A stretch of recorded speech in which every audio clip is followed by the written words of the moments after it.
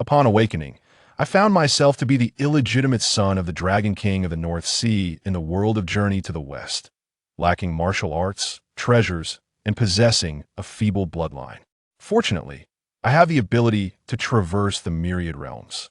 From the Brothers Hulu to a Chinese ghost story, from the swordsman of the immortal sword to the Lotus Lantern. This is a tale of traversing the heavens while achieving enlightenment and immortality within the world of Journey to the West. Chapter 1. The Illegitimate Son of the North Sea. What does that wild child look like? He has a rather fierce appearance, likely resembling a flood dragon. His speech and actions display courtesy and decorum. Not at all akin to a child raised in the wild, he seems well-read. When he encounters the elder ministers, no, even the guards and maidservants, he is always polite, expressing gratitude even for a cup of tea. Courtesy and decorum? Merely a display of cleverness, I presume. Where is Xīyóu Shun? What has become of him? It is now the end of the year. The Lord has gone to the heavenly court to report. He has the audacity to entangle himself in scandal and now hides away. How old is that wild child? 3 cycles of 60 years and 23 years. He is 203 years old. His age is quite similar to Ruer. What is his cultivation level? He is significantly inferior to the 6th prince, possessing only the ability to refine the spirit and return to the void. His dragon bloodline is likely diluted, and he lacks any substantial martial arts, which has impeded his cultivation. Even if he were not impeded, a half-blooded wild child is hardly worthy of comparison to Ruer. Come, let us go and meet him. With the resounding call of the Tortoise Prime Minister, the Dragon Queen departs. The palace doors slowly opened. 2 beautiful clam maidens assisted the Dragon Queen of the North Sea as she gracefully stepped out, followed closely by 3 elderly matrons, with 2 rows of maidens trailing. Behind as they traversed the long corridor. They soon arrived at the side hall, where the Dragon Queen halted, raising her hand to silence the Tortoise Prime Minister, gazing into the hall with a furrowed brow. Inside the hall sat a creature clad in slightly worn iron leaf golden scale armor, his visage a menacing shade of blue, with massive fangs and a scaly face. His cheeks bore dragon whiskers resembling iron threads, exuding an aura of dread. Beside him stood a gleaming silver spear, its tip radiating a chilling gleam. How patient he is to have remained seated after being left to wait all day. It seems he is determined to take advantage of my dragon palace. How knave. With a flash of derision in her eyes, the Dragon Queen scoffed and strode inside. Xīyóu longed to open his phone and post on social media. He had encountered something extraordinary. There was no thunder, no electric shock, no black hole, nor any car accident. He had simply enjoyed a leisurely weekend at home, only to awaken to a world transformed. Indeed, he had traversed dimensions. No longer did he find himself in his meager rental apartment. Instead, he was within a resplendent palace. His astonishment, gazing through the palace windows, revealed countless small fish and sea shrimps swimming about, with not a sky above, but an expansive ocean. This palace was submerged beneath the sea that he soon encountered the legendary Tortoise Prime Minister. Yes, the very one who waddled with a shell on his back, rambling on with a plethora of nonsensical admonitions about not moving about recklessly and not overreaching one's boundaries. Before he could fully comprehend, the Tortoise Prime Minister hurriedly departed. What in the world is happening? Am I dreaming? How is it that even the Tortoise Prime Minister exists? Xīyóu was utterly bewildered, standing up to confirm whether he was indeed dreaming. Darkness suddenly enveloped him, accompanied by excruciating pain deep within his soul, blurring his consciousness. In the haze, a figure clad in golden armor with a gaping maw and fangs appeared before him, earnestly clasping its hands and pleading, "Please save my mother. Save my mother." Xīyóu's consciousness began to fade again, as fragmented memories of the flood dragon surged forth like a tidal wave, from birth to cultivation and transformation into a demon. Time seemed to stretch infinitely in that moment, as if only an instant had passed, yet it felt like a century. When the memories crystallized into the present, the pain vanished as abruptly as it had come. He found himself in the glazed crystal palace, the domain of the Dragon King Xīyóu Shun of the North Sea. And his body was a flood dragon, more precisely, a flood dragon spirit that had cultivated for over 200 years, possessing a fearsome visage capable of frightening children. Even more dramatic, this flood dragon was the illegitimate son of the North Sea Dragon King Xīyóu Shun. Named Xīyóu, E.2 centuries prior, while wandering in the North Xīyóu continent. Xīyóu Shun fortuitously rescued the mother of Xīyóu, a serpent spirit from the poisonous water cave of the Red Chain Mountain. Dragon energy possesses an irresistible allure to serpents and pythons, especially following a hero's rescue of a damsel in distress, leading to the most clicked of romantic entanglements. The dragon's nature is inherently lustful, and Xīyóu Shun, curious to sample something new, spent 6 months in a passionate affair. However, bringing her back to the Dragon Palace was out of the question. Subsequently, the tale took a familiar turn. The philandering Dragon King, having grown weary, departed with nonchalance, leaving behind a pregnant serpent spirit. Though the serpent spirit pursued Xīyóu Shun to the North Sea, he callously denied her, and with no other option, she retreated alone, raising the flood dragon spirit in solitude. For over 200 years, the mother and son relied on one another, living modestly yet sufficiently.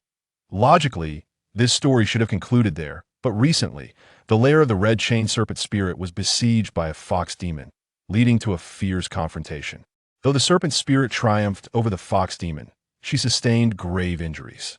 In desperation, Xīyóu set out for the North Sea to procure healing elixirs for his mother.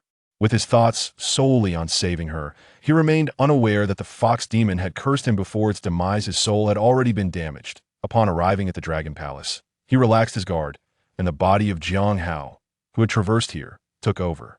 The fleeting shadow he had seen was but a final vestige of his existence. North Xīyóu continent, North Sea, Dragon King Xīyóu Shun.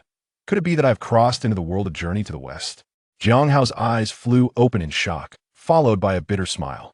Yet this lineage is far too melodramatic, akin to a second-rate romance draped in the guise of ancient myths, and no wonder no one wished to acknowledge him.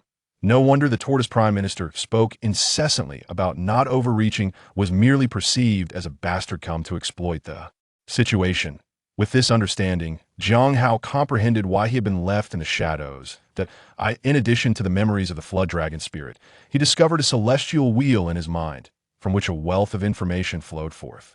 The celestial wheel had the power to transport him across various realms of immortals from his past life, with the equivalence of 1 year in these realms corresponding to a single day in the journey to the Westworld. However, this traversal came with restrictions. There were 3 primary limitations. First, the worlds he could traverse were random. Xīyóu had no say in the selection. Second, he could only traverse once a month, with the option to remain in another world for a year or accumulate time for the next traversal.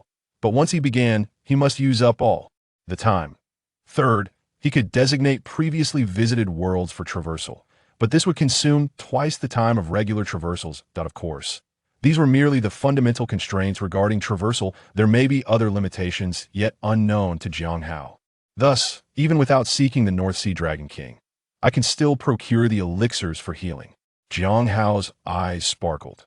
The embarrassment of being an illegitimate child was already overwhelming. If the North Sea Dragon King acknowledged him, would he then be compelled to recognize a father? That would be absurd. Now that he realized he could resolve his own issues, he was eager to leave the North Sea Dragon Palace at once. As he pondered his escape, he noticed a group approaching from outside. Among them was the Tortoise Prime Minister, who now exuded no trace of the superiority he had displayed during their previous encounter, instead appearing obsequious as he followed closely behind a woman. The woman, draped in flowing floral silk and misty fabric, adorned with a crown, intricately crafted with gold threads and jade, possessed delicate willow-like brows and apricot-shaped eyes, her skin as smooth as ice and her bones as pure as jade. 2 crystalline dragon horns on her forehead signified her noble lineage, though her slightly thin lips bore a hint of harshness. Your Majesty, the Dragon Queen, with her attire and the demeanor of the Grand Minister Xīyóu, Xīyóu surmised that the lady before him must indeed be the Dragon Queen of the North Sea. He rose to his feet, clasping his hands in respect. Without so much as a glance in his direction, the Dragon Queen gracefully passed by him and took her seat at the head of the table, accepting the tea offered by the elderly matron, and sipping it leisurely. The sensation of a warm face pressed against a cold rear was indeed quite displeasing to Xīyóu, yet he reminded himself that as a recognized illegitimate child, his sudden Intrusion would naturally be unwelcome to the legitimate wife. Taking a deep breath, he endeavored to maintain a smile, clasping his hands as he began. Your Majesty, I have come to... Silence. Did the Queen bid you to speak? Is there not an ounce of decorum left in you? This is the North Sea Dragon Palace, not the impoverished wilderness you once inhabited. An elderly matron's sharp rebuke cut through Xīyóu's words. The Dragon Queen continued to savor her tea, seemingly oblivious to the disruption around her. The other attendees exhibited equally frosty expressions, their disdain palpable as they regarded him from their lofty positions. Xīyóu's countenance gradually hardened. He had no penchant for repeating a distasteful experience, particularly the act of pressing a warm face against a cold rear. He chose instead to return to his seat, lifting the teacup from the table and taking a sip. The refreshing tea alleviated some of his frustrations, even if it had cooled slightly. Its fragrant essence mingled with a gentle warmth that coursed through him, illuminating his demeanor. He eagerly poured himself another cup from the teapot beside him.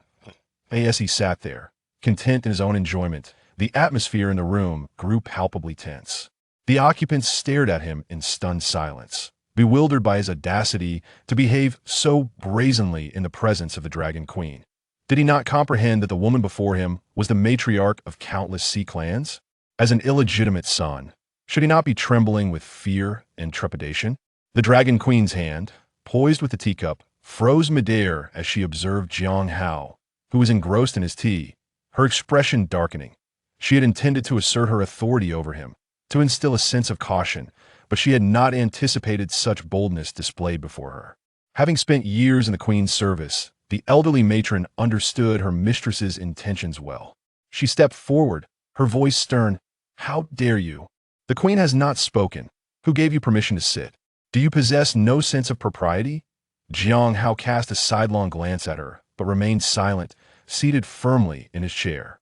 You uncultured wretch! How dare you be so insolent before Her Majesty? Kneel and apologize at once. The matron's eyes widened in fury as her hefty hand grasped Xīyóu's arm. Reason can be discussed, but do not lay hands upon me. Xīyóu frowned, raising his hand to block the matron's grip, his tone icy. You dare to retaliate. The matron, incensed, swung her hand toward him once more. Flames of anger ignited within Xīyóu, disregarding all else. He gently eased his arm down, swiftly grasping her wrist, and with a sudden force, he propelled her forward. Thud!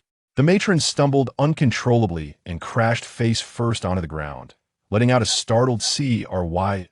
In terms of cultivation, Xīyóu might not surpass the matron, however. In sheer strength, few could rival a dragon. I warned you. Reason could be discussed, but hands should remain still. He acknowledged his own impulsiveness, a habit formed from a lifetime of not tolerating indignities, his voice frigid. Moreover, while one may indulge in food at will, words must be chosen with care. Maintain a clean tongue, or you may find yourself at a disadvantage. The chamber fell into a profound silence. No one could fathom that Xīyóu would act with such decisiveness and lack of mercy. Chapter 2. The sixth Prince Xīyóu. How long had it been since the North Sea Dragon Palace encountered such an event? 10 years? 100 years? At the very least, they had never witnessed anyone daring to act so brazenly within the crystal palace of the North Sea.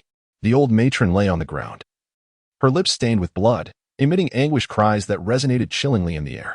The wails echoed from the side hall, alarming the guards at the entrance. Armored shrimp soldiers and crab warriors rushed in, brandishing their spears and swords, encircling Xīyóu in the center. Two other old matrons stepped forward, emboldened by the Dragon Queen's favor. Accustomed to their dominance in the Dragon Palace, they had never before suffered such humiliation and were unwilling to let it pass easily. With fierce expressions, they glared at Xīyóu, their hands hidden within their sleeves, poised to strike at any moment. The Minister of Tortoises stood there, helpless and anxious, yet daunted by the Dragon Queen's grim countenance, too afraid to advance for fear of incurring her wrath. How could it be? Was the illustrious North Sea Dragon Palace truly resorting to bullying the few? Xīyóu sat there, his gaze fixed intently on the Dragon Queen, enunciating each word deliberately. Although his status as a bastard was disgraceful, this was still the Dragon Palace. As long as the Dragon Queen retained a modicum of dignity, she would not dare to harm him here, especially by permitting a throng of shrimp soldiers and crab warriors to assault him. That would be tantamount to striking at the very face of the Dragon Palace. Suddenly, a cacophony erupted, water splashed everywhere, and the previously chaotic room fell silent. Enough. All of you, leave.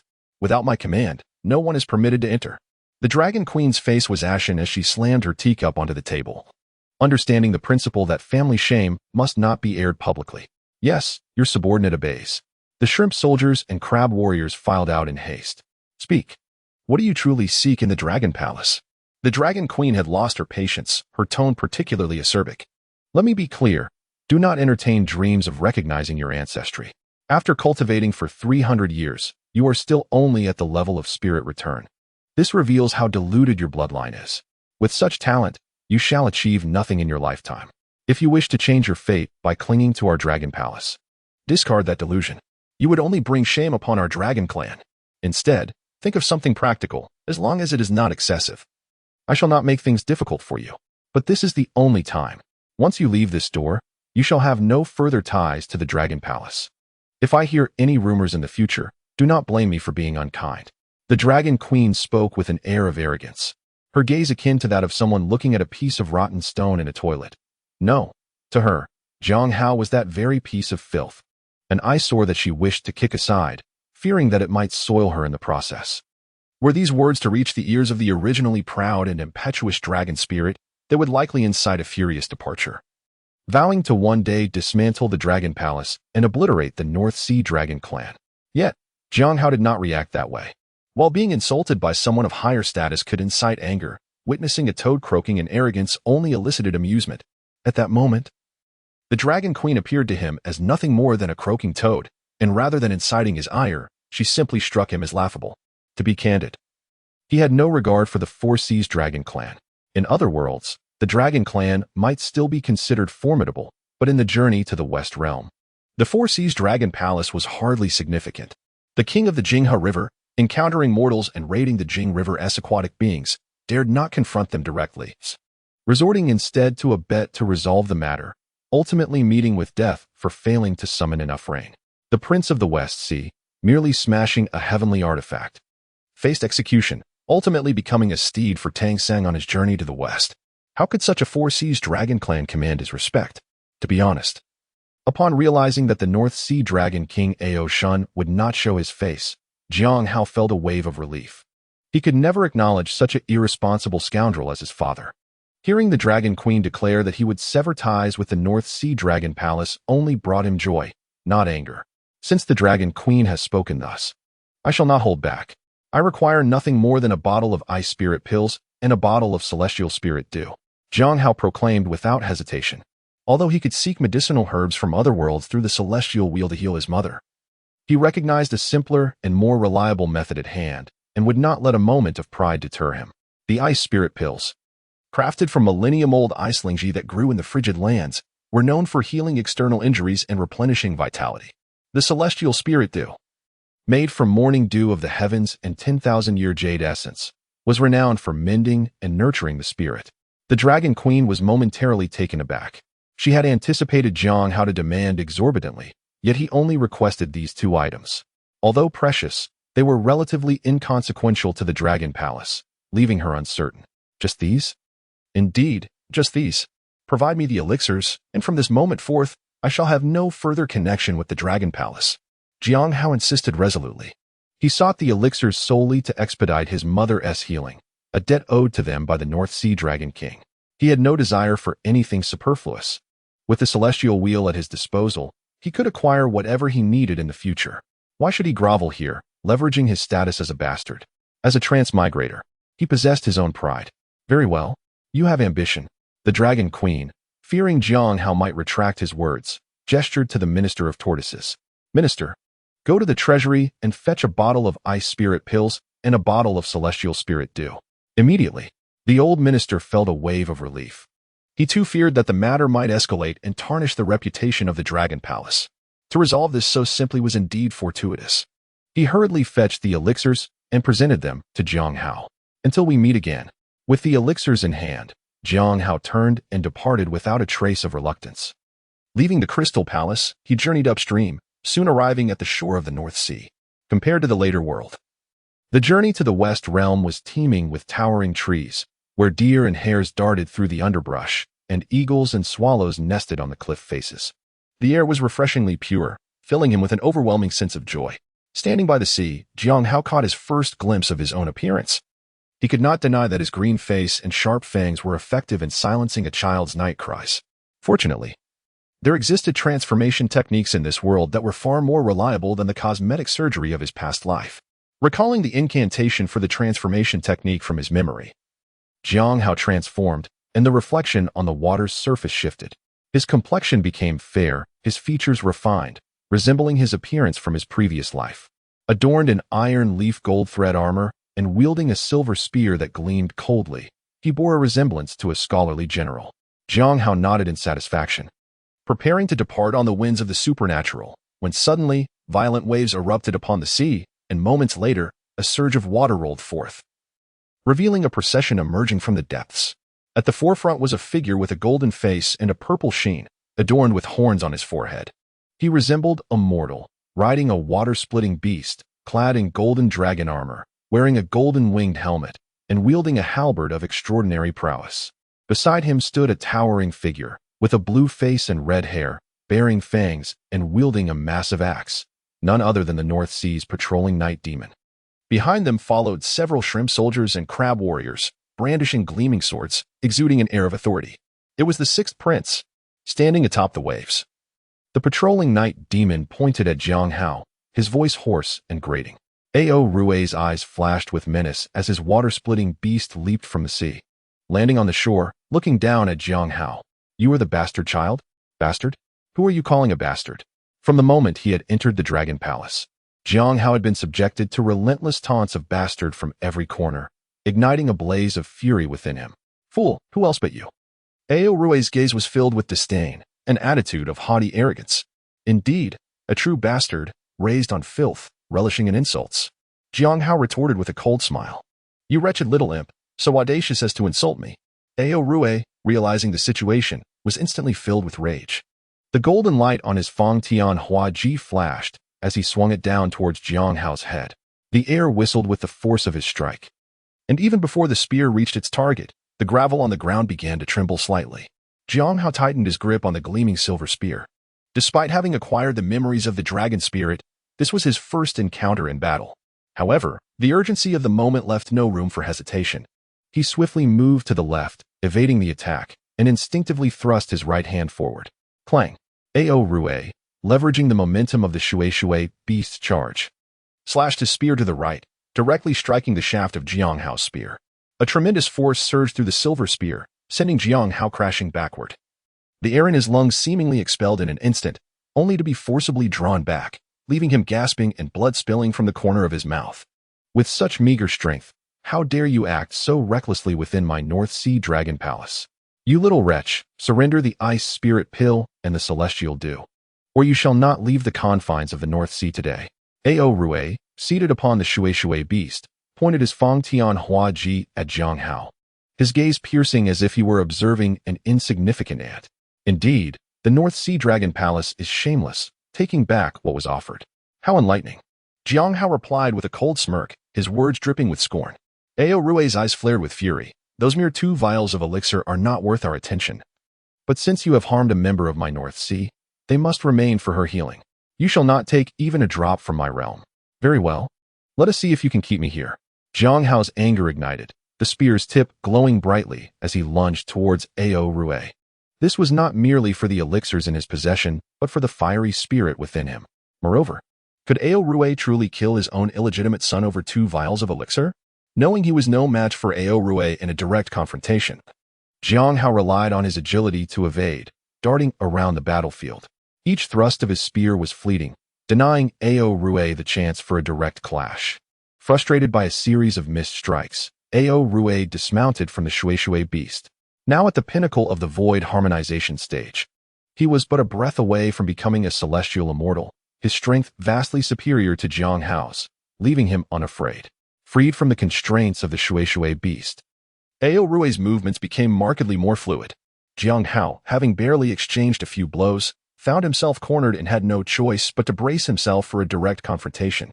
The clash of weapons erupted with a thunderous sound, sending shockwaves through the air, scattering debris and causing trees to topple. While waves as high as dozens of meters crashed upon the sea, the force propelled him backward, and in midair, he coughed up a mouthful of blood, staining his garments crimson before crashing to the ground. The ice spirit pill and celestial dew rolled out from his grasp. What happened to your bravado? Why the silence now? Speak.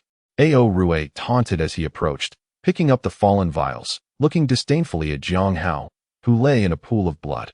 Xīyóu struggled to rise. His head hung low, obscuring his face, but blood continued to drip from him. Suddenly, he erupted into laughter, the sound growing louder until it became a maniacal cackle. What is so amusing? Do you desire more? Truly a wretched spawn. Xīyóu's grip on the Feng Tian Huaji tightened, preparing to advance. But as he took a step, his expression shifted suddenly.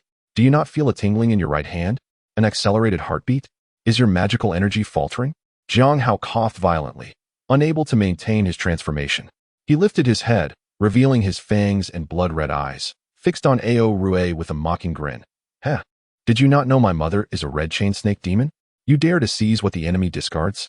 Have you been kicked by a donkey? Or were you born with a flaw? You poisoned me. Xīyóu's expression changed drastically, as if struck by lightning, and he hurriedly dropped the vial from his hand. What of it? Why not act? Just a moment ago, you were so fierce. Xīyóu picked up the fallen vial, gazing at Xīyóu, whose eyes blazed with fury, and smirked. Tell me, what will happen if the North Sea Dragon Prince dies here? Wouldn't that be amusing? You dare. If I perish here, neither you nor your mother will survive. Not a single one will escape. Stop. Stop. Xīyóu's manic gaze sent a chill through Xīyóu's heart. Seeing that Xīyóu ignored him and slowly approached with the silver spear, panic surged within Xīyóu, causing him to revert to his true form and flee into the sea. Such a fool, scared off by mere words. Observing Xīyóu's hasty retreat, Xīyóu's body slumped. The snake venom inherited from his maternal lineage was not particularly potent, especially against the dragon clan, whose physical prowess far exceeded that of ordinary demons. At most, it would cause some disruption in his magical energy. The supposed symptoms of accelerated heartbeat and tingling in the right hand were merely a scare tactic. After all, who wouldn't experience such reactions after a fierce battle? He was gambling, wagering that Xīyóu had never encountered poison before, and indeed, he won the bet. Xīyóu dared not linger, summoning the winds of the demon race to flee into the distant forest. He had managed to intimidate Xīyóu, but he knew he could not deceive the sea-patrolling night demon. North Sea Dragon Clan. Xīyóu, today, I concede defeat. But mark my words. This matter shall be settled in due time. Chapter 3. Disdained by a toad having escaped the North Sea's influence, Xīyóu did not rush back to Qilian Mountain. He understood that a dragon's body is a treasure trove, and wandering in North Xīyóu Prefecture with his injuries was tantamount to courting death. Any demon might seek to feast on dragon flesh and target him directly. Finding a hollow in a tree, he concealed himself with vines, preparing to utilize the celestial wheel to traverse to another world for healing. As he immersed his consciousness into the sea of awareness, the celestial wheel awaited him, inscribed with an array of enigmatic runes that exuded an ancient and primordial aura. The moment his consciousness brushed against the wheel, it began to spin rapidly. Layers of mist expanding outward like ripples in water, accompanied by the resonant sounds of profound principles. The runes began to shimmer with a seven-colored radiance, each one soaring from the wheel as if endless, filling his entire awareness. Boom. When the runes converged to a peak, it erupted within his mind like a stellar explosion, cleansing everything thoroughly. Before him appeared a line of ancient script, which Xīyóu could not decipher, but somehow understood. World of Traversal, Calabash Brothers. Time accumulated, 1 year. Simultaneously, Xīyóu's consciousness was forcibly returned to his body. Upon reopening his eyes, the world outside had transformed dramatically. The lush, dense forest had vanished, replaced by towering, steep mountains. He discerned he was atop a mountain peak, and in the distance, faint remnants of a village were visible, though they appeared as charred ruins, clearly having been scorched.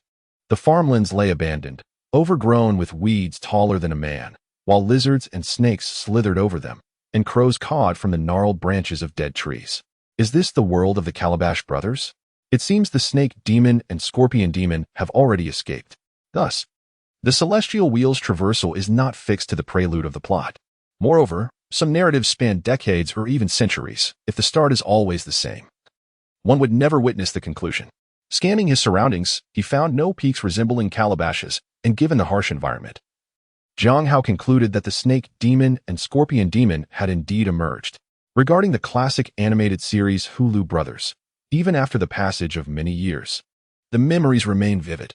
The experience of shouting "I am the eldest brother" during childhood still evokes a sense of embarrassment. The narrative is straightforward. A pangolin inadvertently burrows through Xīyóu Mountain, releasing the scorpion and snake demons imprisoned beneath. The villagers suffer greatly, prompting an elderly man to collaborate with the pangolin to retrieve Xīyóu seeds from the mountain, which they then cultivate into 7-colored gourds. However, the snake demon, observing through a magical mirror, seizes the opportunity to abduct the grandfather before the gourds mature. Once the gourds fall, they transform into 7 brothers, each possessing unique abilities. The eldest red gourd boasts immense strength. The second orange gourd possesses keen eyesight and hearing. The third yellow gourd is as tough as steel. The fourth green gourd controls fire. The fifth blue gourd controls water. The sixth indigo gourd can become invisible, and the seventh purple gourd can summon treasures. As the gourds mature one by one, they confront the demons sequentially. After a series of convoluted events involving the brothers rescuing their grandfather, and the 7th brother being misled by the demons, they ultimately triumph, imprisoning the demons beneath a 7-colored mountain. There is a subsequent installment titled Xīyóu Little King Kong, wherein the snake demon's sister, the green snake demon, seeks revenge against the Xīyóu brothers, following a similar plot structure. One notable addition is the female lead, the butterfly spirit, and the unique attribute of the Xīyóu Little King Kong, which loses power if the gourd around its neck is removed and returns automatically to its body upon exposure to sunlight. Overall, it embodies a quintessential Chinese mythological narrative, emphasizing the triumph of good over evil, unity, and the uplifting power of positivity. However, none of this pertains to him. His primary concern is to quickly heal his injuries. Xīyóu discovered an isolated cave, sealing the entrance with stones, and seated himself in meditation, channeling his energy. His first impression was the thinness of the spiritual energy in this world, drastically inferior to that of the journey to the West realm, as evidenced by the sluggish absorption rate of spiritual energy, indicating a longer recovery time for his injuries. This also suggested that the Xīyóu brothers' world was considerably safer than that of Journey to the West, at least in terms of power dynamics. After all, a skilled artisan cannot create without materials. Without sufficient spiritual energy, even the most gifted individuals struggle to achieve greatness. In the waning era of spiritual energy, even the presence of deities would gradually diminish without adequate replenishment. Xīyóu did not dwell on these thoughts, but instead focused inward, beginning his first cultivation experience. His meridians appeared predominantly azure, a result of his training in the Xīyóu technique. Yet they were marred by numerous barely perceptible fissures, a consequence of his recent confrontation with Xīyóu.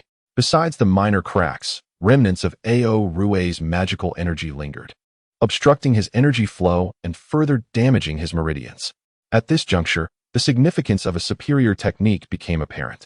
An excellent cultivation method not only possesses unique benefits, such as the 9 transformations of mysterious power for refining the body or the Taishang forgetting emotion technique for nourishing the spirit, but also expends less time in circulation and enhances meridian recovery and expulsion of foreign magical energy.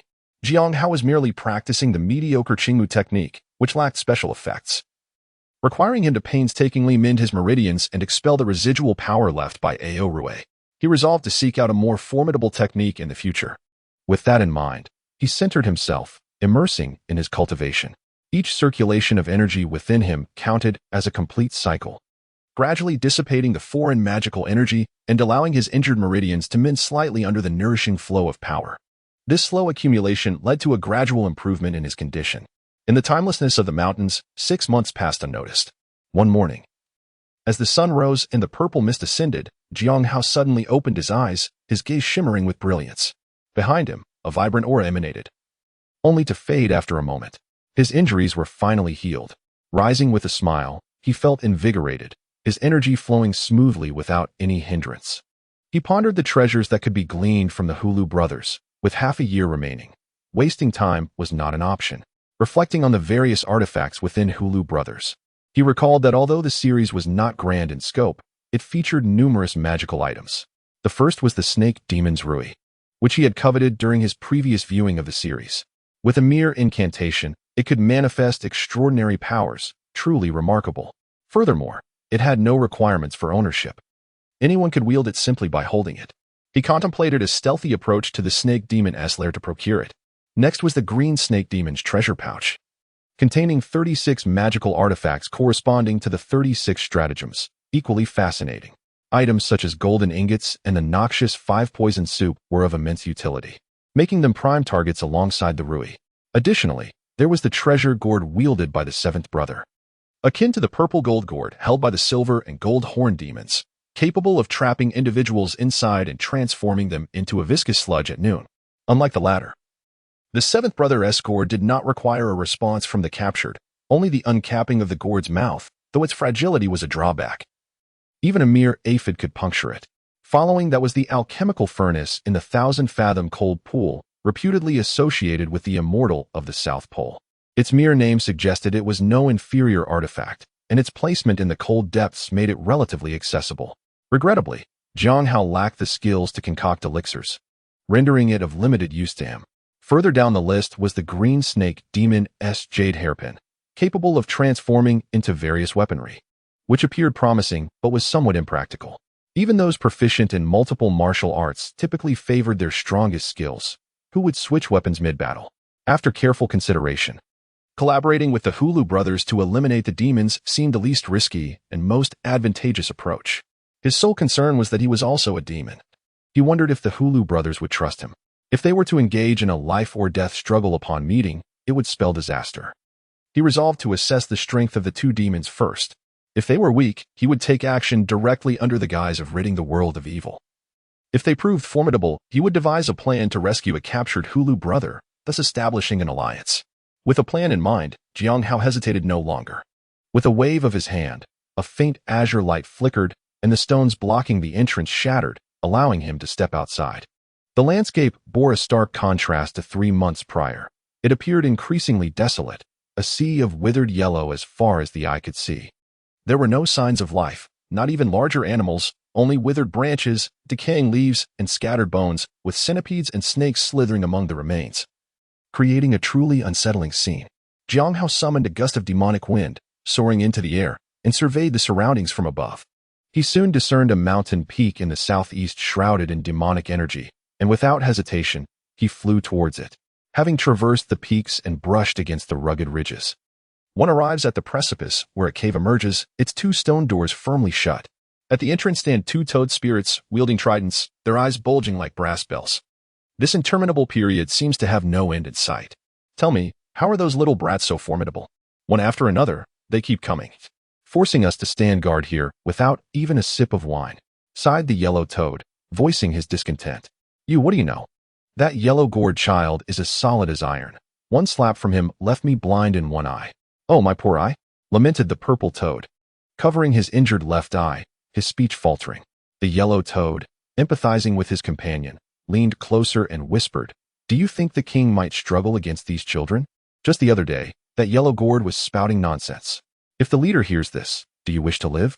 He continued, "Besides, with the lady possessing her miraculous treasure, how could we possibly lose to those little ones?"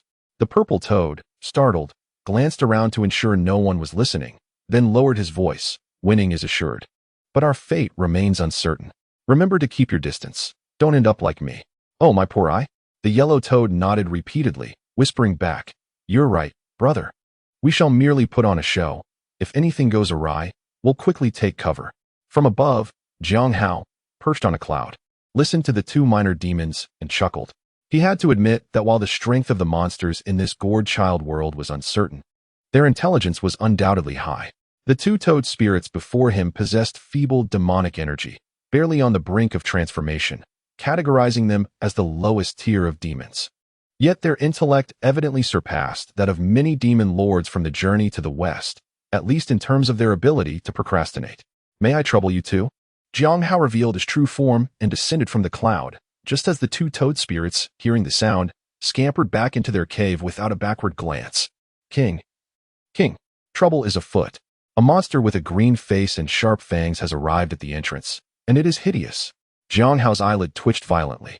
Even a toad regarded him with disdain. Chapter 4. The dance of the demons. The toad spirit rushed into the cave, crying out, causing chaos among the demons within. Various traps and mechanisms clattered down, revealing that the little demons had been thoroughly frightened by the gored children, hastily activating their traps at the slightest sound. It was evident just how unreliable the traps in the cave were. The toad spirit tumbled headlong into the depths until finally ensnared by a spider the size of a basin. Do not strike. Do not strike. I am the purple toad, the gatekeeper. Quickly take me to see the king. I have urgent matters to report. The toad spirit, caught in the web, struggled in vain, only becoming more entangled, prompting him to shout louder. The spider, slow to react, took a while before releasing the toad spirit. Fool, you cannot even recognize me, the purple toad? You have delayed matters for the king. You shall pay for this. The toad spirit cursed as he dashed deeper into the cave. As he ran, he collided with something, crashing to the ground like a rolling gourd. Who lacks vision? The purple toad grumbled as he looked up to find he had bumped into the centipede leader's leg, his voice immediately dropping. What is the matter, you wretched toad? The king's lady is currently enjoying her drink. If you have something to say, speak it. The centipede spirit, evidently intoxicated, his face flushed, hoisted the toad spirit up and belched before inquiring. Centipede leader, a green-faced, sharp-fanged monster has come from outside. It is quite terrifying. The toad spirit trembled as he spoke. A monster? Which little demon dares to cause trouble here? Do they not know of my prowess as the centipede leader? I shall deal with him. Upon learning it was not a gored child, the centipede spirit visibly relaxed, tossing the toad spirit aside and seizing an axe, striding toward the cave entrance. Having previously lost face before the red gored child and suffered a beating from the yellow gored child, today was an opportunity for him to showcase his abilities before the king and the lady. Bah, what is there to be proud of? Watching the centipede spirit walk away, the purple toad spat and continued deeper into the cave. Within the depths, the demons were engaged in a feast, as wine and meat were continually served by the little demons. The sounds of string instruments filled the hall, where several snake maidens danced alluringly. Facing the cave entrance was a 5-meter-long stalactite chair, upon which the snake spirit and scorpion spirit sat. The scorpion spirit, with dark skin and an unattractive visage, had a mouth that dominated much of his face, 2 horns protruding from his head, and 2 prominent fangs jutting out. He held a wine cup in his iron-gray fingers, which were as thick as radishes, and drank heartily. The snake spirit, with a delicate face, adorned with golden ornaments, draped in flowing white silk, moved with grace, captivating all. Were it not for her serpent tail, she would undoubtedly be deemed a beauty. To their right, an empty space awaited, with 2 empty wine jars tipped over on the table, presumably belonging to the centipede spirit. To the left was a red-backed toad spirit, its uneven, bumpy skin and bulging eyes flanking its round belly, constantly flattering the others. Next to it was a spider spirit, the size of a grinding disc, its yellow fur patterned with white spots and blood-red eyes glinting ominously. On the other side was a bat spirit, barely a meter tall, with wings larger than its body, its pointed ears and sharp nose twitching as it sipped from its cup, its eyes darting around, lost in thought. Further out was a cockroach spirit, with a pair of short knives at its waist, fixated on the central performance, drooling as it watched, unsure if it was captivated by beauty or food, or perhaps both in its eyes were one and the same. Once the dance concluded, and noticing the centipede spirit's absence, the snake spirit stood and addressed the other leaders. Today's banquet serves 2 purposes. 1, to celebrate our achievements. These gored children have been relentless, and we have all endured much. The second purpose is to contemplate how we might deal with these gored children. Continuing in this manner is untenable. With the king and lady possessing boundless power and unparalleled wisdom, how could those gored children stand a chance? As subordinates, we need only heed the commands of the king and lady. Are we to fear that the gored children will not surrender? The red-backed toad spirit spoke first, offering flattery before pledging loyalty. You speak lightly. If it were so simple, why would the lady require our counsel? I believe we should strike first while the remaining gourds have yet to mature, severing their vines and roots, eliminating them at the source. The bat spirit's blood-red eyes darted around as it chimed in. No, 1 gored child is already a formidable foe. If several gather, how shall we contend with them? Are you seeking death? It is wiser to lay traps within this cave, waiting for the gored children to fall into our snares before capturing them. The mantis spirit, timid and risk-averse, protested. Indeed, though the lady is powerful, those gored children are no pushovers. Just the other day, that yellow gourd was impervious to weapons. nearly besting the king, causing chaos among us. We must tread carefully," echoed the toad spirit in agreement. "I suspect you are merely frightened by the gored children. With such a lack of courage, what makes you fit to be a leader?" The spider spirit interjected sharply, having listened for some time. "Who are you calling afraid? When that gored child attacked, was it not I who charged forward? What have you done to earn the right to speak to us?" The toad spirit glared with bulging eyes, slamming the table as it shouted at the spider spirit. "What are you rushing for? Lying on the ground pretending to be dead in fear?" The spider spirit's voice was not loud, yet it was dripping with sarcasm, targeting the wounds of others. You're courting death." The toad spirit was infuriated, leaping in rage, feeling humiliated in front of the king and queen. How could they maintain their standing in the cave after such disgrace? Grabbing a weapon nearby, they were ready to confront the spider spirit. "What do you mean?" The spider spirit retorted, utterly unafraid, swaying its ample posterior as its fangs wobbled slightly, already prepared to spin silk. "Enough. Everyone shut up. What are you bickering about? The calabash boy hasn't even arrived, and you all are fighting amongst yourselves." The scorpion spirit slammed a wine cup to the ground, cursing.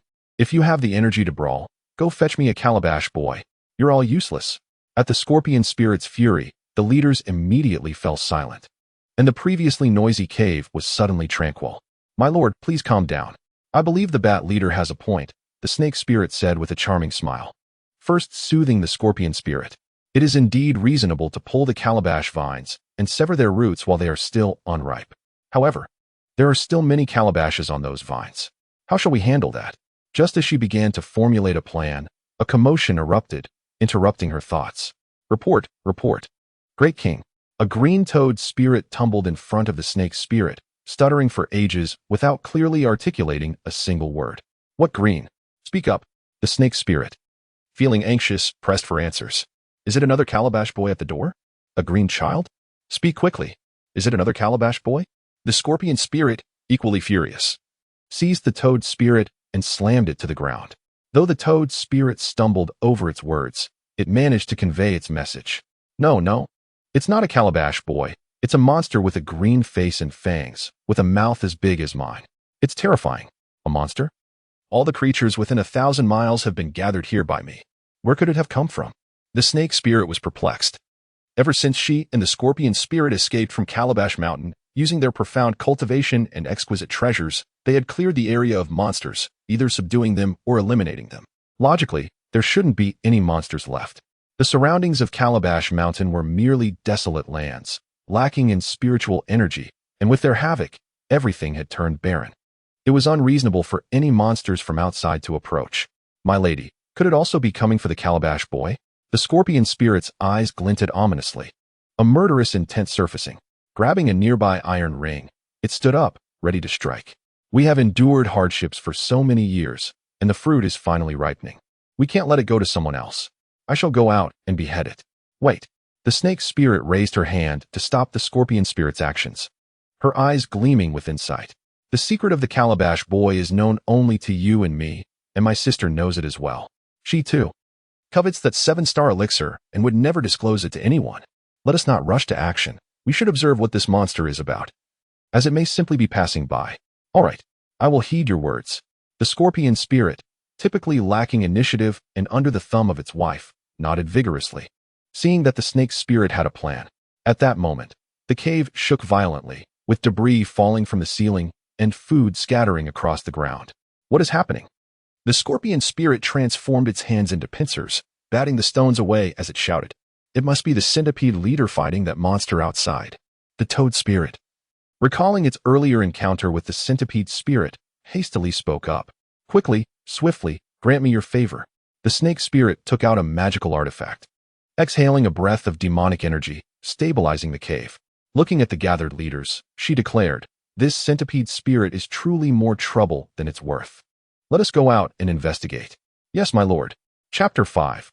Law of Heaven and Earth. The mountains were silent as the stone door thundered open, causing the entire cliff to tremble slightly, with tiny stones cascading down.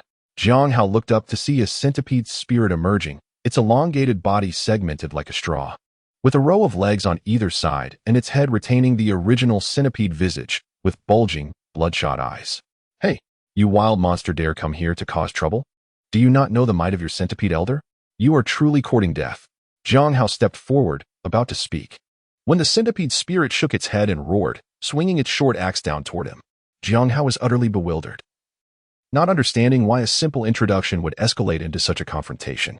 Before he could dodge, a loud crash echoed as the axe struck the stone wall, sending sparks flying, embedding the blade deep into the rock.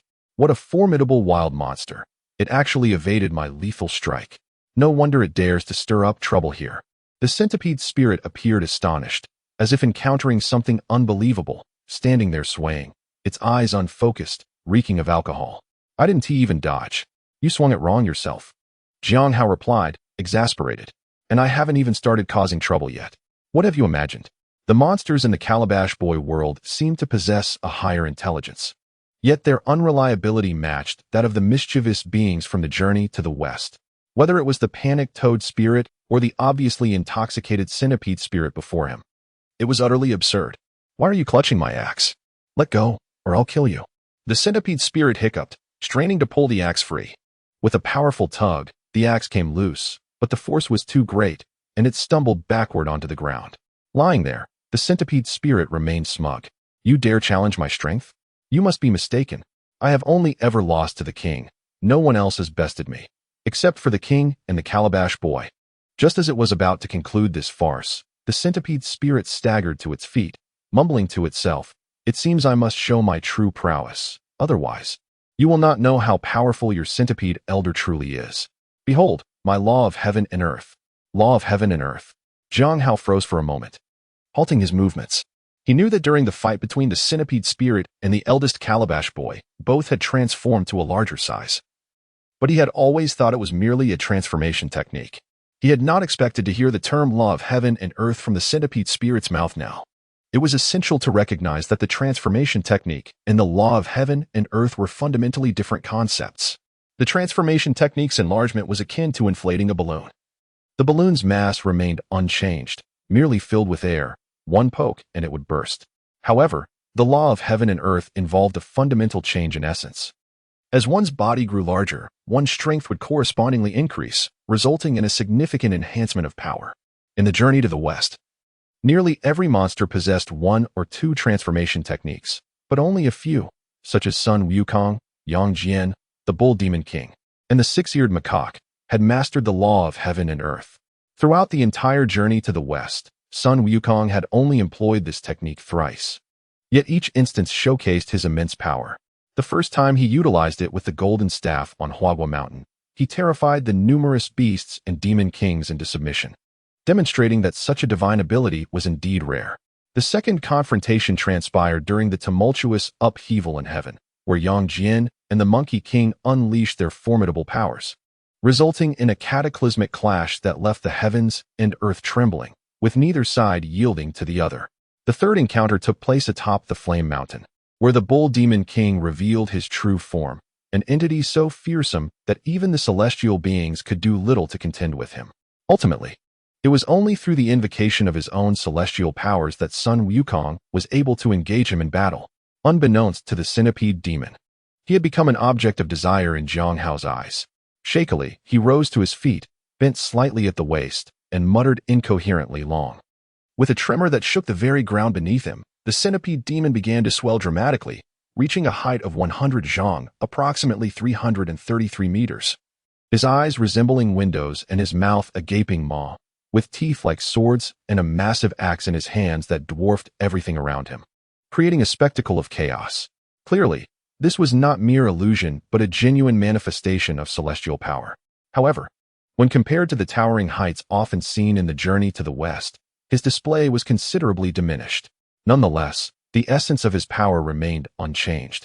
It was merely a reflection of his inadequate cultivation. Very well, let me see how you wield this celestial power. Xīyóu thought, his excitement palpable. He had not anticipated encountering true celestial prowess here, feeling as though he had struck the jackpot. He transformed into his true form, a deep azure dragon with lantern-like eyes, armored scales, and razor-sharp fangs, stretching 100 zhang in length, wrapping around the mountain and letting out a thunderous roar. The centipede demon, having indulged in too much drink, felt a bit dazed, but a gust of cold wind revived him somewhat, fueled by liquid courage. He showed no fear in the face of the massive dragon barreling toward him, swinging his enormous axe with fervor. The tremendous blade stirred up fierce winds, cleaving the clouds in half and sending stones flying from the mountainside. Unfazed, Xīyóu's form flickered in and out of the mist, and he swiftly extended a claw, shimmering with a pale azure light, to grasp the descending axe.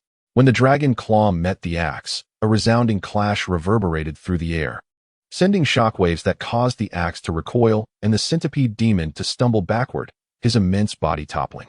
Seizing the opportunity, Xīyóu dove toward the centipede demon, his right claw firmly gripping its body. With a powerful tug, the centipede demon writhed in pain, unable to maintain its celestial form, gradually shrinking back to its normal size. What a waste! Such a splendid power squandered, Xīyóu mused, shaking his head in disappointment. For he had not yet fully enjoyed the battle when the centipede demon already faltered. Though the celestial power was potent, its effectiveness depended greatly on the wielder. In the hands of Sun Wukong or the Bull Demon King, even the mightiest of celestial beings would tread carefully, yet in the hands of the centipede demon, its impact diminished significantly. The centipede demon, realizing it was outmatched, cleverly began to shrink further, attempting to escape through a crack in the rocks. However, Xīyóu had anticipated this move. He transformed back into human form and stepped forward, capturing the demon in his grasp. Panicked, the centipede demon squirmed in his grip, pleading, "Spare me, Great One. Please spare me." Just as Xīyóu was about to inquire about the celestial power, he heard commotion at the cave entrance and turned to investigate. Two small openings at the top of the stone door revealed a swarm of wasps armed with tiny iron spears, buzzing and encircling Xīyóu. Subsequently, the main door crashed open, with the snake demon and scorpion demon leading the charge, followed closely by the red-backed toad demon, spider demon, bat demon, and mantis demon, all pouring forth, accompanied by a throng of lesser demons, numbering around 180. "Great King, save us! Great King, save us!" The centipede demon cried out in desperation, seeing its comrades arrive. "You wild demon, release the centipede leader." Before the scorpion demon could speak, the bat demon flapped its wings, soaring into the air, wielding a two-pronged fork aimed directly at Xīyóu. As the closest ally to the centipede, it could not restrain itself from attacking. "With such pathetic skills, you dare to challenge me?" Xīyóu retorted, swiftly sealing the centipede demon's power and stowing it away in his pocket. He then reached out and seized the two-pronged fork, yanking it, and its wielder, toward him, discarding the bat demon like refuse against the stone wall. Having dealt with the bat demon, Xīyóu's gaze shifted to the snake and scorpion demons, his intentions stirring. In the world of Journey to the West, there was no direct measure of one's magical prowess or cultivation level. Typically, the strongest prevailed in combat, which explained why so many demons dared to confront the Monkey King without hesitation. Ignorance breeds audacity. It was their lack of awareness regarding their opponent's strength that emboldened them to strike. Xīyóu's own combat experience and magical abilities derived from his original form as a dragon were similarly untested against the snake and scorpion demons. However, his encounters with the leaders of these lesser demons had provided him with invaluable insights. For instance, the centipede demon and bat demon seemed to possess cultivation equivalent to the Qi refinement stage, barely qualifying as minor mountain-dwelling demons in the Journey to the West. Yet here they held positions of leadership, indicating that this world's hierarchy of power was significantly lower than that of the Journey to the West. In the Journey to the West, to become a demon king, one would need celestial-level cultivation. Thus, in this world, the snake and scorpion demons likely possessed no more than the refining void stage. Xīyóu, currently at the pinnacle of the spirit refinement stage, even with slightly lower cultivation, still held a considerable advantage thanks to the formidable physique of a dragon. The only variable was the Jade Rui in the snake demon's possession. Renowned in tales for its boundless magical capabilities, it remained unclear how it would manifest in reality. As he pondered whether he could consume this horde of demons, the scorpion demon, inflamed with fury, rallied its comrades, shouting, "Charge! Whoever kills him will be the new leader of the cave." With newfound determination, the red-backed toad demon brandished its steel fork and charged at Xīyóu. Xīyóu sidestepped the attack, delivering a powerful kick to the toad demon's back. It rolled away like a ball, crashing into a rock with a thud, its eyes spiraling into disarray. Meanwhile, the mantis demon and spider demon exchanged glances, one wielding dual blades and the other an iron spear, flanking Xīyóu from either side. Simultaneously, the wasps hovering above raised their abdomens, unleashing a barrage of stingers like arrows. Xīyóu stood motionless, watching the onslaught approach from all directions. Just as the mantis and spider demons believed victory was at hand, Xīyóu sprang into action. With a deft flick of his foot, he seized the two-pronged fork from the bat demon and, with a gentle shake, sent the wasp stingers hurtling back toward their own ranks. One by one, the wasps fell, resembling dumplings plummeting to the ground.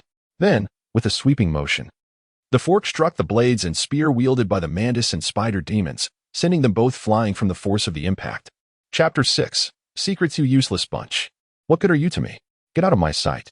The scorpion demon raged, witnessing its underlings dispatched with ease. It howled in fury, raising its iron ring to strike down upon Xīyóu. Come at me. Perhaps it was due to the absorption of the memories of the dragon spirit, or perhaps an inherent proclivity for violence coursed through his veins. After traversing into this realm, he found himself harboring a certain inclination towards brutality. Just moments ago, before he could unleash his fury, he had already achieved victory, leaving him unsatisfied. At this moment, upon seeing the scorpion spirit charging towards him, his eyes gleamed with excitement as he grasped a two-pronged fork and advanced to meet the challenge. Clang! The prongs collided with the blade. Yet the anticipated sparks of conflict failed to materialize. The two-pronged fork, before the steel blade, was as fragile as tofu, swiftly severed at the tip. Ha! A mere little demon dares to act insolently before me. Prepare to meet your demise. The scorpion spirit laughed maniacally, swinging its large blade mercilessly, resembling a mad tiger as it relentlessly struck at Xīyóu. The iron rings on the back of the blade clanged ominously, while the sharp edge glimmered fiercely in the sunlight. Damn it! Indeed, one's possessions are utterly unreliable. In critical moments, one must rely on oneself.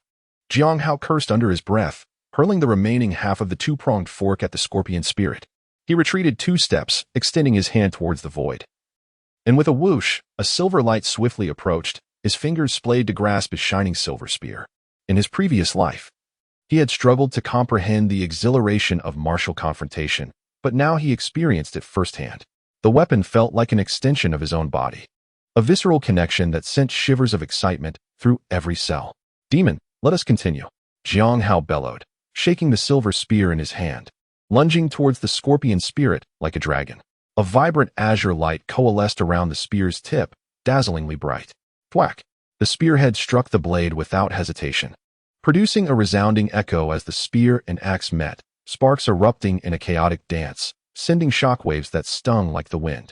Again, the spear thrust out once more, creating a sound that reverberated painfully against eardrums. Again, the collisions between blade and spear generated bursts of radiant light akin to fireworks. Rippling waves of energy spreading outward like raindrops on a lake, forcing the surrounding lesser demons to retreat in trepidation. Xīyóu became increasingly exhilarated, completely forgetting any notion of technique, engaging the scorpion spirit in a fierce contest of strength. His previous encounters had either seen him crushed or crushing his opponents. But this time, the two were evenly matched, allowing him to fully unleash his prowess and grow more familiar with his own body through the battle. The scorpion spirit, however, held a different perspective.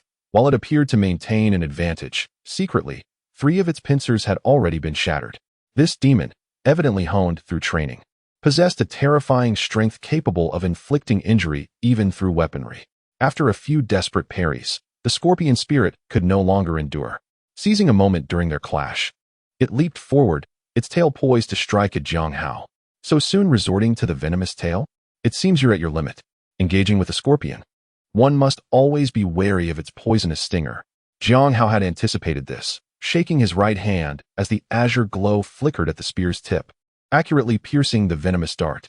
Clang! The spear tip collided with the scorpion's tail, producing a sound reminiscent of metal against stone. A tremendous force reverberated through the spear. The power of the tail exceeded even that of the scorpion spirit itself.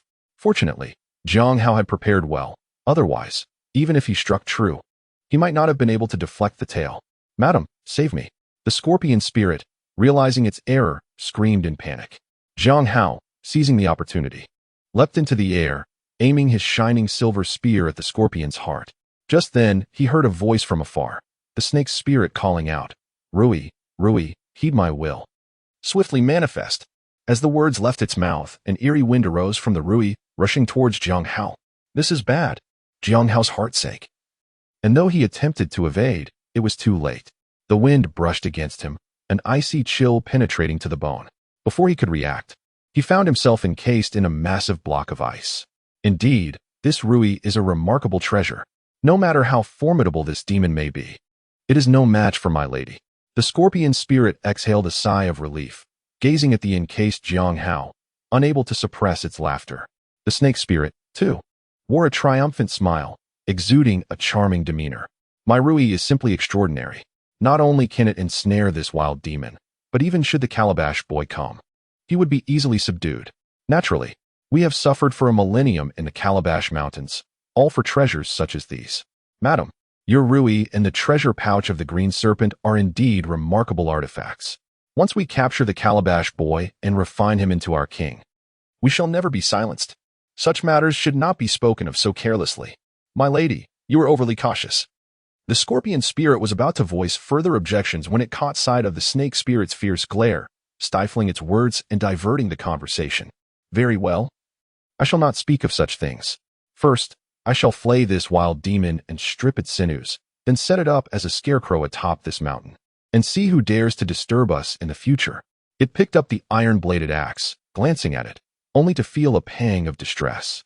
The spot where the blade had clashed with the spear bore a small dent, and glaring at Xīyóu, it could not help but curse. Damn you. I shall ensure that you suffer a fate worse than death. Before the words had fully escaped its lips, the ice block began to tremble. Cracks spreading from Xīyóu's wrist, accompanied by the sound of shattering ice. This is bad, he is breaking free. The scorpion spirit cried out in alarm. The snake spirit, equally alarmed, hurriedly retrieved the Rui, preparing to chant the incantation, but just then, Xīyóu exerted himself, shattering the ice with a resounding crash, fragments scattering everywhere. A whirlwind erupted in the air, howling fiercely and lifting stones and dust, a terrifying spectacle. As the wind subsided, Xīyóu's figure had vanished from sight. Riding the gusts of demon wind, Xīyóu had evaded right under the snake spirit's nose, but he did not stray far, landing on a nearby ridge. Having just battled these demons, he had gained insight into their abilities. Both the snake spirit and the scorpion spirit appeared to be at a similar level to him, likely in the realm of refining the spirit and returning to emptiness. However, as a dragon spirit, he inherently possessed greater strength than these two demons. The only concern was the Rui. The power of this jade artifact was indeed formidable, capable of freezing a person instantly, and its solidity made it exceedingly difficult to break free from its grasp. However, its invocation required time to recite the incantation. If he could seize the opportunity for a decisive strike before the snake spirit could utilize it, he would prevail. He had formulated a plan for single-handedly vanquishing demons and eliminating evil. Xīyóu remained unhurried, shaking off the remnants of ice from his body. Reaching into his pocket to release the centipede spirit. A bird in the hand is worth two in the bush, he thought, coveting the celestial powers of the heavenly transformation. Spare me, great king. Spare me. The centipede spirit rolled on the ground, transforming into human form, its body a pale blue, covered in ice crystals. Clearly having suffered from the collateral damage, shivering with stiff limbs, Xīyóu waved his right hand, enveloping the centipede spirit in a green light that flowed, dispelling the chilling aura surrounding it. Hand over the cultivation method for the heavenly transformation, and I may spare your life, if you dare to play tricks. He glanced around, finally spotting a suitable object. Seizing a stone and striking it with a swift slap, it shattered into dust. This shall be your fate. Xīyóu nodded in satisfaction but felt a twinge of discomfort. His method of intimidation seemed rather lowly, akin to that of a ruffian, which was unbecoming of his stature. Just as he contemplated a more dignified approach, he looked back to see the centipede spirit already collapsed on the ground. Spare me, great king. Spare me. The centipede spirit knelt on the ground, its head bobbing like a pestle, tears streaming down its face as it lamented. Though I possess the ability to manipulate the heavens and earth, I truly do not comprehend the method of cultivating such powers. Unaware of the cultivation process? Xīyóu was taken aback, clearly not anticipating such a revelation. The centipede spirit, fearing Xīyóu's wrath, began to speak rapidly, as though pouring beans from a bamboo tube. When the centipede spirit initially began its cultivation, it was a naive novice that inadvertently stumbled into an ancient relic deep within Xīyóu Mountain. According to its account, the relic was adorned with an array of archaic runes. accompanied by resonances of profound truths. It's been a bewildering 6 months in that place, inexplicably mastering the art of manipulating the heavens and earth. However, its fortune ended there. After gaining this ability, it found itself overwhelmed and ultimately fled in panic. Later, when it sought to return to the ancient site, its whereabouts had vanished. An ancient relic within Xīyóu Mountain, Xīyóu exclaimed, scrutinizing the centipede spirit, whose expression did not betray deceit. Indeed, the centipede spirit affirmed, nodding vigorously. Within, there were numerous treasures, but at that time, my powers were insufficient to claim any. By the way, the lady's jade talisman was also present there. The revelation that the serpent spirit's treasure originated from Xīyóu Mountain left Xīyóu astonished, prompting him to inquire, what else was there besides the talisman? Well, there was a colorful bag, a luminous seed, and other items I can't quite recall. The centipede spirit scratched its head, struggling to remember. Treasure pouch. Gourd seed. Xīyóu's heart raced as he contemplated. It seemed the ancient relic the centipede spirit had entered was indeed the mountain god cave of Xīyóu Mountain. The treasures of the demons were derived from this cave. The miraculous abilities of the Xīyóu were recorded within. And the gourd seeds of the elder were also obtained from there. What kind of entity is this mountain god? And how does it seem that everything is intricately linked to it? Aside from me, who else knows of this matter? Xīyóu asked, fixing his gaze on the centipede spirit. Yes, the pangolin is aware. Once, in a drunken stupor, I inadvertently revealed this to it. The centipede spirit lamented. I spoke carelessly. And that rascal tirelessly dug through Xīyóu Mountain, ultimately releasing the serpent and scorpion spirits, leading us to be ensnared by the heart-binding curse. Our lives now at the mercy of others. The we referred to by the centipede spirit encompassed all the demons apart from the scorpion and serpent spirits, including the spider spirit, the red-backed toad spirit, the mantis spirit, the bat spirit, the pangolin, and the myriad of lesser demons. Prior to the emergence of the serpent and scorpion spirits from the base of Xīyóu Mountain, they were all kings of their respective mountains, often clashing over territory. Among them, the centipede spirit, with its prowess in manipulating the heavens and earth, was the strongest, while the pangolin was the weakest. In an offhand moment, the centipede spirit had shared its fortuitous encounter with the pangolin, which then sought to find the relic to learn a divine skill. Unbeknownst to them, it ended up breaking through Xīyóu Mountain, releasing the serpent and scorpion spirits. In the world of demons, strength reigns supreme. After their escape, the serpent and scorpion spirits brought all the demon kings under their control, binding them with the heart-binding curse that governed their fates. As Xīyóu connected the dots between Xīyóu Mountain, the ancient relic, divine abilities, treasures, and the protective mountain god, a faint hypothesis began to form in his mind. Xīyóu Mountain was not merely a prison for demons, but rather a training ground for the Xīyóu, with treasures like the jade talisman, treasure pouch, and divine spells intended for them. However, millennia ago, the serpent and scorpion spirits had somehow learned of Xīyóu Mountain's secrets and plotted treachery, leading to their suppression beneath the mountain, where they endured relentless flames until the recent breach by the pangolin allowed their escape. Of course, this was merely Xīyóu's conjecture, the validity of which remained to be seen. My lord, may I take my leave?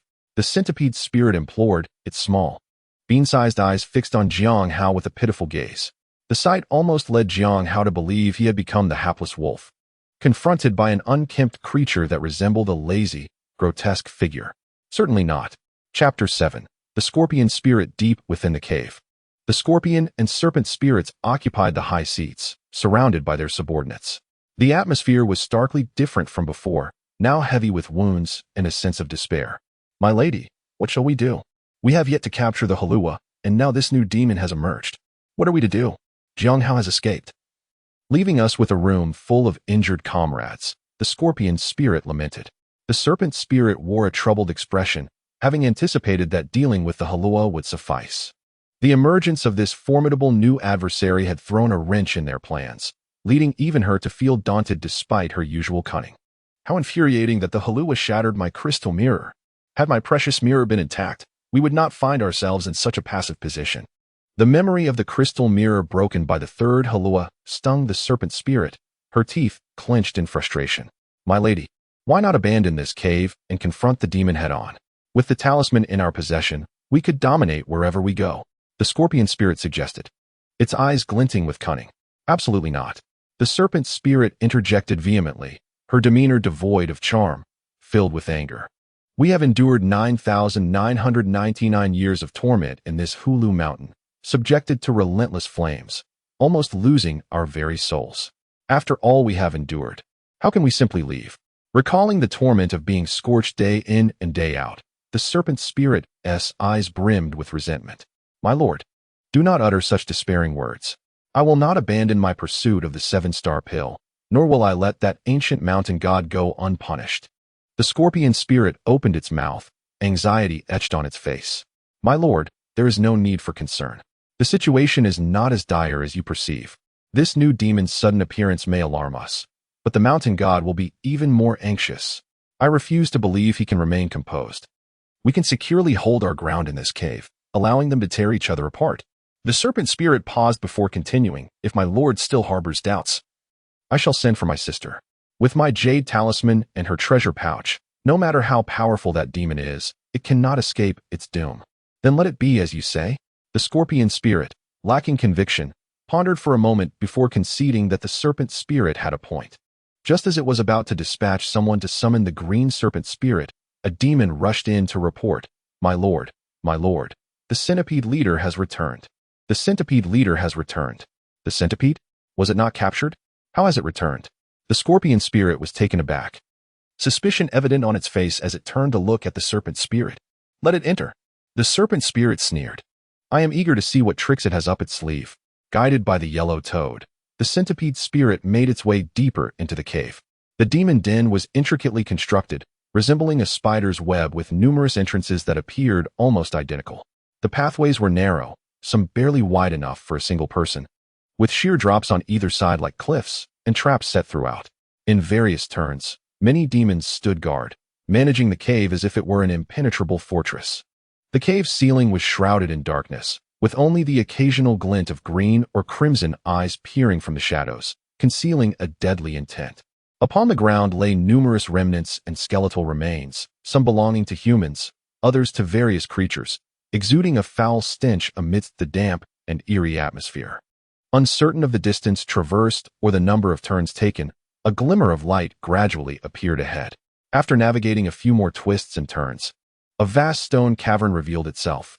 At the forefront, the serpent spirit and the scorpion spirit occupied a stone chair, flanked by the spider spirit and the mantis spirit. Centipede spirit, were you not captured by that monster? How is it that you return alone? The scorpion spirit slammed a palm onto the stone table, causing the entire cavern to tremble thrice, its fierce eyes glaring at the centipede. Speak. Have you pledged your allegiance to that monster? Oh, my lord. This is a grave injustice.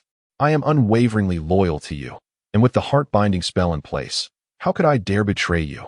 It was that monster who wished for me to deliver a message to your lady, which is why I was released, the centipede spirit cried out in protest, tears of grievance in its eyes. What message did he wish you to convey? The serpent spirit inquired, its eyes glinting with coldness as it stepped forward. He commanded that your lady surrender promptly, delivering both the calabash boy and the jade ruby, and in return, he would spare your life. Otherwise, the centipede spirit hesitated, fear evident upon its face. Otherwise what? The scorpion spirit seethed with fury, seizing the centipede by the neck and pulling it close. Otherwise, your lord and lady will suffer endlessly, tormented by a myriad of blades, unable to escape death or grasp life. The centipede spirit lamented, its voice trembling with dread. Cursed wretch, how dare you deceive me? I shall rend you limb from limb. The scorpion spirit shrieked in rage, flinging the centipede to the ground. Its visage contorted with fury, resembling a predator ready to devour. My lord, quell your wrath. Though that monster is formidable, we are not without our own strengths. When my sister arrives, we shall devise a plan to deal with him. The serpent spirit soothingly reassured the scorpion spirit before turning to the centipede. Centipede spirit, having spent considerable time with that monster, can you discern its true nature? I know.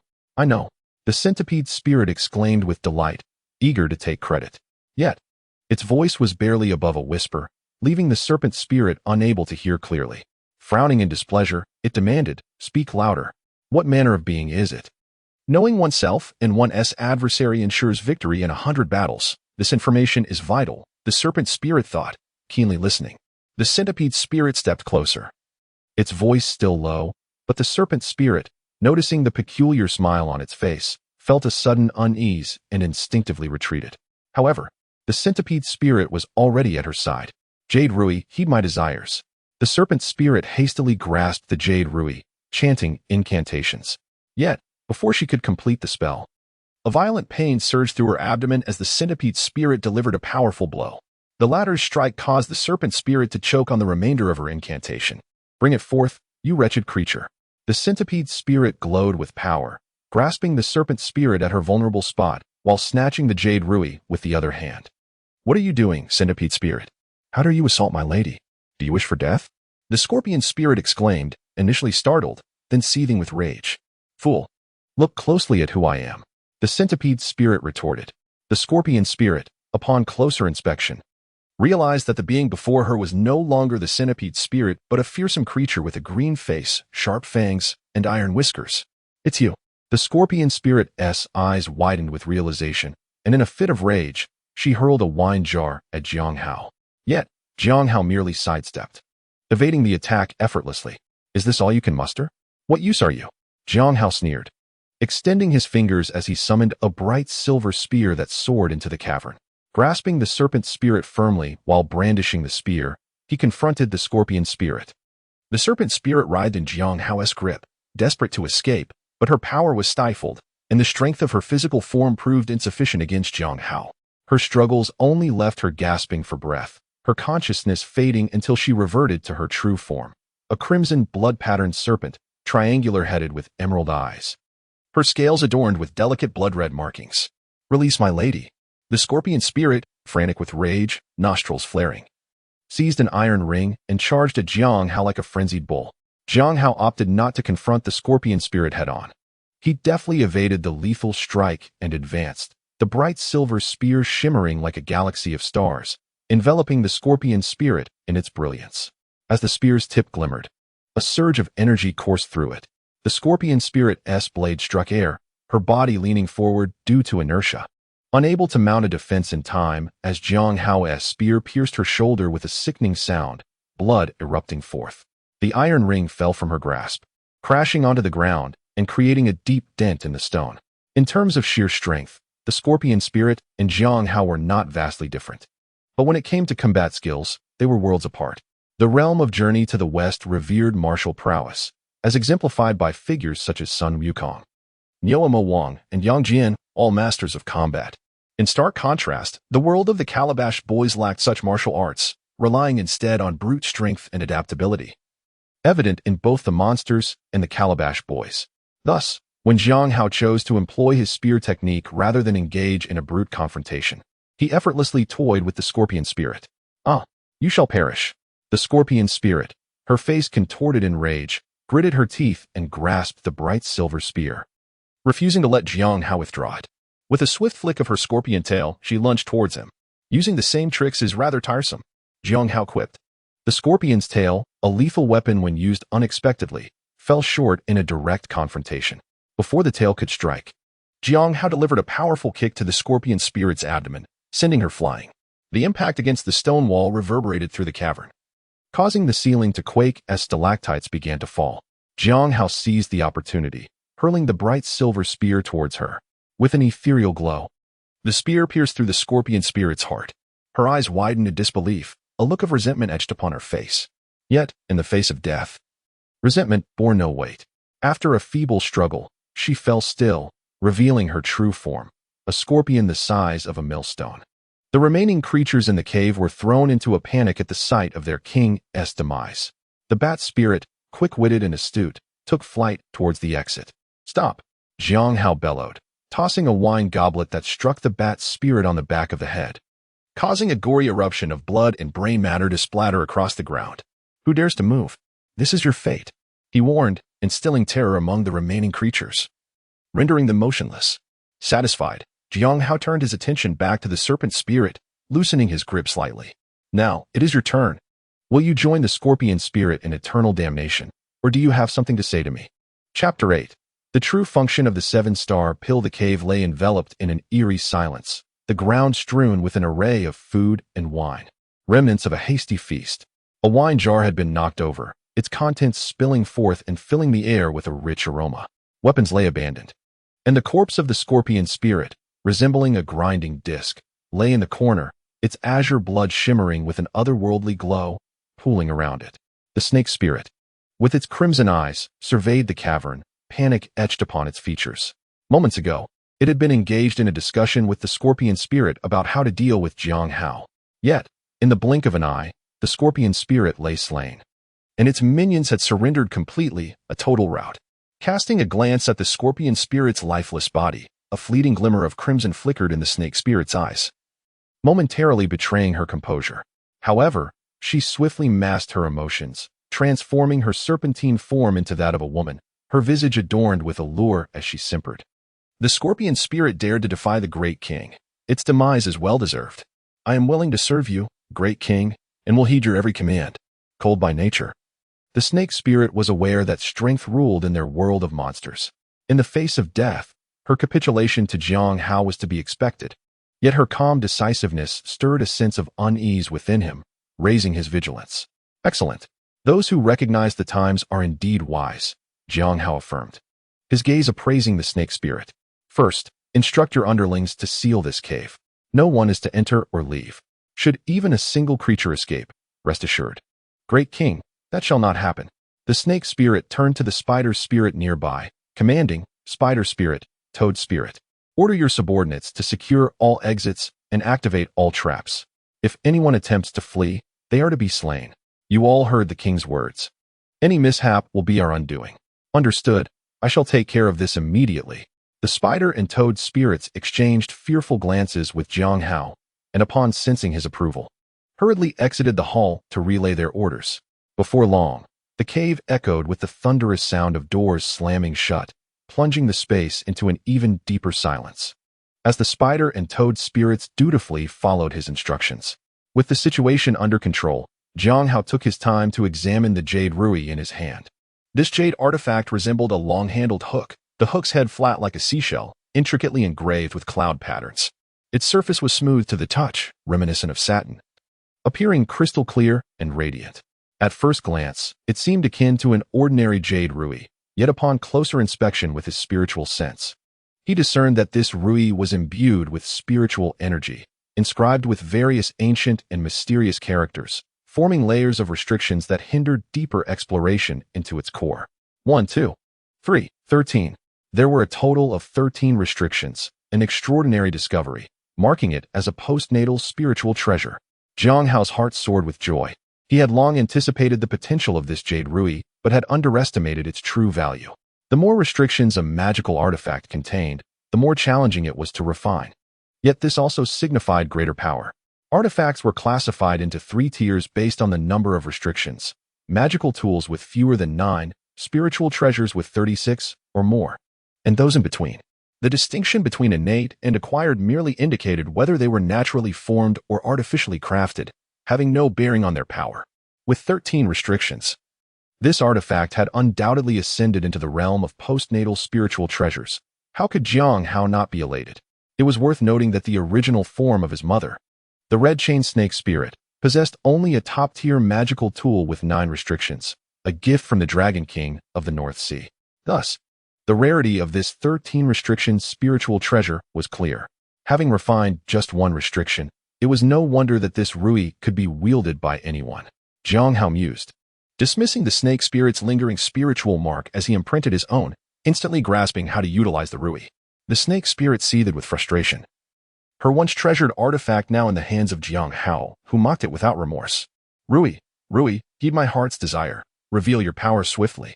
Xīyóu recited the incantation, exhaling a breath of demonic energy.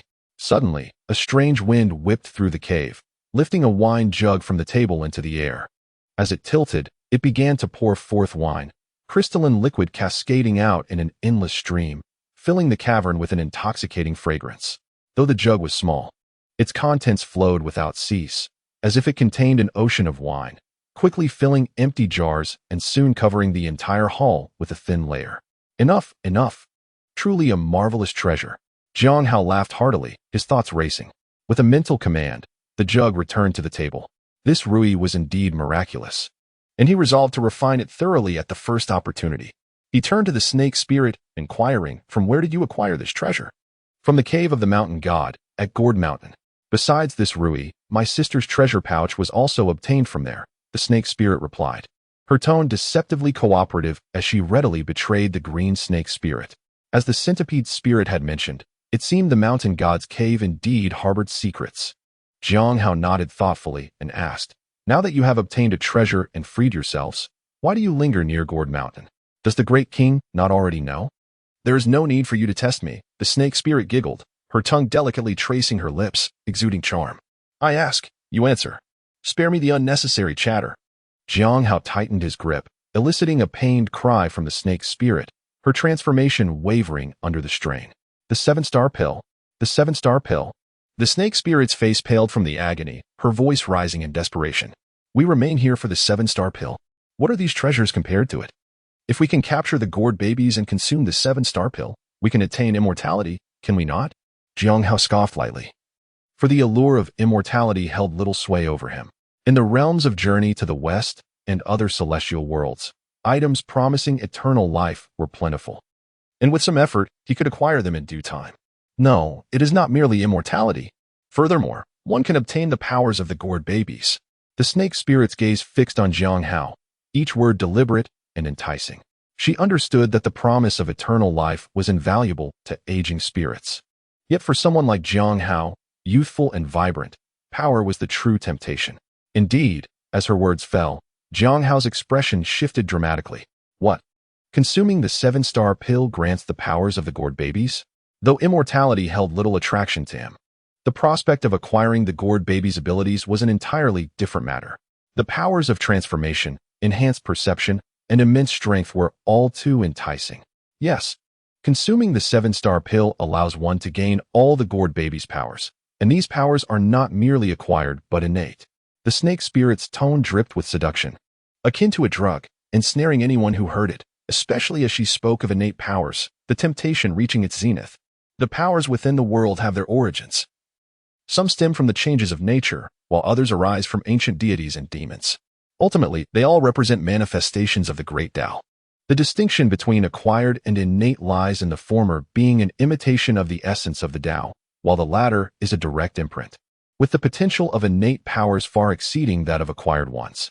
The words of the serpent spirit made Xīyóu's heart race with fervor. In the face of such immense profit, even the Buddha might lose his divine composure, let alone a mere mortal like Xīyóu. Yet, he did not lose his rationality. Instead, he became increasingly composed.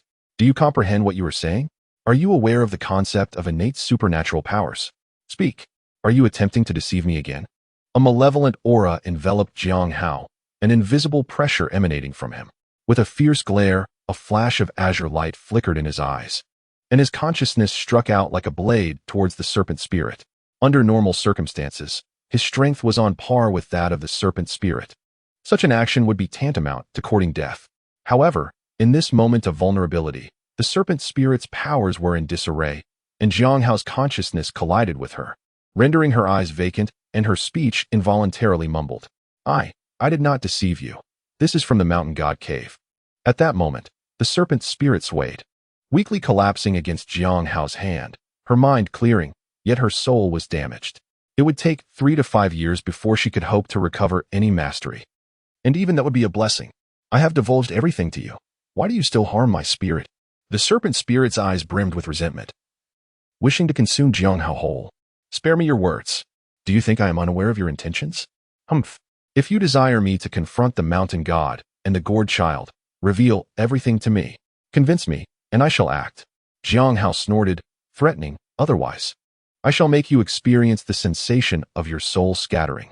Tell me, how do you know these things? The serpent spirit ground her silver teeth in frustration but managed to suppress her rage. After a moment of silence, she spoke again, her words startling Xīyóu anew.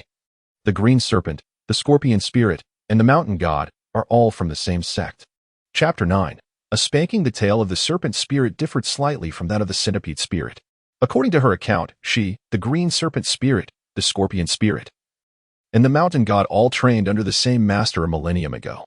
Unlike the three, who were named disciples, she and the green serpent were responsible for tending the fire and concocting elixirs, while the scorpion spirit managed various sundries, and the mountain god was the official disciple, focusing solely on training. This arrangement persisted for a millennium until one day, the master returned to the mountain gravely injured, bearing a gourd seed left from the creation of the world. His injuries were so severe that, despite years of alchemical remedies, he could not heal. After 6 months of lingering, despair took hold, and he began preparing to pass on his legacy to the mountain god. This preparation involved the 7-star elixir. The master spent 100 years establishing numerous formations within the cave, imprinting his supernatural powers in the gourd seed, and leaving behind an alchemical furnace in a 1,000-foot deep cold pond, awaiting the maturation of the seed to refine the 7-star elixir, which would enhance the mountain god's innate talents. Simultaneously, fearing internal strife among his disciples, he secretly resolved to expel the 3 named disciples as the formations were completed. However, unbeknownst to him, the serpent spirit overheard his plans. Unwilling to leave in disgrace, they conspired to take the initiative, assassinating the master and destroying the mountain god's physical form the night before their expulsion. Yet, the master's might was no trifling matter. Even though they gained the upper hand, they were ensnared in a purgatorial formation he had set, and the mountain god, now devoid of a physical form, lost his chance at ascension and harbored an intense hatred for them, torturing them with the purgatorial formation for an entire millennium. The centipede spirit inadvertently stumbled into the master's cave and, by a twist of fate, learned the supernatural powers of heaven and earth. It was from him that the pangolin, who unwittingly broke through Gourd Mountain and disrupted the formation, learned of the ancient ruins, thereby freeing the serpent spirit and her companions. Before their escape, the 3 monsters made off with the treasures left by the master and vowed vengeance against the mountain god. In desperation, the mountain god enlisted the help of an elder from the mountain, who planted the gourd seed, leading to the subsequent tale of the Gourd brothers. Xīyóu listened in bewilderment, realizing that this seemingly simple tale of the Gourd brothers battling monsters contained so many intricacies. My king, every word I speak is the truth. If I utter a single falsehood, may I be struck by thunder and denied rebirth. The serpent spirit, fearful that Xīyóu might doubt her, immediately swore a solemn oath, adding, as long as my life is spared, I am willing to concoct the 7-star elixir for you, granting you longevity and boundless power. Given her desire for survival and to see Xīyóu confront the mountain god, her words held considerable credibility in Xīyóu's eyes, at least 70% true. This also clarified her profound knowledge of the Gourd brothers' powers, her awareness of the alchemical furnace in the cold pond, and her reluctance to leave Gourd Mountain. Many of these details corroborated the centipede spirit's earlier narrative, such as the treasures and supernatural powers within the mountain god cave. However, Xīyóu remained skeptical about her ability to concoct the 7-star elixir. In the animated series, the serpent spirit retrieved the alchemical furnace and captured 7 Gourd brothers, yet failed to successfully concoct the 7-star elixir. Ultimately, an old man threw the 7 treasures lotus pod, gifted to the mountain god, into the furnace, restoring the Gourd brothers and enabling them to jointly suppress the monsters beneath the mountain. The fate of the green serpent spirit was even more tragic, with a nearly identical plotline, but this time the one delivering the 7 treasures lotus pod was not the old man, but a celestial crane. Before its demise, the crane entrusted the colorful lotus pod to the fire child, yet in the end, not only did they fail to concoct the 7-star elixir, but they also inadvertently produced a golden Gourd brother, who was ultimately suppressed beneath the mountain. Clearly, they had been outmaneuvered in their attempts to concoct the 7-star elixir, a misstep that led to their downfall. However, compared to Xīyóu's utter lack of alchemical experience, the serpent spirit still possessed some knowledge. Thus, Xīyóu readily acquiesced. No problem. I do not seek your death. If you can produce the 7-star elixir, sparing your life is not out of the question. Thank you, my king. The serpent spirit's face lit up with exaggerated joy, which starkly contrasted with her icy gaze. Xīyóu inquired, Gourd brothers, how many have you captured? 2. The eldest and 3rd. We previously captured the 2nd, but he was rescued by the pangolin a few days ago. However, I have blinded him and rendered him deaf. Without his powers, he is utterly useless. You need not worry, my king. Worry? Xīyóu chuckled coldly. He knew that after the 4th and 5th Gourd brothers were born, the 2nd's eyes and ears would be restored by the birds sent by the mountain god. By then, with his keen eyesight and acute hearing, no actions of theirs would escape the 2nd's notice. Nevertheless, he chose not to divulge this to the serpent spirit. After a thoughtful hum, he said, Take me to see those 2 Gourd brothers. The serpent spirit had initially intended to elaborate on the powers of the subsequent Gourd brothers, but upon Jiang Hao's prompt. She pivoted, a charming smile gracing her face. Of course, I will take you there at once. Wait, may my wishes come true, swiftly manifest your spirit. Before she could turn around, Jiang Hao produced the Jade Rui, reciting the incantation and blowing a breath of demonic energy towards her, adding an extra layer of assurance for both of them. The serpent spirit felt a tightening sensation in her scalp, as if something had sealed her heart. Realizing Jiang Hao had placed a restriction on her, silently seething, she masked her feelings, laughing sweetly, as long as it brings you peace of mind. I am more than willing.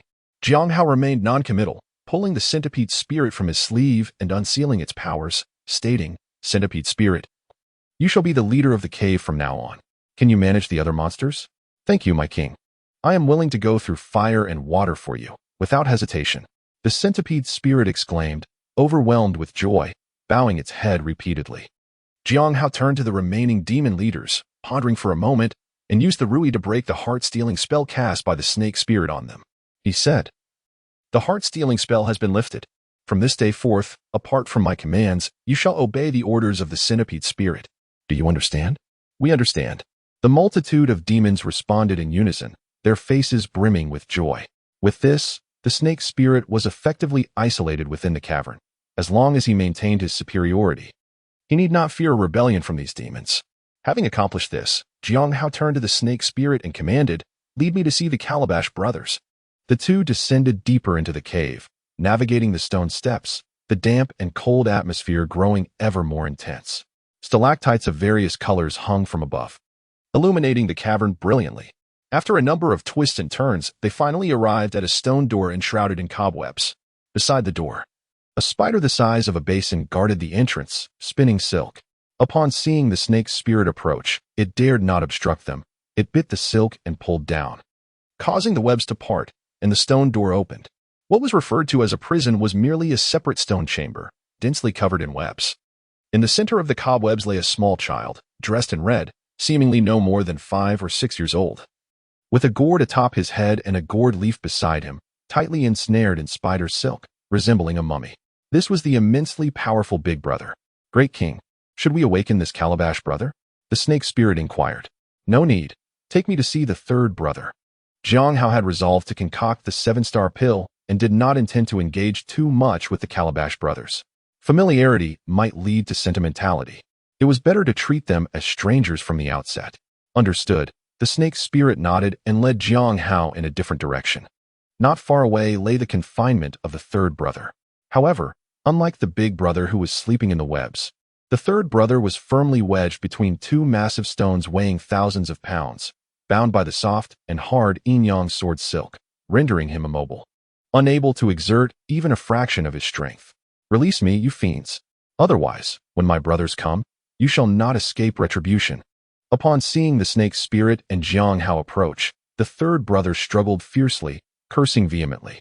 The snake spirit ignored him and said to Jiang Hao, Great King, this is the yellow brother. Do not be fooled by his youthful appearance. His abilities are truly formidable. His body is as tough as steel, impervious to blades and arrows. It took me considerable effort to capture him. Is that so? I must see just how resilient this steel-like body truly is.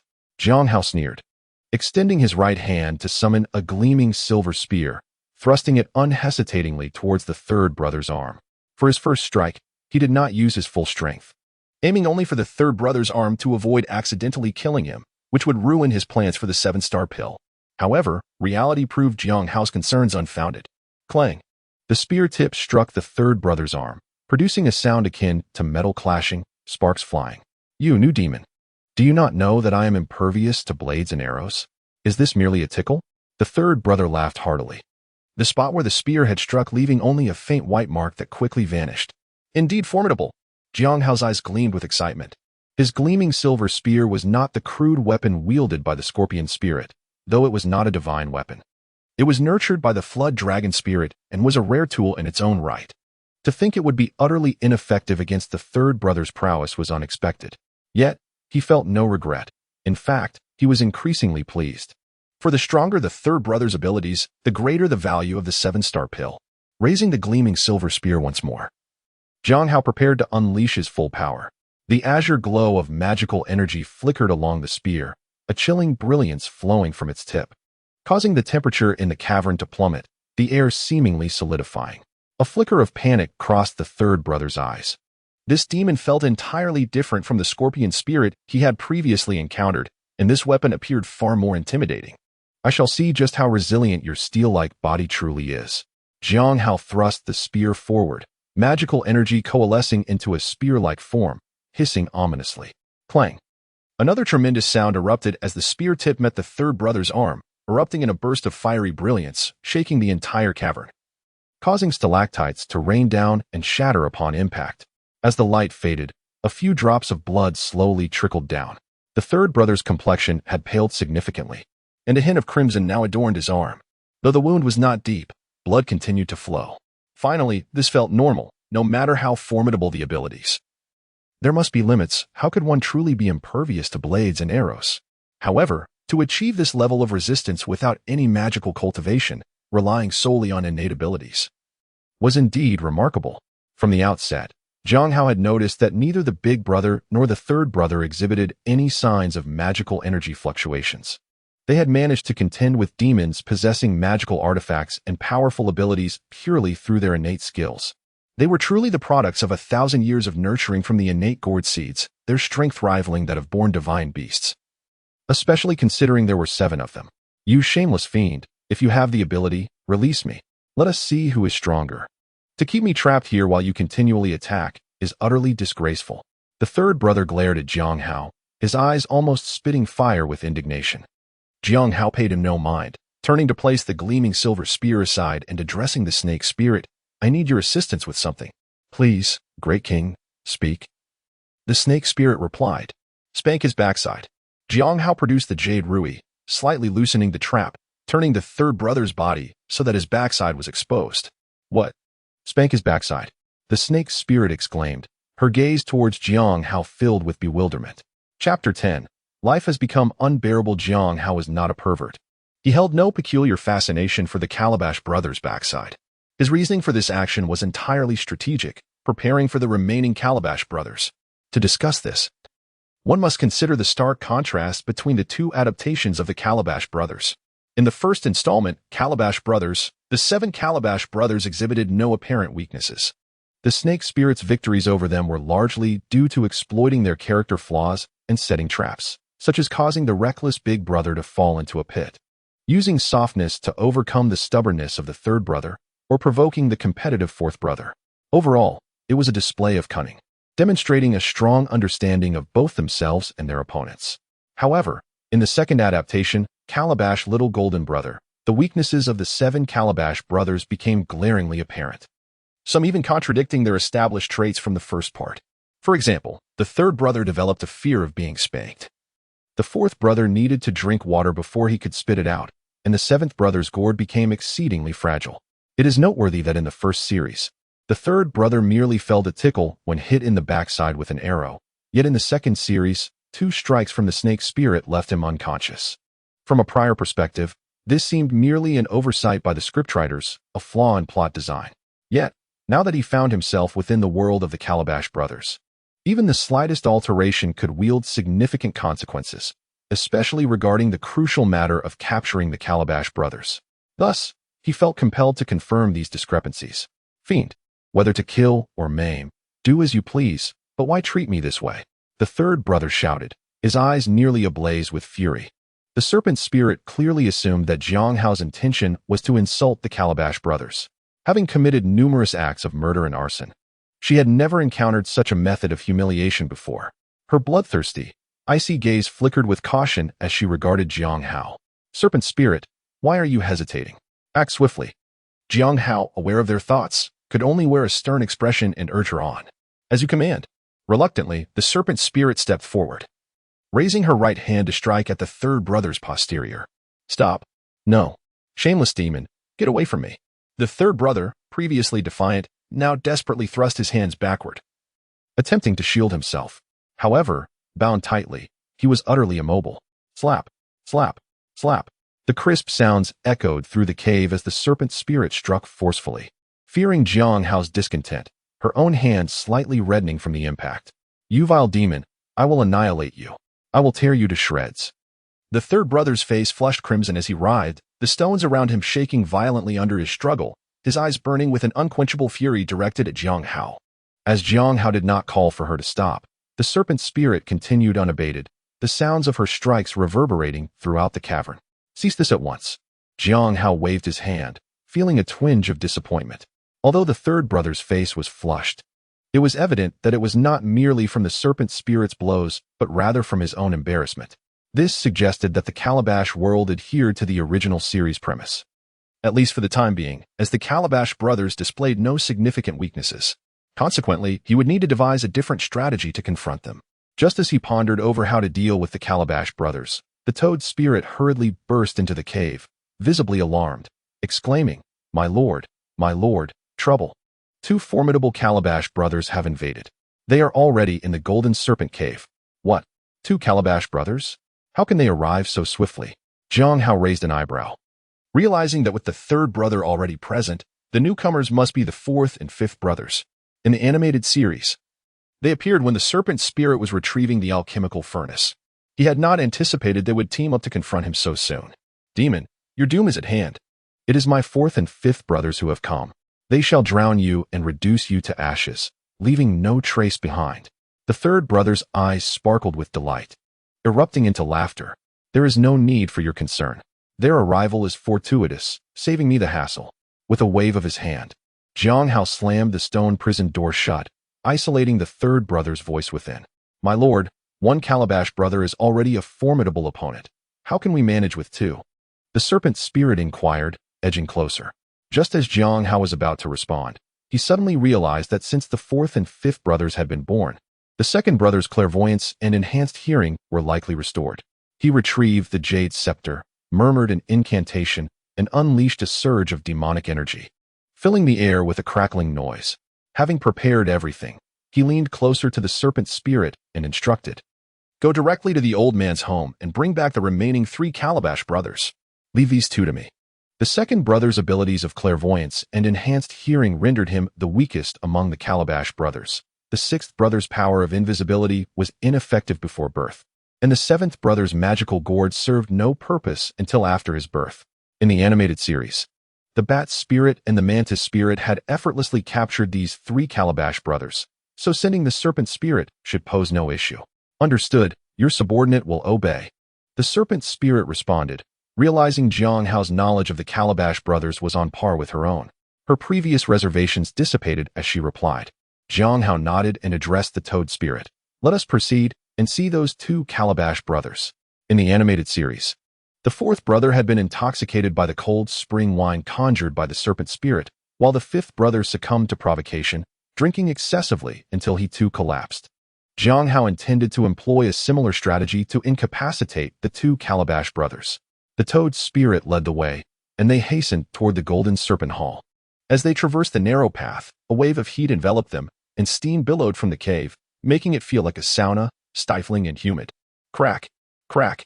The sound of thunder echoed, accompanied by the crumbling of stones and the collapse of the cavern, threatening to overturn the entire cave. Xīyóu hurried to the entrance of the Golden Serpent Cave, where a scene of chaos unfolded, half engulfed in flames, half inundated by towering waves. The 2 forces clashed, creating a thick plume of white steam where they met. A green-clad Calabash brother stood atop a table, spewing forth flames while crackling lightning accompanied his fiery breath. All the minor demons in his path were reduced to ashes, and even their weapons turned to molten rock, flowing away in a torrent of black smoke, filling the air with the scent of charred flesh. Meanwhile, a blue-clad Calabash brother stood on a precipice, unleashing torrents of water that crashed against the minor demons, leaving a scene of devastation in their wake. Many were crushed into a mushy paste, floating atop the water's surface. My lord, these are the 2 Calabash brothers. One breathes fire, the other unleashes water. They are truly formidable. The centipede leader and the mantis leader exclaimed, the lord has arrived. We have been saved. Xīyóu was observing when he suddenly heard the cheers and looked up to see a centipede spirit, no larger than a palm, emerging from a crevice, its face alight with joy at the sight of him. Wonderful. The Lord has arrived. The Lord has come. The other minor demons echoed his sentiments, their gazes filled with hope, for in their world, strength was revered, and to them, Xīyóu, who had slain the Scorpion King, was undoubtedly capable of dealing with the Calabash brothers. Are you their lord? The fourth brother inquired upon hearing the cheers of the demons, retracting his flames. The fifth brother leaped down from the precipice to stand beside the fourth, his gaze wary as he whispered, "Fourth brother, didn't the second brother warn us that this demon is cunning and advised us to be cautious of his tricks? Fifth brother, do not worry. No matter how cunning this demon may be, he cannot withstand water or fire. The second brother only saw our grandfather and elder brothers imprisoned by the demon and does not know their exact location. If I do not clarify, I may inadvertently harm them." The fourth brother gestured for the fifth to remain calm, then turned to Xīyóu, declaring loudly, "Demon, are you their lord? Release our grandfather and elder brothers, or I shall incinerate you all. Yes, release our grandfather and elder brothers, or I shall drown your lair." The fifth brother chimed in, echoing the demand. "Misunderstanding. It is a misunderstanding." Xīyóu waved his hands defensively, his expression one of feigned innocence. "The one who captured your grandfather and elder brothers was the scorpion spirit. I have already slain that scorpion spirit. Do not believe me? Look." With a gesture of his right hand, he summoned the corpse of the scorpion spirit. "Your elder brother and second brother are still asleep inside. Why don't we have a couple of drinks first?" Xīyóu lightly waved his magic wand, creating an illusion of Dowa and air while sleeping in bed. Just as he was about to trick the two little ones, he heard Xīyóu snort coldly. "You demon, don't think you can deceive us. Second brother already knew you transformed into the centipede spirit and killed the scorpion spirit. Elder brother and third brother are locked in the stone prison by you. You think you can fool us? Not a chance. Quickly release grandpa and elder brother and third brother, or don't blame me for being rude." A bolt of lightning flashed, followed by a loud crack, as two stout stone pillars shattered above Xīyóu's head, causing the lower section to fall and crush a toad spirit beneath it. "Where is that little drunkard? Where is that adorably foolish little child?" In an instant, countless crows flew overhead. First, they were belittled by the toad's appearance, then looked down upon by the gored children for their intellect. Life had become unbearable. Chapter 11. The pitfalls of ignorance. It must be said that although Erwa's combat abilities were lacking, his talent for keen sight and acute hearing was exceedingly bothersome. As soon as he activated his powers, every action of yours was under his watchful gaze, making any attempt at subterfuge utterly impossible. Just like this time. The same trick that the snake spirit used to bamboozle the gored children left them dazed. However, having been exposed once, they were now on high alert, leading to a failed attempt. Since that is the case, let us see the true skills of each other. Xīyóu, realizing his ruse had failed, decided to abandon pretense and raised his shining silver spear, lunging towards Huohua. His spear technique was swift and the angles were cunning. Having trained with the Qi Lian snake spirit since childhood, his spear style naturally bore the serpent's traits, focusing on venomous precision and deadly strikes.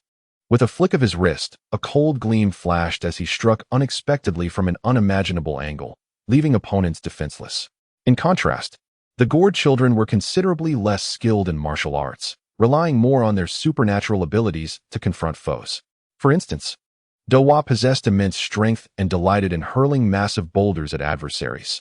Sanhua, impervious to blades and spears, charged recklessly, and Luhua, capable of invisibility, was elusive as shadows. The demon truly was despicable and shameless, having seen through my schemes, and now in a fit of rage, sought to inflict harm. "Did you think I would fear you?"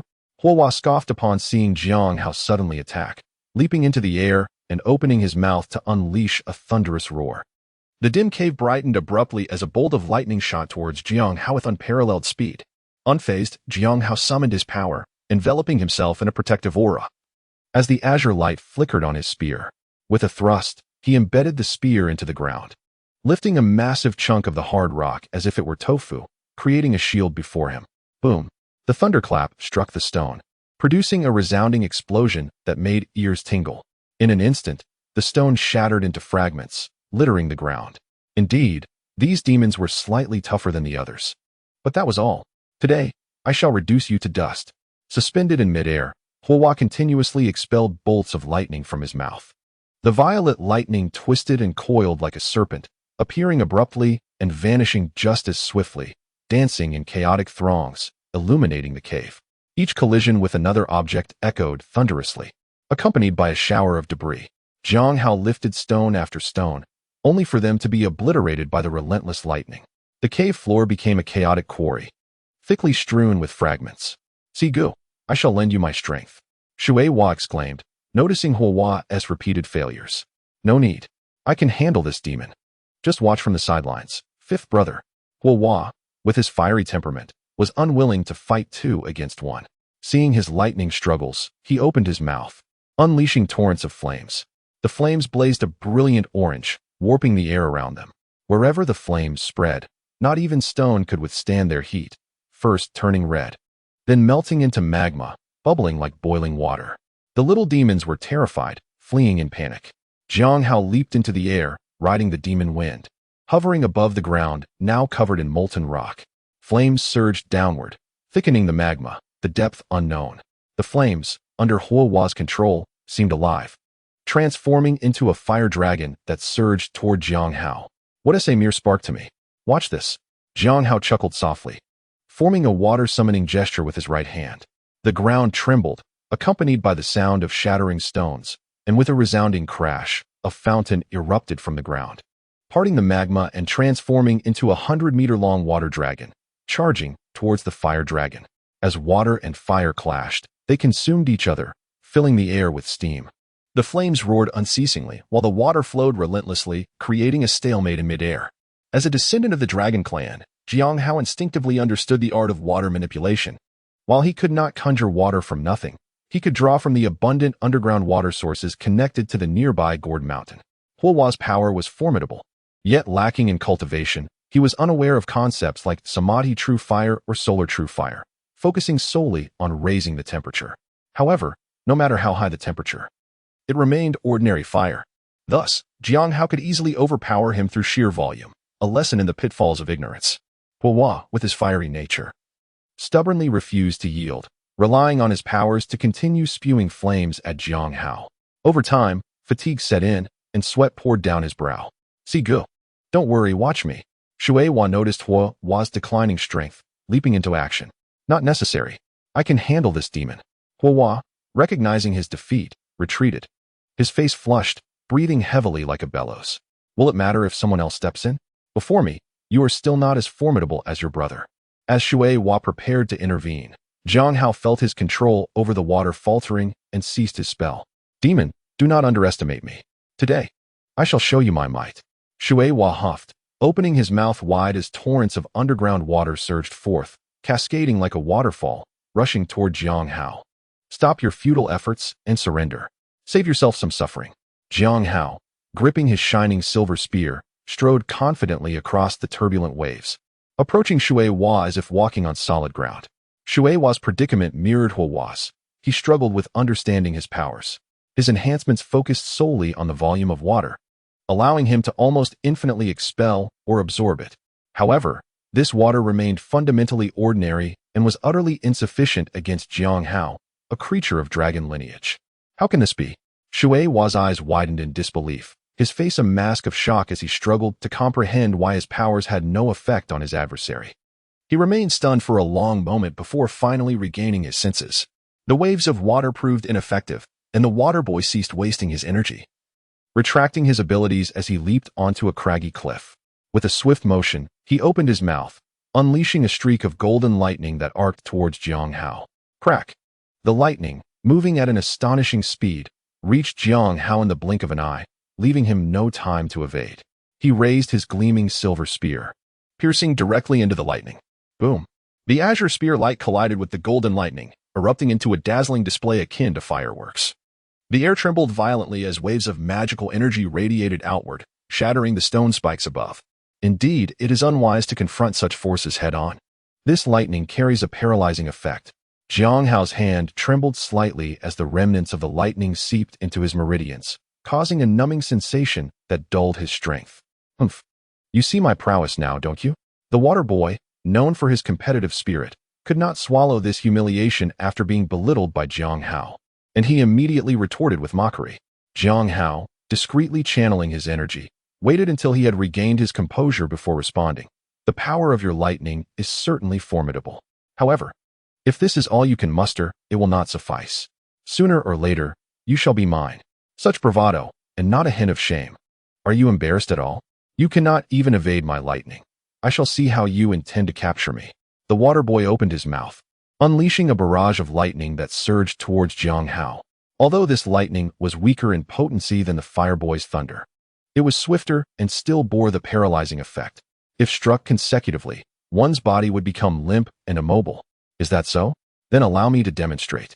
Xīyóu's figure danced about, moving slightly slower than the lightning, yet he deftly sidestepped it at the critical moments, drawing ever closer to the water boy. His speed may not have matched the lightning, but its straightforward trajectory allowed him to predict the water boy's casting position, thus preparing to evade in advance. Much like how some individuals in later times can dodge bullets, not due to superior speed, but through foresight of the bullet's path before the trigger is pulled. Seeing his lightning fail to connect, the water boy grew anxious, hastening his attacks, but to no avail. Fifth brother, I shall lend you my strength. The fire boy, equally anxious and still not fully recovered, joined the water boy's side, unleashing a continuous barrage of thunderbolts towards Xīyóu. The purple lightning and golden flashes intertwined, creating a stunning yet lethal tableau. Yet, Xīyóu moved like a shadow, ethereal amidst the storm of lightning, approaching with an air of ease. He was exploiting the inexperience of the fire and water boys. Their frantic casting lacked any semblance of coordination, allowing him to glide effortlessly through the openings in their attacks. Before long, Xīyóu stood beside the two brothers, his silver spear gleaming ominously. With a commanding voice, he declared, "Enough? Stand down." Startled, the water boy and fire boy retreated hastily. However, this retreat rendered them entirely reactive, falling into Xīyóu's rhythm. The spear radiated like blossoming petals, its shimmering form creating illusions as it struck from the most unexpected angles. In just a few exchanges, the two brothers bore colorful marks upon their bodies. And after a couple more strikes, Xīyóu sent them crashing to the ground. By my will, manifest swiftly. A breath of demonic energy expelled, encasing the two brothers in enormous blocks of ice, their faces etched with terror. Chapter 12. The mountain god watching as a throng of minor demons laboriously transported the massive ice blocks back to the dungeon. Xīyóu summoned a gust of demonic wind and soared towards Gourd Mountain. The first, third, fourth, and fifth brothers had been captured, while the sixth and seventh were yet to be born, leaving only the second brother, whose combat prowess was lacking. He deemed it trivial to leave him to the snake spirit, and now he needed to contemplate how to concoct the 7 stars pill, which necessitated a visit to the mountain goddess cave. Originally, Gourd Mountain resembled a gourd, with 2 rounded peaks, one large and one small. However, due to the escape of the snake spirit and scorpion spirit, Gourd Mountain had cracked in 2, splitting apart from the gourd's mouth. Xīyóu rode the demonic wind, ascending the mountain in search of the cave, which should be situated midway up the mountain, its entrance resembling a human face, an easy find. Yet, after numerous searches, he saw not a trace of it. I am Xīyóu, here to pay my respects to the mountain god. I hope for an audience. He paused midair, his voice echoing through the mountains, startling flocks of birds into flight, yet soon silence enveloped the scene once more. What? Is the mountain god unwilling to meet me? Xīyóu retrieved the jade rui from his pocket, brandishing it as a threat. If so, I shall have no choice but to seek it out myself. Still, silence reigned. By my will, manifest swiftly. Seeing the mountain god remain unresponsive, Xīyóu, undeterred, recited his incantation, unleashing a breath of demonic energy as the jade rui transformed into a colossal axe soaring into the sky. Boom! The giant axe descended with tremendous force, striking the mountain. Gourd Mountain trembled violently, soil and rock scattering. Once the commotion subsided, a significant portion of the once towering peak had been cleaved away, leaving a protruding mound. Xīyóu paused, observing that the mountain god still did not respond. With a determined thought, he swung the axe down once more. 1 blow, 2 blows, 3 blows. The axe fell relentlessly, sending massive boulders tumbling down. After dozens of strikes, half of Gourd Mountain lay reduced to a heap of mud and rubble. It seems it is on that side. I shall see what use this mountain god is without a mountain. Xīyóu scoffed, directing his gaze to the other side as his magical energy flared, swinging the giant axe downward again. Stop! As the axe neared the mountain god could no longer contain himself. His spirit, bound to Gourd Mountain, faced obliteration should the mountain be utterly destroyed. An enraged roar, accompanied by a flash of golden light, erupted as he emerged, colliding with the axe and causing its descent to falter. Who exactly are you? What business do you have with me, the mountain god? A stone visage materialized atop the peak, appearing as if the mountain itself had wrinkled, shimmering with golden light, imbued with the marks of time and wear. Why feign ignorance? The mountain ranges nearby are all branches of Gourd Mountain. How could you be unaware of the happenings? Hand over the method to concoct the 7 stars pill, and we may coexist peacefully. Xīyóu had long deduced that a single ley line underlay the nearby mountains, with all summits tethered to it. Though distance from Gourd Mountain diminished the mountain god's control, some faint awareness remained. Clearly, the mountain god was pretending to be oblivious. Indeed, upon hearing Xīyóu's direct words, he shed his pretense, his eyes glinting with menace, another demon seeking the 7 stars pill. What a deluded dream. Prepare to die. Before his words had fully left his mouth, a massive boulder, towering 100 meters, broke free from the nearby mountainside, seemingly lifted by an invisible force, hurtling towards Xīyóu. Dreaming of grandeur? That depends on one's might. Strength predicts foresight. Weakness equates to mere fantasies. Xīyóu tucked the jade rui into his garments. Its primary function was utilitarian, and using it in battle would be wasteful. He extended his right hand, summoning the gleaming silver spear, which surged forth, imbued with azure light, as it charged towards the boulder. The clash of the gun's muzzle against the massive stone felt to Xīyóu as if he had struck a block of iron. Chippings flew, and a tremendous force surged towards him, leaving him suspended in midair with nowhere to brace himself, resulting in a forceful backward flight. The gun barrel quivered slightly, as if it were about to bend under the pressure. Without a moment's hesitation, Xīyóu thrust his bright silver gun forward with great force, using the recoil to evade to the side. Bang! The giant stone crashed onto a distant peak, fracturing the entire mountain range, the sheer power reducing the surrounding forest to splinters. The ground formed an eerie large circle, and a thunderous roar echoed continuously, resembling the sound of a series of thunderclaps. Dust erupted in all directions, creating a scene akin to a sandstorm, shrouding the heavens and the earth in darkness. Even though he had narrowly escaped that frontal assault, Xīyóu's veins still suffered some shock, a trickle of blood escaping from the corner of his mouth, his complexion paling slightly. You young one, do you think that the serpent and scorpion spirits do not wish to trouble me? They dare not. Do not assume that slaying a foolish scorpion has elevated your status. You are still far from that. If you desire the 7-star pill, you might as well abandon that hope. The voice of the mountain god was coarse and grand, reverberating from all directions with an echo that seemed unending. Is it merely a forceful extraction of a bit of the earth's veins? How shamelessly you flaunt your invincibility. Do you not feel a sense of disgrace? Speaking of which, you and your master are truly foolish, ambushed by 2 mere serpent spirits and a scorpion spirit. One is left in despair while the other has lost its corporeal form. How pitiful. It would be one thing to abandon the hope of immortality, but to settle for being a mountain god is merely a joke. In reality, you are nothing more than a wandering soul. Xīyóu feigned indifference, yet internally, he was deeply alarmed by the mountain god's reckless audacity. It is well known that meddling with the power of the earth's veins can cause significant harm to the surrounding environment, not only leading to the depletion of vital energy, but also resulting in natural disasters. In the world of Journey to the West, the Heavenly Court would have dispatched a formidable army long ago to suppress such transgressions. Yet in this realm, there seemed to be no authority to enforce order. This indicated that it was likely devoid of a heavenly court, and that the so-called mountain god was merely a self-proclaimed title.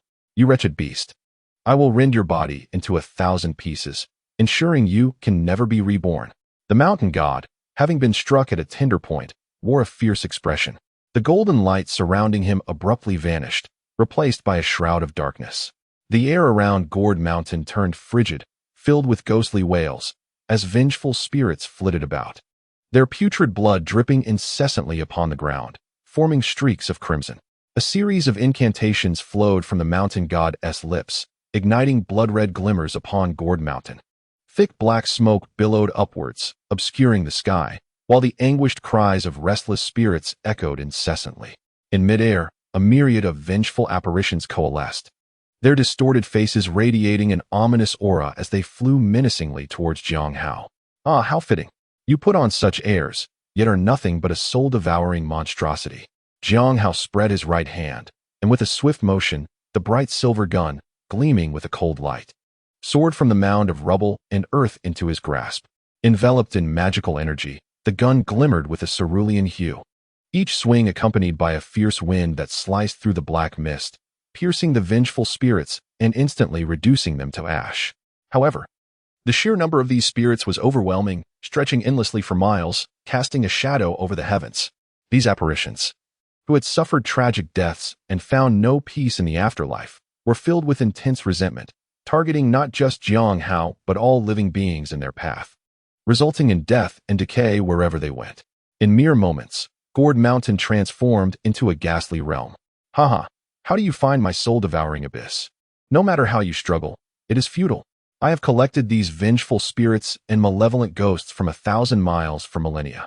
Once you perish, your soul will be torn asunder and devoured by them, and then my powers will ascend to new heights. After unleashing his powers, the mountain god appeared transformed, his tone brazen and unrestrained, resonating with an eerie chill. At that moment, I shall wield the power to invert yin and yang, transmuting this dark energy into life force. Reborn anew, and finally escape the confines of Gourd Mountain. I will devour those two serpent spirits whole, forever imprisoning their souls beneath the mountain, subjected to the relentless flames of anguish, never to be reborn. The mountain god's voice reverberated through the heavens, causing countless vengeful spirits to respond to his fervor with wild howls, a frigid wind swirling ominously, plunging the surroundings into darkness. Xīyóu soon realized the gravity of the situation. The number of vengeful spirits was not diminishing, but rather multiplying, surrounding him in a dense swarm. He could no longer afford to wait. He resolved to confront the entity head-on. Xīyóu understood that if he continued to be entangled in this predicament, he would only meet an untimely demise. With a thunderous shout, he channeled all his magical energy into the bright silver gun, its body rippling with spiral waves, resembling a spiraling azure dragon, fierce and unyielding, as countless azure lights shimmered around him, akin to a true dragon emerging from the sea, unstoppable. Boom. At that moment, the multitude of vengeful spirits disintegrated as if made of paper, turning to ash as he pierced through the iron curtain formed by them with a single thrust of his gun. Silence enveloped the world. The azure light surged forth, colliding with the mountain god's true form, emitting a blinding radiance. The towering Gourd Mountain emitted a series of cracking sounds as the indomitable rock was pierced by the bright silver gun, creating a gaping hole several feet deep, from which blood gushed forth, reminiscent of a wounded being, the blood-soaked earth writhing as if it were flesh. Ah! Kill him! Kill him! The mountain god screamed in agony, his wail piercingly tragic, triggering a frenzy among the vengeful spirits, who shrieked madly as they lunged towards Xīyóu. Yet, with the momentum broken, Xīyóu seized the opportunity to escape, his figure darting away on a gust of demonic wind. I am famished. Today's battle ends here, and we shall meet again another day. The mountain god bellowed in frustration, but being constrained by Gourd Mountain, he could do nothing but watch as Xīyóu vanished into the distance. Chapter 13. The Gourd Vine. Having freed himself from the mountain god, Xīyóu soared on the demonic wind towards his cave dwelling. The mountain god's strength had far surpassed his expectations, given the current situation. He likely had reached the realm of merging with the Tao, mere steps away from transcending and attaining immortality. In the world of Journey to the West, such power would not be remarkable, perhaps only qualifying one as a minor demon king residing in a desolate mountain. However, in the realm of Gourd Baby, it was quite significant. One must consider that the concentration of spiritual energy in these two worlds differed by dozens of times, making the path to immortality in this realm far more arduous. This was evident from the serpent and scorpion spirits, who, despite being ancient demons with a lineage, had only attained the level of refining their essence and returning to the void. In the world of Journey to the West, a pig that lived for 10,000 years would have long since become an immortal. Of course, their entrapment in formations, subjected to relentless flames, played a part. But it also illustrated the challenges of cultivation in a world with scarce spiritual energy. The fact that the mountain god could cultivate to the realm of merging with the Tao despite having his physical form destroyed speaks volumes about his innate talent and lineage. This foe is formidable, was Xīyóu's immediate assessment of the mountain god. Yet, it was indeed perplexing, with such formidable strength. How had the pangolin managed to tunnel through Gourd Mountain? Was it merely an accident? Xīyóu scratched his head in confusion, pondering how, with all his strength, he had only managed to create a mere foot-deep hole in Gourd Mountain, while a minor demon like the pangolin had managed to penetrate it and release the serpent and scorpion spirits. Moreover, The mountain deity's demeanor towards the snake spirit and the scorpion spirit remains rather enigmatic, even if the mountain deity harbors intense animosity towards them. After enduring countless years of torment through relentless flames, there should be a semblance of resolution. There exists no pressing need to hastily dispatch the gourd seeds. Even if the intention is to enact vengeance through the hands of the gourd children, such haste appears unwarranted. Concerning the apprehension of retaliation from the snake spirit and scorpion spirit, that seems even more implausible. Given the dense spiritual energy of the gourd children's realm, they would likely require at least another millennium of cultivation to pose a threat to the mountain deity. During this interim, the mountain deity could devise alternative strategies to send the gourd seeds away, inadvertently offering the snake spirit and scorpion spirit a swifter opportunity for revenge. If this is not a mere coincidence, what exactly is the mountain deity scheming? Is he absolutely certain that the snake spirit and scorpion spirit could not successfully concoct the 7-star pill? Yet, to release and then eliminate, does this not seem somewhat superfluous? As Xīyóu pondered, he found himself unknowingly hovering above the cave, where he could discern the snake spirit and centipede spirit awaiting him at the entrance, accompanied by a throng of subordinates. Your subjects pay homage to the great king and warmly welcome your return. Upon Xīyóu's arrival, the creatures prostrated themselves, proclaiming loudly, though the sincerity of a few voices remained uncertain. Snake spirit, how fare the tasks I entrusted to you? Xīyóu inquired as he descended from the cloud, reporting to the great king. The orange gourd child has been captured and is securely imprisoned in the subterranean stone cell. The other two have yet to be born, suspended from the gourd vine. But I have uprooted them and brought them back, the snake spirit replied, a flicker of disappointment crossing her eyes, as she internally cursed, damn it, that old fool. The mountain deity is utterly useless. Not only can he not vanquish this creature, but he also cannot even delay for a day or two. Truly, a wretched being, causing me so much trouble. Aside from the gourd child, has that old man and the pangolin been apprehended? Xīyóu was eager to learn how the pangolin had managed to tunnel through Gourd Mountain. The old man has been captured and is confined in the stone cell. However, the pangolin escaped too swiftly. I was momentarily distracted and allowed it to flee. The snake spirit expressed her surprise, unable to fathom why Xīyóu was so concerned about the pangolin. Xīyóu felt a pang of disappointment. It seemed he would have to wait until the next opportunity to uncover the truth behind this matter. Great king, I have already planted the gourd vine in the bewitching heart pool, with continuous nurturing using the toxic essence day and night. Once they mature, they shall forget their identities and heed your commands. Even if it means pitting them against the other gourd children, it will pose no issue. The snake spirit smiled seductively, eager to take credit. Xīyóu paused for a moment, then quickly comprehended that the snake spirit was clearly attempting to ensnare the hearts of the 6th and 7th gourd children, intending for them to turn against him. Surprised by his swift return, she now sought to curry favor, demonstrating her quick wit. Oh, they shall obey my commands, not yours? Xīyóu remarked with a playful smile, feigning nonchalance. Great king, you misjudge me. My loyalty to you is as evident as the sun and moon. How could I harbor ulterior motives against the gourd children? The snake spirit, flustered, hastily retrieved a small flask from her bosom, saying, Great king, this is the toxic essence I concocted from mandrake flowers, intended as an offering for you. By using this essence in conjunction with your own demonic aura, the gourd children will unerringly heed your commands. Xīyóu accepted the small flask without hesitation, opening it to reveal a dark, viscous liquid that emanated an indescribable fragrance. A sweep of his consciousness confirmed that it was indeed a potion capable of ensnaring hearts, and the snake spirit had spoken truthfully. It appears I was overly cautious. Lead me to the gourd vine, Xīyóu instructed. Certainly, great king, this way. The snake spirit wiped a bead of cold sweat from her brow and led the way into the depths. Xīyóu followed closely, his thoughts drifting to the events depicted in the original narrative. In the original animation, the theme of bewitchment was present, where the snake and scorpion spirits captured the 6th and 7th gourd children, forcing them into a toxic pool that compelled the 6th to mature prematurely, while the 7th, subjected to relentless doses of toxic essence, ultimately recognized the snake spirit as his mother. After the snake spirit's precious artifact was stolen, the 7th, relying solely on his strength, subdued the remaining gourd children. Had the snake spirit not been so intent on concocting the 7-star pill and deceived him into relinquishing his gourd The outcome for the gourd children might have been dramatically altered. Guided by the snake spirit into the cave, the two demons traversed the winding stone path, eventually coming to a halt within a stone hall. Before them, a white stone wall, resembling a shell, was uneven and densely populated with tiny poisonous spikes.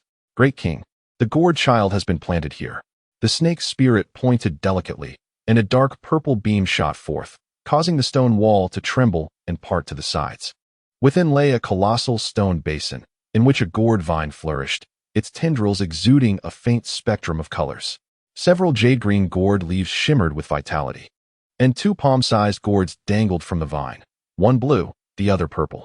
The blue gourd appeared lively, adorned with ancient patterns that emitted a soft blue glow, reminiscent of stars flickering in the night. The purple gourd, though smaller, exuded an aura of grandeur, its surface similarly etched with archaic designs, surrounded by a mist of purple energy that resembled clouds. What a rich concentration of spiritual energy. Truly, this is the spiritual root capable of nurturing gourd children. Its ability to gather spiritual energy is nothing short of terrifying. As the stone wall opened, Xīyóu felt the spiritual energy surge forth like a tidal wave, so dense it nearly solidified. Only with such abundant spiritual energy could the growth of the gourd children be sustained. Release us, you vile demon. My brother will not spare you. The smallest blue gourd shouted, a human visage emerging on its surface, as if animated. The blue gourd swayed on the vine, attempting to free itself but failing repeatedly, spitting at Xīyóu and the snake spirit, exclaiming, "Pa! Wicked demon, don't think you can confine us like this. Release us, or we shall smash your lair." Due to its sudden involvement, the demons acted with far greater urgency than depicted in the animation, thus this blue gourd, still far from maturity, did not simply leap down as in the original tale. "Pa! Pa! Pa! We shall smash your lair. We shall smash your lair." The purple gourd mimicked its brother, spewing saliva. "Well done, seventh brother. Spit in their faces first, and when we grow, we shall crush their abode." Xīyóu, however, was not inclined to engage with two children, sweeping his arm to conjure a flash of azure light, sealing the stone wall with a thunderous crash. "Great King, why not douse them with some toxic essence?" The snake spirit inquired, perplexed, unable to restrain herself. "If we wait until they mature further, the effects will surely diminish." Xīyóu was aware of this, for though he had previously eschewed the use of poison, as a descendant of the chain serpent, he possessed considerable expertise in toxicology. Typically, such slow-acting poisons yield better results when administered early. The longer the delay, the less potent the effect. However, he was not inclined to utilize the poison, as he could not ascertain whether the essence would interfere with the preparation of the seven-star pill.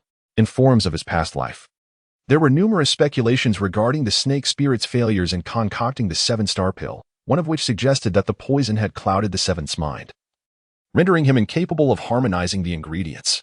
Xīyóu was resolute in acquiring the seven-star pill and thus unwilling to take such risks. As for the sixth and seventh gourd children, they were merely naive youngsters with little experience.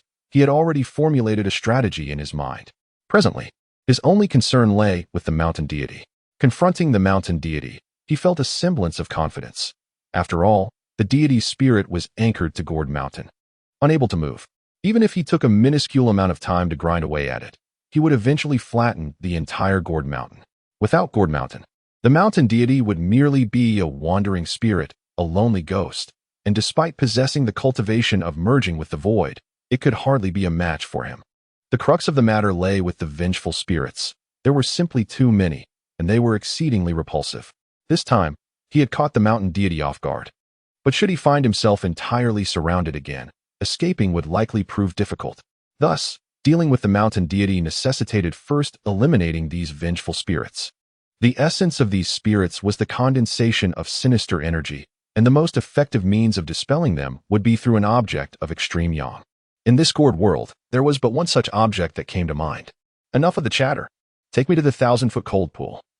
Let us retrieve the alchemical furnace first. Xīyóu waved his hand dismissively, uninterested in explaining to the serpent spirit. Chapter 14. The alchemical furnace. The Gourd Mountain range stretched for 1,000 miles, with towering peaks rising in succession, mountains connecting to form a continuous landscape. The peak housing the cold pool was not particularly high, barely reaching half the height of Gourd Mountain, yet the scenery was peculiar. Atop the peak, verdant pines and cypress flourished, while halfway down the mountain, a blanket of ice and snow covered the land, marking the location of the 1,000-foot cold pool. Your Majesty, behold, the 1,000-foot cold pool, where the alchemical furnace is concealed, the serpent spirit declared as she and Xīyóu exited the cave, riding a gust of demon wind. They arrived at the cold pool in mere moments, looking down from above. The pool was approximately half an acre in size, its depths an impenetrable dark green, emanating an oppressive chill that could be felt even from the air. The surroundings were blanketed in ice and snow, contrasting beautifully with the lush greenery of the mountains. Your Majesty, this cold pool is the gathering place of sinister energy from 1,000 miles around. The water is 100 times colder than ice, and the chill spreads at a terrifying rate. A mere touch could freeze a common person's internal organs, and even a cultivator could fall victim to the cold poison with the slightest carelessness. The serpent spirit picked up a stone and tossed it into the cold pool. As the stone hovered above the water, a thin layer of ice formed upon it, growing thicker as it neared the icy surface. With a splash, it plunged into the depths, and the sudden drop in temperature caused it to crack audibly. What an oppressive chill. It can even freeze stone. Just how low is the temperature? Xīyóu furrowed his brow and extended his hand into the cold pool. A wave of cold rushed up his arm, quickly forming a delicate frost upon his skin. Fortunately, with his magical protection, the frost merely coated the surface, preventing any serious frostbite. Your Majesty, this pool is exceedingly harmful. We should find a minor demon within the cave to retrieve the cold iron chains and bind them to the alchemical furnace. We can simply pull it up afterwards, suggested the serpent spirit. Her proposal was indeed ruthless. While a lesser demon could descend, whether they would be able to ascend was another matter entirely. Most likely, they would perish in the cold pool, and if luck were to fail, many would meet their demise before they could be found. No need for such trouble. This mere cold pool cannot harm me. I shall descend to take a bath. Xīyóu shook his head, rejecting the serpent spirit's suggestion. He had caused the demise of many demons, but that was under the premise of being adversaries. Now, those demons had all pledged their allegiance to him. He could not bear to send anyone to their deaths, regardless of the circumstances, for every life held value. Moreover, it was of paramount importance that he was a Xīyóu dragon spirit. The cold pool posed little danger to him. With a modicum of caution, he could navigate without incident. The icy water was piercing, yet even with magical protection, he felt the chill coursing through him, akin to winter swimming in a past life, a death sentence for the frail, but a means of fortitude for the robust. Xīyóu, with his formidable physique, found the cold barely troublesome as he sank deeper, the chill intensifying. Though the cold pool was termed the 1,000-foot cold pool, its true depth exceeded 1,000 feet. The surroundings were engulfed in darkness, with no trace of sunlight penetrating the depths, compressing his spiritual awareness to a mere radius of 10 meters. Xīyóu gradually attuned himself to his surroundings. In this dark, silent environment, his heart found tranquility. It felt as though he existed alone in the universe, each breath the rhythm of his heart, and the pulse of his blood resonating within him. In this moment, he experienced the essence of life with unprecedented clarity, drawing near to his true self. Under the influence of this cosmic resonance, his body instinctively reverted to its original form, the barrier between his soul and body dissipating, culminating in a harmonious unity. At that instant, he truly achieved rebirth, inheriting this corporeal vessel. The Xīyóu dragon spirit was Xīyóu, and Xīyóu was the Xīyóu dragon spirit. The two became indistinguishable. Even before a golden immortal, his identity as a traveler would remain concealed. From the depths of the frigid, dark waters, a sudden dragon's roar echoed, shaking the very heavens. The lantern-sized eyes of the dragon glowed red, piercing through the depths to the sky above, reaching the celestial realms. The serpent spirit fell to her knees, a profound sense of submission rising from deep within her bloodline. She gasped in astonishment, a Xīyóu dragon. How can there still be Xīyóu dragons in this world? Is it possible that the Demon King is not of the catfish lineage, but rather a Xīyóu dragon that has attained sentience? The more she pondered, the more plausible it seemed. Both the fish scales and the iron whiskers were characteristics of a Xīyóu dragon. How foolish she had been to assume him a mere catfish spirit. Now, confronted by the true dragon, she regretted her previous misconceptions. She resolved, I must find a way to alter the Demon King's perception of me. If I could obtain even a trace of dragon essence from him, attaining immortality would no longer be a distant dream. The serpent spirit's eyes glinted as she began to devise her plan. Meanwhile, the mountain deity also beheld the two beams of red light and the resounding dragon's roar. A Xīyóu dragon spirit? This could spell disaster. The mountain deity shared in the astonishment. Had Xīyóu merely been an ordinary demon, the serpent spirit would have surely sought to undermine him, allowing the mountain deity to profit from their infighting. But if he were indeed a Xīyóu dragon spirit, the dynamics would shift drastically, with the serpent spirit likely to genuinely submit to him. For serpent demons, transforming into a dragon represented the pinnacle of their aspirations. For that, they would not hesitate to eliminate a scorpion spirit or even sacrifice a sister, treating it as though nothing had transpired. Golden-winged eagle, come swiftly. I have urgent matters for you. The mountain deity summoned the divine eagle from the mountains and whispered a few instructions. As the serpent spirit and the mountain deity plotted, Xīyóu, transformed into his dragon form within the water, moved with unprecedented speed. His lantern-sized eyes scanned the depths, quickly catching a glimmer of light. Truly, being in the water as a dragon was far more comfortable. Xīyóu swam towards the source of illumination, having previously adhered to the habits of his past life. He now embraced his dragon form without hesitation, the two identities melding seamlessly, especially in the water, where he thrived. At the bottom of the cold pool stood a stone platform towering several dozen meters high, upon which the alchemical furnace rested. The furnace, not particularly large at just over 3 meters tall, bore ancient hexagram engravings, exuding a vibrant aura amidst the darkness of the water. As he approached the furnace, the water temperature began to rise, becoming akin to a warm spring at a depth of around 100 meters. Xīyóu extended a claw, grasping the furnace's ear and swimming upward. The furnace weighed 1,000 pounds, its surface warm yet not hot, imparting a robust and comforting sensation. Upon arrival, the intention was to locate the alchemical furnace, which consumed considerable time. As he departed, the pace needed to be significantly expedited. In a brief moment, Xīyóu surged forth from the water's surface, carefully placing the alchemical furnace on the ground. With a slight sway, he transformed into human form. The successful retrieval of the furnace by the king was indeed a cause for celebration. With this furnace in hand, the 7 stars pill was as good as in the king's grasp. Observing Xīyóu's true form as a dragon, the serpent spirit's eyes glimmered with fervor as she approached with eager steps, her face adorned with a flirtatious smile, sweetly flattering him. Rest assured, once the 7 stars pill is refined, I shall certainly return your freedom. Xīyóu, noticing the serpent spirit's eagerness, assumed she feared his wrath and promptly made a promise. To him, her fate held little significance. In this world, he was merely a transient, and once he departed, he would not return. Whether the serpent spirit wreaked havoc or ruled a mountain was of no concern to him, as long as she did not provoke him. To be by the king's side brings me immense joy. Why would I wish to leave? I am willing to serve you day and night, undeterred by any peril. The serpent spirit's eyes sparkled with allure as she swayed her waist, her serpent tail teasingly flicking toward Xīyóu.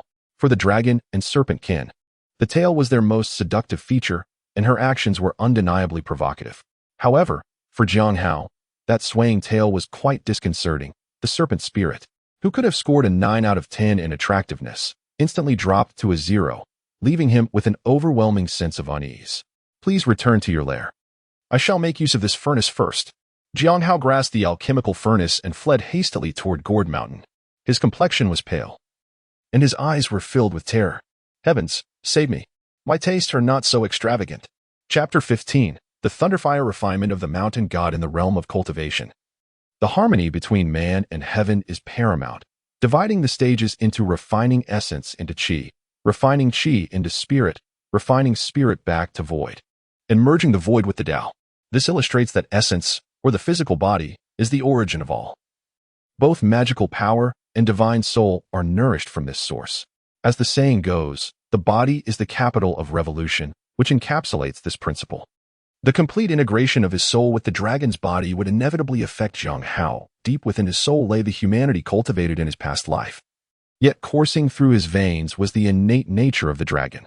The fusion of these two aspects represented the soul's acknowledgement of the body, a recognition of the bloodline's essence. This was also why he found the serpent tail alluring.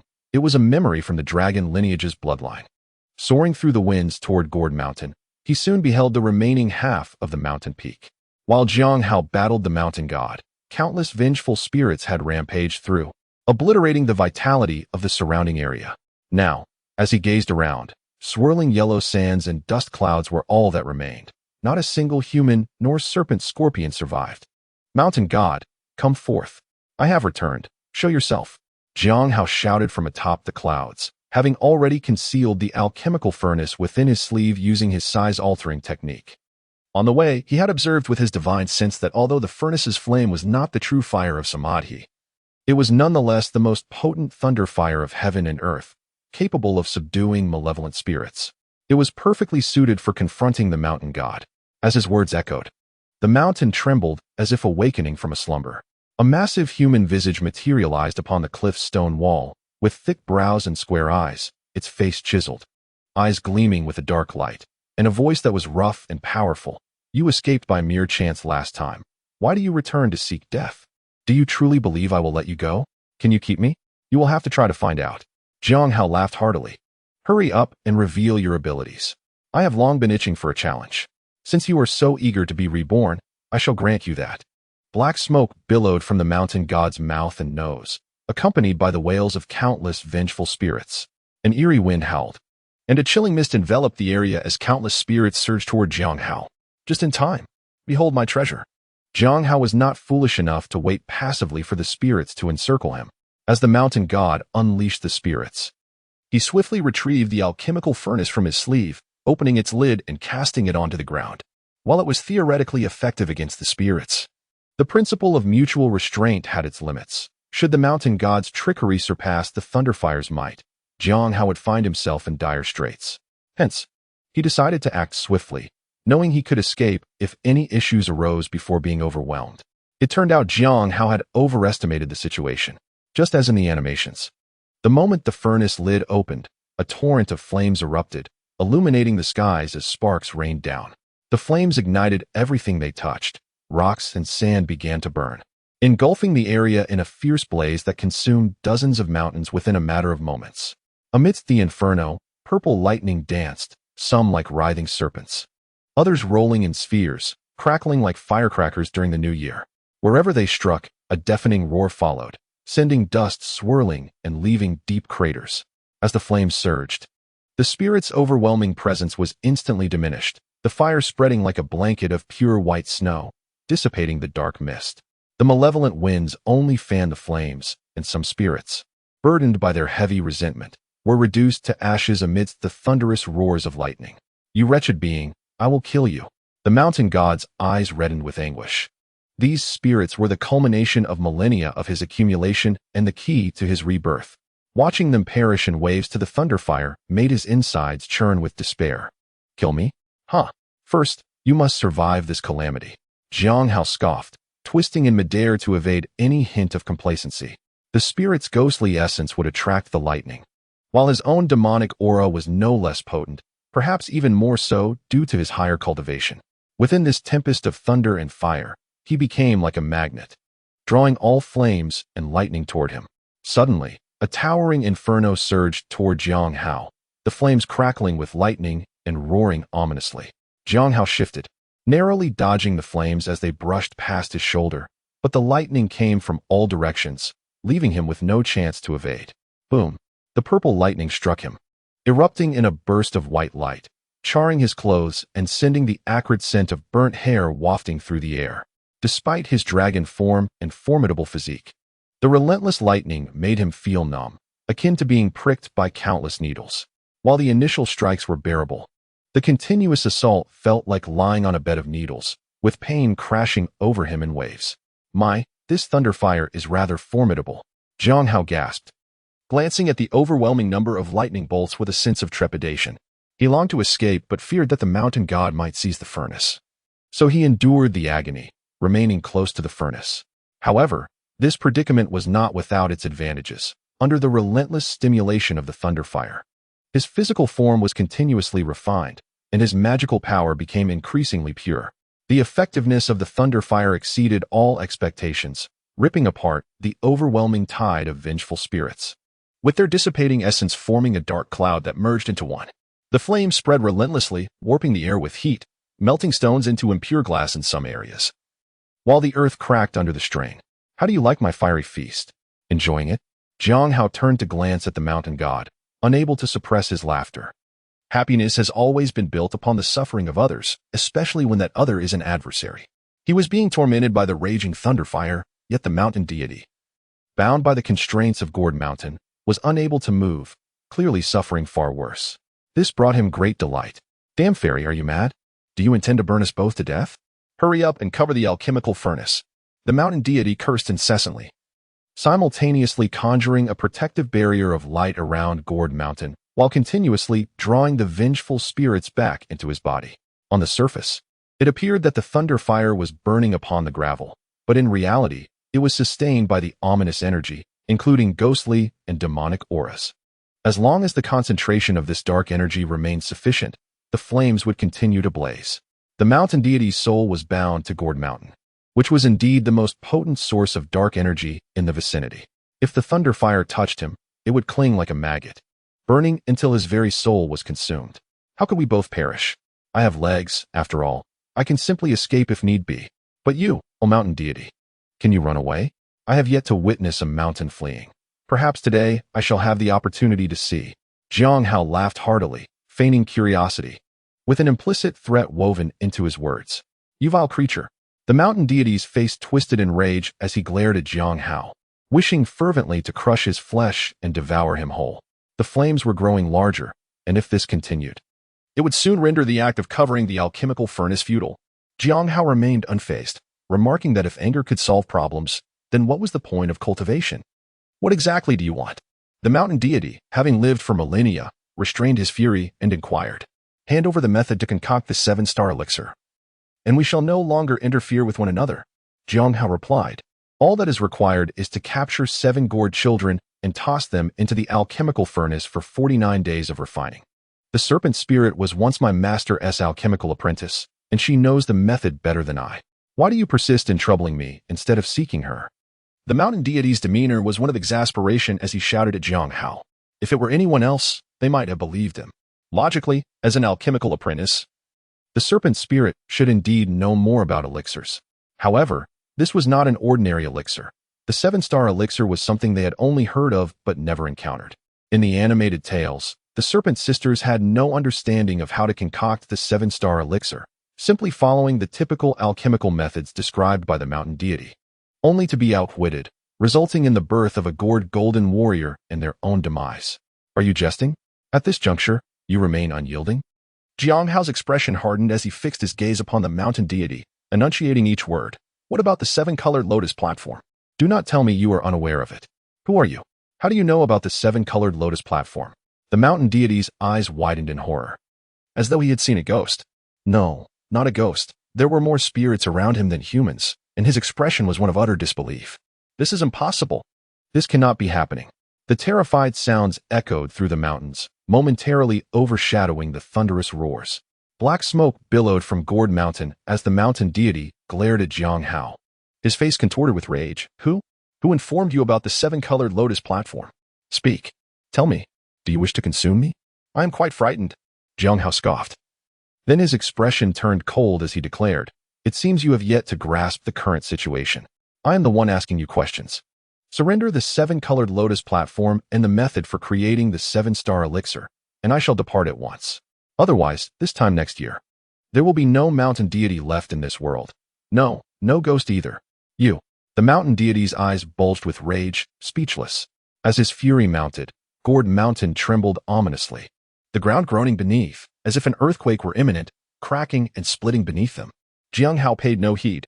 He infused the thunderfire with demonic energy, and with a whoosh, the flames surged to heights of 1,000 feet, turning the sky a crimson hue, engulfing the land in a sea of fire, with thunder rumbling ominously. Shall I add more fuel to the fire? The ethereal voice, amidst the raging flames, carried an undeniable chill and brutality. The firelight illuminated Xīyóu's profile, lending him the aura of an apocalyptic harbinger. Since you are aware of the 7-colored lotus platform, do you not fear that this inferno shall consume it as well? At that point, whether it be the 7-star elixir or not, all your efforts will be in vain. First extinguish this thunderfire, and we can negotiate. The mountain deity could not contain his protests. First, surrender the 7-colored lotus platform and its method of creation. Otherwise, there is nothing to discuss. Xīyóu remained impervious to his threats, continuously feeding demonic energy into the thunderfire. It was a joke. Extinguishing this thunderfire was simple. Yet without the myriad vengeful spirits' dark energy to sustain it, reigniting it would be a challenge. The flames surged once more, and the mountain deity's powers were nearing their limits. He could only watch helplessly as the fire spread across Gourd Mountain. He had considered sealing the alchemical furnace himself to cut off the source of the thunder fire, but Xīyóu's proximity made it perilous. And he feared that their struggle might topple the furnace, allowing Xīyóu to escape while he faced certain doom. Fine, fine. The mountain deity's countenance shifted as he deliberated, finally gritting his teeth and resolving to comply. He opened his mouth, and the seven-colored lotus platform floated forth, soaring into the distance. The seven-colored lotus platform was no larger than a bowl, enveloped in swirling colors, radiating a luminous glow that even the raging flames could not obscure. From afar, a fragrant aroma wafted towards him, invigorating his spirit, alleviating the burning sensation from the flames. It is real. In an instant, Xīyóu leaped into the air, ready to seize the seven-colored lotus platform, when suddenly, disaster struck. From Gourd Mountain, massive boulders soared upwards, forming a black stone arm, fingers splayed wide, each digit several dozen meters long and as thick as 5 men. It was evident that the mountain deity was harnessing the energy of the earth to strike at Xīyóu. Now that you have revealed it, do not think of reclaiming it. Xīyóu was prepared. He transformed into his true form, a dark azure dragon materializing in midair, shrouded in clouds. Its lantern-sized eyes sparkling like flawless diamonds. With a powerful opening of its maw, it devoured the seven-colored lotus platform, and with a flick of its tail, it lashed out at the approaching stone arm. Boom. The collision was akin to a missile exploding, producing a thunderous sound that echoed through the heavens. The 100-foot-long dragon was sent hurtling backward, covering dozens of miles, its tail stinging painfully, its roar resonating through the cosmos. The mountain deity was not unscathed. Cracks began to appear on the stone arm, accompanied by continuous snapping sounds. After a moment, with a resounding crash, it shattered into countless pieces. The backlash from the Earth's energy enveloping Gourd Mountain in a layer of gray, rendering it ancient and worn. Nevertheless, on the other side, he had successfully sealed the alchemical furnace, swallowing the thunder fire, which now had become rootless. As long as he extinguished the surrounding flames, he could escape this calamity. The mountain deity recited incantations, extracting the Earth's energy in a continuous flow. As the ground began to tear apart, enormous fissures forming, plunging the thunder fire into the depths, only for the earth to close up and snuff out the flames. Ha ha ha ha, little dragon, let us see what you will do now. Return the seven-colored lotus platform to me. The mountain deity erupted into a boisterous laugh, his magical power nearly depleted, yet he could still harness the strength of the earth's veins. The shattered stones beneath him quivered, coalescing into a colossal stone arm that lunged toward Xīyóu. Let us see your prowess. Xīyóu, unperturbed, did not retreat. Instead, he let out a resounding dragon's roar and soared toward the mountain god. The stone arm swung through the air with considerable speed, yet compared to Xīyóu, it appeared cumbersome. The dragon, with a flick of its body, evaded the assault, its claws glimmering with a chilling light, leaving 5 puncture marks upon the stone arm as it forcefully tugged downward, creating deep scratches. This is futile for me. Surrender now. The mountain deity bellowed. The gravel upon the stone arm writhed, and the wounds vanished. Simultaneously, from the multitude of surrounding peaks, additional stone arms emerged, densely converging like a spider's web toward Xīyóu. With agile movements, Xīyóu deftly dodged the onslaught of stone arms, appearing as graceful as falling leaves, albeit at a moderate pace. Yet, he skillfully evaded attacks from all directions, front, back, sides, and above. Nevertheless, his situation remained dire. The sheer number of stone arms was overwhelming, and each assault was executed with precision, gradually constricting the space in which he could maneuver, forcing him into a situation where he had to confront the attacks head-on. Clashing with stone was a challenge, and even the formidable body of the dragon struggled to gain the upper hand. Boom, boom, boom. The earth trembled as the two forces collided, each impact reverberating like thunder, sending clouds of debris and dust swirling through the air. Xīyóu was already bloodied. His dragon scales fractured, and the gravel clung to him, rendering him a pitiful sight. Yet, he did not falter, while fending off the relentless stone arms. He occasionally managed to carve several deep holes into the body of the Gourd Mountain. Countless stone arms continued to converge inward, forming a vast net that ensnared Xīyóu. He appeared precariously close to defeat, forced to collide repeatedly with the stone arms, large droplets of dragon blood cascading and shimmering with a faint golden hue. Meanwhile, a group of monsters stood at a distance, discussing the fierce battle between Xīyóu and the mountain deity, which had captured their attention.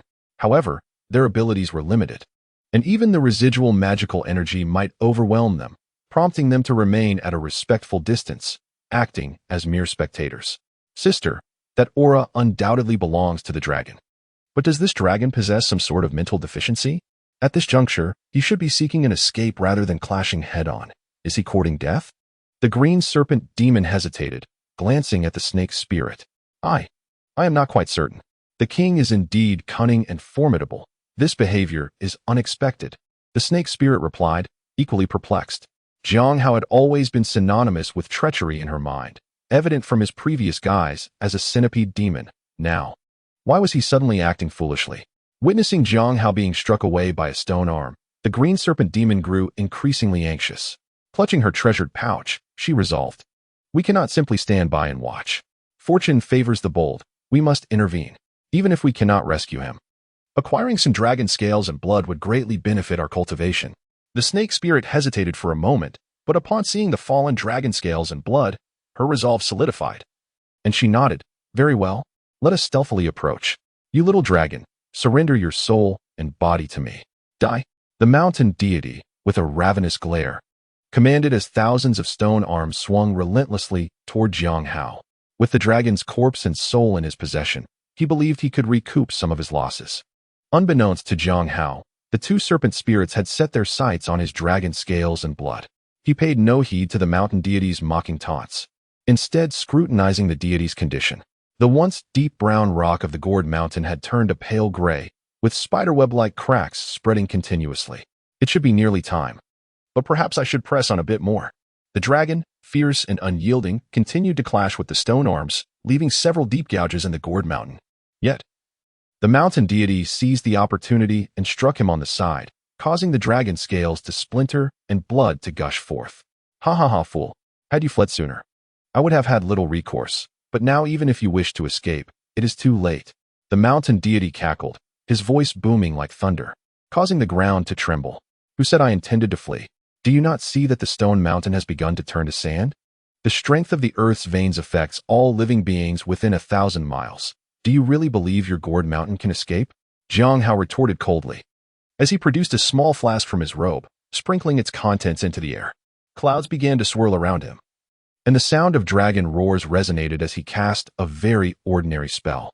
"Summon the winds and bring forth the rain." Chapter 17. The gamble paid off. A chilling wind swept through, stirring the dust into a frenzy as moisture began to condense, dark clouds gathering overhead, casting a shadow over the surroundings. "Want to know why I do not flee? Allow me to enlighten you." Xīyóu's figure became partially obscured in the mist, his voice echoing like thunder as he manipulated the forces of nature to gather moisture from miles around. The mountain deity's expression shifted to one of apprehension. Despite being ensnared in dire straits, Xīyóu remained composed, which unsettled him. His gaze fixated on Xīyóu and the darkening clouds above, wariness etched in his eyes. Drip, drip, drip. The rain began to fall. 1 minute, 2 minutes, the rain continued unabated. Drip, drip, drip. The mountain deity initially blinked in surprise, his apprehensive demeanor gradually fading as he gazed up at the thin veil of clouds, bursting into laughter. "This is nothing. The rain is merely a trickle, akin to a leaky faucet. Ha ha ha. Is this your final card? The extraction of Earth's power indeed affects me greatly. The gourd mountain is riddled with cracks. But with this rain, no, with this meager drizzle, do you believe you can harm me?" Before he could finish his taunt, the mountain deity's expression shifted dramatically, terror flooding his voice. "What is happening? Why has it suddenly grown so dark? I cannot see anything. Did you think I intended to wash you away with rain? Am I not aware that the recent thunderstorm has scorched the moisture for 100 miles around?" Xīyóu exhaled, observing the mountain deity's panic with a smirk. "Here is a piece of advice. Do not continually use your own intellect to gauge others. It is an insult. Do you understand?" The mountain deity did not fully grasp Xīyóu's words. Bewildered by references to intellect and camaraderie, yet he was not foolish, especially when a thick, intoxicating aroma wafted from the rainwater into his very soul. It dawned upon him instantaneously where the issue lay. It is the water. There is something amiss with this water. You have poisoned it. Xīyóu's intention was never to rely on the force of the water, but rather its permeating nature. However, it was far too late. With his magical energy depleted, his soul damaged, and his consciousness confined within, he found himself powerless, forced to watch as the venomous liquid corroded his very essence. Have you comprehended the situation? Yet it is too late. Xīyóu hovered in the air, drawing the sparse moisture from the heavens to fill the gathering clouds, controlling them above the gourd mountain, allowing the rain laced with poisonous essence to drip upon the mountain. The raindrops were small, but the gourd mountain had long been riddled with wounds. Under his command, the water seeped through the fissures, relentlessly infiltrating the mountain's interior. The poison steadily eroding the mountain deity's soul. He felt a surge of elation, for he had won his gamble. Upon discovering that the mountain deity's powers had been utterly drained by the thunderous flames, he sensed that his opportunity had arrived and began to plot against the mountain god. He first coerced the deity into forcibly extracting the power of the earth's veins to engage him in battle, then relentlessly clashed with the mountain god in a war of attrition. He endured continuous injuries. Yet the cost to the mountain deity was undeniably greater. The backlash from the earth's veins wounded its divine spirit, while the depletion of the earth's essence damaged the mountain itself. It could be said that he was engaging in a battle of 1 against 2. Only when the gourd mountain was riddled with wounds did he produce the mandrake poison, a gift from the serpent spirit intended for the gourd babies, and utilizing his ability to summon winds and rain. He infiltrated the poison along with his demonic aura into gourd mountain, eroding the mountain god's very soul. Of course, this endeavor was fraught with considerable risk. If the earth's vein power was abundant enough, it could potentially drain him to death. Moreover, should the mountain god possess sufficient strength, he could eliminate him outright, thereby extinguishing his opportunity. However, in this world, there are no ifs, only outcomes, and the result was that he emerged victorious, completely victorious. The mountain god, now affected by the mandrake poison, was experiencing a continuous erosion of its already damaged spirit. If this persisted, he would inevitably succumb to confusion. Much like the animated 7 babies, becoming obedient to Xīyóu's commands. It seemed that the situation was now under control, once the mountain god was subdued. The 7-star pill would surely be within his grasp. A glimmer of joy illuminated Xīyóu's face. Even if he obtained the colorful Lotus platform, without knowledge of the pill's refining method, he could not guarantee success in alchemy. However, circumstances had changed. With the mountain god under his control through the mandrake poison and the serpent spirit under his command via the Rui, he had the gourd babies, a refining furnace, a method for concocting the pills, and a person to refine them. If he could not produce the 7-star pill under these conditions, he would have nothing to say. Lost in thought, he suddenly sensed 2 demonic auras approaching. Xīyóu looked up to see the serpent spirit and the green serpent spirit. Congratulations, my lord. Today, the old mountain god has also been dealt with by you. The 7-star pill is now yours, they exclaimed, showering him with praises. The mandrake flower had been given to Xīyóu by the serpent spirit, who instantly recognized the mountain god's plight, her eyes widening in shock. She pulled the green serpent spirit to the ground and said, "This is my sister, the green serpent spirit. We have long admired your reputation, my lord, and have come to pledge our allegiance. My lord, I am the green serpent spirit, always enamored by heroic figures. I have often heard of your exploits, and have come to serve you today." The green serpent spirit gazed at Xīyóu's dragon-scaled form with fiery eyes, a flirtatious smile gracing her lips. The green serpent spirit bore a striking resemblance to the serpent spirit, both having oval faces and alluring figures. Yet her serpent tail was emerald green, distinguishing her slightly from her sister. "Ah, the green serpent spirit. I have heard that you possess a remarkable treasure pouch. Allow me to see it," Xīyóu said, transforming into human form, his right hand discreetly grasping the jade Rui in his sleeve. Though he had only superficially refined the Rui, rendering it unable to unleash its full potential against the mountain god, it would suffice against the serpent spirit. He was unaware of the serpent spirit's intentions, and given his current injuries, he had to remain vigilant. Should the green serpent spirit have ulterior motives, he would strike first. To his surprise, the green serpent spirit hesitated momentarily before producing the treasure pouch, holding it in her hands and presenting it to him. "It is my honor for you to wish to see the treasure pouch, my lord." Xīyóu was momentarily taken aback by her straightforwardness. Wasn't the serpent spirit supposed to be cunning and treacherous? Why was she so compliant now? It seemed illogical. Could there be something amiss with the treasure pouch? After a brief moment of hesitation, he accepted the treasure pouch and scanned it with his divine sense. Indeed, it was genuine, yet he felt a pang of disappointment. The pouch contained only 9 layers of restrictions, categorizing it merely as a premium magical artifact, a far cry from the Rui. However, it was understandable. Although the pouch was reputed to be a treasure of treasures, it contained only 36 magical items, corresponding to the 36 stratagems. While its power was not insignificant, it paled in comparison to the versatility of the Rui. If my lord desires this treasure pouch, I am willing to present it to you. The green serpent spirit, noticing Jiang Hao's dazed expression, assumed he coveted the pouch. After contemplating, she stepped forward and added, I only seek a night of passion with you. I am willing to offer the treasure pouch in exchange. What? Jiang Hao's body trembled, nearly dropping the treasure pouch as he stared at the green serpent spirit, utterly bewildered. Did she wish to sleep with him? And after that, offer him payment in the form of a premium magical artifact, the treasure pouch? The thought was rather perplexing. Jiang Hao's face twitched in disbelief. He swiftly shoved the treasure pouch into the green serpent spirit's hands and declared sternly, Since you have pledged your allegiance to my domain, you are now my subordinate. There is no way a lord would seize a subordinate's treasures. Take this magical artifact back. He was tempted to suggest that before attempting to seduce him, she might want to transform her serpent tail into legs first. The sequence of events was quite important. Thank you, my lord. I am willing to venture through fire and water for you. The green serpent spirit, seemingly oblivious to Jiang Hao's reluctance, sparkled with admiration in her gaze. The demon race has always revered strength, and in defeating the mountain god, Jiang Hao was undoubtedly seen as a formidable figure in her eyes. Coupled with his dragon lineage, her attraction was palpable, as if she could hardly contain herself. I too am willing to venture through fire and water for you. The serpent spirit chimed in, not wanting to be left behind in expressing her loyalty. Where exactly do you intend to venture through fire and water? Jiang Hao lamented, feeling a headache coming on. This was not the direction he had anticipated. He was supposed to carve out a realm in the mythical world, not appear as if he were to seduce an entire kingdom. He surmised that this predicament was largely due to his dragon bloodline, which held a magnetic appeal for ordinary serpent demons. Had it been any other creature, the scenario would have likely been entirely different. All right, I understand. You too. Ensure that the surrounding area is secured within a 100-mile radius. Not a single fly must enter until the mountain god is thoroughly bewitched.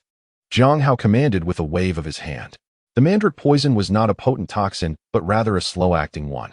To ensure the mountain god's complete subjugation, he would need time to gradually weaken it until its spirit was shattered and its consciousness completely submerged. During this period, Jiang Hao could not afford to withdraw. He must continuously summon winds and rains, blending his demonic aura with the mandrake poison to permeate the mountain god's very soul. Understood, my lord, the serpent spirit replied, turning to leave, only to pause and inquire, my lord, what about the 2 gourd babies in the cave? It seems the blue gourd baby is on the verge of being born. Simple. Come here, and I shall guide you on how to deal with those 2 gourd babies. Jiang Hao whispered a few instructions, causing the 2 serpent spirits to nod eagerly in agreement. My lord is wise and unparalleled in strategy. Chapter 18. Bewitched by poison. Jiang Hao's method for dealing with the gourd babies was not complicated. The 6th baby relied on its invisibility ability, while the 7th baby wielded the treasure gourd and the centrifugal spell derived from it. Both had formidable powers, but aside from their magical artifacts, they lacked anything particularly remarkable. Their combat prowess was akin to that of an ordinary small demon.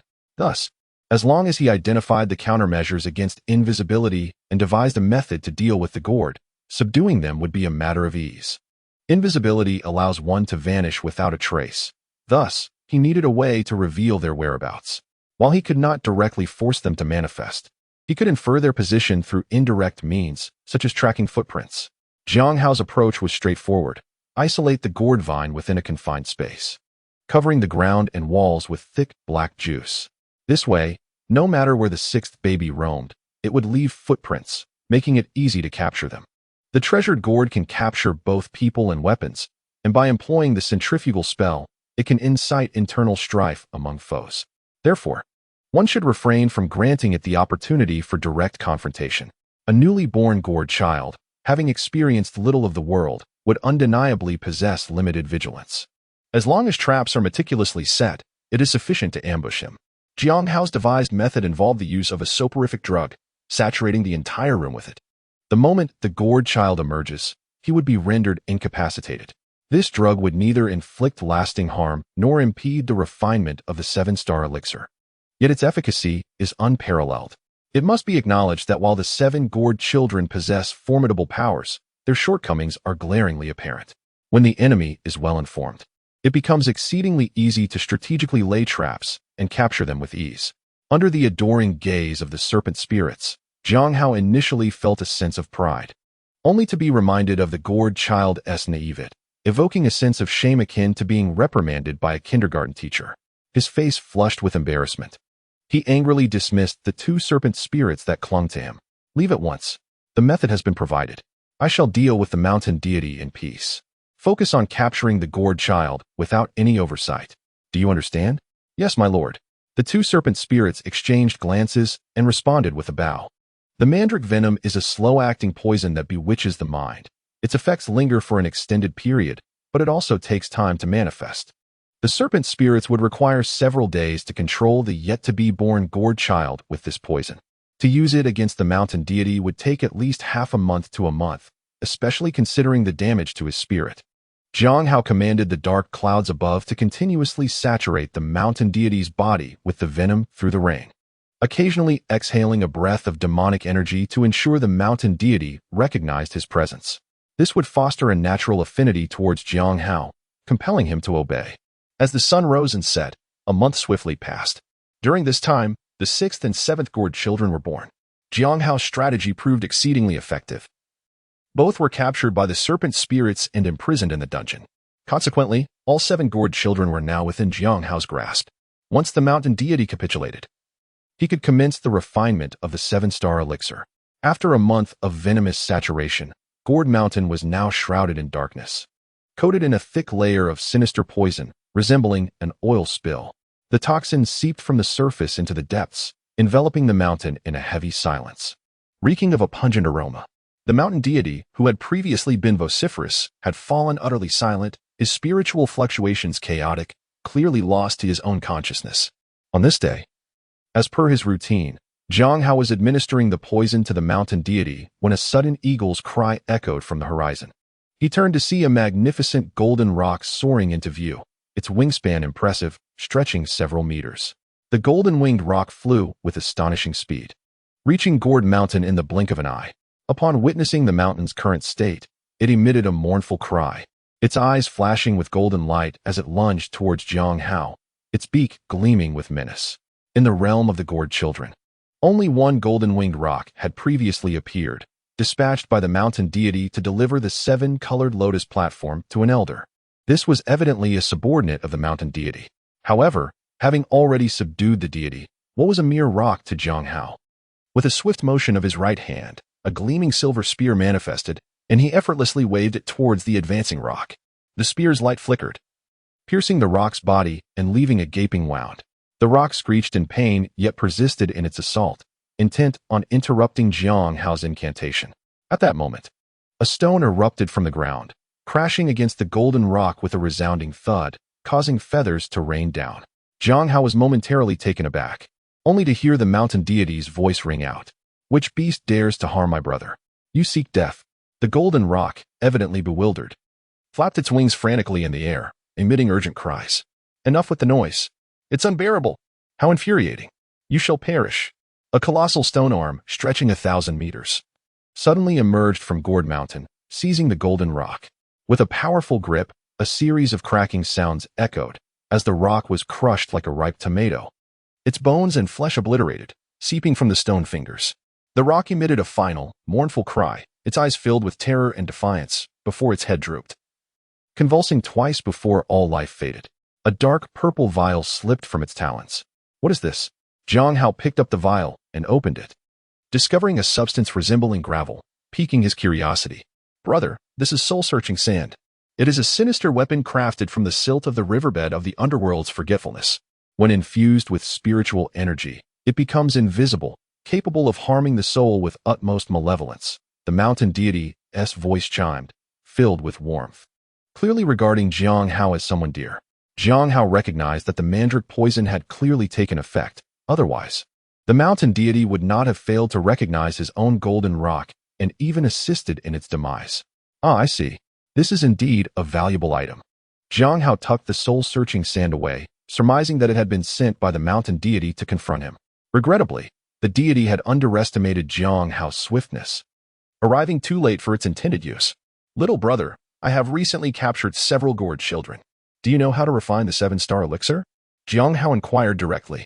Having spent over 8 months in the gourd children's realm, and with the need to refine the elixir looming, he wished to avoid any delays.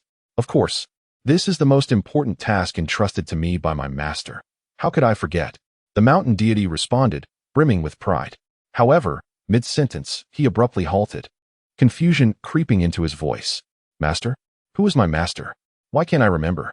Little brother, our esteemed master has passed away many years ago. It is only natural that you cannot recall. Jiang Hao interjected, anxious to prevent any slip that might unravel their plan. Such a statement would be incredulous to an ordinary person. No one could forget their master, even if they had been gone for years. However, the mountain deity, already enchanted and lacking in wisdom, trusted Jiang Hao implicitly and thought little of it. Yes, brother, I will share this with you in secret. Do not tell anyone else. After a moment's hesitation, the mountain deity cautiously conveyed the method of refining the 7-star elixir to Jiang Hao. Ah, I understand now. Jiang Hao exclaimed, enlightened. It turned out that the 7-colored lotus platform was not merely 1 or 2, but rather a total of 7. To refine the 7-star elixir, all 7 gourd children must be placed upon the 7 platforms corresponding to the positions of the Big Dipper. After a cycle of 81 days, the refinement would be complete. Should only 1 platform be used, it would necessitate 7 separate refinements, each causing the gourd children to undergo a rebirth. However, this rebirth came at a cost, as their powers would diminish to some extent. This was a significant reason why the 2nd generation of gourd children was notably weaker than the first. Originally, the mountain deity had intended to observe the conflict between the serpents and the gourd children, confident that with the 7-colored lotus platforms in his possession, he had no reason to fear their falling into others' hands. He planned to let the serpents fight the gourd children, weakening their strength while he played the benefactor, ultimately reaping the rewards for himself. Yet, the emergence of Jiang Hao had completely thwarted his clever calculations.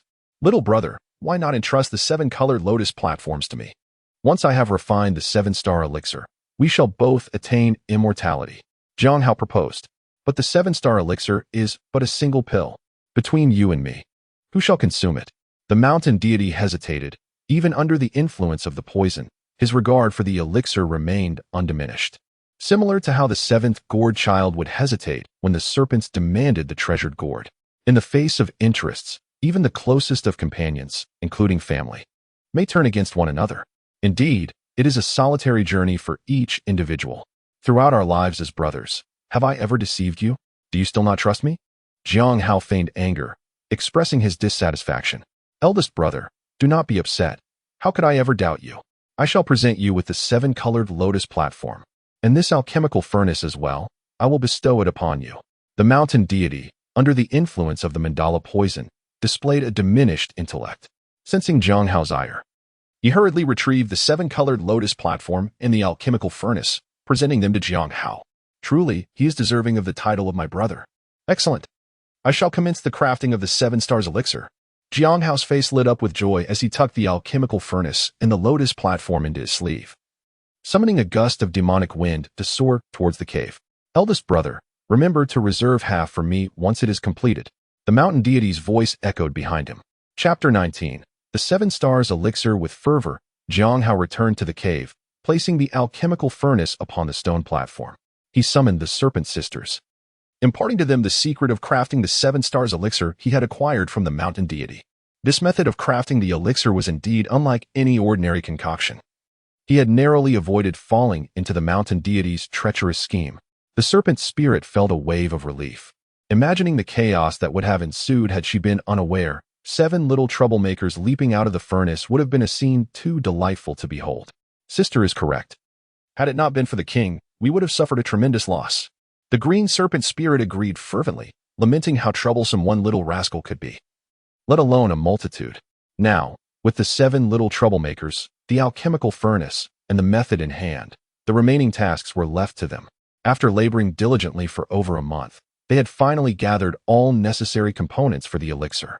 Xīyóu, in high spirits, declared, "Serpent spirits, bring forth the little troublemakers.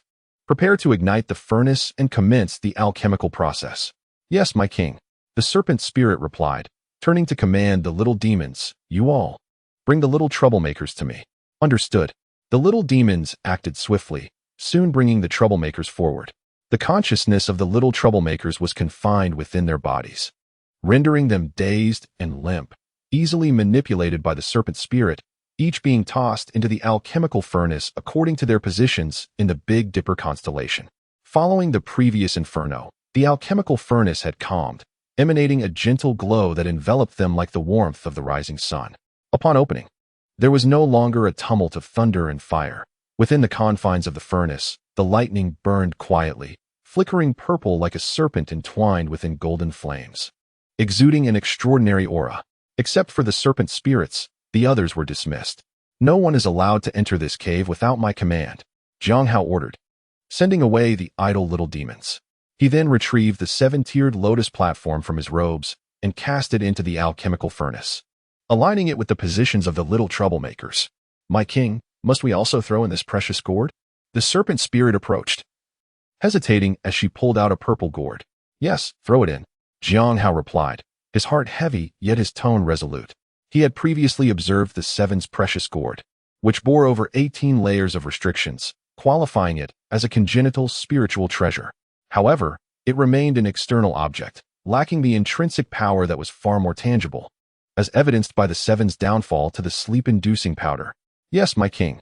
The serpent spirit, unable to defy Xīyóu's command, suppressed her reluctance and cast the precious gourd into the furnace. Upon completing this, the lid of the furnace thunderously sealed shut. The serpent spirit sat cross-legged in front of the alchemical furnace. The ground shimmered with light, abruptly transforming into the Yin-Yang Bagua. With the two spirits positioned at the eye of the Yin-Yang fish, their powers intertwining in a cyclical motion. In an instant, the spiritual energy from the heavens surged forth, creating a whirlwind within the cave. The area surrounding the alchemical furnace resembled a black hole, drawing in immeasurable spiritual energy from miles around. If one were to stand outside the cave, they would see a colossal vortex forming above the mountains. The flames within the furnace surged violently, restrained by its confines. The golden lightning gradually morphed into a purplish golden hue, then into a dark golden shade, ultimately crystallizing into pure purple flames, with the lightning fully merging with the fire. The little troublemakers' bodies had vanished from sight, leaving only 7 multicolored gourds within the furnace, each resting atop a unique 7-colored lotus platform. Radiant halos flickered. The gourds illuminated one after another, then extinguished, revealing ancient patterns that shimmered like the starry sky, as if the sounds of the universe resonated within. Xīyóu remained, seated nearby, not only out of concern for the serpent spirits, but also to guard against any unforeseen occurrences. He was unwilling to see his efforts thwarted at the final moment. The sun rose and the moon descended. Time slipped away steadily. Today is the day. On the morning of the 81st day, Xīyóu suddenly awoke, his eyes snapping open. Within the stone cave, the spiritual energy above the alchemical furnace had solidified into a waterfall, continuously cascading into the furnace. However, beyond this spiritual waterfall, the surrounding air had grown exceedingly thin, the ground soft and yielding, as if the once solid mountain could crumble to dust with the slightest pressure.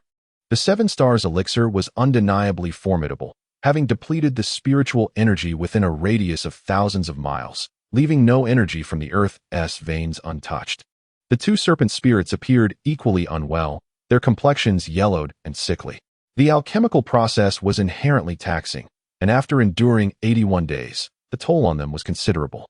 Xīyóu stood, a sense of urgency welling within him, yet he was an outsider to the art of alchemy. Meddling in such a craft was ill-advised, leaving him to observe in silence.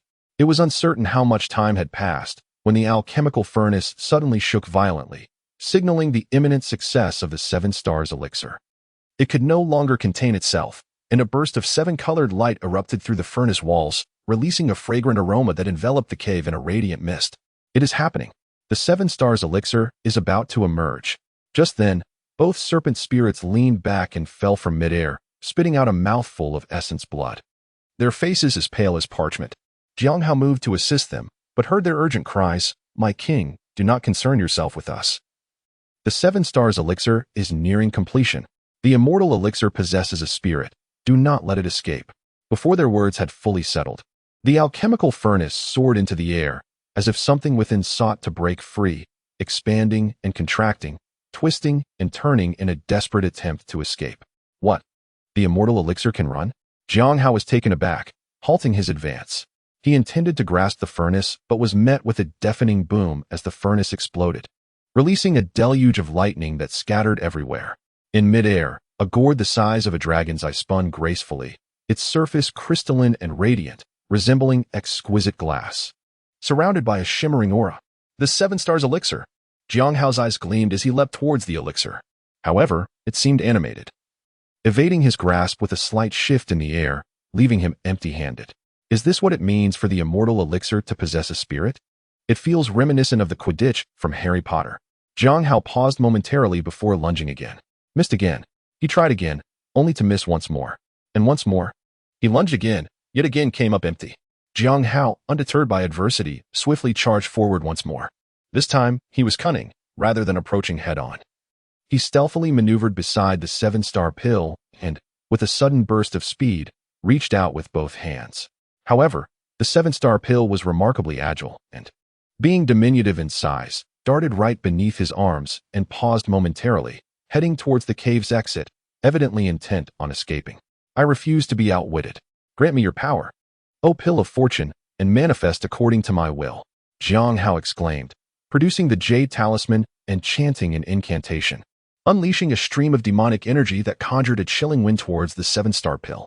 This time, the pill could not evade, becoming encased in ice. Yet, it did not surrender easily. The pill thrashed within its icy prison, cracking the ice with a cacophony of sounds. This is perilous. If it escapes through the cave's mouth, capturing it again will be a daunting task.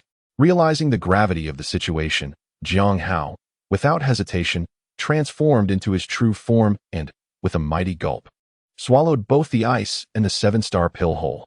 The pill, upon entering his belly, only tasted the frigid essence of the ice. "I must exit first." Flames roared and thunder rumbled as the cavern collapsed around him. Many lesser demons perished either in the flames or beneath falling rocks, leaving Xīyóu no time to spare as he seized 2 serpent spirits and flew out of the cave. Just as they emerged, the entire cavern erupted in a thunderous collapse, followed by the mountain itself, sending clouds of dust swirling into the air, casting the world into a dim haze. Xīyóu soared 100 miles before halting, gently placing the serpent spirits on the ground. "My lord, what has become of the 7-star pill?" One serpent spirit inquired eagerly, eager to witness its effects, as it had become a fixation for her. The azure serpent spirit mirrored her anticipation, gazing at Xīyóu with wide eyes. Xīyóu patted his belly and replied, "It has already been consumed, though it offered little in terms of flavor." No sooner had he spoken than he felt a stir within his dantian, as a wave of heat surged forth. No, it was magma, searingly hot, spreading through his core. Unable to withstand the agony, he collapsed to the ground, trembling uncontrollably as sweat mingled with blood and dirt, his body racked with indescribable pain. He battered the earth in desperation, seeking relief from the torment that felt as though every cell in his body was being torn apart and reassembled. A pain so profound it rendered him near death.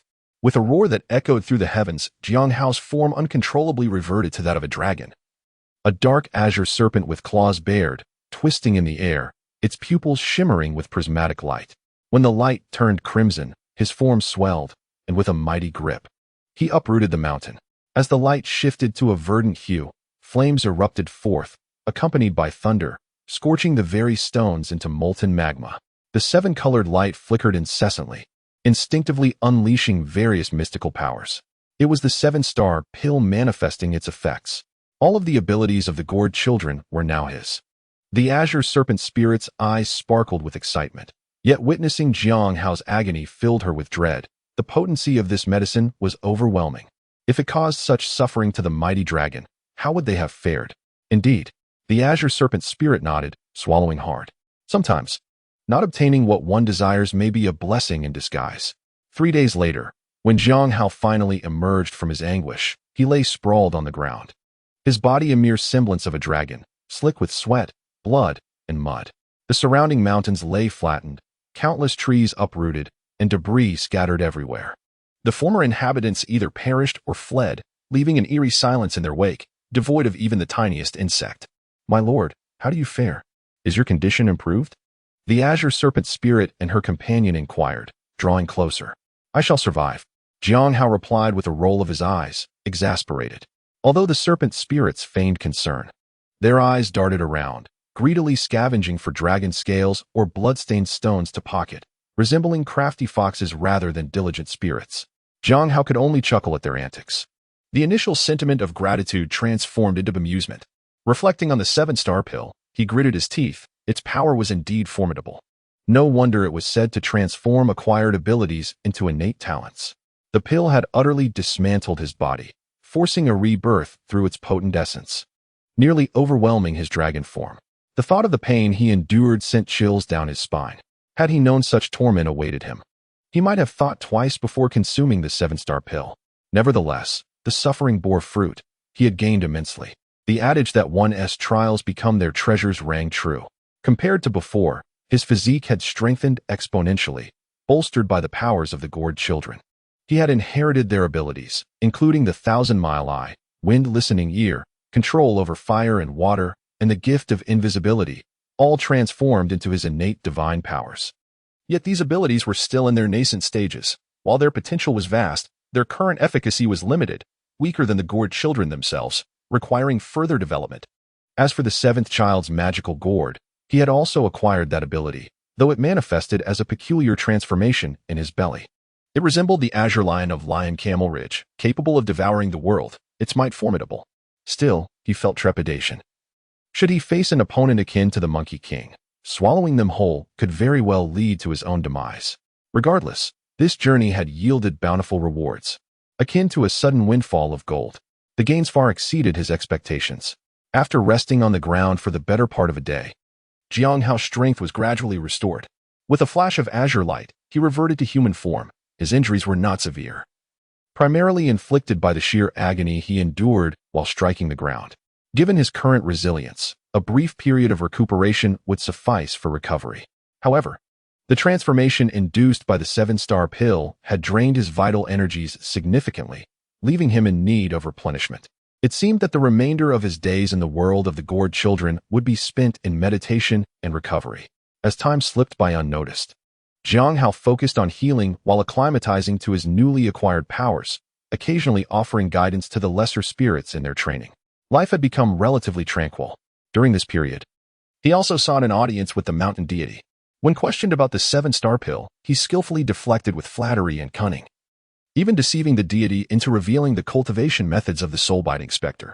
Yet, he chose not to pursue that path. The multitude of resentful spirits in the world was far too vast. The mountain deity had forcibly conjured countless resentful souls over millennia through torment, a feat Xīyóu could not bring himself to replicate, as it would offend the heavens themselves.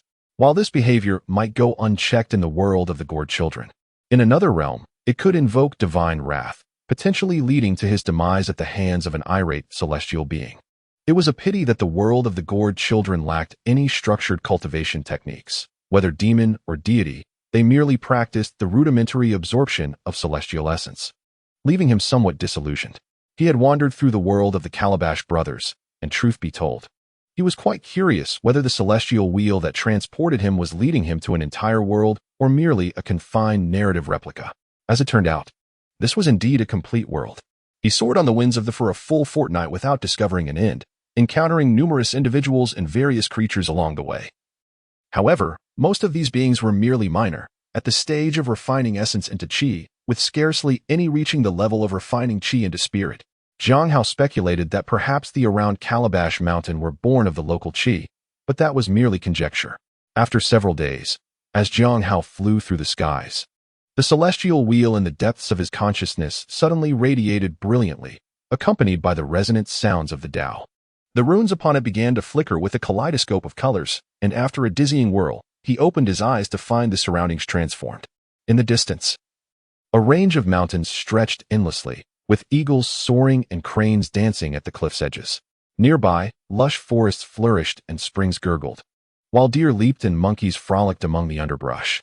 Compared to the world of the Calabash brothers, Even the most desolate regions of the journey to the west appeared teeming with life. What was most remarkable was the richness of spiritual energy permeating the air, which left Xīyóu, who had spent a year in the Calabash world, feeling somewhat out of place, akin to a city dweller suddenly thrust into the wilderness. Expelling a breath of stale air from his lungs, he felt invigorated. I have returned. The world of Journey to the West. I am back, he exclaimed, suddenly remembering his Rui. Xīyóu hastily reached into his bosom, the warm sensation igniting an uncontrollable excitement within him. For others, this day was but a blink. For him, an entire year had passed, and his strength had undergone a tremendous transformation. The Dragon Palace of the North Sea and Xīyóu await me. Xīyóu cast a deep glance toward the direction of the North Sea Dragon Palace before turning toward Xīyóu Mountain, for saving lives was urgent. And he could not afford to delay. Xīyóu Mountain was not far from the North Sea, yet the journey was fraught with their territories fiercely defended. More often than not, Xīyóu had to take detours or sneak past under the cover of night, wasting considerable time. Fortunately, he encountered no significant mishaps and reached the foot of Xīyóu Mountain in less than 5 days. The mountain was not particularly tall, rising only about 1,000 zhong and covering a mere few dozen li. The resources and spiritual energy on the mountain were ordinary, but a notable feature was a warm jade spring nestled halfway up, beneficial for body refinement and enhancing beauty. This was the reason the fox had come to visit. Not far from the warm jade spring stood a stone door, above which hung a horizontal stone slab inscribed with the 6 characters, Xīyóu Mountain Poison Water Cave. At that moment, the stone door stood wide open, and the area was overgrown with wildflowers and weeds, with clear signs of trampling, sending a wave of unease through Xīyóu. This is not good. The air is thick with the scent of blood. As soon as he descended from the clouds, Xīyóu's expression shifted.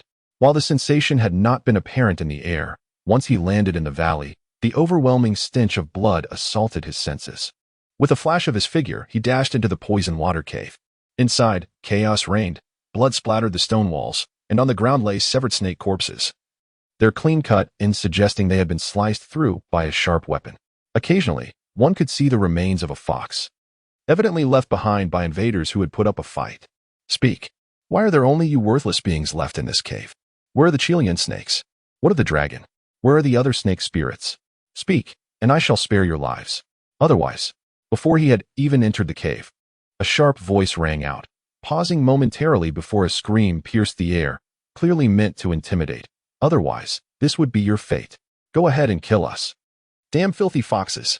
Some snakes shouted defiantly, but their defiance was swiftly silenced, followed by a chilling scream. Please, don't kill me. I beg you, spare me. Others pleaded desperately, their voices hoarse. A few chose to submit, saying the queen was gravely injured while battling the 3-tailed fox and succumbed 3 days later, before she died. She warned us of impending doom for Xīyóu Mountain and urged us to flee. The other sisters have already departed, leaving only us who were reluctant to abandon the poison water cave. Their voices trembled with sobs of regret, and after a while, one continued, as for the young master, I know not where he has gone. The queen sent him away before her demise, and he has yet to return. Dead already. She passed just 3 days after leaving? Did she send the dragon to the North Sea Dragon Palace merely to seek refuge? Did she not specify a timeline for his return, as if she never anticipated surviving? Tears streamed from his eyes, cascading down his cheeks as memories of the dragon and its mother surged within him. Inheriting the dragon's memories and body, he also bore the emotional weight of the dragon's spirit, and this heart-wrenching pain caused his body to tremble violently. His inky black eyes flickered with a faint crimson glow, akin to a raging flame poised to consume the heavens and the earth. An overwhelming aura of surged uncontrollably from him, coalescing behind him into a 7-colored dragon's phantom, causing the entire cave to tremble. It was the season of flourishing life, yet under his chilling murderous intent, Xīyóu Mountain began to wither, leaves turning yellow and falling like rain in the gusting wind. Who goes there? The fox in the cave felt an inexplicable chill, realizing something was amiss, and turned to look in his direction. From the shadows, a figure gradually emerged, cloaked in a miasma of, and they could hear his whispered words, all shall perish. Not one shall survive. Chapter 21. The black fox spirit. His cold, deep voice echoed through the cave, resonating like a death knell from the depths of the underworld. The palpable murderous intent swept through the air, causing the very fabric of the cave to shudder and the flickering candlelight to waver, as the temperature plummeted. Xīyóu stepped inside, half of his face shrouded in shadow, the other illuminated by candlelight, his features chiseled like stone, exuding an ominous presence, his blood-red eyes seemingly aflame. A gleaming silver spear gripped tightly in his hand, its tip glinting menacingly. "Stop! Who are you?" The fox guarding the entrance, suppressing her terror, pointed a steel blade at Xīyóu and demanded an answer. "The one who will kill you." Xīyóu's voice was as frigid as ice, sending chills down the spine. With a swift motion, the silver spear pierced through the air, a flash of starlight glimmering as it struck true, blood dripping from its tip. Before the fox could even swing her blade, she collapsed to the ground, convulsing a few times before transforming back into her true form, a 2-meter-long yellow-furred fox. In the main chamber of the cave sat a striking black fox spirit, elegant and tall, draped in a long black robe, with a long fox tail trailing behind. Flanking him were dozens of fox, armed with swords and spears, while 7 or 8 snake knelt before them, trembling in fear. Xīyóu extracted the silver spear, not sparing a glance at the fallen fox corpse, and strode purposefully toward the main hall. His measured steps resonated like the tolling of a great hammer within the hearts of all present. And the overwhelming aura he exuded left the many fox too intimidated to take a stand. "My lord." "It's you, my lord," returned. One snake recognized Xīyóu, her face lighting up with joy, as if she had spotted a savior, but her words were abruptly cut off. A gaping hole had pierced through her chest, and her heart had vanished without a trace. I wondered who it was. Turns out it's just the little mudfish from Chilean Mountain. "You fled, and yet dared to return? Do you seek death?" The black fox spirit delicately pinched the still-beating heart with her fair fingers, using the crimson blood to paint her elongated nails. A flicker of embarrassment and anger flashed in her eyes. She was infuriated that she had just been startled by this little wretch. Xīyóu remained silent, advancing step by step, the gleaming silver spear in his grasp shimmering with a greenish hue, his aura steadily coalescing, resembling a ferocious beast from ancient times, suffocating those around him with his presence. The black fox spirit, momentarily losing control of her strength, crushed the heart with a sickening pop, blood splattering from her fingers and staining her hands a vibrant red. Overwhelmed by Xīyóu's imposing demeanor, her embarrassment turned into fury, but her cunning fox nature urged her to avoid a direct confrontation. With a swift glance, she shouted at the gathered lesser demons, "You fools, what are you standing around for? Now that the main player has arrived, these serpents are of no use. Kill them all." "Yes, we obey." The fox spirits, regaining their senses after the black fox spirit's reprimand, raised their weapons and charged at the kneeling serpent demons. "Stop." Xīyóu's gaze sharpened, and he suddenly thrust the silver spear forward. In an instant, the spear's brilliance surged, its shadow resembling a tide, accompanied by a fierce wind that howled through the air. Each thrust found its mark in the foreheads of the lesser demons, blood erupting forth, and within moments, 7 or 8 fox corpses lay scattered on the ground. "Little ones, advance. Eliminate this little slippery eel first." The black fox spirit, satisfaction etched across her face, intended to dispel the momentum Xīyóu had built. She cared little for the lives of her subordinates, sitting back to observe Xīyóu's weaknesses. "Kill, kill." The fox demons, unaware of the black fox spirit's true intentions, brandished their weapons and charged at Xīyóu. "So eager to meet your demise? Then allow me to oblige." Xīyóu sneered, planting the silver spear into the ground before retrieving the jade rui from his robe, reciting incantations. "Rui, Rui, manifest according to my will, swiftly reveal your power." A gust of demonic energy erupted, icy winds swirling from the rui and sweeping toward the lesser demons. As the chilling gale passed, all the fox demons froze mid-motion, their expressions still menacing, weapons poised to strike, yet instantly encased in ice, immobile. In a flash, Xīyóu moved, the silver spear dancing in his hand, shattering the ice with sharp cracks, and with it, the trapped fox demons were reduced to mere fragments. The ground lay strewn with fox corpses, the muscle fibers visible, blood frozen, creating a scene of brutal beauty. What is happening? How is this possible? The black fox spirit's eyes widened in disbelief as she rose to her feet, surveying the room filled with shattered remains, horror etched upon her face. Then her attention shifted to the jade rui in Xīyóu's hand, shock giving way to greed. "I understand now. It must be the power of that artifact. I thought a mere spirit of the refining realm had no such strength. Who would have thought I, Foxamo, would encounter such a treasure here?" Fortune has smiled upon me. Though he too was a celestial being, his cultivation was shallow, built upon borrowing strength from others. And he was often looked down upon by his kin, coming to this remote place to avenge a cousin he barely knew. He never expected to stumble upon a magical artifact, filling him with exuberance. If he could seize it, who would dare belittle him again? Hand over that artifact. I shall grant you mercy, allowing your soul to reincarnate. Xīyóu twirled his hand, a pink glow enveloping it, transforming into a 3-foot-long sword.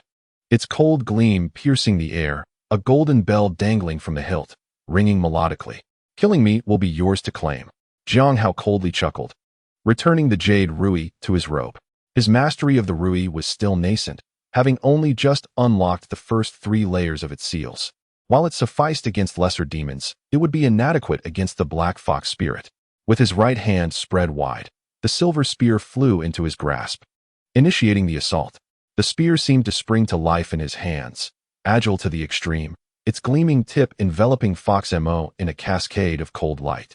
You choose to drink the bitter wine instead of the sweet. Very well. Xīyóu leapt into the air, his sword sweeping through with a flash of cold brilliance. The sharp sword aura carving deep gashes into the stone walls as he relied on his celestial cultivation, darting towards the oncoming wave of icy light. Clang! The sword met the spear with a series of sharp clinks, the silver spear unyielding while the sword nearly slipped from Xīyóu's grip due to the forceful impact. This dragon's spirit possesses immense strength. Xīyóu's expression shifted, his palms stinging, realizing he had overestimated himself. He twisted mid-air, narrowly evading the lethal thrust of the silver spear. But before he could land, the spear lunged again. This time, Xīyóu dared not clash head-on. He dodged left and right in the air, evading the spear's trajectory, then transformed into a wraith-like figure, lunging towards Xīyóu, sword poised to strike at his heart. The sudden assault came from an unexpected angle, and Xīyóu's spear left an opening, forcing him to twist his body to narrowly avoid the fatal blow. Little eel, perish. Xīyóu's eyes glinted with malice. Relishing the impending demise of Xīyóu, a wicked grin spreading across his face. The sword struck Xīyóu's arm, yet the expected eruption of blood failed to materialize. Instead, a sound akin to metal clashing resonated. Clang! The fabric of his clothing tore, the sword's edge grazing his skin, leaving only a thin scar that healed almost instantaneously. What? How is this possible? Xīyóu's eyes almost popped out, disbelief washing over him. His full-strength strike had merely grazed Xīyóu's skin, an outcome he found utterly incomprehensible. Xīyóu himself was momentarily stunned, though he was aware of his newfound indestructibility from Sanwa's blessing. He had yet to put it to the test, only to discover its formidable nature. The fox demon's blade could not harm him at all, with such feeble strength. You dare to show your face? Return home and drink your milk. Xīyóu sneered, charging towards the black fox spirit, realizing her attacks were trivial. This time, he abandoned all defense, opting solely for relentless offense. Momentarily overconfident, Xīyóu found himself forced back repeatedly. Despite being 2 realms beneath Xīyóu, his physical prowess was insufficient to contend with Xīyóu's assault. Xīyóu clung to him, leaving no opportunity for Xīyóu to cast spells. Thud. The spear struck Xīyóu, causing him to spit blood, but he leveraged the recoil to create distance. Gasping for breath, he glared at Xīyóu, fury igniting in his eyes. You little brat, I was careless before. This time, let's see if you can withstand my might. Taking a deep breath, Xīyóu held his sword at chest level, chanting incantations, positioning himself on a hexagram, the sword swaying lightly as the bell began to chime. Ding, ding, ding ding. The ringing grew increasingly resonant, rippling outward, echoing throughout the cave as a faint pink mist spread. The ground trembled, mounds of earth rising, bursting forth as peach trees rapidly took root, sprouting, blooming, and bearing fruit. In mere moments, peach-shaped fruits the size of human heads adorned the branches. What is this? An illusion or reality? Xīyóu's hair stood on end, an unsettling sensation creeping into his heart. At that moment, the peaches suddenly opened their eyes, their pupils a murky yellow, grinning at him with rows of sharp, menacing teeth. Chapter 22. Devouring Heaven and Earth. The bells continued to ring, as grotesque peaches leaped from the branches, and upon ripening, they swarmed towards Xīyóu in droves. What in the world are these abominable creatures? Xīyóu felt a sense of vigilance stir within him as he cautiously thrust the spear in his hand forward, exerting merely half of his strength, while remaining prepared for any sudden changes. The eerie sound of walla, wallala, echoed as the ghastly-faced peach creature leapt up with a sinister grin, its jagged fangs snapping open to bite the gleaming silver spear, producing a crunching sound. Xīyóu tightened his grip, causing the spear to spin rapidly, and with a flash of azure light, he pierced the creature's skull, flicking it aside with ease. The ghastly peach's lifeless body fell to the ground, vanishing like melting snowflakes, only for the ground to bulge again, taking root, sprouting, blooming, and bearing fruit. In an instant, another peach tree emerged, adorned with 7 or 8 ghastly peaches, their vicious fangs bared. Walla, wallala. A swarm of ghastly peaches descended, their faces twisted in eerie smiles, leaping towards Xīyóu, their sharp teeth gnashing at him. The spear in Xīyóu's hands flickered with brilliance, its shadow sweeping forth like an endless river, cutting and piercing through countless ghastly peaches, which burst like bubbles upon contact. Yet, as they fell to the ground, they took root and sprouted anew, continuously multiplying. Ah, help! Nearby, a few snake spirits cried out in despair, as innumerable ghastly peaches had already overwhelmed them, their vicious mouths gnawing at their flesh. In an instant, all that remained on the ground was a pool of blood. Do you see? This is your fate, to be devoured completely, leaving not a trace behind.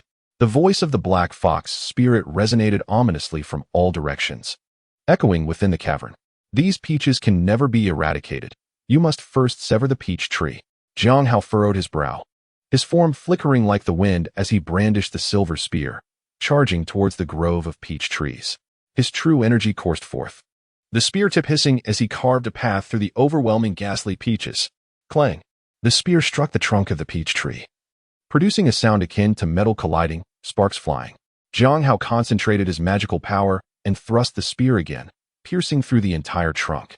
Yet, as he withdrew the spear, the trunk trembled, the wound miraculously healing. Ineffective.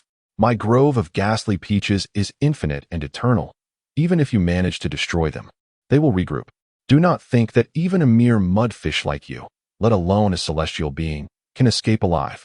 The black fox spirit boasted, reveling in its own treasures. Ignoring the taunts, Xīyóu opened his mouth and unleashed a torrent of flames towards the grove of peaches.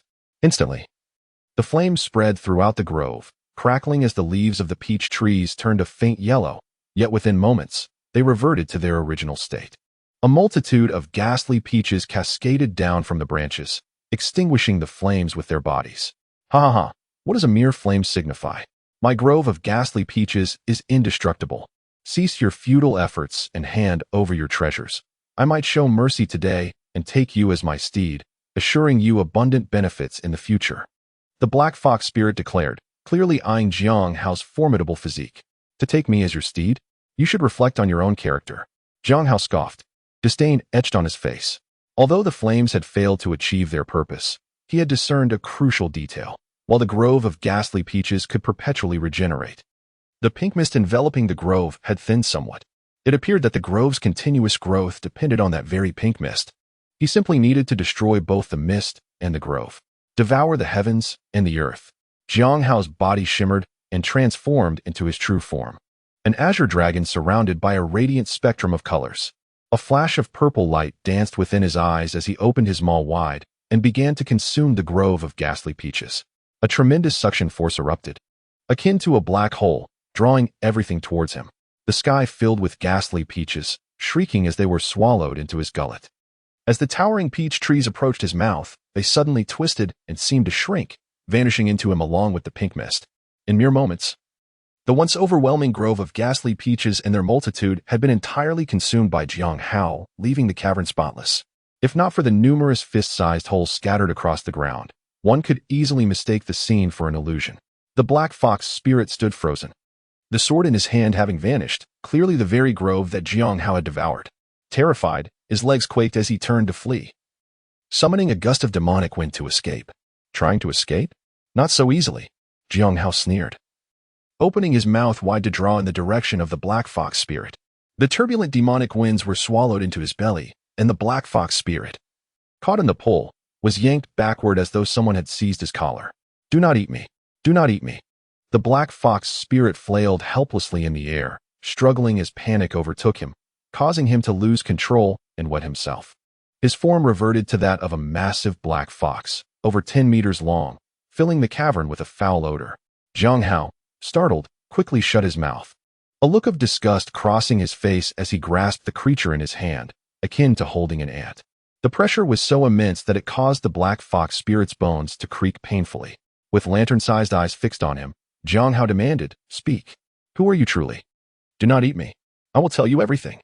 The black fox spirit's small eyes brimmed with terror as he gazed into Xīyóu's fearsome maw, surrendering all details in a pitiful confession.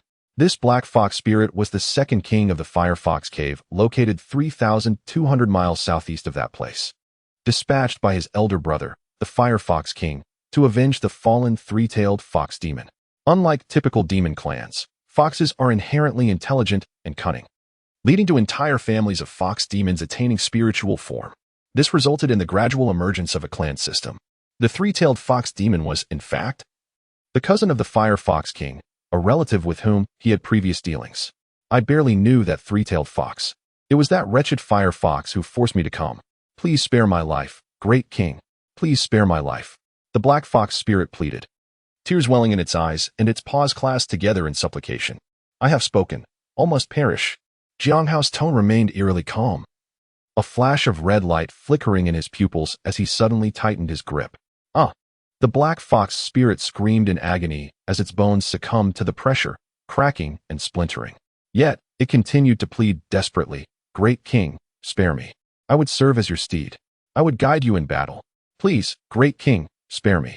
With a violent cough, blood spewed forth, mingled with fragments of its insides. The black fox spirit's eyes bulged, its voice cut off as its body fell limply to the ground, resembling a broken doll, discarded by Xīyóu. Death in this mythical realm is far from simple.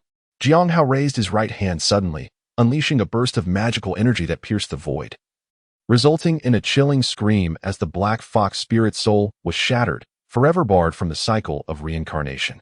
Xīyóu vanquished the black fox spirit, casting one last glance at the poisonous water cave, the very place where the dragon spirit had grown and where he had resided for over 2 centuries. Each corner brimmed with memories of his past. Yet, at that moment, the cave was littered with the remnants of corpses, blood splattered everywhere. The sickening stench of blood-inducing nausea. "Fear not, I have promised that all shall perish. Those foxes will soon join you." Xīyóu suppressed the sorrow in his eyes. A glint of azure light flickered within his pupils, and flames erupted from his gaze, igniting the entire cave in an inferno that consumed all within its grasp. He strode away with purpose, heading towards the Firefox Cave on Maple Mountain, flames roaring behind him. He swore that every fox demon would meet their demise, none would be spared. Chapter 23. The birthday gift. Maple Mountain lies 3,200 miles southeast of the Red Chain Mountain, covering an expanse of over 800 miles. The mountain range extends majestically into the azure sky, its peaks rugged and steep, while the hills are adorned with a plethora of red maple trees, their leaves aflame with crimson hues. As the wind rustled through, the entire mountain appeared to be ablaze, a spectacle of dazzling red. Xīyóu stood atop the clouds, preparing to employ his divine vision to locate the Firefox Cave when he suddenly heard voices nearby. He stealthily approached, concealing himself beneath a rocky cliff to observe. "I claimed I would be the first to arrive, yet here you are already," spoke a white ape, gaunt and slender, wielding an iron rod, clad in animal skin. Grinning widely, the Firefox King's birthday. Who in this region would dare miss it? Arriving early to curry favor might mean fewer tributes next year. A yellow weasel spirit, evidently transformed through sorcery, donned in a brownish-yellow robe, inquired, "Pray tell, what gift have you brought for the king?" The monkey chuckled, offering no reply as he produced a jade box and cautiously opened a small gap for the weasel to glimpse inside before promptly closing it again. A millennium-old vermilion fruit. The weasel's eyes widened, glistening with greed, saliva nearly dripping from its mouth. However, upon realizing this was a gift for the Firefox King, its avarice was swiftly quelled. It gave the monkey a thumbs up, exclaiming, "Brother, your gift is truly magnificent. I am in awe." "Oh, it's nothing, merely a stroke of fortune for us children." The monkey feigned modesty, although pride radiated from his expression. After a moment of boasting, he asked, "But I haven't inquired about your gift, brother. How have you prepared?" "Nowhere near your grandeur, but it has required some effort on my part."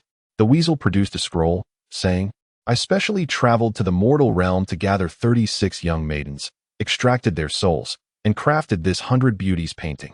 While it may not match the value of your vermilion fruit, it is indeed a rare piece. The Fox clan, having the most contact with humans, had adopted many of their customs. Thus, frivolities like the 100 beauties painting were favored solely by the Fox clan. The two demons chatted as they walked, blissfully unaware that their every action had already been witnessed by Xīyóu. A birthday celebration, you say? This presents an opportunity, he mused, a smirk forming on his lips. Allowing the two spirits to proceed a few paces ahead, he decided against using any transformation spells. Instead, he pursued them in his true form, calling out, "Excuse me. Esteemed brothers, might you be on your way to present gifts to the Firefox King?" The two spirits turned to face him, exchanging glances. The weasel stepped forward, asking, "Who are you? You seem unfamiliar." "I am but a humble wanderer, having recently journeyed through the North Xīyóu continent. Not long ago, I encountered the Black Fox King, who took a liking to me and permitted me to stay on Maple Mountain. Upon hearing of the king's birthday, I hastened to pay my respects. I also wish to meet my neighbors so that we may assist one another in the future." Xīyóu spun a tale, adding, "I thought it prudent to introduce myself." Upon learning he was associated with the Black Fox spirit, the two demons felt at ease. The weasel clasped his hands and smiled. "So you were introduced by the Black Fox King. Then we are indeed comrades. A pleasure to meet you." "Indeed, a pleasure," echoed the monkey, mimicking the weasel's demeanor. The trio exchanged names and continued their conversation, traversing the mountain path until they reached a cavern halfway up the slope, where they beheld an imposing entrance. The cavern was grandly constructed, with two speckled stone doors soaring over 10 meters high. Two fox spirits clad in iron armor and wielding great swords stood guard, exuding an air of majesty. Beside them stood a towering stone tablet inscribed with the words, "1,000-mile Maple Mountain, 10,000-year Firefox Cave. Lord Weasel and Lord Monkey, you arrived early."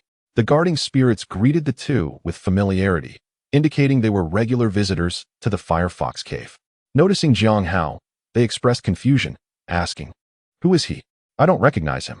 Given the Firefox King's imminent birthday, we naturally arrived early.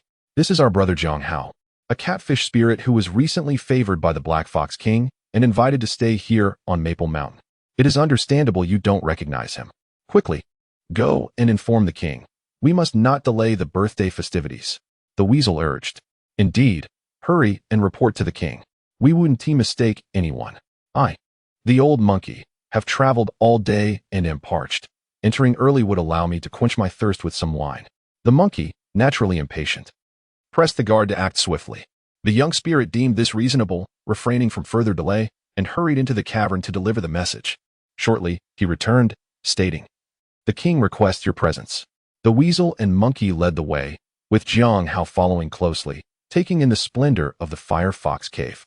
The cave was exquisitely crafted, resembling a palace more than a lair of demons, reminiscent of the gardens Xīyóu had visited in his past life. Adorned with lush pine and bamboo, blossoming peaches and plums, vibrant flowers, and fragrant orchids. The ceiling was embedded with luminous pearls, illuminating the cavern brilliantly.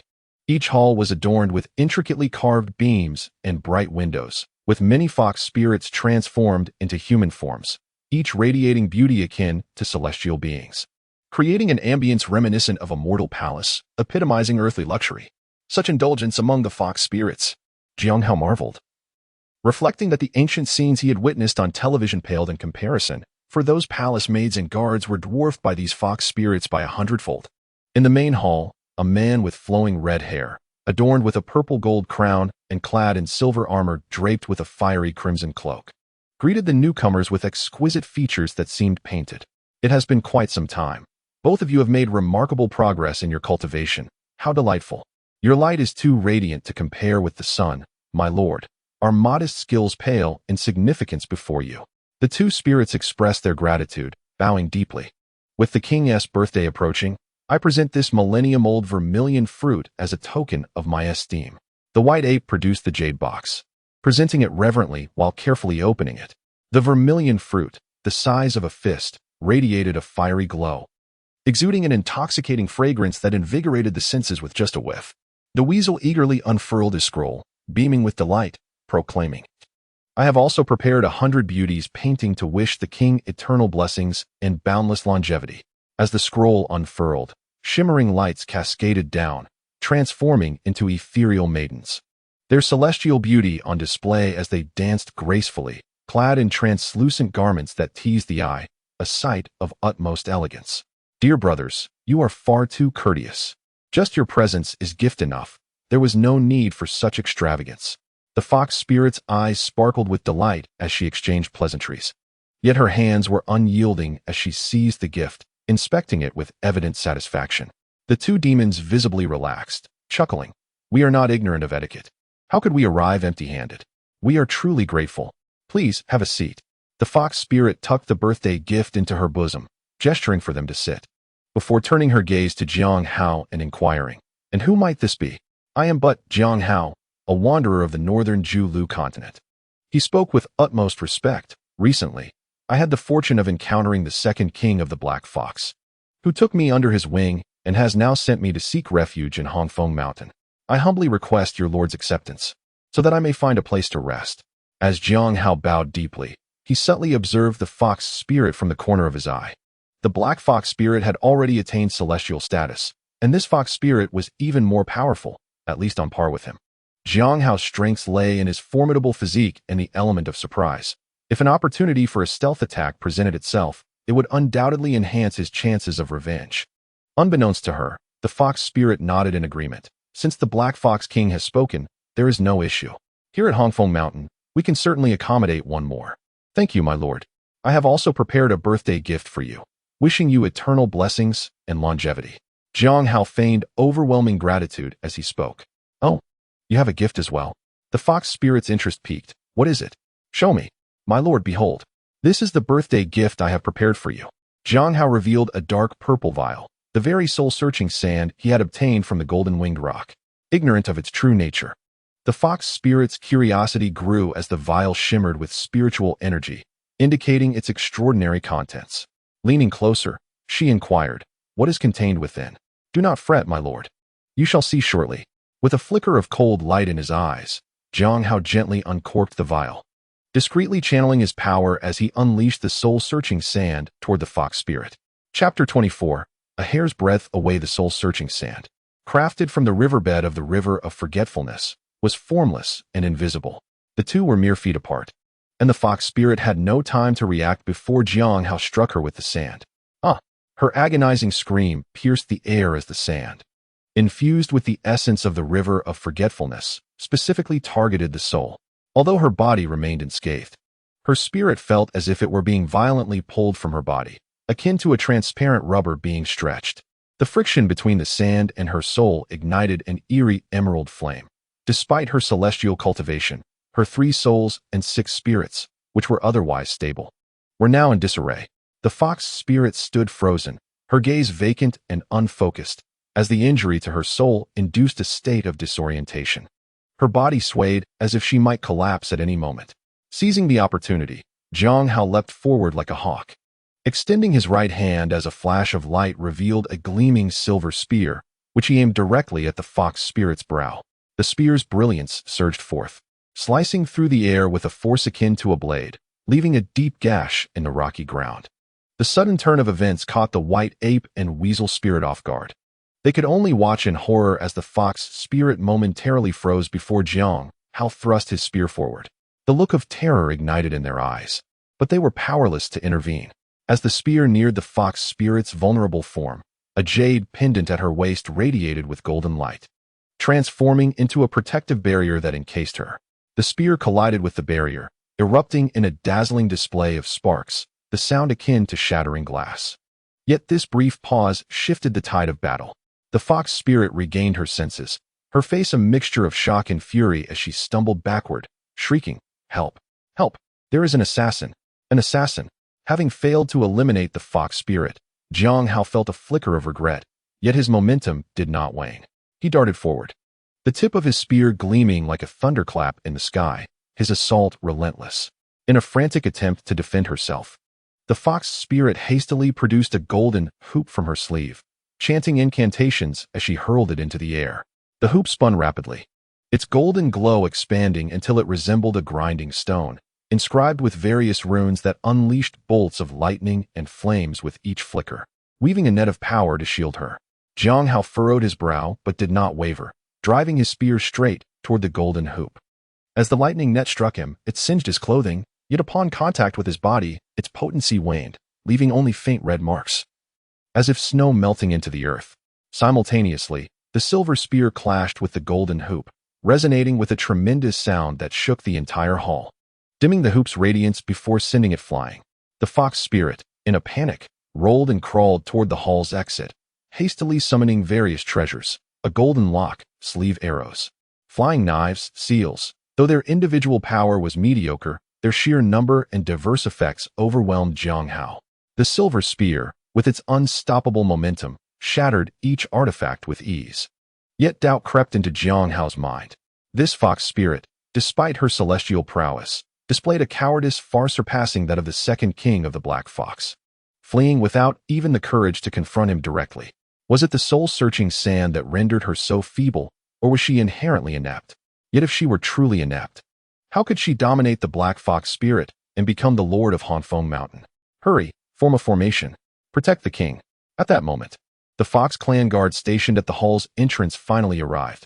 Witnessing the chaos within, their eyes wide with shock as they drew their swords, encircling the Fox spirit protectively. Relieved to be shielded, the Fox spirit retrieved a jade vial from her bosom, consuming 2 pills that gradually restored color to her pale face, enabling her to suppress her injuries. Pointing fiercely at Xīyóu, she roared, "Kill these bastards. Especially that scoundrel with the spear. I want him to suffer eternal torment."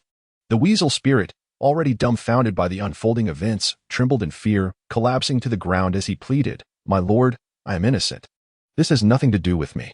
I merely encountered this scoundrel on the road. I do not know him. Indeed, my lord, we are completely uninvolved. Truly, we bear no responsibility." The white ape echoed, kneeling beside the weasel spirit. "If it weren't for you, how could this scoundrel have deceived me?" The fox spirit seethed with fury, cursing, "None of you are good. Kill them all. Kill them all." The guards complied, drawing their long swords and charging forward. It was at this moment that Xīyóu realized these fox demons possessed at least the cultivation of spirit refinement. Among them, 2 leaders were at the pinnacle of the void integration stage, not far from attaining celestial status. Particularly impressive was their mastery of the sword formation. Dozens of sword lights moved in coordination, their breaths harmonizing, their collective strength rivaling that of celestial beings. What a formidable sword formation! Xīyóu's gaze sharpened, and he finally comprehended that the stone tablet at the entrance of the 1,000-mile Red Maple Mountain and the 10,000-mile Firefox Cave was not merely boasting. The Firefox Cave was evidently extraordinary. The sword array and its coordination were not something ordinary demons could possess. But what of it? I have proclaimed that all must perish. A cold glint flickered in Xīyóu's eyes as he moved like the wind, darting through the myriad sword lights without hesitation. His bright silver spear struck with the precision of a venomous serpent, exuding true energy and shimmering with an otherworldly glow. The spear tip hissing ominously as he thrust it out fleetingly, never lingering in battle.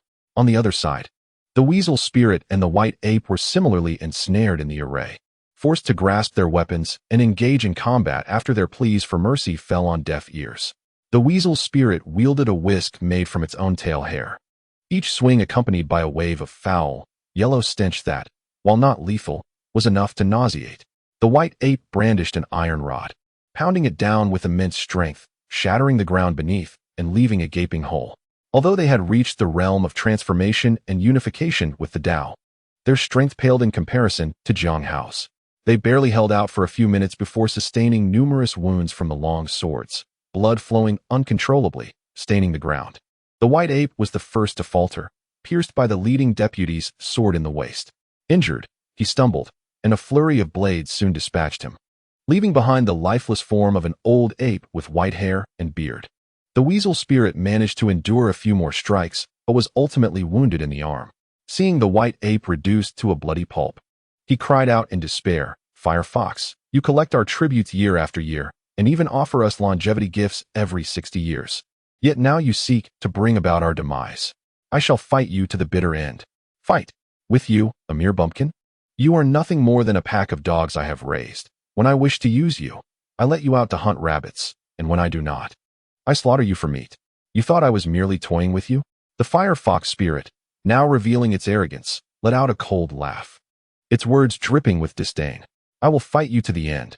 The weasel spirit's fur bristled in anger as it turned, raising its tail and releasing a cloud of yellow smoke. 2 fox demon guards, caught unawares, were sprayed in the face with this noxious cloud. Their weapons clattered to the ground as they clawed at their throats, ultimately tearing their own tracheas and collapsing in agony, leaving them lifeless. Dare a mere weasel spirit to harm my kin? You shall pay dearly. The leader of the guards, witnessing the tragic end of his comrades, roared with rage and leapt into action, his sword slicing through the air and piercing the weasel spirit's neck, the blade passing cleanly through. The weasel's hands flailed weakly in the air, blood frothing from its mouth, yet it could not utter a sound. Now it is your turn. How dare a wretched insect inflict such harm upon me? I shall extract your soul and fashion it into an oil lamp, subjecting you to the torment of burning flames day and night, forever denied rebirth. The firefox spirit's voice was laced with venom. Realizing that its once pristine soul was now riddled with countless tiny wounds, resembling a wasp's nest. If not for its celestial cultivation, it would have long since been obliterated. Amidst this dread, the firefox spirit's hatred for Xīyóu, the architect of its suffering, burned fiercely. Its eyes seemed to blaze with fire as it contemplated how best to torment him to alleviate its fury. Meanwhile, more and more fox demons surged into the grand hall. Clad in armor and wielding swords, surrounding Xīyóu in layers, the situation growing increasingly dire. Chapter 25. Annihilation. Hundreds of fox demons encircled Xīyóu. Some of high cultivation at the transformation and unification level, others at the refining energy and spirit level. Being of the same kin and practicing the same techniques, they formed a sword array, their energies resonating and intertwining, united as one. The more skilled fox demons engaged him at the center, while those of lesser prowess fortified the array from the outside, intertwining sword lights to envelop Xīyóu within a lethal net.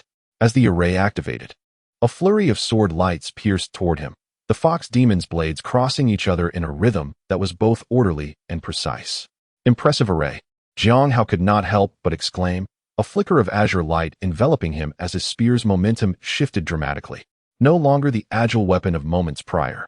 It now moved with grand, sweeping arcs, the spear light erupting forth with a force that was unyielding and relentless, each thrust a deathly assault.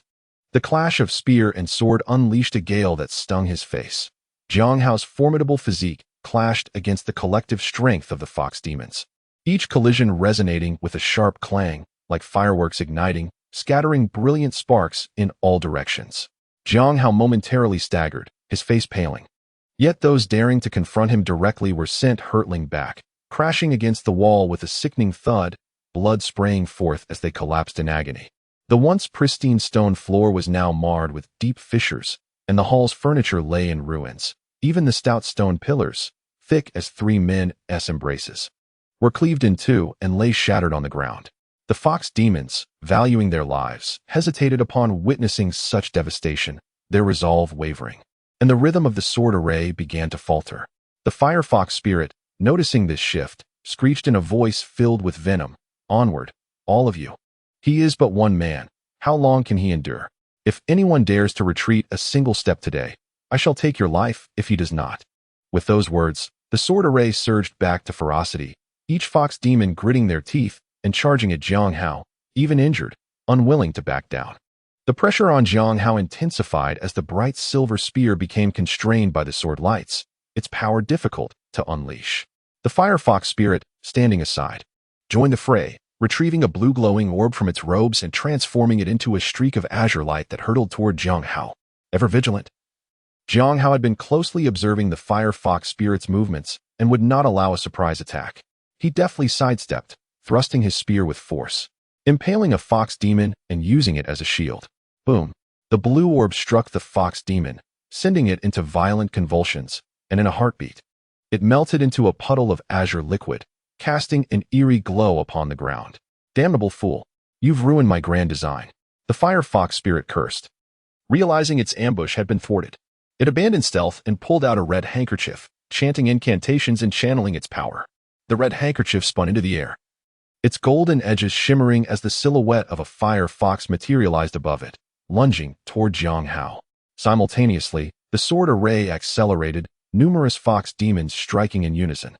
their sword lights flashing in a masterful display, converging upon Xīyóu with a precision that sealed off all avenues of escape. Even with celestial powers, he found himself trapped. In such dire circumstances, to retreat would mean certain doom. Only the bravest could triumph in such a narrow confrontation, with no recourse but to fight with all his might. Xīyóu's eyes glimmered with crimson light as he trembled and invoked the power of heaven and earth, his form swelling to an immense stature, surpassing 100 feet in height, his head crashing through the ceiling, shattering the azure bricks and golden tiles into fragments, creating an opening in the hall. Yet, the transformation did not cease. The power of heaven and earth continued to surge within him.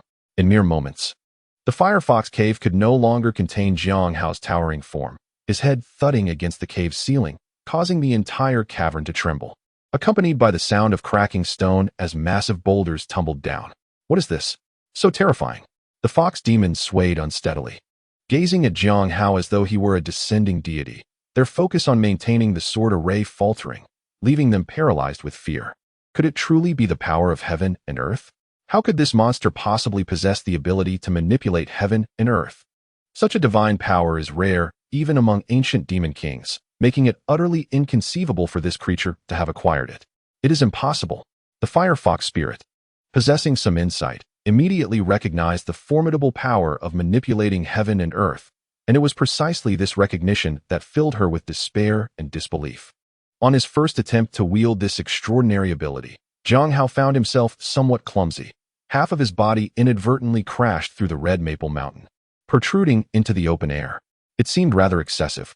Xīyóu felt a twitch on his cheek, resembling a gopher just emerging from the ground, and hurriedly focused on shrinking his form until he completely retreated back into the Firefox cave, halting the divine technique. Standing there at a height of 1,000 zhang, everything around him appeared minuscule. The palaces beneath his feet resembled mere stacks of building blocks, and the stones crumbled like sand, turning to dust upon contact. The air howled with the force of his breath, leaving behind 2 massive streams of white vapor that resembled clouds. Xīyóu tentatively moved, causing the ground to tremble violently. As he lifted his foot slightly, the entire red maple mountain quaked in response, fissures spreading where his foot had landed, and palatial structures crumbled in droves. The sensation of power was exhilarating. It felt akin to standing on a sand table, where nothing could impede his steps. Yet, the consumption of magical energy was exorbitant, proving utterly insufficient. Initially filled with excitement, Xīyóu soon felt a pang of frustration. Although the ability to manipulate heaven and earth was indeed formidable, its toll was staggering. He had scarcely made any grand gestures when his internal mana began to deplete like a flood, and at this rate, even if he stood still, he could barely sustain it for 30 to 40 seconds. Far too brief. It was no wonder that so few in the journey to the West world employed this technique. While its power was immense, the cost was equally terrifying. It seemed he would have to reserve it as a trump card. Shaking his head, Xīyóu wasted no time. His hand, resembling a small mountain, descended toward the ground where the fox demon stood. His palms spread wide, casting a shadow like ominous clouds, and with a flip, the world changed colors. Ah, that monster is coming. Quickly evade. Help! Help! The fox demons shrieked in panic, scattering in all directions. Forget about forming a sword array. They even discarded their weapons, cursing their parents for not giving them 2 extra legs to flee faster. However, Xīyóu's strike was too swift. Crashing into the ground with a thunderous boom, the earth trembled, dust swirling like waves in every direction, toppling mountains and buildings alike. The entire Firefox cave seemed to experience an earthquake, leaving no structure intact. As the dust settled, 5 deep imprints remained on the ground. This exemplified the terrifying nature of the technique. While his body grew larger, his speed remained unimpeded, and his physical strength multiplied exponentially. Except for the Firefox spirit and 2 fox demon leaders who narrowly escaped, the rest were crushed beneath the weight of his palm. Their organs and bones reduced to a gruesome mess, deeply embedded in the rocks, devoid of any breath. Great King, we must flee. The 2 fox demon leaders helped the now-dazed Firefox spirit, conjuring a gust of demonic wind to fly toward the cave's exit. Where do you think you are going? Xīyóu scoffed, causing the entire cave to tremble with his voice. His hands clapped together as if swatting flies. When he opened them again, all that remained was a sticky mass of flesh, indistinguishable as to who was who. As he dispelled the technique, Xīyóu's form rapidly shrank back to its original size. His internal mana entirely depleted. Such was the horrific consumption of the ability to manipulate heaven and earth. You dare destroy my physical form. Just wait. My great-grandmother is an elder of Xīyóu Mountain, and she will not let you go. The soul of the fire fox spirit emerged from her shattered body. Her gaze fixed on Xīyóu with a venomous intensity, her physical form annihilated, leaving her ascension to immortality in jeopardy. So it is indeed Xīyóu Mountain. Xīyóu's eyes narrowed, feeling unsurprised. Upon witnessing the formidable sword array of the fox demons, he had sensed that the background of the fire fox cave was extraordinary.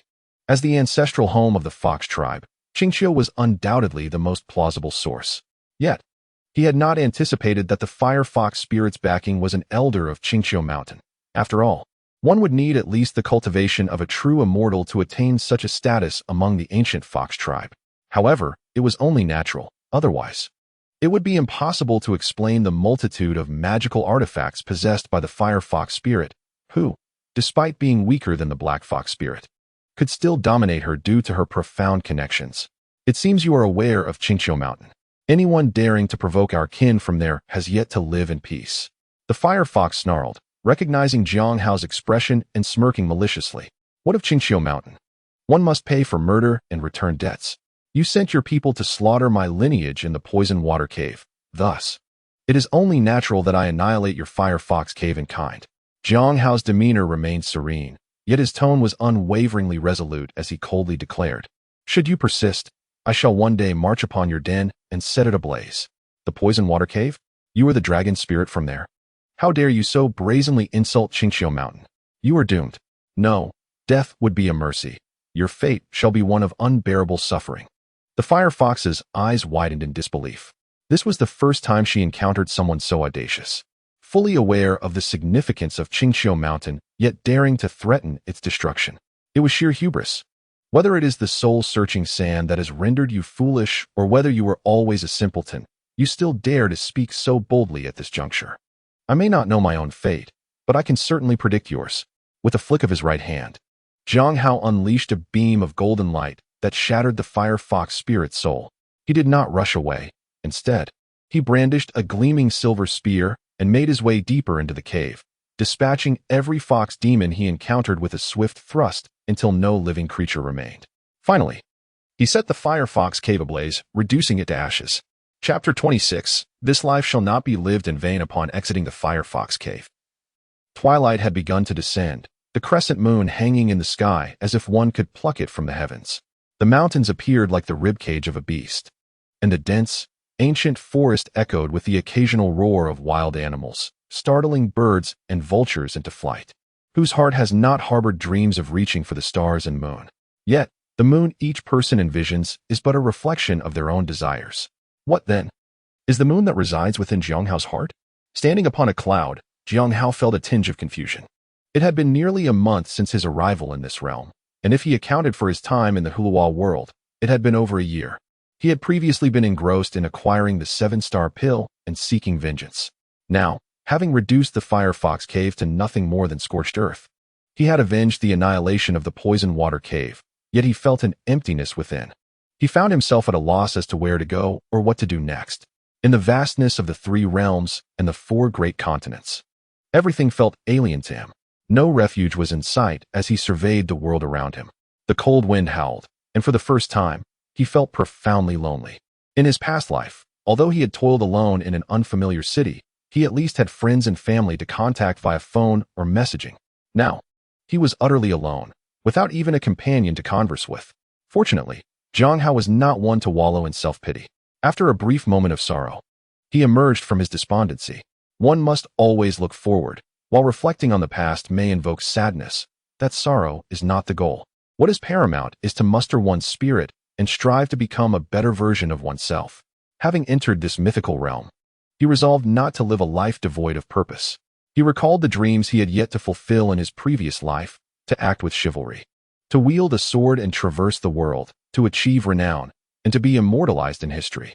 Now, in this mythical world, with the celestial wheel at his disposal, every aspiration was within reach. Clenching his fists, Xīyóu gazed up at the luminous moon and the vast starry sky, a surge of ambition igniting within him. In this lifetime, I aspire to possess unparalleled magical powers and achieve eternal life. In this lifetime, I yearn to traverse the world and attain renown across the 3 realms. In this lifetime, I wish to etch my own myth in this world, so that even after 10 millennia, my story will still be sung. With thoughts clear and spirit stirred, the immense power within Xīyóu surged forth, his vitality rolling like an unstoppable tide. The accumulation of recent days erupted all at once, as essence, energy, and spirit intertwined, causing the bottleneck in his cultivation to subtly loosen. He realized that the opportunity for his breakthrough had arrived, and without delay, he sought out a remote cave in the mountains, slipped inside, waved his hand to block the entrance with stones, and sat cross-legged, channeling his magical energy to challenge the realm of transformation and unity with the Tao. As the sun rose and set, time flew by, and a month passed in the blink of an eye. During this period, the Wheel of Fortune had indeed opened, but Xīyóu chose not to traverse dimensions. He opted instead to focus on his meditation, accumulating the time that could have been spent on a journey, for he was at a critical juncture in his cultivation. Should he accidentally find himself in a world devoid of spiritual energy, it could jeopardize his breakthrough, leaving him no opportunity for lamentation. After several more days, Xīyóu finally succeeded in his breakthrough. Dazzling rays of light erupted from behind him, transforming into layers of colorful clouds. A phantom of a 7-colored dragon suddenly appeared, twisting and soaring amidst the clouds, letting out a long, resounding roar that surged into his body through the Baihui point. It was no wonder so many were captivated by cultivation. The sensation of power enhancement was truly intoxicating. A flash of brilliance enveloped Xīyóu, cleansing him of all dust and grime as he emerged from the cave, feeling refreshed, as if the world before him had transformed. Closing his eyes, he seemed to hear the sounds of blooming flowers and growing grass. In 5 days, he would have the chance to traverse to another world, though he was uncertain where that might be. For the time being, he decided to relax in the northern Xīyóu continent, and after this journey, he would venture to the southern Jianbu continent. He pondered which dynasty would be in power and whether the journey to the west had begun yet. He was aware that the monk Tangxing set out in the 13th year of the Jingguan reign. However, that was calculated based on the timeline of the Great Tang dynasty. Being in the northern Xīyóu continent, he was oblivious to which dynasty ruled the central land, let alone its era name, thus making it impossible to determine if the journey to the west had commenced. He held a favorable opinion of the Great Tang dynasty, which was inspired by ancient China. Since he had resolved to wander the world with his sword, the southern Jianbu continent naturally became his first destination. Xīyóu summoned a gust of wind and soared to the clouds, employing his keen eyesight to survey the area. To the west, over 30 miles away, he spotted a waterfall cascading into a clear pool, surrounded by vibrant flowers and abundant fruits, with many rabbits and deer frolicking nearby. More importantly, the skies above were devoid of demonic energy, thus avoiding unnecessary trouble. Having not bathed in quite some time, he decided it was the perfect opportunity to refresh himself and enjoy some barbecue. With that thought, Xīyóu conjured a gust of wind and flew over, leaping into the air and plunging into the clear pool with a resounding splash. The pool was not deep, merely 10 or so meters, and its crystalline waters housed numerous small fish swimming leisurely. The sudden intrusion startled the fish, scattering them in all directions. After a leisurely bath, Xīyóu gathered some dry twigs and built a campfire. With a wave of his hand, he captured a deer, skinned it, and gutted it before placing it over the flames. Although he was unfamiliar with barbecuing, he had his methods. He took out a jade talisman, muttered a spell, and infused it with magical energy, causing the deer to levitate above the fire, slowly rotating. In no time, a delightful aroma wafted through the air. After a moment's thought, he used the jade talisman to conjure some wine and side dishes, laying them out before him. This life was indeed far more gratifying than his previous one. Lying on a fragrant grassy knoll, with the sounds of the waterfall, clear springs, and the chirping of insects and birds surrounding him. Beneath a sky filled with stars and a bright moon, he indulged in food and drink, contentedly awaiting the moment of his next traversal. Meanwhile, news of the incident at the Firefox Cave had reached Xīyóu, reporting to the elder dire news. The Firefox Cave has been set ablaze. A little demon rushed into the hall, kneeling as he spoke. What? The Firefox Cave has been burned? What about my great-grandson? The elderly matriarch, seated in the hall, suddenly stood, her aura overwhelming. with four tails swaying like pillars behind her. Her long, slender eyes glowed with a fierce green light, reminiscent of a beast from ancient times, radiating an aura of terror. All were killed. The Firefox Cave's lineage, 367 lives. From the great Firefox King to the smallest of demons, all perished without a single survivor. The little demon trembled, his speech faltering. Very well. How dare they annihilate my Firefox Cave? The matriarch's expression twisted with rage, causing her body to tremble. She reached out and pulled the little demon closer, demanding, "Who did this? Who is responsible?" The Firefox Cave was her direct lineage, and nearly all the fox demons within were her descendants. Now, having been wiped out, her fury was uncontainable. "I will not rest until this revenge is exacted." The mountain spirit reported that it was a dragon spirit. A dragon from the Blackwater Cave of Xīyóu Mountain. It is said that the three-tailed fox was also killed by the monsters of the Blackwater Cave.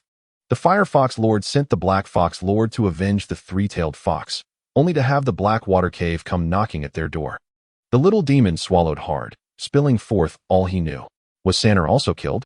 The matriarch's voice turned cold and harsh, with murderous intent palpable in the air of the Great Hall.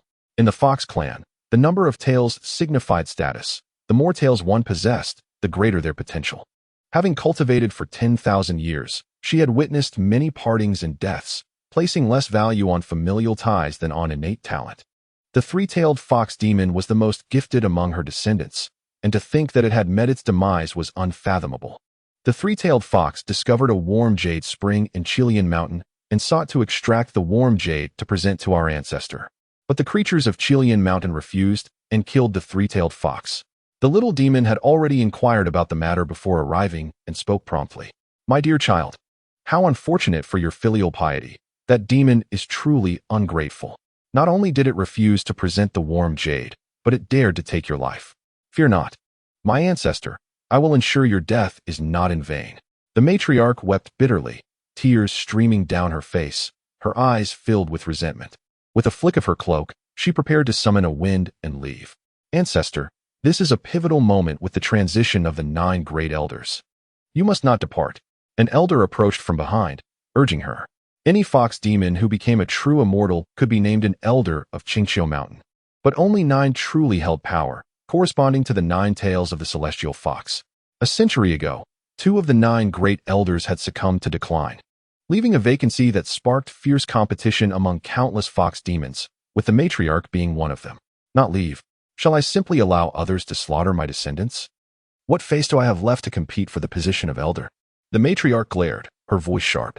Such insignificant clowns are not worthy of your direct involvement. Leave it to your subordinates. The elder, having served the matriarch for a long time, knew her character well. If she had truly made up her mind to act, she would not have sought an explanation. Since she did, it was clear she harbored doubts. Indeed, the matriarch pondered briefly, altering her decision. "Very well.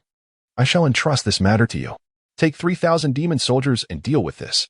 Anyone associated with the Blackwater Cave must be exterminated, and their souls captured. I want them to seek life, but find none, and seek death, but be unable to. Your command will be followed." Unbeknownst to Zhang Hao, a storm of blood and chaos was brewing in the northern Xīyóu continent due to his actions. After 5 leisurely days by the mountain's spring and waterfall, he finally awaited the reopening of the celestial wheel once more. Sitting cross-legged on the ground, the celestial wheel shimmered with a dazzling brilliance, ethereal and radiant, as countless arcane runes pulsated and coalesced. At the moment they reached their zenith, a resounding explosion erupted, revealing an ancient line of text before my eyes. "The World to Traverse, a Chinese Ghost Story." Time accumulated, 2 years. Chapter 27, Lanrua. A Chinese ghost story draws its inspiration from the tale of Xiāoqian in Pu Songling's Strange Stories from a Chinese Studio, which was adapted into a film that subsequently evolved into this realm. The narrative follows Ning Kaichun, a scholar from Jinhua, Zhejiang, who travels to Guobei County to collect debts. Penniless, he seeks refuge in Lanrua Temple, where he encounters the world's foremost swordsman, Yan Qixia, and the female ghost Xiāoqian. The tender-hearted scholar falls for Xiāoqian. Yet she is already betrothed to the Black Mountain Old Demon by the spirit of a millennial-old locust tree, leading to an unavoidable conflict. With Yan Qixia's assistance, the trio first vanquishes the locust tree spirit, then ventures into the underworld to rescue Xiāoqian. who was imprisoned in the City of Death by the Black Mountain Old Demon and ultimately aids her in reincarnation. Subsequently, Yin Xīyóu retreats to Lanruo Temple, while Ning Kaichen, wrongfully imprisoned on his journey home, meets Xīyóu Wulong in jail. Years later, he escapes and encounters the Fu sisters and a member of the Kunlun faction, Xīyóu. Together, they rescue the Fu sisters' father, Fu Tianxiu, and learn that the current national master, Xīyóu Pudu, is a centipede spirit. With Yin Xīyóu's help, they finally slay the malevolent Xīyóu Pudu, and Fu Qingfeng decides to accompany Ning Kaichen and Yin Xīyóu as they wander the world. As consciousness returned to his body, Jiang Hao opened his eyes to find the towering mountains had vanished, replaced by an endless plain. All around lay thick overgrowth, devoid of any human presence, while scattered corpses littered the roadside, unburied. Vast stretches of farmland lay abandoned, and without the faint outlines of furrows. One could hardly discern that this land had once been cultivated. Occasional remnants of villages appeared, now long deserted, with dust accumulating over a foot thick. The disarray within the houses suggested that their occupants had not left willingly, but had fled due to the ravages of war. If the desolation in the world of the Calabash brothers stemmed from the chaos wrought by monsters, then the world of a Chinese ghost story bore the scars of both natural disasters and human calamities, compounded by the interference of demons and spirits. The spiritual energy in this world was equally thin, no stronger than that of the Calabash brothers' realm, yet the balance of yin and yang was severely skewed, with an abundance of yin energy and a deficiency of yang. This imbalance facilitated the evolution of demons and spirits, rendering them more formidable than those in the Calabash brothers' world. Regarding the magical artifacts in a Chinese ghost story, Jiang Hao could only recall Yin Xīyóu's Xīyóu sword, the demon-subduing nail, and the Heart Sutra of Prajnaparamita. Other artifacts eluded his memory. However, the Xīyóu sword in a Chinese ghost story was disappointingly weak. When it pierced the locust tree spirit, it merely caused sap to splatter, yielding minimal effect. The power of the demon-subduing nail was even less impressive. The Heart Sutra, being a consumable, required tearing out a page with each use. It was uncertain whether the thin volume could withstand a single battle, offering little allure to Jiang Hao. His genuine interest lay in Yin Xīyóu's teachings and Xīyóu's Kunlun sect. Originally a mere constable, Yin Xīyóu had transformed into the world's foremost demon slayer within a few years. To assert that he had not encountered extraordinary fortune would be nonsensical. Judging by his Heart Sutra, it was highly probable that he had cultivated Buddhist practices.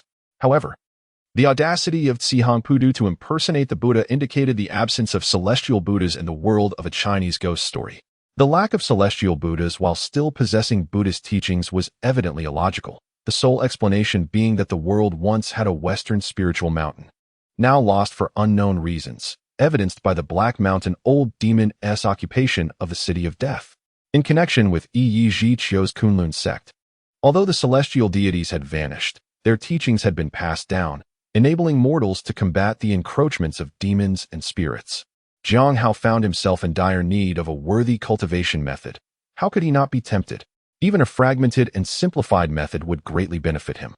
Aside from the teachings left by the celestial deities, the malevolent spirits and ghosts in the world of a Chinese ghost story represented a veritable treasure trove. Previously, he had refrained from practicing the soul-devouring ghost art due to a lack of sufficient vengeful spirits and the fear of provoking the underworld, akin to snatching food from a tigeress mouth. Yet, upon entering the world of a Chinese ghost story, both of these issues were resolved. The abundance of vengeful spirits and malevolent ghosts in this realm eliminated the need for him to forcibly induce them into vengeful souls through torment. Conversely, by refining these spirits and ghosts, he could ensure the safety of the common folk, which, if not meritorious, at least amounted to a form of chivalry. Moreover, considering the Black Mountain Old Demon's control over the City of Death, it was highly likely that the underworld had collapsed, alleviating his concerns about attracting its attention. He could even venture into the 18 layers of hell to seek out potent vengeful spirits, thereby enhancing his soul-devouring ghost art. In light of this, it became evident that there was much for him to accomplish in the world of a Chinese ghost story. 2 years might prove insufficient. Time was of the essence. He needed to find someone to inquire about the way to Lanruo Temple. If Yin Xīyóu was present, it would be ideal to obtain his cultivation methods. If not, he would head to Kunlun Mountain. He could not afford to delay in this matter. Jiang Hao summoned a gust of demonic wind and soared into the air, scanning the surroundings. For dozens of miles, he saw no signs of life, but instead detected several mountains steeped in demonic energy. He randomly chose one and flew over. From a distance, he noticed a cave halfway up the mountain, its stone door tightly shut, surrounded by jagged rocks and scattered bones, with weeds growing as high as a person. Is anyone there? Is anyone there? Xīyóu descended from the clouds and knocked on the mountain door, calling out loudly. After a moment, the stone door creaked open slightly, revealing a tiger demon clad in leather armor, wielding a broad blade, rubbing its bleary eyes and grumbling as it emerged. Which unfortunate idiot has disturbed my sleep? Do you not know that I was resting? As the door opened, a foul stench wafted out. Xīyóu frowned. After all, he had interrupted someone. So he clasped his hands and said, I apologize for disturbing your slumber. I am Xīyóu, passing through this area and momentarily lost. I would like to inquire about the region. A passerby? The tiger demon glanced at Xīyóu, exasperatedly cursing. Get lost, get lost. Go ask your mother. You come here to disturb my sleep over such a trivial matter. Are you tired of living? Xīyóu's expression darkened, a glint of cold light flashing in his eyes. What did you say? Are you unhappy? The tiger demon scoffed, hoisting the broad blade onto its shoulder with arrogance. What if I am cursing you? If you don't get lost, I might just eat you. Before the demon could finish its taunt, Xīyóu's eyes flashed with brilliance, and a burst of azure light struck the beast, sending it flying, blood splattering on the ground, several bones shattered. Can we talk now? Xīyóu said coldly. Tell me, where's this place? The tiger demon struggled for some time before managing to rise, its eyes now filled with fear as it became considerably more compliant. Lowering its voice, Zhujiang, Jinhua, Tiger Head Mountain. Jinhua Zhujiang? Indeed, while the worlds he traversed were random, the locations generally did not stray far from the unfolding narrative. Previously in the Calabash Brothers world, he had appeared near Calabash Mountain, saving him much time. Do you know the way to Lanrua Temple? Xīyóu inquired. Yes. From Tiger Head Mountain, travel 300 miles north to Guobei County. Lanrua Temple is located in the southwestern outskirts of Guobei County. The tiger demon nodded repeatedly, a sycophantic smile adorning its face. The king once mentioned seeking out Granny Huai, and I did not dare to offend you. Xīyóu raised an eyebrow, somewhat taken aback. Is the Huai tree spirit of Lanrua Temple quite renowned in this generation? Renowned is an understatement. Granny Huai possesses profound magical powers and maintains connections with the old lord of the Black Mountain in the underworld. Her reputation is formidable. Not many demons around Jinhua are unaware of her. Suddenly, the tiger demon sensed a shift in the atmosphere and discreetly glanced at Xīyóu, tentatively inquiring. Does the king have an old acquaintance with Granny Huai? What if I do? What if I don't? Do you intend to report back? Xīyóu scoffed, causing the tiger demon to bow repeatedly, exclaiming, I wouldn't dare. Very well, remember to keep your mouth clean, lest you provoke someone you ought not to, and find yourself meeting an untimely end without even knowing how it came to pass. Xīyóu was not one to show mercy, yet he was not one to take lives simply over a disrespectful remark. He turned and soared towards Lanrua Temple, propelled by the winds of the demon. As he flew, the human presence gradually increased. The once desolate path became bustling with activity. Occasionally, merchants hurried by with their carts, and villages emerged along the way, with the scent of cooking wafting through the air, accompanied by the sounds of roosters and dogs. Guobei County, with an area comparable to that of villages in later times, boasted 3 or 4 intersecting streets and towering walls engraved with the characters Guobei County. The streets were lined with various shops, yet the most bustling establishments, aside from gambling houses and taverns, were the coffin shops. Many officials wielded knives in one hand while clutching thick stacks of wanted notices in the other, pursuing imperial criminals with fervor, causing chaos wherever they went. Several miles outside the southwestern outskirts lay a forest, suffused with demonic energy, where the faint outline of temple spires could be discerned, a place that instilled fear in the local populace, the Lanrua Temple. Chapter 28. Fair prices for good service. The gates of Lanrua Temple stood ajar, overrun with weeds, the red paint peeling and covered in dust. The statue of the heavenly king at the entrance lay toppled, utterly devoid of its former majesty. The temple plaque was askew, shrouded in cobwebs, yet still legible with the golden characters spelling out Lanrua Temple. Xīyóu, exuding demonic energy, made no effort to conceal it as he descended from the clouds and entered.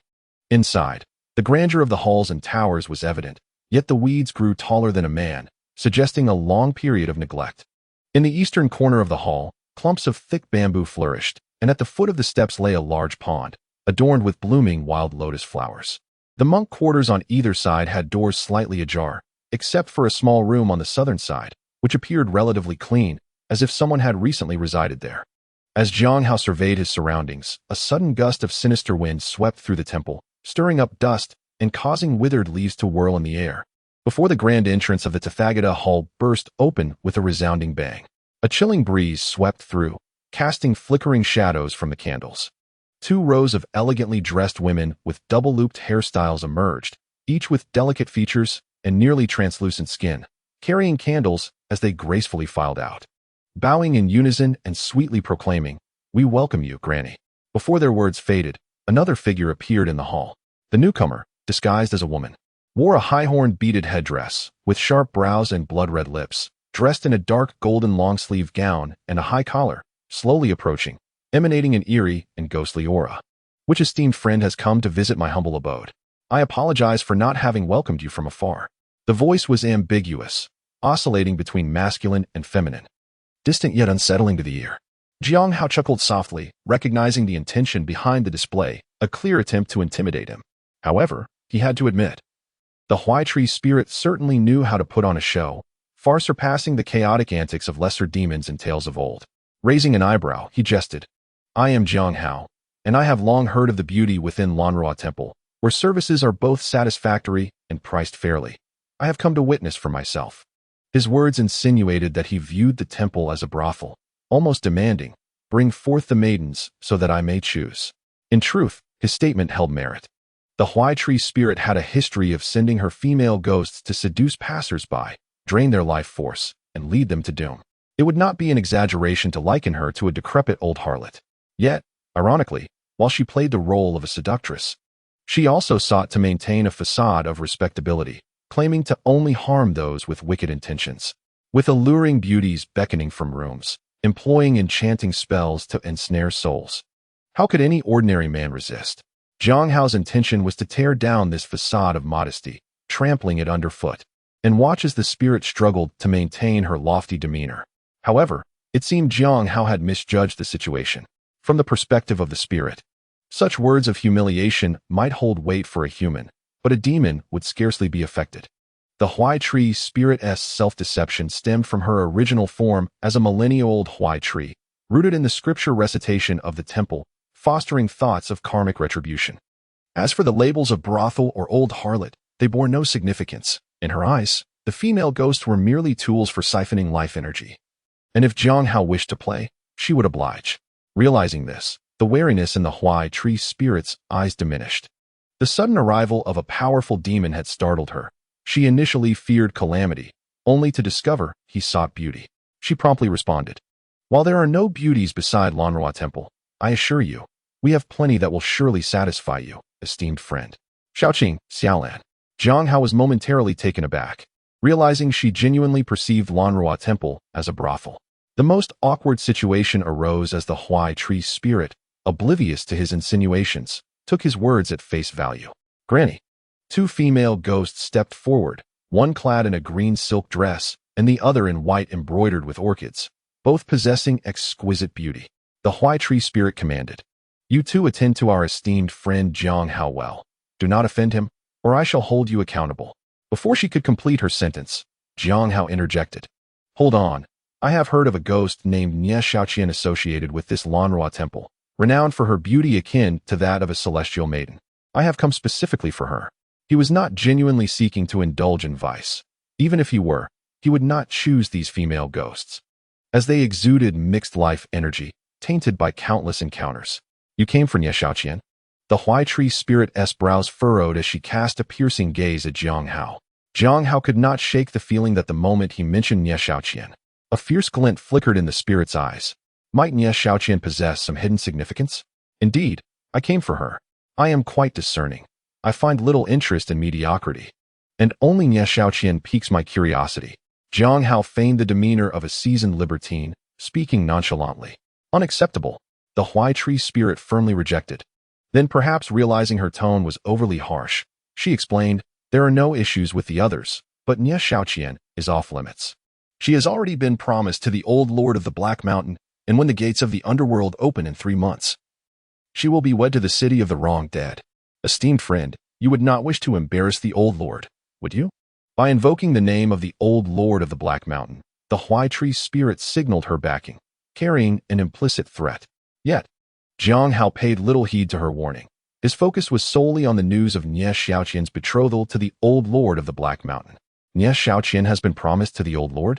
This revelation indicated that the plot was nearing its climax. Yin Qixia would soon arrive at Lanrua Temple.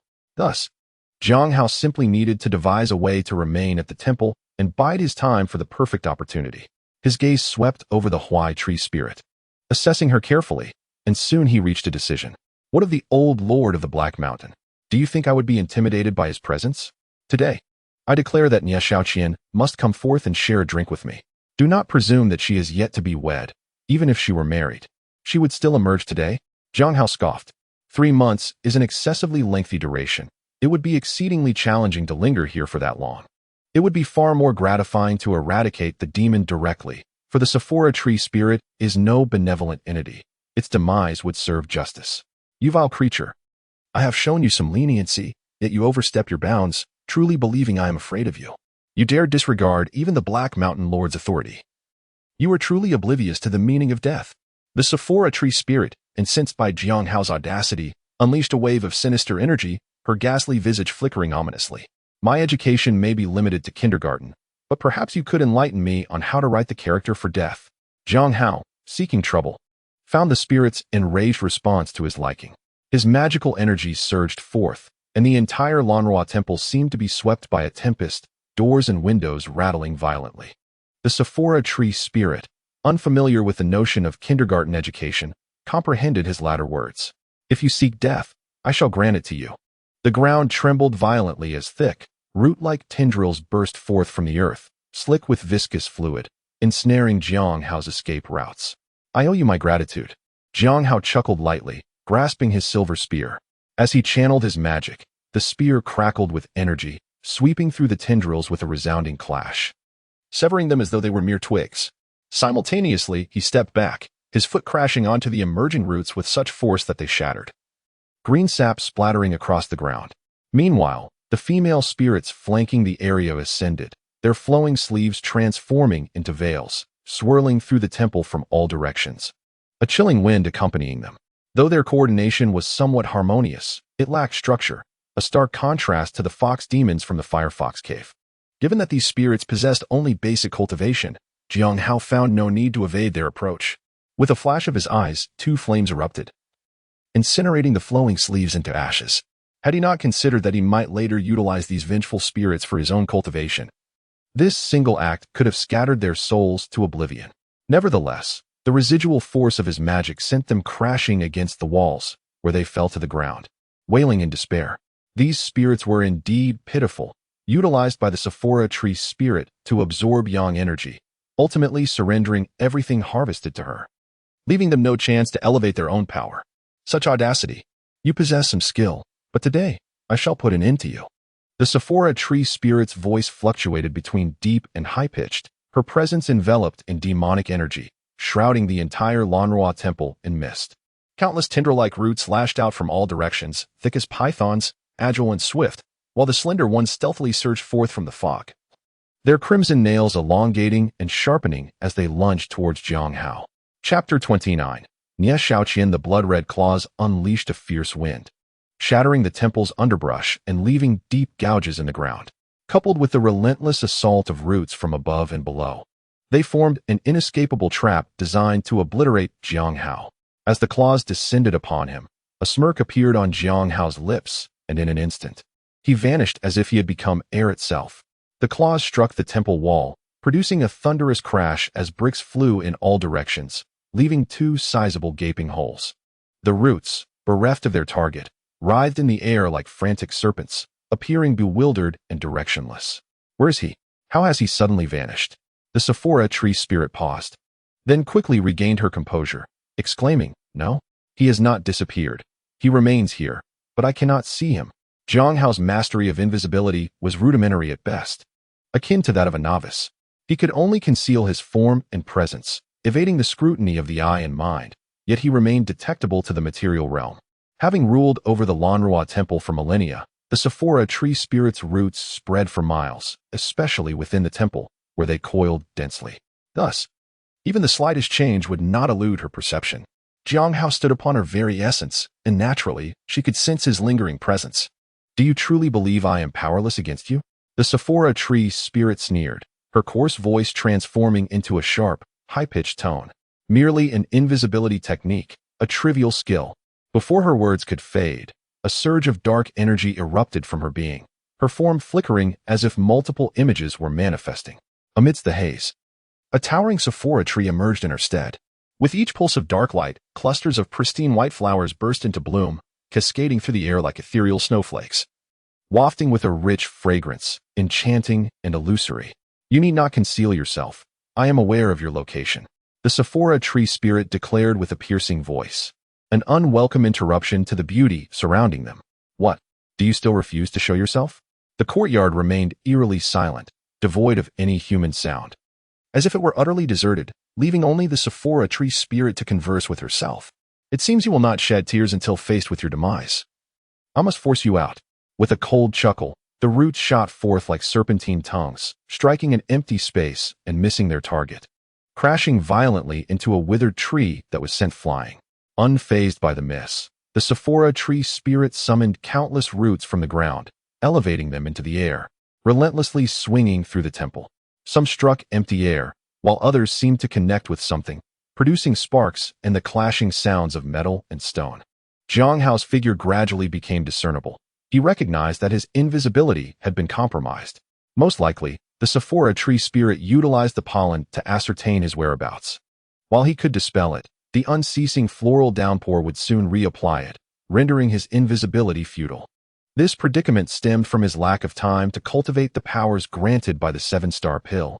Aside from his fire control technique, which he had honed through repeated use, his other abilities remained in their nascent state. Such a beautiful scene, yet it is crafted by your androgynous self. The Sephora tree spirit, it truly dampens the spirit, Xīyóu remarked, gently catching a falling flower. Its white petals, pure as snow and fragrant, seemed ill-fitting for a creature as grotesque as the bloodthirsty Sephora tree spirit. Even on the brink of death, you remained defiant. Since you admire my flowers so, I shall have you offer your body and soul as sustenance.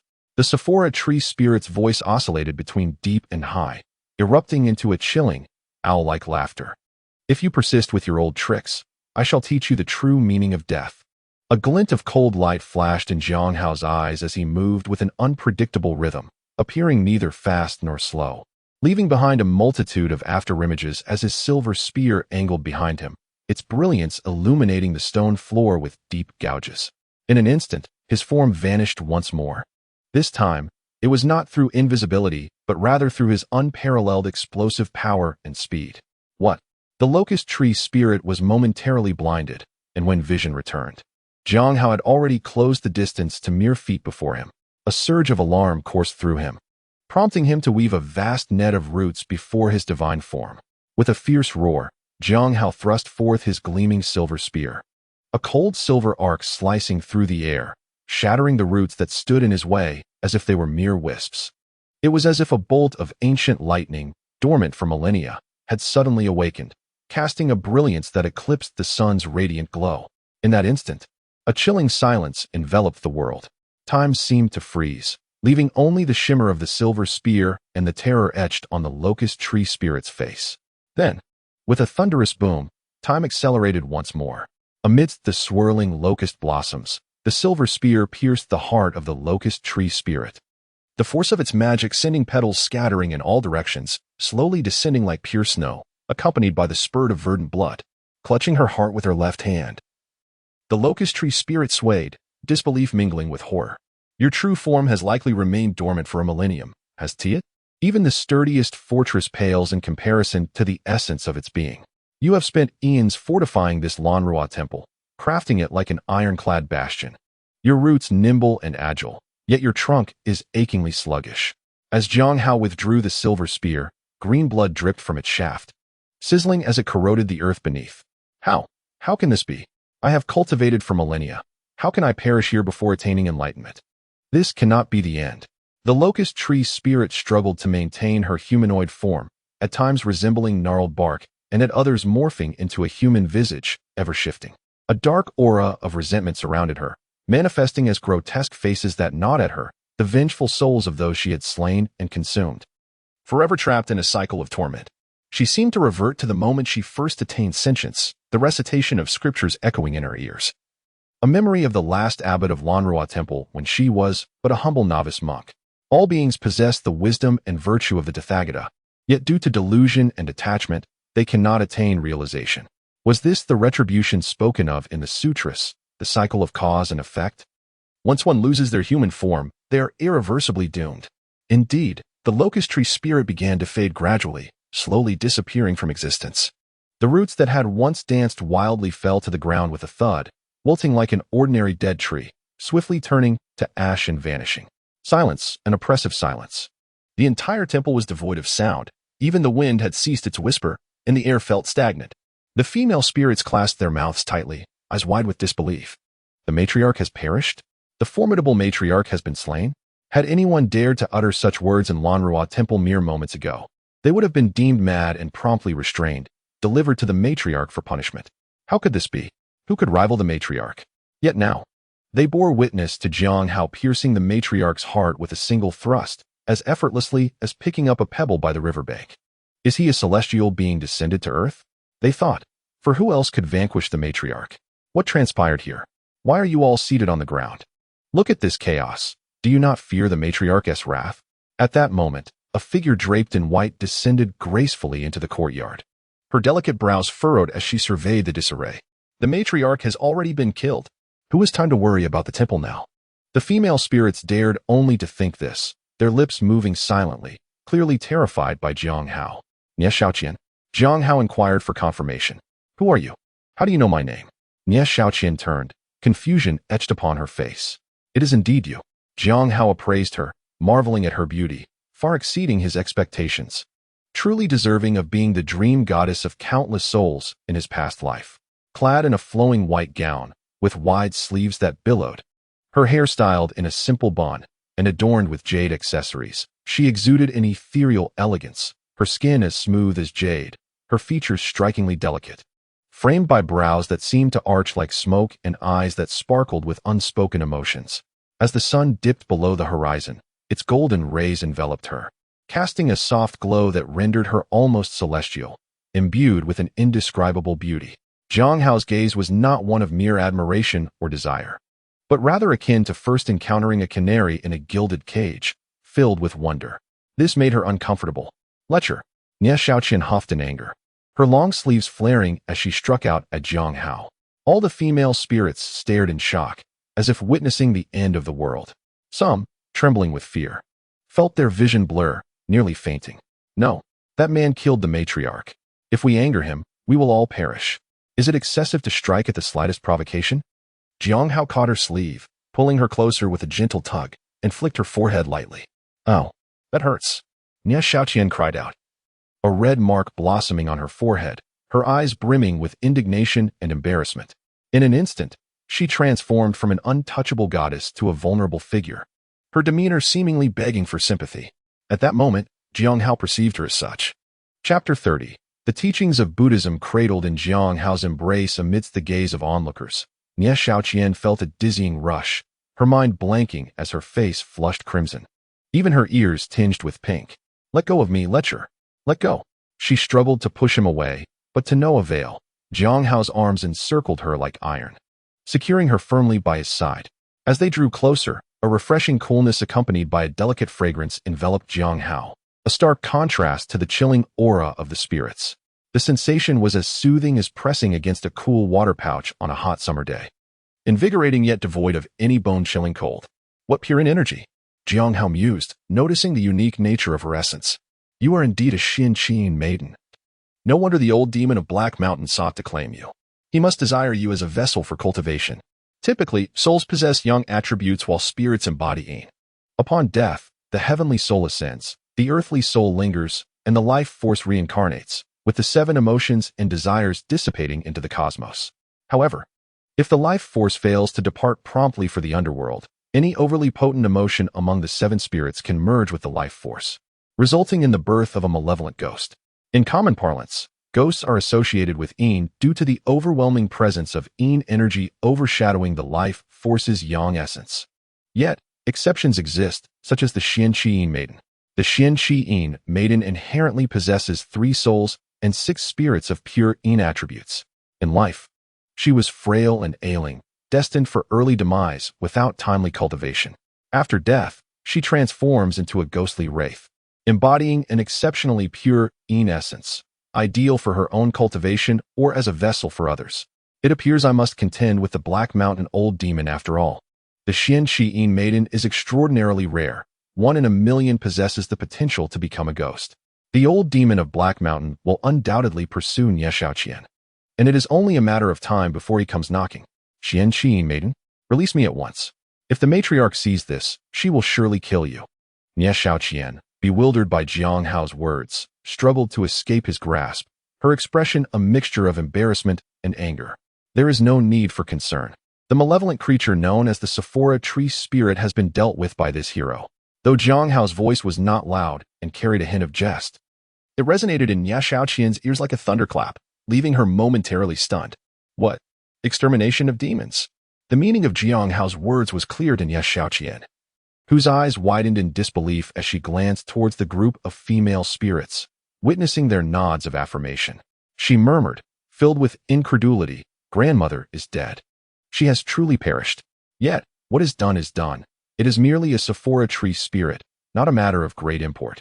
An aura of demonic energy surged from Jiang Hao, darkening the skies above as he directed his gaze toward the trembling female spirits and proclaimed, "From this day forth, this Lanrua temple shall be my domain, and you shall all belong to me. No, you are now my spirits.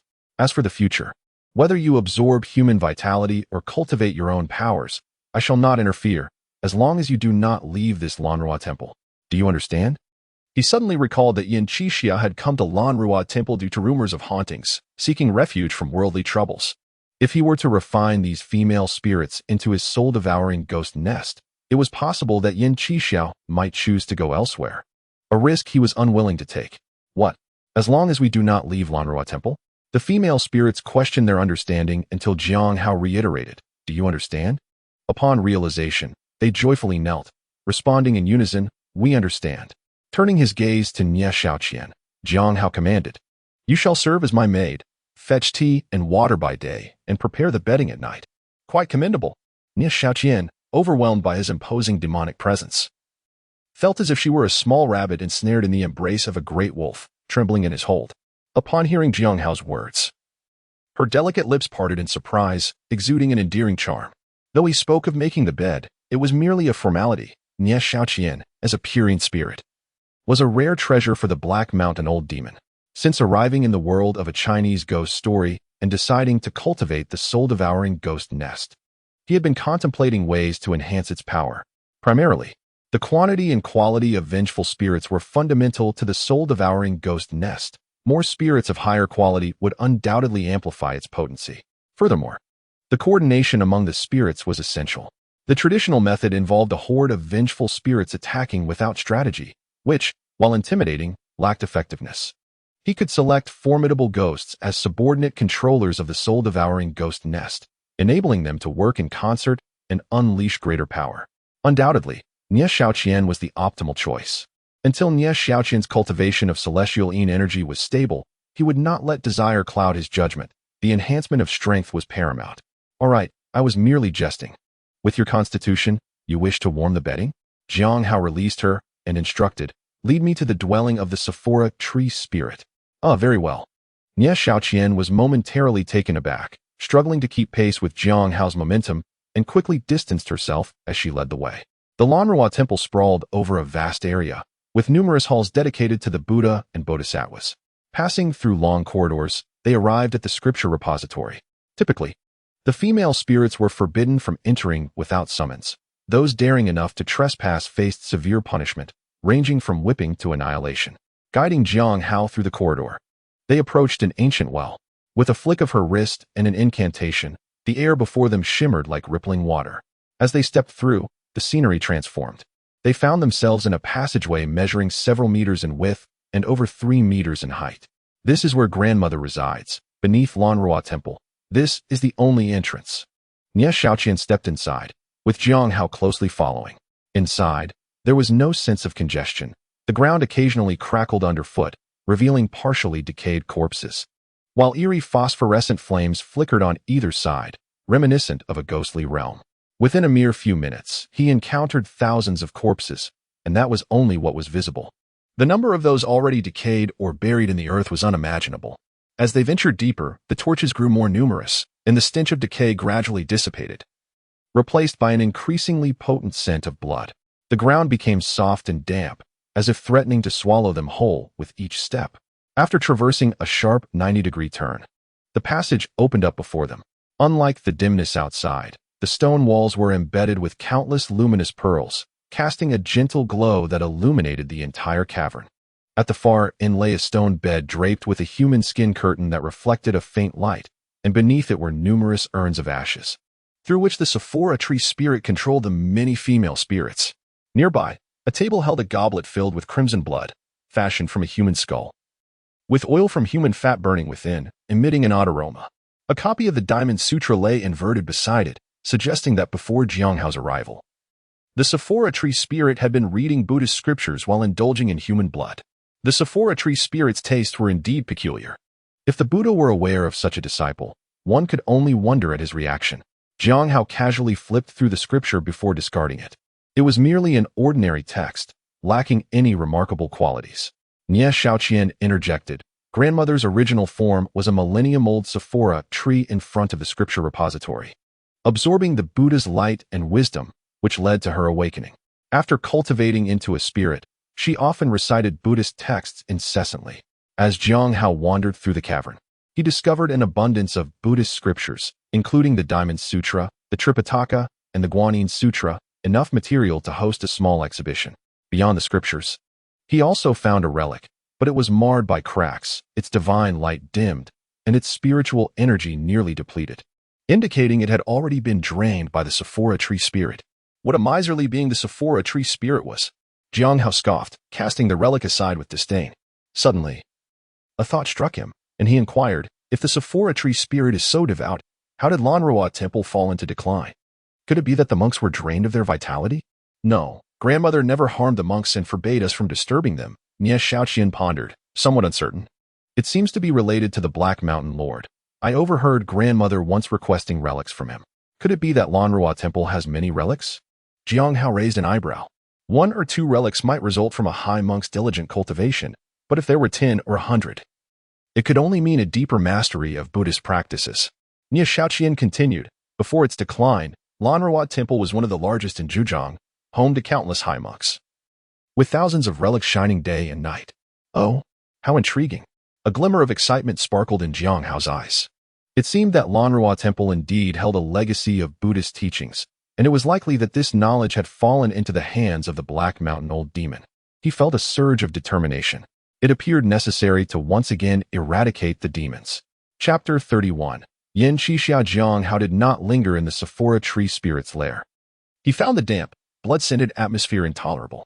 After confirming that there was nothing of worth to be found, he instructed Nie Xiaoqian to find an empty monk's quarters within Lanrua Temple, where he could settle down after a brief tidying up. The female specters harbored a profound fear of him, seldom daring to linger before his gaze. They either secluded themselves within the forest behind the temple or hid within the confines of the Buddhist hall. During this period, the entire Lanrua Temple was devoid of even a ghostly silhouette. As for the matter of absorbing yang energy, not a single female ghost dared to attempt it. Not out of a newfound righteousness, but rather due to the notorious reputation of the Lanrua Temple's haunting, coupled with Xīyóu's stern prohibition against their outings. With no means to entice humans, they naturally lacked the opportunity to siphon yang energy. Xīyóu, on the other hand, lived quite comfortably. Aside from playfully teasing Xiaoqian, he devoted most of his time to cultivation. Though he had acquired numerous magical abilities and possessed a jade rui, he was unable to delve deeply into his training due to the lack of time, resulting in no profound mastery of any single skill. In the realm of yin and yang, where the balance was disrupted and yin energy vastly outweighed yang energy, He focused his training on the fire manipulation abilities derived from the fourth child, intending to confront the Black Mountain Old Demon. It must be said that this innate ability was indeed extraordinary. With dedicated practice, progress was astonishingly swift. Days and nights blurred together, and before he knew it, a month had passed.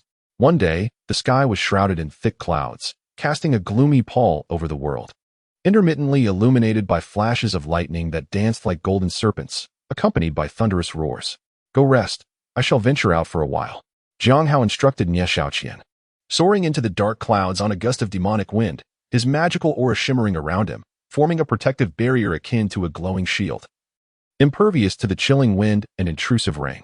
With a resounding crash, a bolt of lightning split the darkness. Generally, demons and specters held a deep-seated fear of thunder, recognizing that such potent yang energy could overpower them. Yet, Xīyóu boldly soared towards the lightning, his hands aglow with magical energy, deftly grasping the fleeting bolt within his palm. The lightning, shimmering in hues of gold and violet, twisted and turned, and as he clenched it tightly, he hovered in midair, awaiting another flash. This ability, also derived from the fourth child's powers, enabled him to control lightning, which he intended to refine into thunderfire for his confrontation with the Black Mountain Old Demon. As bolts of lightning flickered overhead, Xīyóu's grasp of the lightning grew. And after collecting about 17 or 18 bolts, he settled into a cross-legged position atop the clouds and began to concentrate on refining it. The process was remarkably smooth. His recent training in fire manipulation proved invaluable. After approximately half a day's effort, he successfully fused the lightning and flames, creating a spectacular display that resembled blazing lightning. Xīyóu opened his mouth, swallowing the thunder fire, deeply attuning himself to the elemental forces it contained. Days slipped by unnoticed, and gradually, he gained insight. His magical energy circulating within him, enveloped by an ethereal flame, amidst which the lightning flickered. At last, he had mastered this technique, bolstering his confidence against the Black Mountain Old Demon. A smile graced Xīyóu's face. After half a month of rigorous training, he had finally grasped the essence of thunderfire. With a breath, he expelled a torrent of flames, crackling with the energy of lightning. This was indeed the thunderfire he had cultivated. Upon returning to Lanrua Temple, Xīyóu had barely regained his footing when he suddenly sensed a gust of wind approaching from behind. Without turning, he merely shifted slightly to the left. Clang! A golden sword beam grazed past him, embedding itself in the door, which, unable to withstand the force, collapsed inward, sending dust swirling through the air. Monster! I have yet to seek you out, and yet you dare to show yourself. A thunderous voice boomed from behind. Turning, he beheld a burly figure with a thick beard, fierce brows, and eyes like polished ebony, wielding a 3-foot-long Xīyóu sword, reminiscent of a reincarnated warrior. Yin Qixia. Zhanghao's eyes sparkled with recognition. He had been waiting at Lanrua Temple for such a long time, finally catching this elusive rabbit. A surge of joy filled him, though he feigned anger. Who are you to intrude upon my territory and attempt to harm others? Seeking death, are we? Your territory? This Lanrua Temple was constructed by our forebears. You demons have taken residence here, daring to claim it as your own. Do you not feel any shame? Yin Qixia laughed heartily, his disdain palpable. Indeed. It was built by our forebears, but this temple has languished unattended in the wilderness. Were it not for our presence, do you think it would still stand today? What's wrong with claiming it as our own? Xīyóu retorted. Caught off guard, Yin Qixia faltered momentarily. In times of chaos, Lanrua Temple would likely have been demolished had it not been occupied by demons. He was a straightforward man and quickly conceded, You make a valid point. I concede that this temple can be considered your territory. Yin Qixia's eyebrows arched, a sharpness igniting in his gaze as the sword in his hand radiated brilliance, emanating an aura that suggested he would strike at any moment. However, I have heard that this Lanrua Temple is rife with spirits that absorb yang energy and take lives. Is this true? He had always been a champion of justice, taking it upon himself to eradicate evil and protect the innocent. Having recently vanquished a corrupt official, he had come to investigate the rumors surrounding Lanrua Temple's malevolence, seeking refuge from the storm, while also entertaining thoughts of exterminating the demons. Whether true or false makes no difference, Xīyóu replied coolly. If it were true, I would leave immediately. If false, then I shall slay the demon that occupies this sacred ground of Buddhism. Yin Qixia's voice boomed, sounding as though he were interrogating a suspect. Zhanghao's temper flared. He had no intention of engaging in battle with Yin Qixia, respecting his righteous nature. However, the condescending tone irked him. Slay demons? Just based on your word? He scoffed. You may champion justice and despise evil, but why should I accommodate your whims? Is Lanrua Temple a place you can come and go as you please? Arrogant demon. Today, I shall take you down. Yin Qixia, equally hot-tempered, was incensed by Jiang Hao's dismissal. He raised his right hand, the Xianyuan sword gleaming with golden light, and lunged towards Jiang Hao. Unfazed, Jiang Hao extended his right hand, summoning a gleaming silver spear that appeared in an instant. With a flash of brilliance, he parried Yin Qixia's lethal thrust. The clash of sword and spear reverberated with a deafening sound, sending shockwaves that bent the trees in the temple courtyard. Remarkable demon. You possess some skill. Let us continue. Yin Qixia's eyes sparkled with excitement. He was a martial arts enthusiast, having been the world's foremost swordsman before his training. And now he found himself invigorated by this encounter with Jiang Hao. Let us step outside to fight. We must not ruin my Lanrua temple. Jiang Hao frowned at the chaotic state of the temple, knowing he would reside there for some time, and that destruction would be troublesome. Very well, let us fight outside. Yin Qixia agreed, and as he soared into the air on his sword, he could not resist the urge to strike first. His swordplay was as direct and decisive as his character, each move executed with tremendous force, akin to the crack of thunder, showcasing speed and ferocity that left no room for defense, as if he were painting with wild strokes of ink. Jiang Hao's marksmanship, inherited from the Dragon of the Abyss, originally followed a path of cunning and ferocity. However, it has now evolved to bear Jiang Hao's unique signature, transforming into an unparalleled force of vigor and confidence that looks down upon the world. Both warriors are adept in their formidable styles, and their encounter is naturally a clash of titans. Amidst the roaring winds, guns and swords clash incessantly, and the collision of their powers radiates countless strange lights, illuminating the realm. The ground, already fissured, is strewn with fragments of rock, while the once lush forest now lies in ruins, with birds and beasts long fled, leaving no trace behind. After exchanging countless moves, the two momentarily disengage, only to return to face each other atop the treetops. Exorcise demons and subdue monsters. Yin Qixia suddenly roared, reciting a series of incantations. The Xianyuan divine sword in his hand abruptly soared into the air, splitting into 2, then 4, then 8, until the sky was filled with a torrent of flying swords rushing towards Jiang Hao. Come on. The shining silver spear in Jiang Hao's grip flickered with brilliance, its movements like a tide, parrying and striking with a defense impenetrable as thousands of swords assailed him from all directions, yet not a scratch marred his form. Chapter 32. Outmatched, I yield countless flying swords transformed into a radiant arc, only to be deflected by the shining silver spear.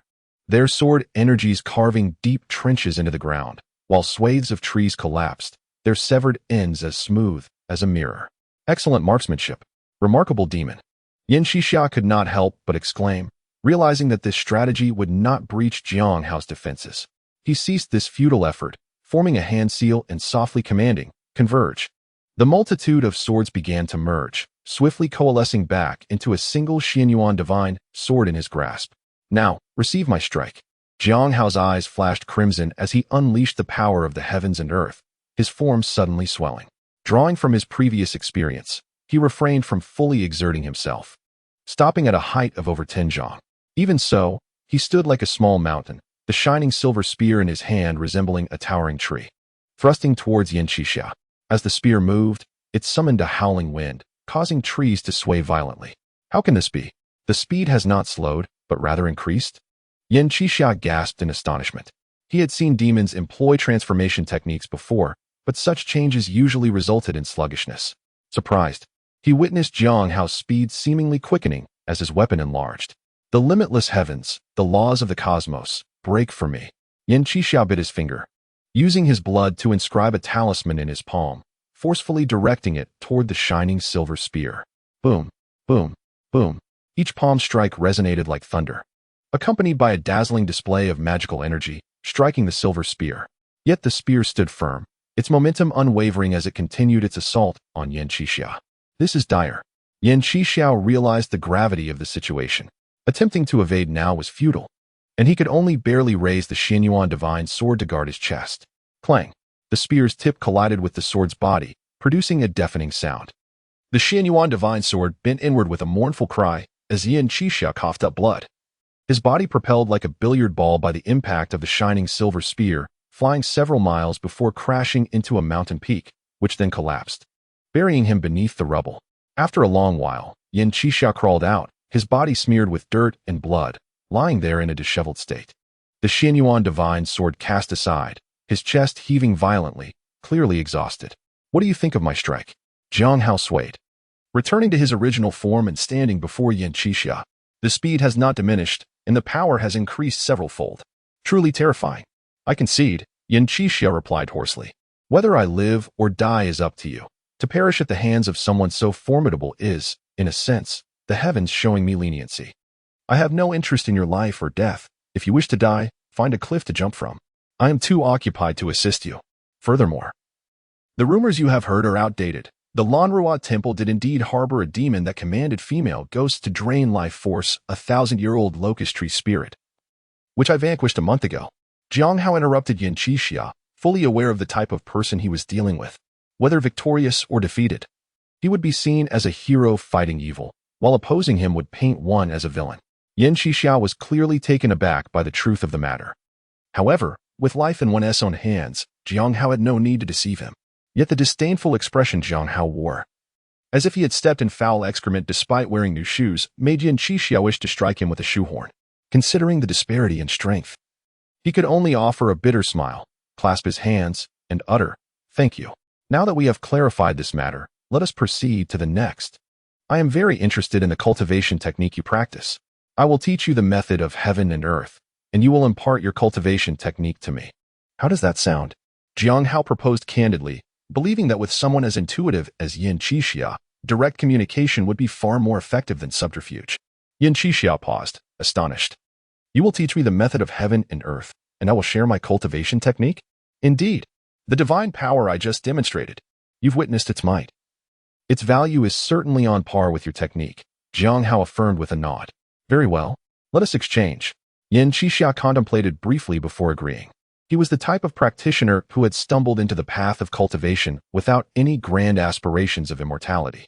To him, cultivation was merely a means to uphold justice and eradicate evil. Thus, techniques were simply tools to enhance strength.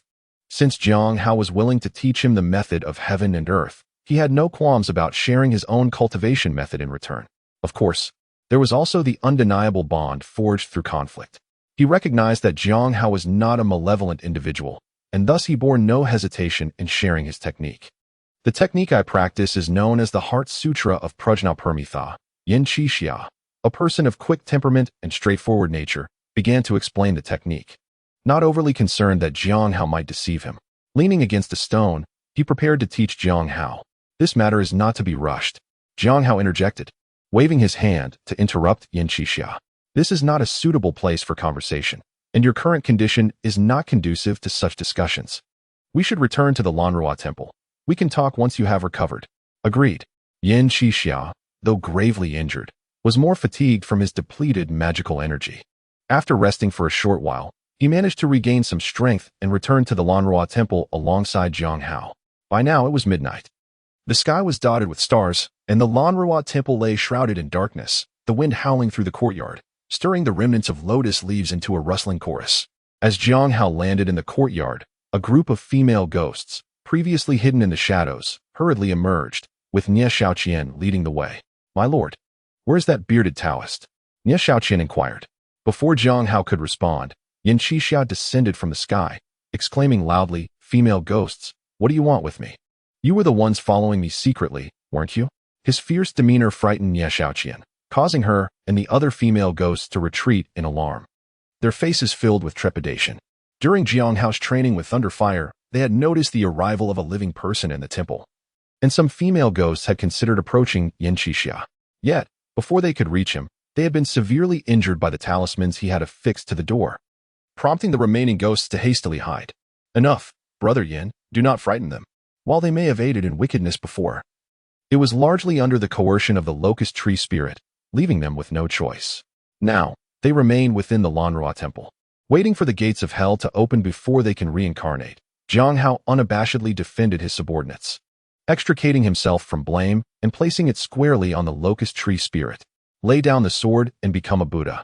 so long as they cease their malevolence. I shall not trouble them. Yin Qixia nodded in agreement. You all, prepare some food and wine. At once, my lord.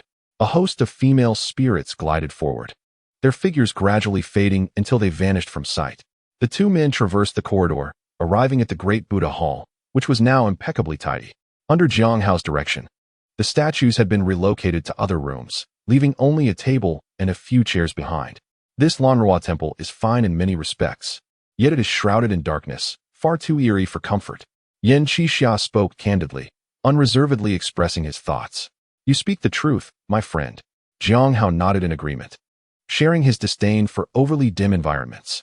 His eyes shimmered as flames erupted forth, crimson fire hovering in midair, seemingly without source, illuminating the surroundings and leaving Yin Qixia astonished. This display alone showcased Xīyóu's considerable mastery over flames. Before long, the female spirits set down dishes before them, merely a handful of rustic delicacies, wafting steam and aromas that awakened the appetite. Nie Xiaoqian stood by, pouring wine into goblets for both men, the liquid pure and crystalline, exuding a rich fragrance. The other spirits danced gracefully, their long sleeves swirling to the melodies of string instruments, their slender waists and graceful necks moving in a captivating display. My brother Yin, please. Xīyóu raised his goblet, invitingly. Cheers. Yin Qixia, a notorious lover of wine, downed his drink in a single gulp, his face alight with delight. Aged 10 years. Excellent. Excellent. It has been ages since I savored such rich wine. Since you enjoy it, indulge further. Here, I toast to you. Their toasts flowed freely, and soon, half a jug of wine had vanished. This drinking method is insufficient. These cups are far too diminutive for men of our stature. Brother Xīyóu, surely there are larger vessels here. After several more rounds, Yin Qixia called out, his expression playfully challenging, a fierce demeanor softened by childlike glee, which left Xīyóu chuckling. Xiaoqian heeded Yan's request and fetched some larger bowls. With a nod, Nie Xiaoqian exited and quickly returned with several large bowls. I shall drink first. You may follow. Yin Qixia filled his own bowl and gulped it down, seeking to regain face after his earlier defeat to Xīyóu. There are but two ways to drink: down it or drink freely. Xīyóu, undaunted, matched the challenge, as in his previous life he had possessed a remarkable capacity for alcohol. Now, as a dragon, he imbibed as if it were mere water, tilting his head back to drain his bowl. Splendid! Refreshing! Yin Qixia exclaimed, roaring with laughter at Xīyóu's boldness, refilling his bowls with abandon. Their pace quickened, and soon, not just the jug, but an entire barrel of wine was emptied. Alas! We are out of wine. Yin Qixia lifted the barrel, shaking it vigorously, managing to coax out a few drops. Within a short span, they had drained 7 or 8 barrels. Your Majesty, please wait. I shall fetch more. Nie Xiaoqian began to rise, but Xīyóu stopped her with a smile, saying, No need for such trouble. Allow me. May my wishes be fulfilled, manifest swiftly. Xīyóu produced a jade scepter from his robe, murmuring incantations. A breath of demonic energy escaped, causing the barrel to tremble, and soon, wine began to flow forth like mountain spring water, swirling in midair and filling the room with its enticing aroma, eliciting salivation. This, Yin Qixia's eyes widened in disbelief, rubbing them to confirm it was no illusion. He scooped a bowlful, the rich flavor surpassing anything they had previously tasted. The music had ceased, and the spirits, along with Nie Xiaoqian, looked on in awe, as if witnessing divine magic.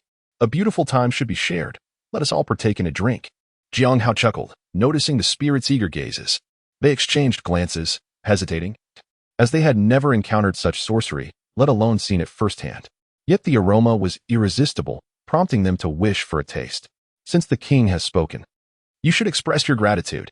Nie Xiaoqian, familiar with Xīyóu's character, swiftly filled a bowl, taking a small sip, her face flushing as the warmth spread. Thank you, Your Majesty. Upon seeing Nie Xiaoqian indulge, the other spirits could no longer restrain themselves, filling their own bowls and sipping cautiously. Brother Xīyóu, might we strike a bargain? I shan't pursue celestial arts any longer. Instead, teach me the spell for transforming wine. Yin Qixia approached, a sheepish grin adorning his face. Xīyóu recognized the rarity of such a request, the awkwardness of Yan's demeanor evident. It is not that I am unwilling to teach you, but this spell relies entirely on this magical artifact, he explained, raising the scepter. Yin Qixia appeared disappointed, but was soon captivated again by the endless flow of wine before him, lining up 3 bowls and declaring, Drink. Tonight, we shall not leave sober. They continued to drink in turn, the wine flowing like a mountain spring, seemingly unaffected by their consumption.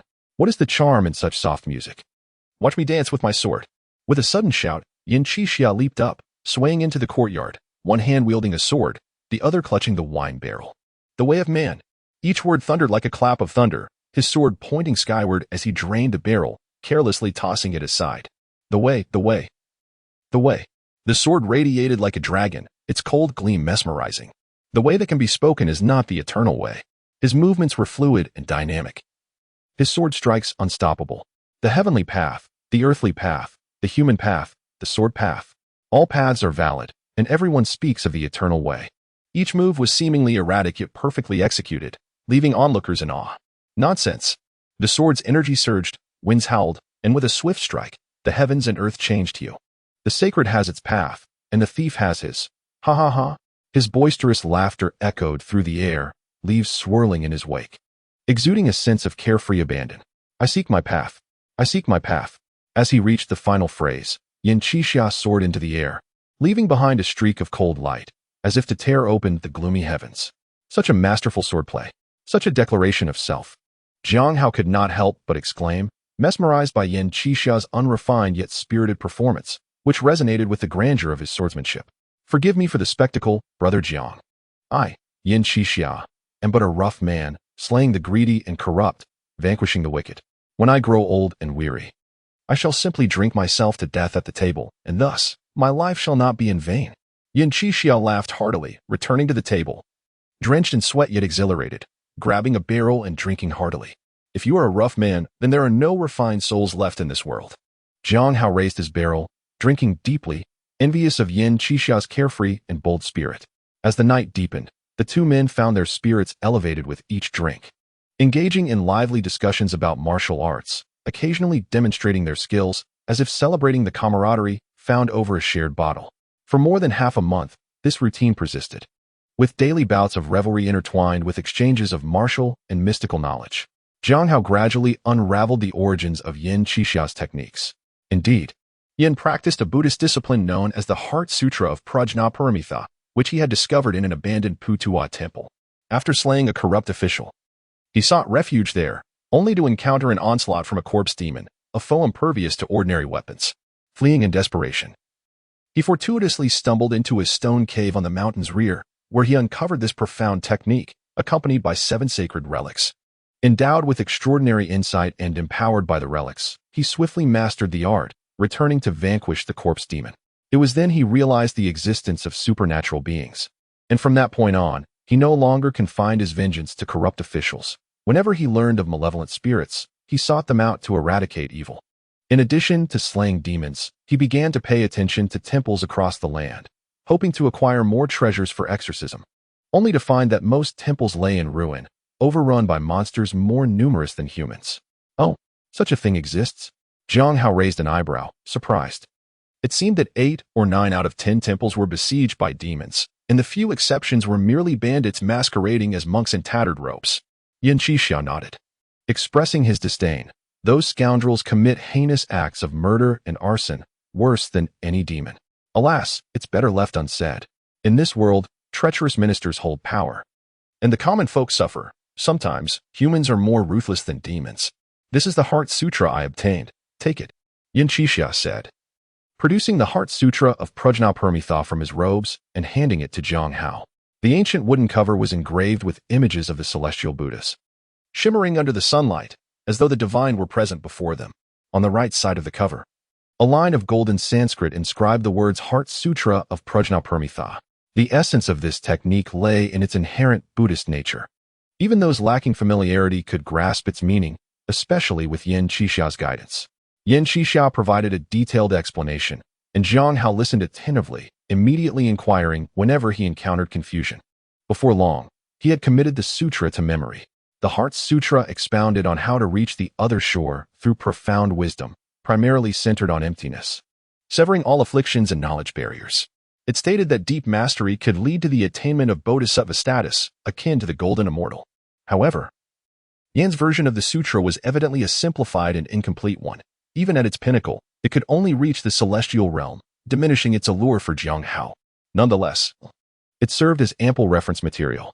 More importantly, it validated Zhang Hao's previous hypothesis that, although celestial beings had vanished from the world of a Chinese ghost story, their teachings had survived.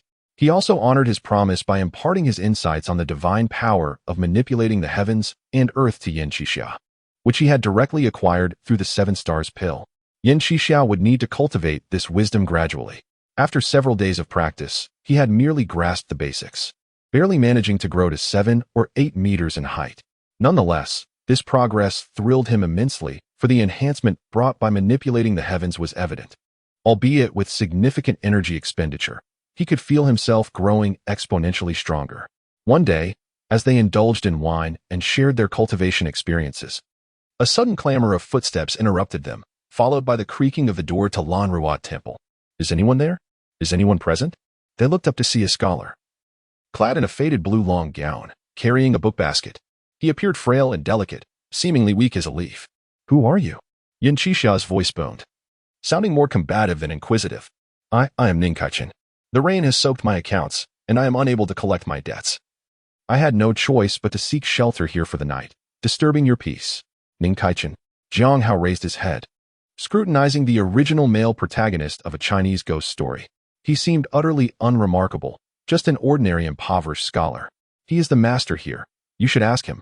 Yin Qixia gestured toward Zhang Hao, who preferred not to engage with timid individuals. Ignoring Ning Kaichen, he resumed his drinking. May I inquire how to address you, sir? Ning Kaichen turned his hopeful gaze towards Zhang Hao, his eyes filled with earnestness. You may call me Zhang Hao, if you wish to stay for the night.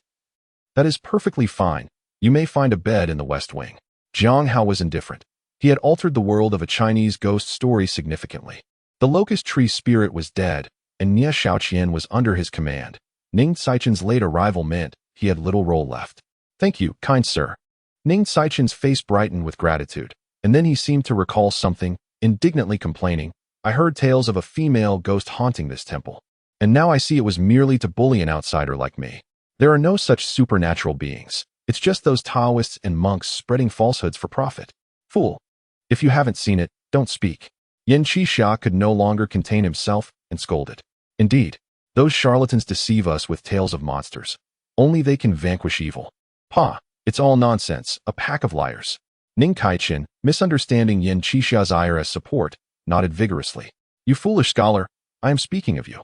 Mind your own business. You might just encounter a female ghost that will devour you. Yin Qixia's temper flared, causing Ning Kaichen to jump in fright and fall to the ground.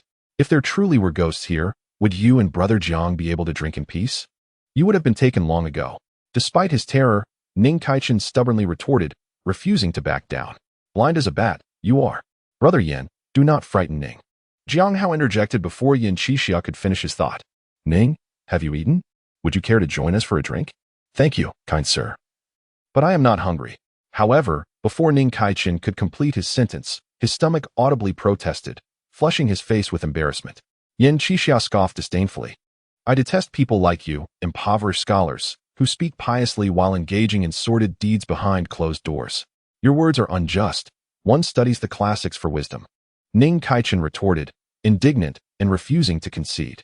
Yin Qixia's forthright nature, intolerant of wrongdoing, found itself somewhat stymied in the presence of Ning Caichen's soft-spoken tenacity, leaving him with little room for rebuttal. Their lively debate filled the dining area, while Zhang Hao quietly listened, his thoughts drifting elsewhere.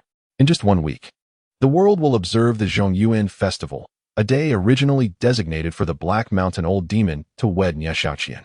However, with Zhang Hao's interference, the wedding is no longer feasible. As the gates of the underworld swing wide open, a fierce battle is undoubtedly imminent. The Black Mountain Old Demon will not spare Nie Shaoqian, and Zhang Hao is equally unwilling to forego the Buddhist teachings he has learned from Yin Qixia's Heart Sutra. In recent days, he has made significant progress, accelerating his cultivation by over 20%.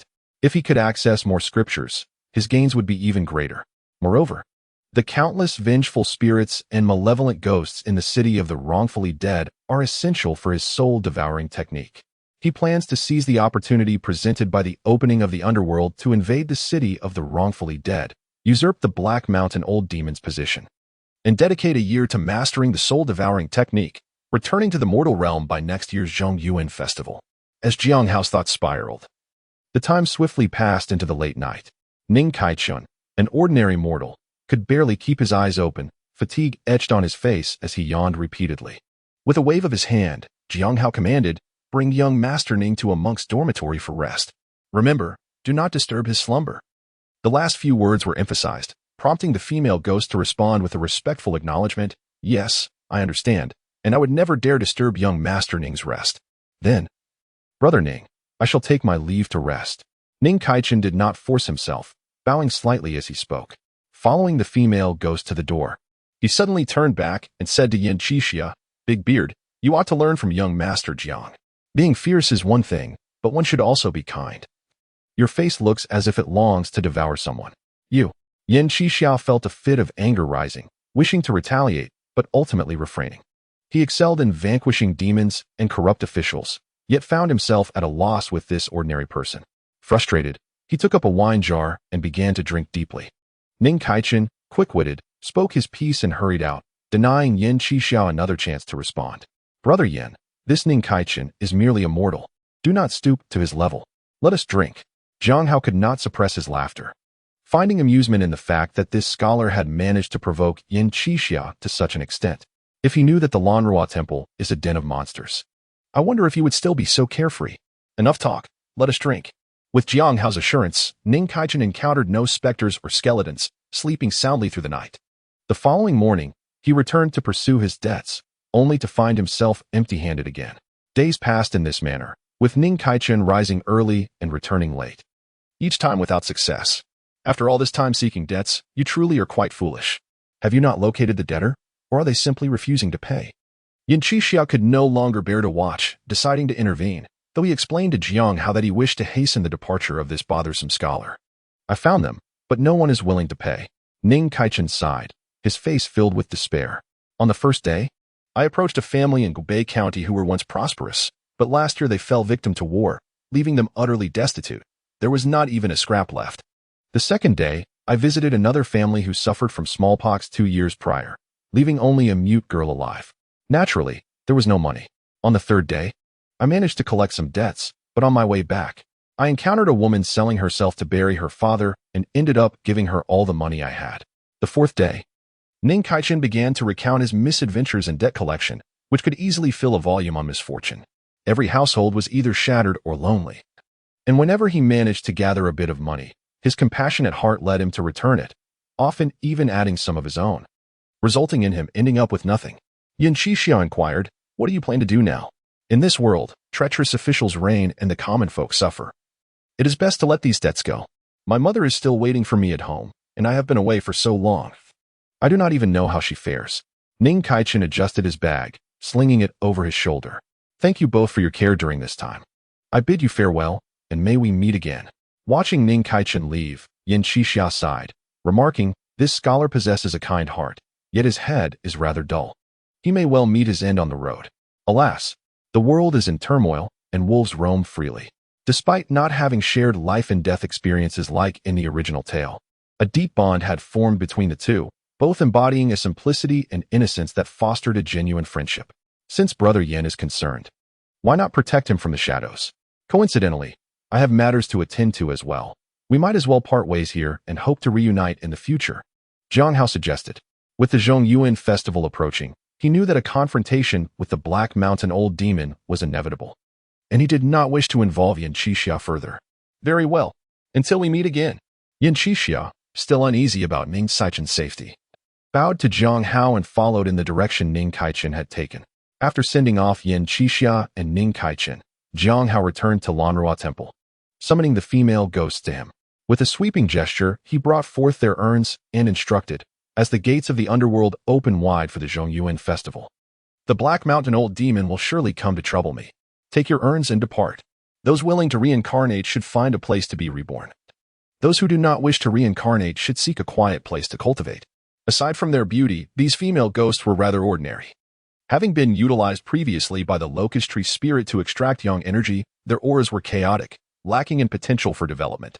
Zhongyuan could not be bothered to use them for cultivating the soul-devouring technique. Thus, he released them, honoring the camaraderie they had shared. The female ghosts exchanged glances, and after a while, One brave soul stepped forward, bowed to Xīyóu, and took her urn, vanishing in the blink of an eye. "Thank you, my lord. Thank you, my lord." With one leading the way, the others followed suit, eagerly taking their urns, their faces alight with excitement as they knelt and bowed repeatedly. Nie Xiaoqian was the last to emerge, cradling her urn with a complex expression. "Xiaoqian, are you also leaving? You know, in my heart, you are different from the rest. Over this time, I have been teaching you the ways of cultivation. You should understand that even a ghost can attain immortality." Xīyóu gazed intently at Nie Xiaoqian, extending his right hand with sincerity. "Stay with me. The road to immortality is lonely, and together we can achieve eternal life."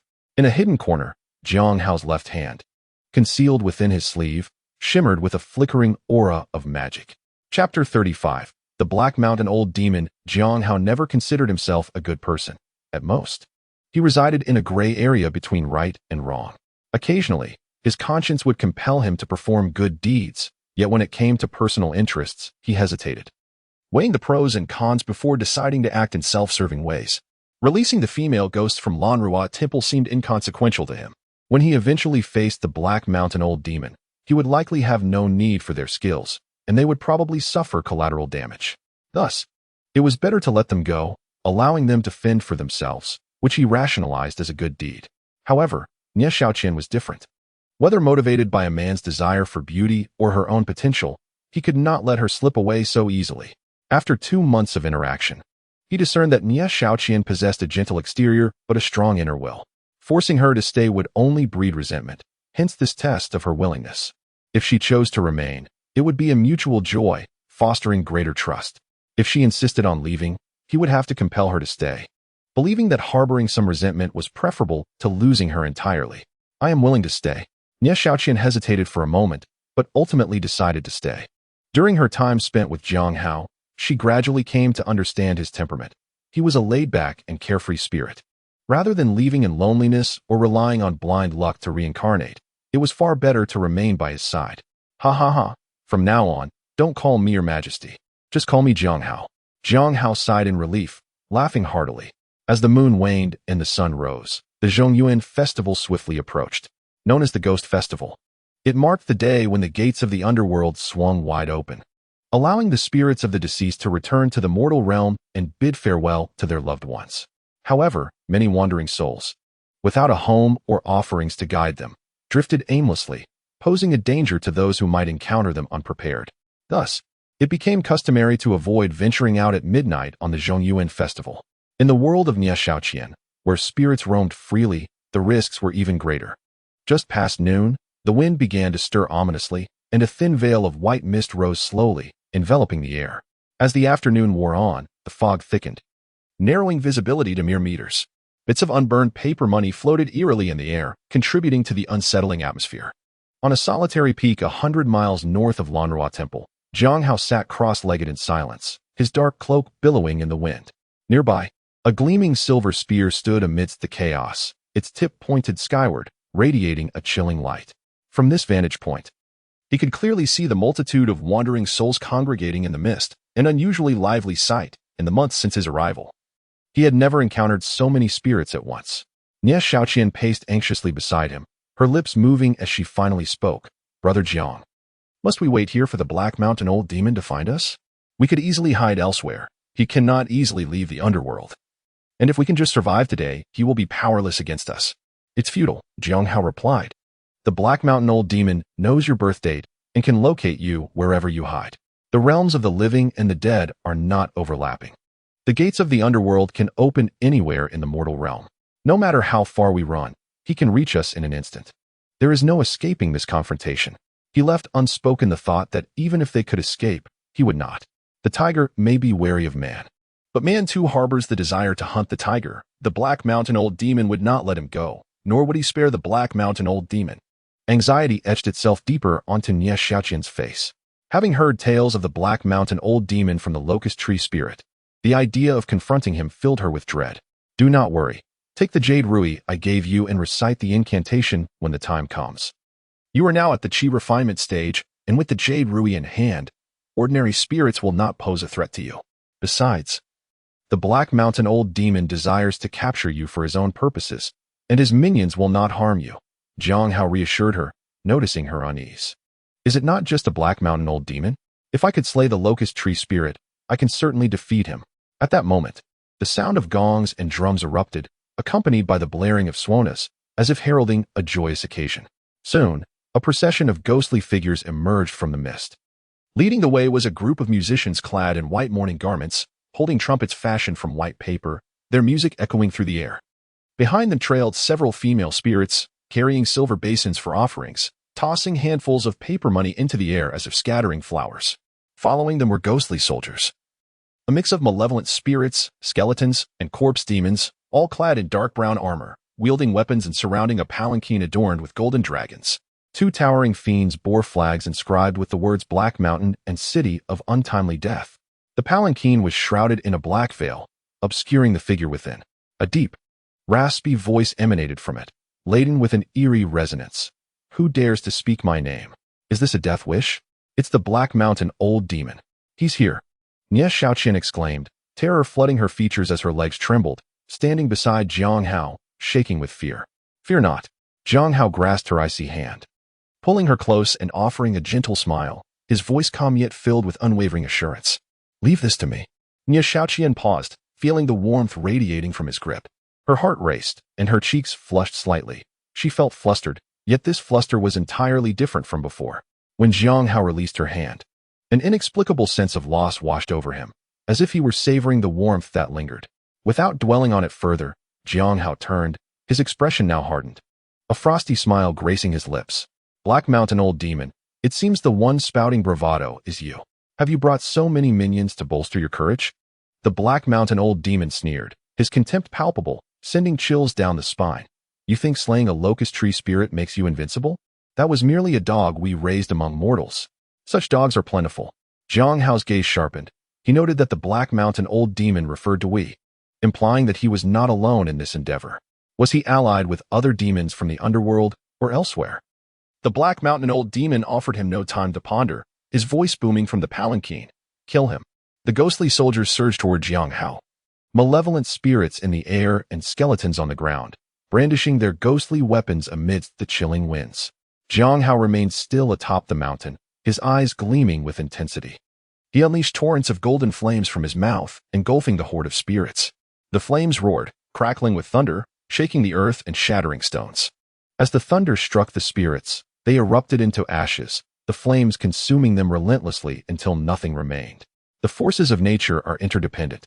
The thunderous fire was the very bane of these spirits, its efficacy undeniable as hundreds of ghostly soldiers were incinerated. Moreover, the flames fed off the surrounding energy, subtly beginning to spread. Several stones turned red and soft, hinting at a melting state. This was precisely why Xīyóu had chosen this desolate mountain over Lanhua Temple. Had they fought there, they would have left nothing but ruins behind. Useless fools. The Black Mountain old demon scoffed, observing his minion's devastation. With a flick of his sleeve, a black skull shot from the palanquin, shimmering ominously in the air. The skull, no larger than a fist, was as dark as ink and smooth like jade. It exploded mid-air, transforming into a swirling black cloud. Moments later, a rain of yellowish liquid began to fall, like a string of pearls, incessantly dribbling down. Xīyóu recognized the familiar aura. It bore a striking resemblance to the soul-searching sand he had encountered before. It's the River of Forgetfulness. The River of Forgetfulness marked the boundary between the path of the dead and the underworld, its waters foul and frigid, teeming with unreborn wandering souls, exuding heavy malevolence. Although the thunderous fire was the epitome of Yang, it was still a flame of the mortal realm and paled in comparison to the River of Forgetfulness. Rain cascaded down, extinguishing the tumultuous thunder and lightning as if a mere drop of brine fell upon tofu. Concurrently, the specters appeared invigorated as raindrops fell upon them.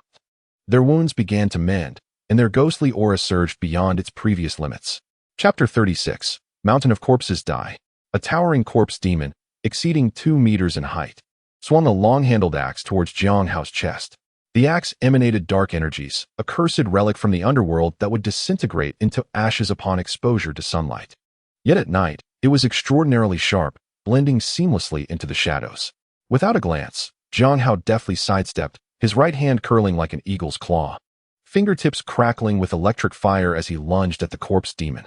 With a deafening crack, the spectral armor shattered, his fingers piercing the demon's form. In an instant, the demon ignited as if doused in gasoline, flames consuming it from within, reducing it to mere ash. However, in that brief moment, countless ghostly soldiers and generals closed in, weapons in hand, raining down blows upon Xīyóu, their chilling energies coalescing to envelop the entire mountain in darkness. Xiao Qian, retreat to the cave behind and stay hidden. If any spirits enter, use your magic to defend yourself. Xīyóu commanded, waving his right hand to carve a stone cave into the mountainside, securing Xiao Qian inside. He grasped his bright silver spear, channeling fiery powers into it, enveloping it in crackling lightning. While the waters of the river of forgetfulness could extinguish his flames, they did not wholly suppress them. When the fire reached a certain intensity, it could indeed overcome the river's effects. The flames roared on the spear, crackling with thunder like a golden serpent, dispersing the ghostly energies in its wake. The spectral armor and blades of the ghostly soldiers crumbled like parchment, falling before his sweeping strike as if they were mere straw. I shall see which is mightier, your fire or the waters of forgetfulness. The Black Mountain old demon scoffed, muttering incantations as the rain intensified into a torrential downpour of blood-colored water. Vegetation withered instantly, the stones took on an unnatural ash-gray hue, and within dozens of miles, every place touched by the river's water was rendered lifeless. The ghostly soldiers surged, their bodies swelling, eyes ablaze with ghostly fire, their speed and strength multiplying. The blood-colored water clinging to their spectral armor, glowing ominously as though coated in a dark sheen. Yet, Xīyóu's spear flickered with diminishing flames, threatened to extinguish amidst the deluge. With a thunderous clash, the spear struck a ghostly soldier, producing a dull thud, merely carving a shallow wound that writhed as if alive, gradually healing. The overwhelming might he had previously displayed was now absent. This cannot continue. I must first dispel this rain. Xīyóu's eyes gleamed with resolve as he gazed upon the dark clouds above. Opening his mouth, a golden bolt of lightning erupted forth, illuminating the heavens. The thunder collided with the black clouds, vanishing without a trace, as if it had struck an abyss, leaving no ripple in its wake. What just happened? Why does it feel as though it vanished? Xīyóu furrowed his brow, aware that even clouds possess substance. The moment the lightning struck, it felt as though it had met nothingness. Pondering, he thrust his bright silver spear into the ground, leveraging it to lift a boulder weighing several tons, hurling it skyward at the black clouds. The result was similarly fruitless. The boulder collided with the clouds only to disappear. This is no mere artifact. It is a passage between realms, Xīyóu realized, understanding that the demon had directly connected to the river of forgetfulness, explaining the unending flow of its waters. Did he not fear the souls of the dead escaping? Was he intent on annihilating this world? After 2 attempts, Xīyóu's mind sharpened. The souls within the river of forgetfulness were eternally trapped, bereft of memories, driven solely by instinctive hatred. They would tear apart any living being, even other spirits. Ha! It seems you have come to a realization. How does it feel to bathe in the waters of forgetfulness? Were it not for the opening of the gates of hell today, I would not have been able to summon it here. With this water, not even the mightiest can escape their doom. The Black Mountain old demon cackled, his voice echoing through the desolate wilderness. He believed that since Xīyóu excelled in fire, he would undoubtedly fear water, and thus, the waters of forgetfulness would be unbearable for him. Yet, Xīyóu was unfazed. The river's waters might hinder his use of lightning, but they posed no real threat. Instead, he seized the opportunity to gather a substantial amount, planning to master the waters for future confrontations. If combined with the soul-devouring ghost witch, their power would undoubtedly multiply. However, now was not the time to ponder such matters. Capture the leader before the minions. Xīyóu inhaled deeply, casting his bright silver spear into the air, unleashing a piercing cry. Exorcise the demons and subdue the spirits. As the spear soared, it multiplied exponentially, filling the sky with a multitude of glowing spears, each shimmering with lethal intent. The multitude of spears surged towards the Black Mountain old demon like a torrent, each an ethereal projection of concentrated power, resembling the real thing, but considerably less potent. Nonetheless, they sufficed to clear a path. As the torrent swept through, all ghostly soldiers were pierced through, collapsing to the ground. Those still alive found themselves unable to rise. Seizing the moment, Xīyóu propelled himself towards the Black Mountain old demon. Old demon of the Black Mountain, spare your minions. Face me yourself. The spear's tip glimmered, and its light surged forth like falling meteors towards the demon. With a thunderous crash, 2 forces collided, fracturing the ground beneath and shattering the demon's chariot. The surrounding ghostly soldiers were sent reeling as a figure ascended, towering several stories high, resembling a giant. Adorned with a purple gold crown and clad in a black robe embroidered with gold, his dark complexion bore a fierce countenance, a scar marking his left cheek. And wielding a black halberd that exuded an air of brutality. The Black Mountain Old Demon had not faced such a challenge in ages, especially amidst his ghostly entourage. If word reached the other demon kings, he would suffer great humiliation. Foolish wretch, you have truly angered me. Today, I shall flay you alive. The Black Mountain Old Demon roared, seizing two ghostly soldiers and devouring them, his eyes burning with fury. A torrent of ghostly energy radiated from him, coalescing into thick black clouds, a thunderclap echoing as light illuminated the sky. The winds howled, stirring sand and stone, as a massive phantom formed behind him. The apparition towered 1,000 feet high, its ancient gates adorned with massive beasts that seemed to watch Xīyóu with lifelike intensity. Above, a plaque bore the word City of the Wrongly Dead in a grand script. Killing you will be as easy as crushing an ant. The Black Mountain Old Demon hissed, extending his hand, conjuring a black light that swirled with wailing souls, reaching out towards Xīyóu like the gates of the City of the Wrongly Dead. Xīyóu did not confront him directly. Instead, he nimbly leaped aside, evading the grasp. With a hand clutching the mountainside, the Black Mountain Old Demon exerted his strength. A loud crack reverberated through the air. The rocks crumbled like cookies, leaving a massive gash along the mountainside. Seizing the moment while his arm was still extended, Xīyóu soared into the air, akin to a kuanping spreading its wings, and leaped towards the Black Mountain Demon. The gleaming silver spear in his hand shimmered as he thrust it toward the demon's chest. Clang! The silver spear struck the demon's ghostly robe, sending sparks flying. With immense force, Xīyóu forced the Black Mountain Demon to lean back, but the spear merely glided along the smooth, resilient fabric of the robe. Despite Xīyóu's full strength, the spear only managed to tear a small opening in the garment, penetrating nearly half a foot. For an ordinary person, that would have been a deep wound, but the Black Mountain Demon towered at several dozen meters. For him, it was hardly a scratch, more akin to a toothpick. What a sturdy robe! Through the fabric's tear, Xīyóu glimpsed a multitude of human skulls inside, their jaws clicking ominously, producing a chorus of grinding teeth. The Black Mountain Demon was, in fact, a mountain of corpses. Burn it, Xīyóu commanded coldly, invoking his fire magic in a bid to reduce the demon to ashes from the inside out. Lightning fire surged along the silver spear toward the demon. The skulls that were scorched contorted in agony, emitting tortured cries, yet the lightning fire's advance was halted, unable to penetrate the demon's body. At that moment, a gray skull suddenly erupted from within the Black Mountain Demon, lunging at him with its gaping maw, revealing writhing maggots inside. Damn it, I can't pull it out. Xīyóu's pupils constricted as he attempted to withdraw the silver spear, but it was firmly lodged in the skull mountain, refusing to budge. Reluctantly, he relinquished his weapon and retreated, lifting his right foot to kick the skull away as if playing soccer. Boom! The skull was sent flying back, colliding with the Black Mountain Demon and vanishing into his form. The demon's eyes flared with fury. He had been careless, allowing this insignificant creature to gain the upper hand, injuring his very essence and bringing him disgrace. I shall kill you and turn your bones to ashes. You will suffer endlessly in the City of the Wronged, never to be reborn. Chapter 37. Using ghosts to combat ghosts. The sky, shrouded in dark clouds and malevolent energy, was already dim. And as the last rays of sunlight faded, the world descended into complete darkness. All that remained were countless ghostly flames flickering in the gloom, accompanied by the chilling winds of 100 ghosts in procession. The Black Mountain Demon writhed as thousands of skulls trembled, swallowing the silver spear into its body. With a flash of light, the demon's halberd swung down towards Xīyóu. As the dozens of meters-long halberd swung, it stirred up a tempest, the oppressive dark mist transforming into a fierce wind that tore the ground asunder. Xīyóu hastily retreated, narrowly avoiding the attack.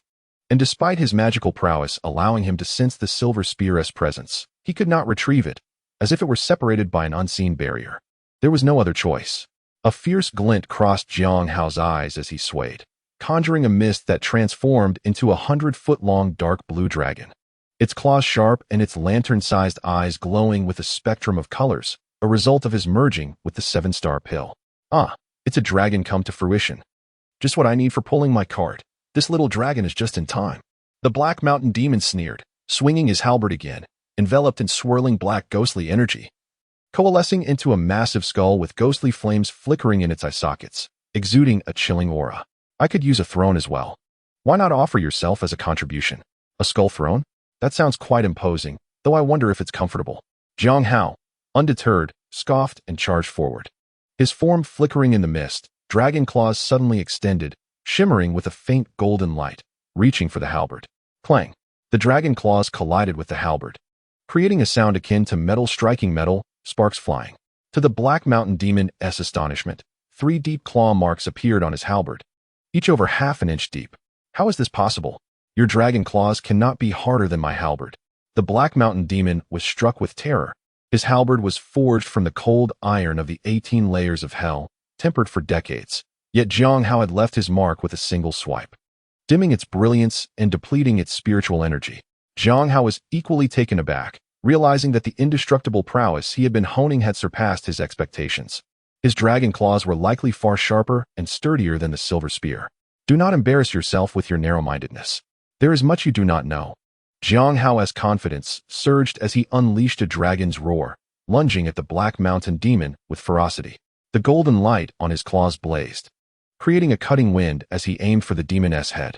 The Black Mountain Demon sensed the threat and hastily dodged, barely escaping a blow to his head. But his body was not so fortunate. Thud! A muffled sound echoed as the massive dragon claw pierced through his chest and emerged from his back. Ah! The Black Mountain Demon howled in pain, his body swaying as dust and dirt erupted from him. Yet, Xīyóu showed no sign of triumph. Instead, a flicker of fear crossed his eyes as he swiftly withdrew his claw, twisting in midair. Within the Black Mountain Demon, countless skulls gnawed at his arm. Even with his indestructible aura, he felt a prickling pain, as if countless needles were stabbing at him. Truly formidable. I haven't been in such a predicament for years. No wonder the dragon lineage is favored by the heavens. Even if their cultivation is not as advanced as mine, they can still achieve this. The Black Mountain Demon gazed at the hollow in his chest, his voice low and ominous. But this is where it ends. As soon as he spoke, a sinister black mist surged from his body, spreading in all directions. Wherever the mist passed, vengeful spirits and ghostly soldiers vanished without a trace. As the mist grew, it consumed the surrounding malevolent spirits, and once the area was cleared, it began to retract, merging back into the Black Mountain Demon's form. His wounds healed, and his body expanded rapidly, soon towering over 100 feet. Yet, the Black Mountain Demon was still unsatisfied. Not enough. With a ferocious roar, the shadow of the city of the wronged solidified in the air, and countless wronged souls poured out, merging into him, causing his size to swell to thousands of feet before finally halting, transcending heaven and earth. Observing the Black Mountain Demon's dramatic growth and the surge of ghostly energy, Xīyóu frowned but quickly realized the truth. No, this is the Buddhist Golden Body Technique. The Golden Body Technique is a formidable Buddhist spell crafted by great masters based on the principles of transcending heaven and earth. While similar in effect, the Golden Body can expand 1,000-fold, with a higher limit than the Transcending Technique, though its cultivation is significantly less challenging, making it quite practical among Buddhist disciples. I never anticipated that the Black Mountain Demon would adapt this technique to his advantage, using the city of the wronged to amplify its effects.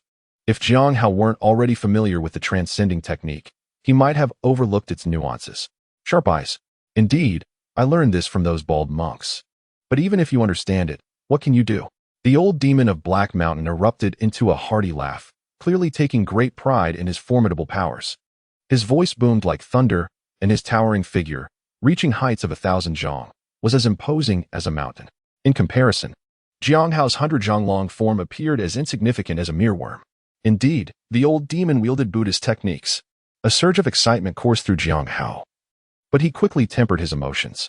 The priority now was to eliminate this old demon of Black Mountain. Although he too could invoke the divine ability to expand his stature to 1,000 zhang, the immense drain on his energy would be unsustainable, allowing him only 30 to 40 seconds of combat. The old demon, however, had the advantage of celestial cultivation, his power eclipsing Xīyóu's. And he had created his body from vengeful spirits and malevolent ghosts, greatly minimizing his energy expenditure. Engaging him directly could lead to disastrous consequences. Now, perish, you insignificant ant. The old demon struck out with a hand, reminiscent of Mount Tide descending upon him. His palm was composed of countless skulls, grotesque and terrifying, surrounded by myriad vengeful spirits wailing in anguish, resembling a hellish scene. Xīyóu swiftly evaded, vanishing into the mist, narrowly escaping the old demon's lethal blow. The ground shook as a mountain was uprooted, debris flying through the air. "Come out." The old demon's hand swept through the fog like a sieve, dispersing the clouds in moments, revealing Xīyóu's form suspended in midair. What to do? Xīyóu relied on his agility to evade continuously, but prolonged evasion would inevitably lead to a mistake, and soon enough, he was struck by the old demon. The 100-zhonglong dragon was flung away, crashing to the ground with a resounding thud, sending up a spray of yellowish water and shaking the earth. Xīyóu's mystical aura flared, dispelling the vengeful spirits that clung to him. The dragon's scales bore numerous white bite marks, evidence of the old demon's attack, as the skulls had gnawed at him. However, his body was too resilient. These were not wounds, merely remnants of shattered teeth. Xīyóu looked up at the torrential waters of the river of forgetfulness pouring down. His brow furrowed. If only he could wield thunder and fire freely, he could incinerate the vengeful spirits within the old demon, purging them completely. But then, a realization struck him. Those were indeed vengeful spirits. How could they possibly be content to remain subservient within the old demon? If he could incite them to turn against one another, it would undoubtedly be sufficient to challenge the old demon. Yet, they were suppressed by the old demon's aura. How could he provoke them into conflict? Xīyóu's gaze turned skyward, pondering what could be more fearsome than the solitary spirits of the river of forgetfulness. Driven solely by resentment, they knew no fear. Xīyóu soared into the air, deftly dodging the old demon's attacks, while capturing the spirits emerging from the river of forgetfulness, gathering them into his grasp. In no time, he amassed tens of thousands of these solitary spirits. Even in Xīyóu's hands, the spirits were restless, initially gnawing at his palms. When their attempts proved futile, they began to devour each other. In a matter of moments, half of them were reduced to ash, while the remaining spirits doubled in size, exuding a terrifying aura. As the old demon swung another strike, Xīyóu abruptly shrank to the size of a palm, slipping through his fingers and darting toward the old demon's face, burrowing into his ear.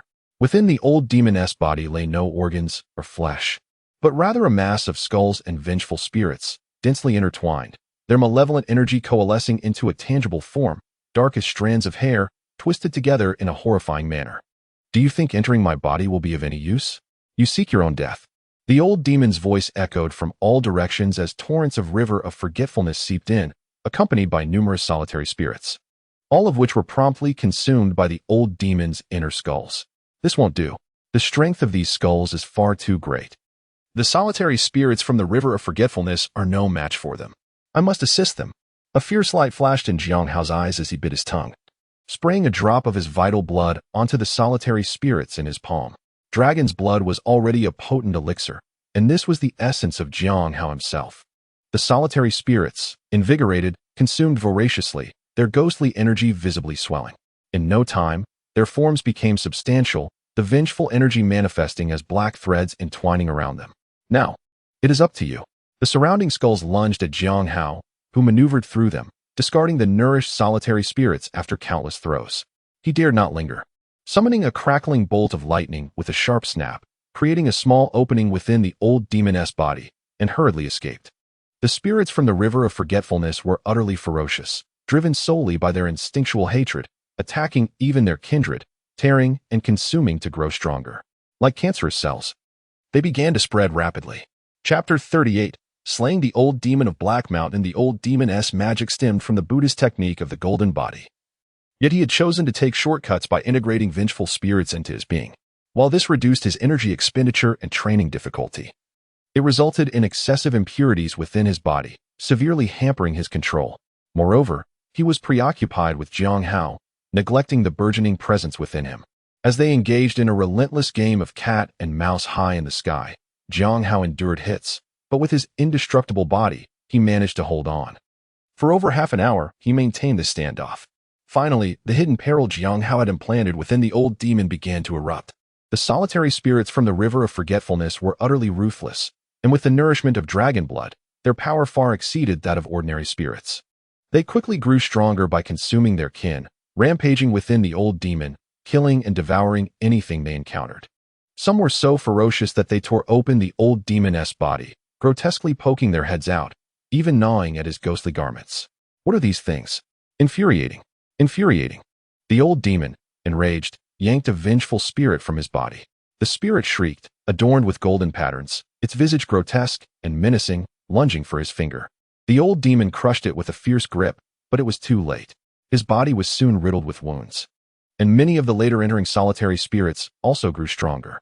Though not as formidable as those nourished by Xīyóu's dragon blood, they still stood 3 to 5 meters tall, devouring heads with the ease of popping cherries. The thousand-zhang form of the old demon resembled a honeycomb, with many parts hollowed out. Not only were the spirits he had consumed completely devoured, but even substantial portions of his own being were consumed.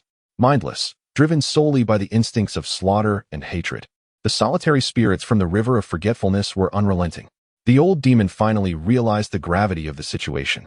Swiftly waving his right hand to retract the skulls from the air, sealing the connection to the river of forgetfulness. The rain ceased immediately as he channeled his power, attempting to expel the vengeful spirits. But Xīyóu would not grant him the luxury of time.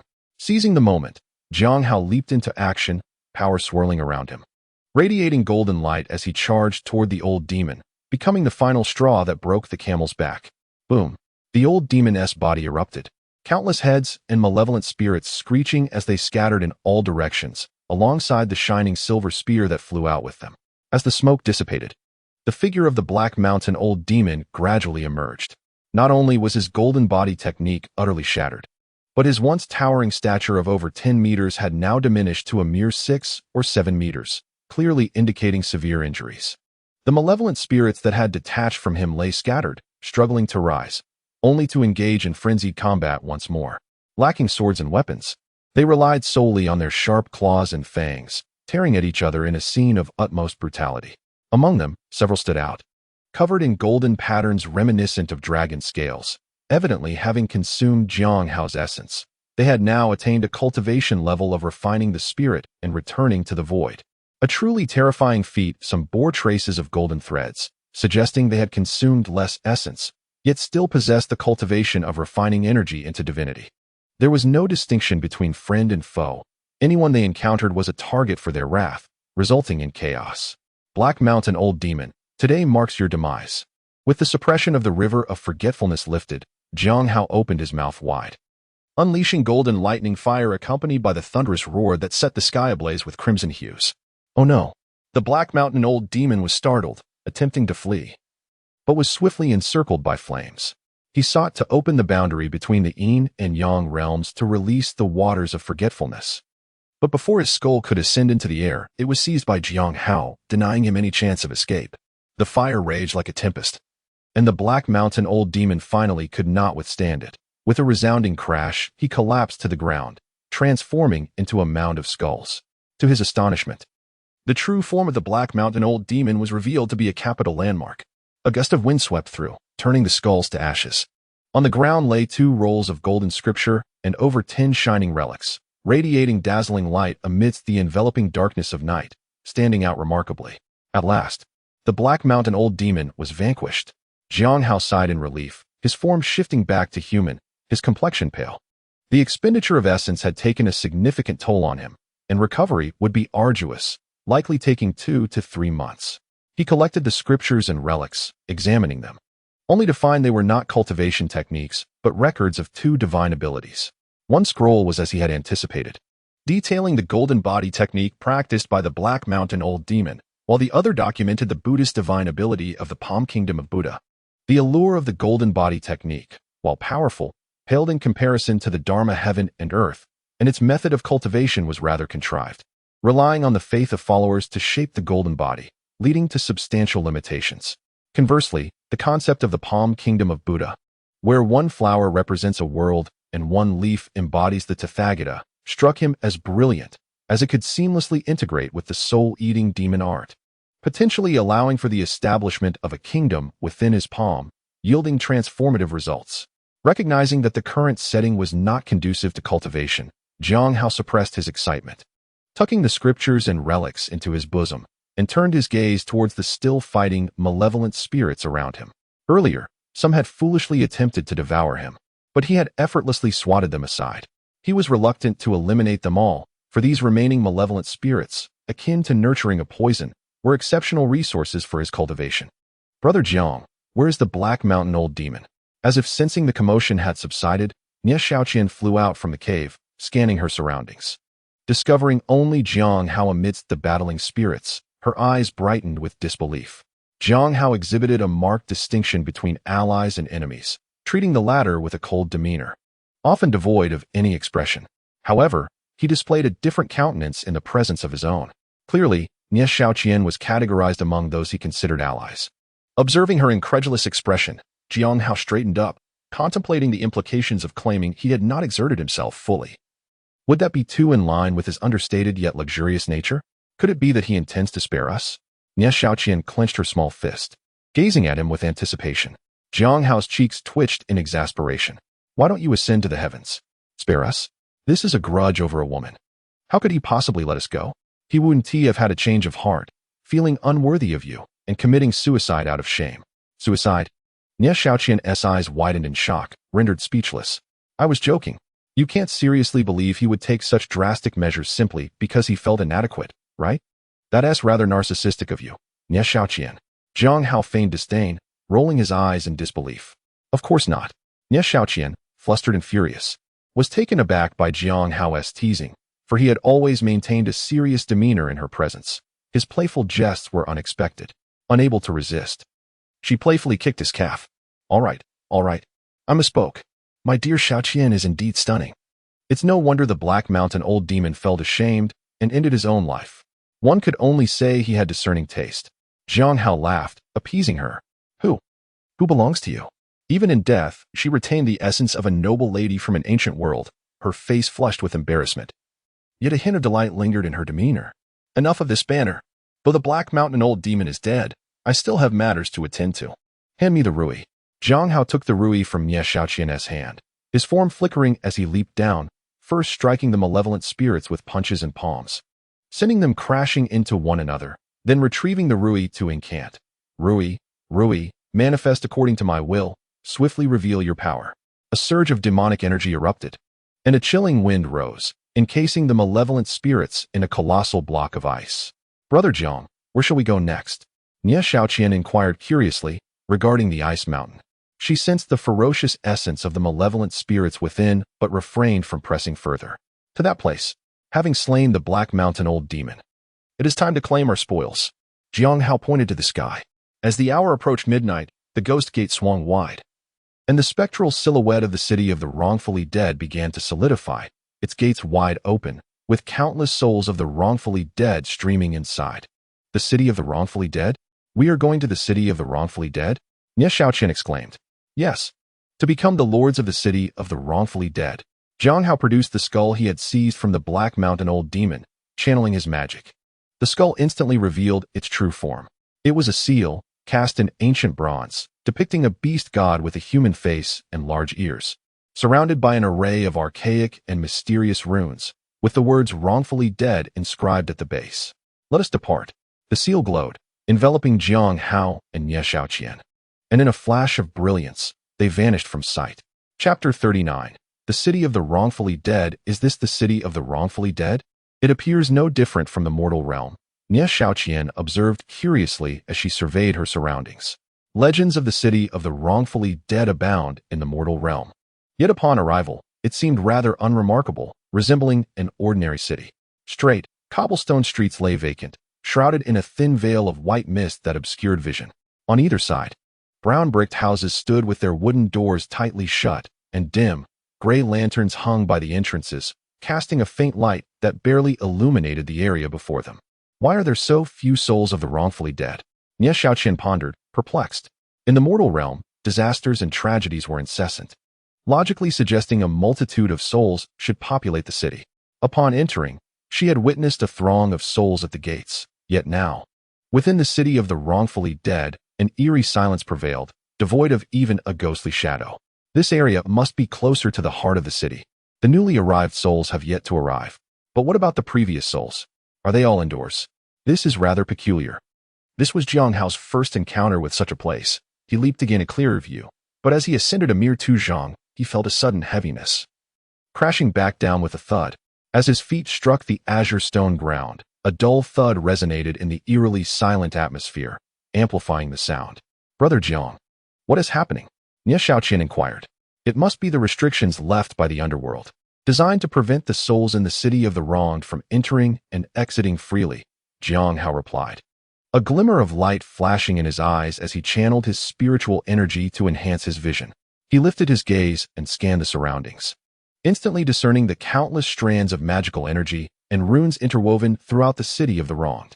Above the city, the restrictions gathered densely, resembling a massive bowl inverted over the city itself.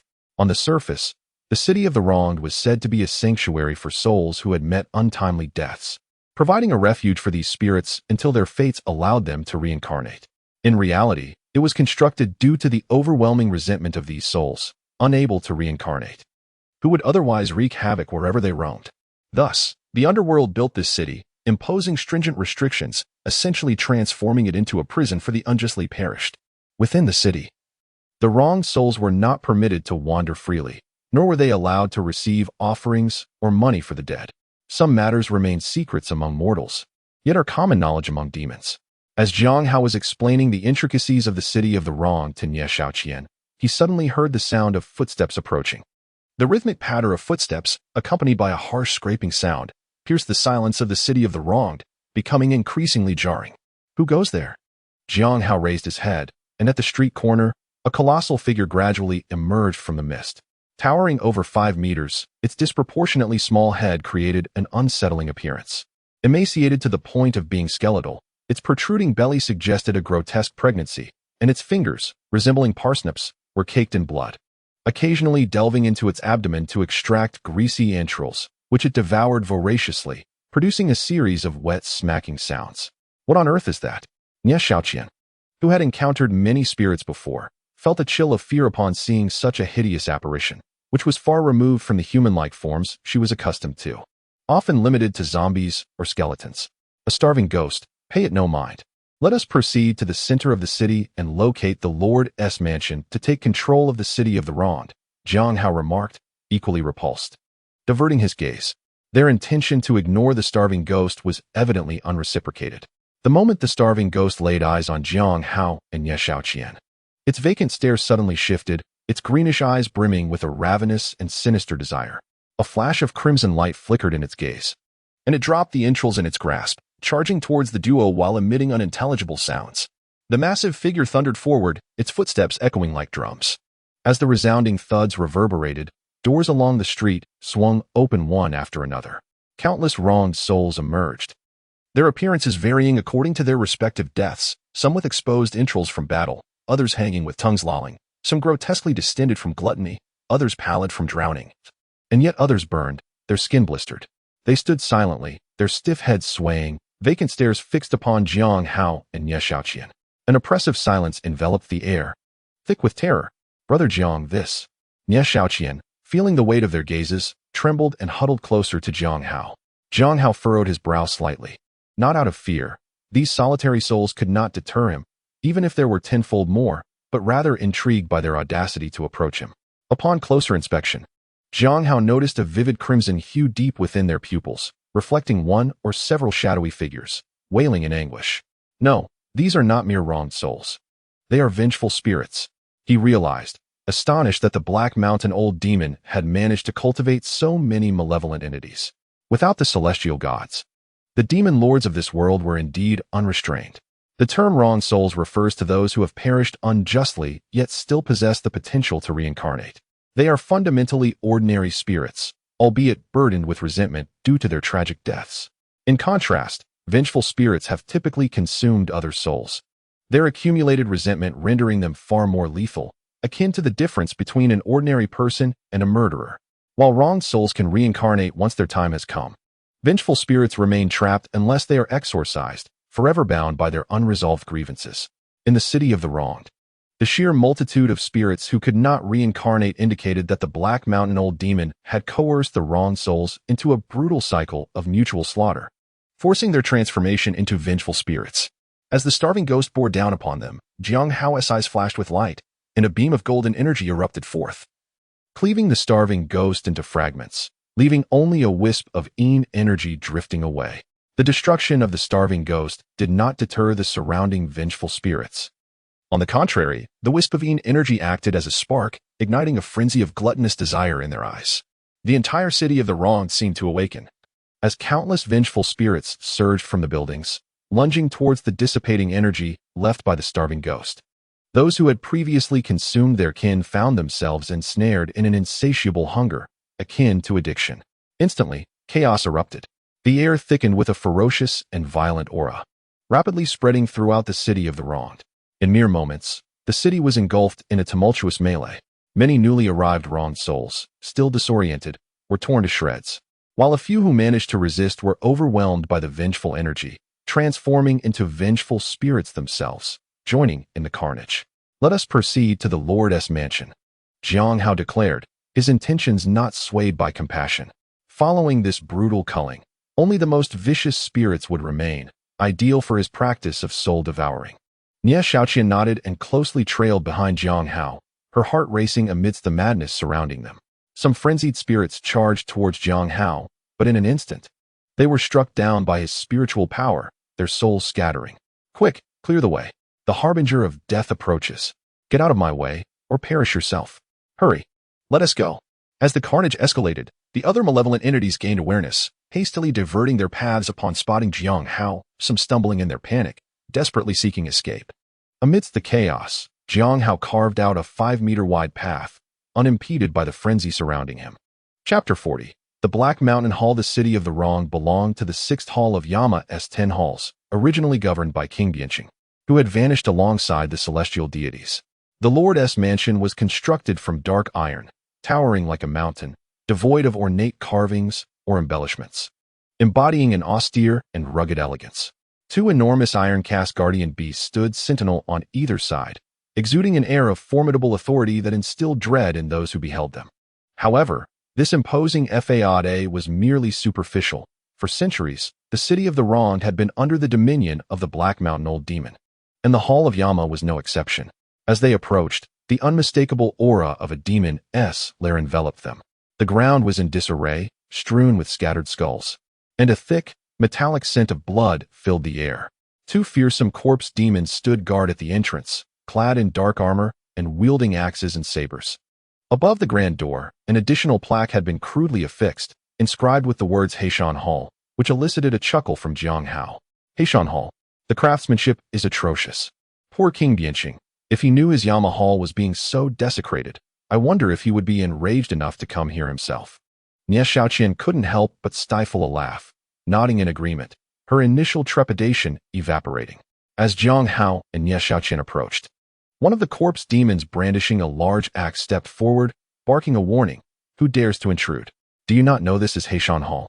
Depart immediately. With a dismissive wave of his hand, Xīyóu unleashed a burst of magical energy, sending the demon flying before it could comprehend the situation. Dare to cause a ruckus here? Do you not realize you are in the abode of Lord Heishan? You seek death. The other demon shrieked, raising its saber to strike at Xīyóu. Unmoved, Xīyóu's eyes flashed with light, and a bolt of lightning shot forth, shattering the demon's weapon into fragments, leaving it charred and incapacitated on the ground. Let us proceed and investigate, Xīyóu declared, striding toward the main hall, with Xiīyóu following closely behind. With the seal of the city of the wrongly dead, the doors swung open with a thunderous sound. The walls of Heishan Hall were adorned with lanterns fashioned from human heads, casting a bright illumination that revealed the ground carpeted with human skin. In the corners lay remnants of severed limbs, while malevolent spirits congregated, exchanging idle chatter amidst bouts of sinister laughter. What are you doing here? Who granted you entry? The commotion at the entrance startled the malevolent spirits within, who regarded the newcomers with suspicion. Can you not see? We simply walked in. Summon someone who can address this matter, Xīyóu replied, his tone commanding. The malevolent spirits exhibited grotesque visages, their bodies radiating an overwhelming aura of resentment, clearly selected from among the most vengeful souls. Their tempers were volatile, eyes aflame with malice, as if they would devour anyone who dared to cross them. The overseers? All the grandfathers here are overseers. A drowned ghost interjected, prompting a cacophony of laughter from the surrounding spirits. Indeed, the grandfathers oversee everything. Finally, This fool has spoken a semblance of truth after a lifetime of foolishness. Look at these tender morsels. We should simply consume them. Consume them. Consume them. With predatory eyes, they charged forward. The first to advance was a hulking drowned ghost, wielding a 2-meter-long spiked club that gleamed ominously as it descended toward Xīyóu and Ye Xiaoqian. Xīyóu remained motionless, and just as the club neared, he stepped aside with a deft movement, extending his claw-like hand toward the demon's neck. With a swift motion, he pierced through its throat. Terror filled the demon's eyes as it struggled to make a sound, but with its throat crushed, it could only writhe before bursting into nothingness. Like a fragile bubble. Yet, this was merely the beginning. Xīyóu moved with a ghostly grace, weaving through the ranks of vengeful spirits, delivering swift strikes that targeted their throats. No elaborate techniques were necessary. He relied solely on his speed and strength, each claw strike as lethal as a blade. In mere moments, he emerged from the throng, and the dull thuds of bodies collapsing echoed behind him as the spirits clutched their necks, faces contorted in fear, and vanished into ash. The atmosphere grew heavy with stillness as Xīyóu's cold gaze swept the room. With the death of the Black Mountain Old Demon, do you wish to accompany him in death? What? The king is dead? A spirit gasped in disbelief. How could he possibly kill the king? Do not listen to his nonsense. Kill him, shouted another, skepticism evident in their tone. But now, with the specter of death looming, the spirits exchanged wary glances, hesitant to advance, whether out of belief or doubt. What is happening? Are you all conspiring? A shrill voice pierced the tension as a wolf-headed creature clad in iron armor entered, a brown scarf wrapped around its head, 2 copper blades at its waist. Black Wolf Leader. 2 intruders claim the king is dead. The malevolent spirits flocked toward the newcomer, eager for answers. How could the king be slain? I know the king well. The Black Wolf Leader raised an eyebrow, about to speak when he noticed the seal of the city of the wrongly dead hanging from Xīyóu's waist. His expression shifted to one of disbelief. Black Wolf Leader. Black Wolf Leader. A spirit, eager to curry favor with the Black Mountain Old Demon, suggested, these 2 dare to deceive us and curse the king. We should capture them and roast them alive for the king to deal with upon his return. Yes, let us consume them piece by piece to quench our thirst for vengeance. I think it would be better to fry them in oil. Xīyóu's cheeks twitched at the absurdity. Are you sure these are vengeful spirits and not just a bunch of gluttons? In under 2 minutes, Xīyóu had devised 100 culinary methods for them. Silence. The Black Wolf Leader finally regained his composure, barking orders as he turned to Xīyóu, his eyes flickering with alarm. How did you come to possess the seal of the city of the wrongly dead? With the demise of the Black Mountain Old Demon, it naturally fell into my hands, Xīyóu replied, his eyes glinting with intensity. Lead me to the main hall and divulge all you know. I may spare your life. Yes, I shall obey. The Black Wolf Leader trembled, his heart racing as he perceived Xīyóu as an imposing dragon poised to strike, his fierce aura rendering him weak. The other malevolent spirits, sensing the shift in the Black Wolf Leader's demeanor, began to grasp the gravity of the situation. Could it be that the king was truly slain? Yet, they could not fathom the implications of the Black Wolf Leader's reaction, leaving them quaking in fear. Do not linger.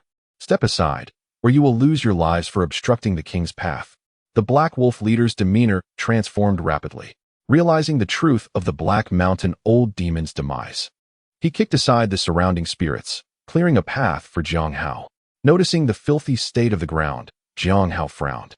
The Black Wolf Leader's eyes darted, and he began to sweep the debris aside with his large tail, ingratiatingly directing, "This way, my king. This path is clean. Why does a wolf demon like you linger in the realm of the living? There is no essence of sun or moon here for your cultivation. Are you merely waiting to perish?" Xīyóu inquired, following closely behind the Black Wolf Leader. "My king, I am left with no choice. It is all the fault of that Black Mountain Old Demon." The Black Wolf Leader lamented, his voice laced with resentment. "We were all creatures of the Black Mountain. The old demon forcibly conscripted us to bolster his power. At that time, the underworld was even more chaotic than it is now. The Black Mountain Old Demon had taken control of the city of wrongful death, becoming its lord. We were forcibly detained within the city, made to serve him. And it has been over 13 centuries. If I could have left, I would have done so long ago. It is all the fault of that despicable Black Mountain Old Demon." The Black Wolf Leader expressed his gratitude profusely. Xīyóu observed his one-man show with an impassive expression, choosing not to comment. The Black Wolf Leader's words were evidently questionable, one must remember that he possessed the cultivation of merging with the Tao. In the underworld, monsters cannot cultivate by absorbing the essence of the sun and moon, so his current level could only be attributed to two possibilities. First, he had already attained such cultivation 1,000 years ago, which was clearly impossible.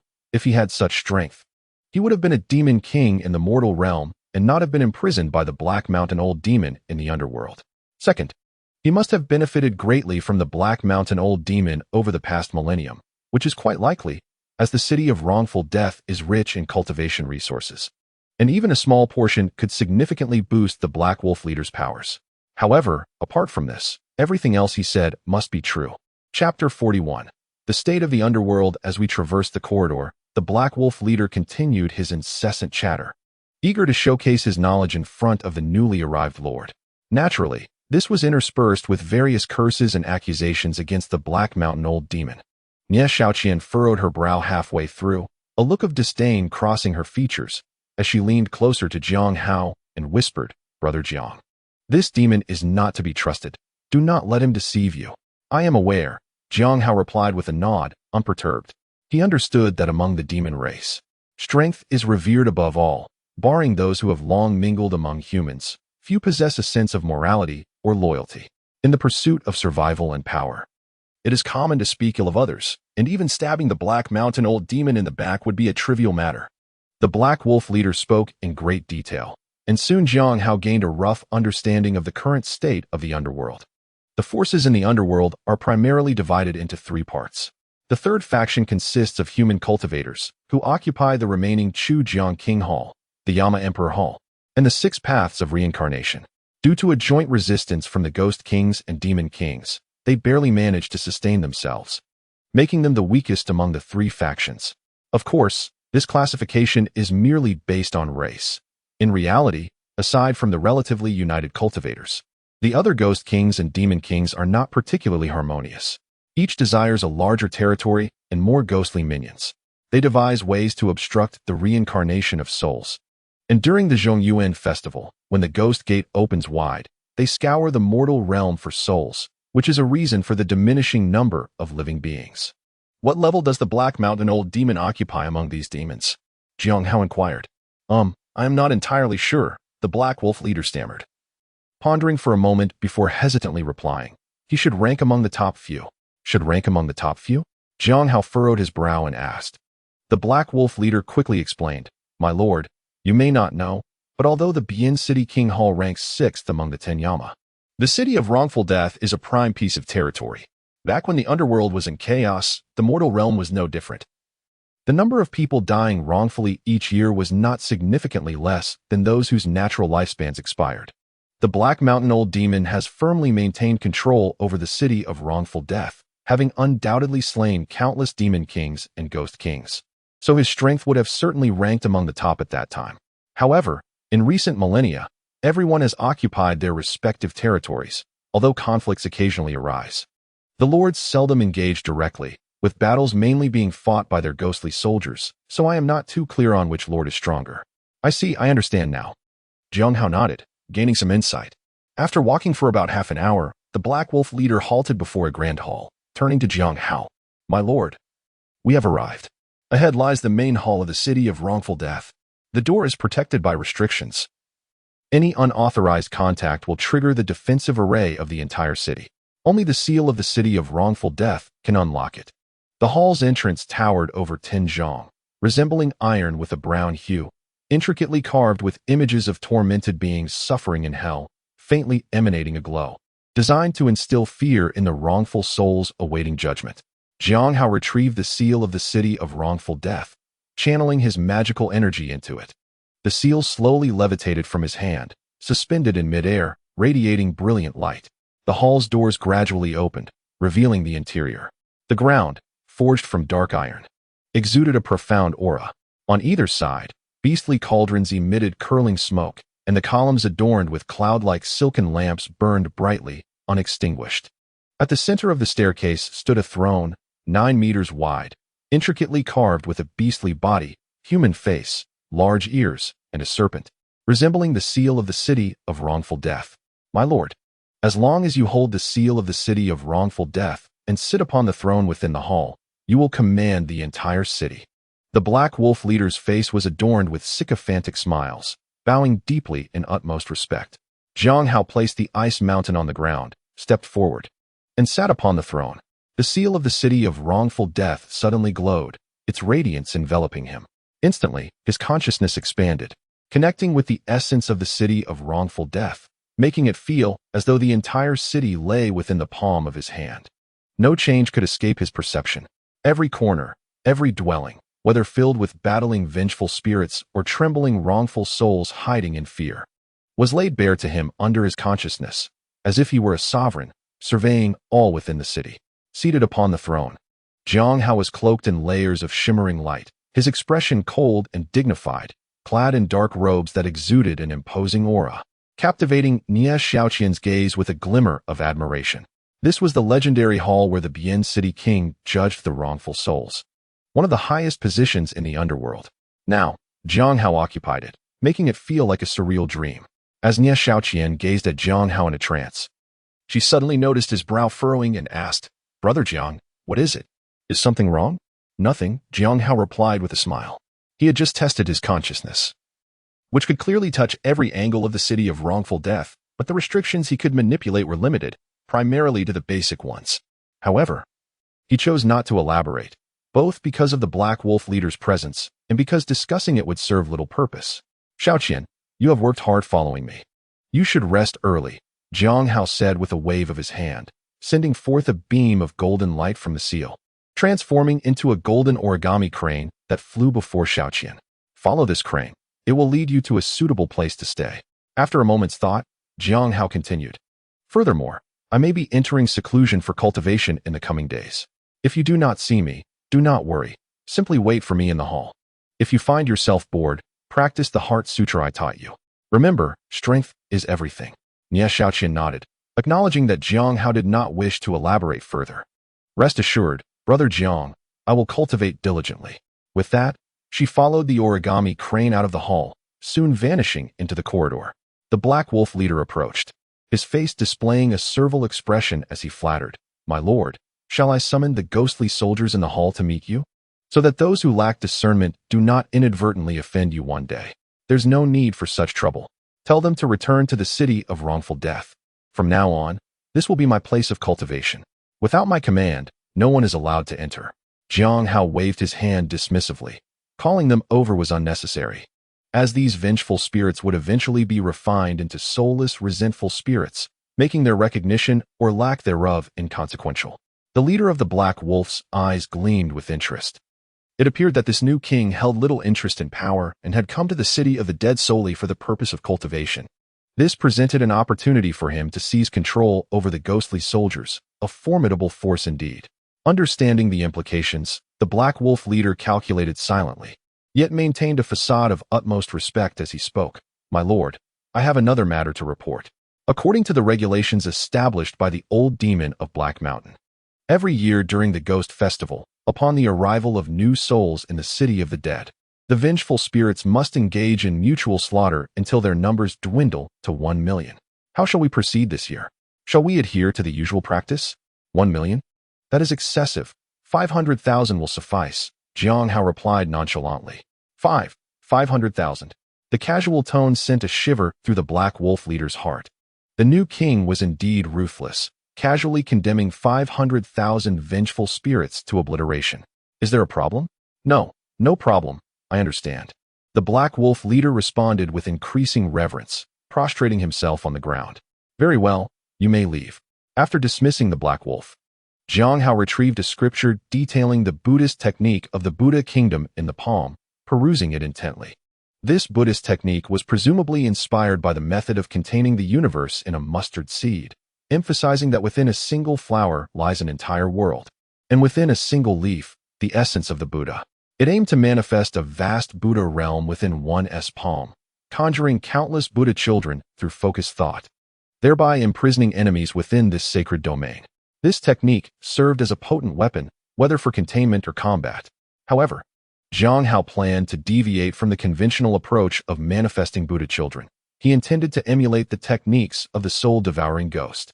refining thousands of vengeful spirits into resentful souls within the palm of his Buddha kingdom. In this manner, even if the technique were to be disrupted, he would merely lose a fraction of resentful spirits, incurring no significant damage to himself. The incantation flowed through his mind repeatedly, and before he realized it, half a month had passed. Xīyóu experienced a moment of enlightenment as his magical energy circulated within him, gradually enveloping him in a misty aura. Open! Xīyóu suddenly opened his eyes, accompanied by a commanding shout. A glimmer of golden light appeared in his palm, fluctuating between the size of a plate and that of a mustard seed, as if on the verge of collapse. Gradually, the world stabilized. Upon closer inspection, the golden light in his palm resembled a crystal sphere, within which distorted rays refracted the desolate expanse of miles. Although small, it marked a preliminary success in his cultivation. All that remained was to refine these vengeful spirits within. A smile of satisfaction crossed Xīyóu's face as he turned his gaze toward the vengeful spirits encased in an ice mountain, their essence shimmering briefly before the mountain vanished into his palm. Chapter 42. The kingdom of the dead in the palm cracks began to form on the ice mountain, and with a sharp crack, it shattered into countless icy fragments. The vengeful spirits, just freed from their frozen prison, were initially disoriented. But soon their instinct for hatred and slaughter compelled them to clash once more. At that moment, Xīyóu's magical energy flared, accompanied by the resonating sounds of incantations echoing through the air. Threads of magical power coalesced and merged with the vengeful spirits. The spirits momentarily froze, their eyes filled with rage and malice as countless runes flickered before them. Their resentment and ghostly energy seemed to ignite, almost becoming tangible, staining the golden Buddha realm with an inky darkness. Ha ha ha, the kingdom of the dead in my palm is finally a success. Though the number of vengeful spirits is still limited, with the existence of this city of the dead, I can surely amass a great army with time. Xīyóu laughed heartily, feeling a tenuous yet profound connection with the vengeful spirits. With a mere thought, the spirits flew from the kingdom of the dead to encircle him, their chilling aura swirling ominously. I nearly forgot about the waters of the river of forgetfulness. With the foul and frigid waters at his disposal, both the kingdom of the dead and the vengeful spirits would significantly amplify their power. Remembering the ample supply of river of forgetfulness water acquired from the old demon of Black Mountain, he decided it was the perfect time to refine it. With the water manipulation technique obtained from the 7-star pill, it took merely days for him to master the river of forgetfulness water. With a thought, the water appeared from thin air, gradually merging into the kingdom of the dead, transforming into mist that enveloped the vengeful spirits, continuously augmenting their strength. Time slipped away unnoticed, especially as he witnessed his own power visibly enhance, immersing him deeper into his cultivation. While Xīyóu tirelessly expanded the size of his kingdom of the dead, he continued to refine potent vengeful spirits from the city of the dead, amassing thousands within the realm over the course of half a month, densely packed together. One day, as he was engrossed in his training within the palace, he suddenly heard the panicked voice of the Black Wolf leader from outside. "My lord, trouble. The King of 3 Lives has come, claiming to avenge the old demon of Black Mountain. He is already at the gates of the city of the dead and is about to storm in." Previously, the Black Wolf leader had informed him of the King of 3 Lives, the demon king who controlled both the bridge of helplessness and the banks of the river of forgetfulness. This demon king was acquainted with the old demon of Black Mountain in the mortal realm, and their bond only deepened upon entering the underworld. Had it not been for this connection, the old demon would not have been able to draw the waters of forgetfulness into the mortal realm. Upon learning of the old demon's demise and the occupation of the city of the dead, the King of 3 Lives could no longer remain idle. He rallied his ghostly soldiers under the banner of revenge for his fallen comrade and marched forth. His motivations were twofold: to avenge his friend and to seize the lands left behind by the old demon, particularly the city of the dead. "Let us confront the King of 3 Lives," Xīyóu declared, swinging his cloak and riding the winds to the top of the city, where he beheld a rolling black cloud approaching, accompanied by raging winds and flying debris. A figure gradually emerged from the gloom. The King of 3 Lives, with fiery red eyes and a massive mouth filled with sharp teeth, wore a golden visage and silver whiskers that stood erect. Clad in armor of dark iron and black clouds, wielding a crescent axe, he rode upon a mottled leopard, flanked by over 1,000 ghostly soldiers, all clad in dark armor and armed with long blades, exuding an imposing presence. "Is it you who killed my companion from Black Mountain?" the King of Three Lives. Upon spotting Jiang Hao, urged his leopard forward, towering over Jiang Hao as he glared menacingly. If you wish to fight, then let us do so swiftly. Do not waste my time, Jiang Hao replied, lightly leaping into the air, displaying a hint of impatience. How arrogant. Today, I shall grind you to dust in vengeance for my comrade. The King of Three Lives roared furiously, bringing down his axe toward Jiang Hao. The leopard beneath him snarled, baring its fangs and lunging at Jiang Hao with claws glinting dangerously. Now, this is what I expect. They never learn that the villain's downfall is often due to their verbosity. Jiang Hao deftly dodged the axe's strike, delivering a swift kick to the leopard's face, causing it to howl in pain and stagger backward. Villain, do not harm my mount. Feel the wrath of my axe, the King of Three Lives bellowed, his axe glowing with a crimson light as it sliced through the air with a ferocious wind, seemingly capable of tearing the very heavens apart. Interesting. Just the opportunity to test my powers, Jiang Hao thought, flipping his palm as a surge of black light flickered, softly uttering, Kingdom of the Dead in the palm. As his words fell, the King of Three Lives found his surroundings shifting dramatically. The air thickened with a faint blood-yellow mist, revealing countless vengeful spirits lurking within, their grotesque faces and menacing howls echoing ominously. Stunned by this sudden transformation, the King of Three Lives exclaimed, "What is happening? Where am I? Is this the mist created by the waters of forgetfulness?" Before he could comprehend the situation, a sudden attack manifested. A blood-red claw shot forth from the mist. Clang! The claw struck against the dark cloud armor, sending sparks flying and leaving 5 deep gouges in its wake. Meanwhile, countless ghostly claws reached out towards the King of Three Lives from every direction, front, back, above, and below, an overwhelming onslaught that left one defenseless. A sense of urgency gripped the King of Three Lives, compelling him to wield the Xīyóu axe, swinging it with fervor like a windmill to fend off the surrounding attacks. Clang! The axe met the ghostly claws, producing a sound akin to metal striking stone, with sparks flying and magical brilliance shimmering like fireworks. However, the sheer number of claws was insurmountable. As he managed to fend off one, another would strike. Soon, he found himself unable to withstand the relentless assault, the claws tearing through his dark cloud armor, fragmenting it into shreds. Nevertheless, the body of the King of Three Lives was remarkably robust, far more resilient than his armor. The claws merely left white streaks on his skin, which in turn caused the claws to shatter upon impact. As for the spotted white-eyed leopard, it was not as fortunate, letting out a mournful cry before being torn to pieces by the vengeful spirits, with its very soul consumed entirely. Humph. Do you think these petty spirits can contend with me? The anxiety within the King of Three Lives gradually subsided. Unable to fend off the onslaught of claws, he resolved to protect himself, concentrating his magical energy around him and selecting a direction to charge forth with his axe. This strategy was indeed sound, for Jiang Hao's realm of the underworld was but a mere handful of miles in size. If he charged in one direction, he would soon reach the boundary of the underworld, and once there, he could tear a gap to escape. Oh, really? I shall see how long you can last. Jiang Hao chuckled lightly, preparing to lend a hand to the spirits when Nie Shaoqian flew out from the head of the Wang's Death City, her face filled with concern. Brother Jiang, I heard there are monsters attacking? Why are you the only one here? Where is he? Behind her. The Black Wolf leader followed closely, having arrived slightly earlier than Nie Shaoqian, yet he too found himself perplexed. Having only witnessed Jiang Hao wave his sleeve and the King of Three Lives vanish from sight. Here, look. Jiang Hao spread out his palm, revealing the King of Three Lives scurrying about like an ant, constantly assailed by vengeful spirits, but rebuffed by his magical force. Some unfortunate spirits were struck by the Xīyóu axe, losing limbs in the process. Yet, with the mist of the river of forgetfulness present, the spirits quickly recovered, rejuvenated and ready to attack once more. What is this? Nie Shaoqian's eyes widened in disbelief at the marionette-like scene before her. The Black Wolf leader was equally astounded.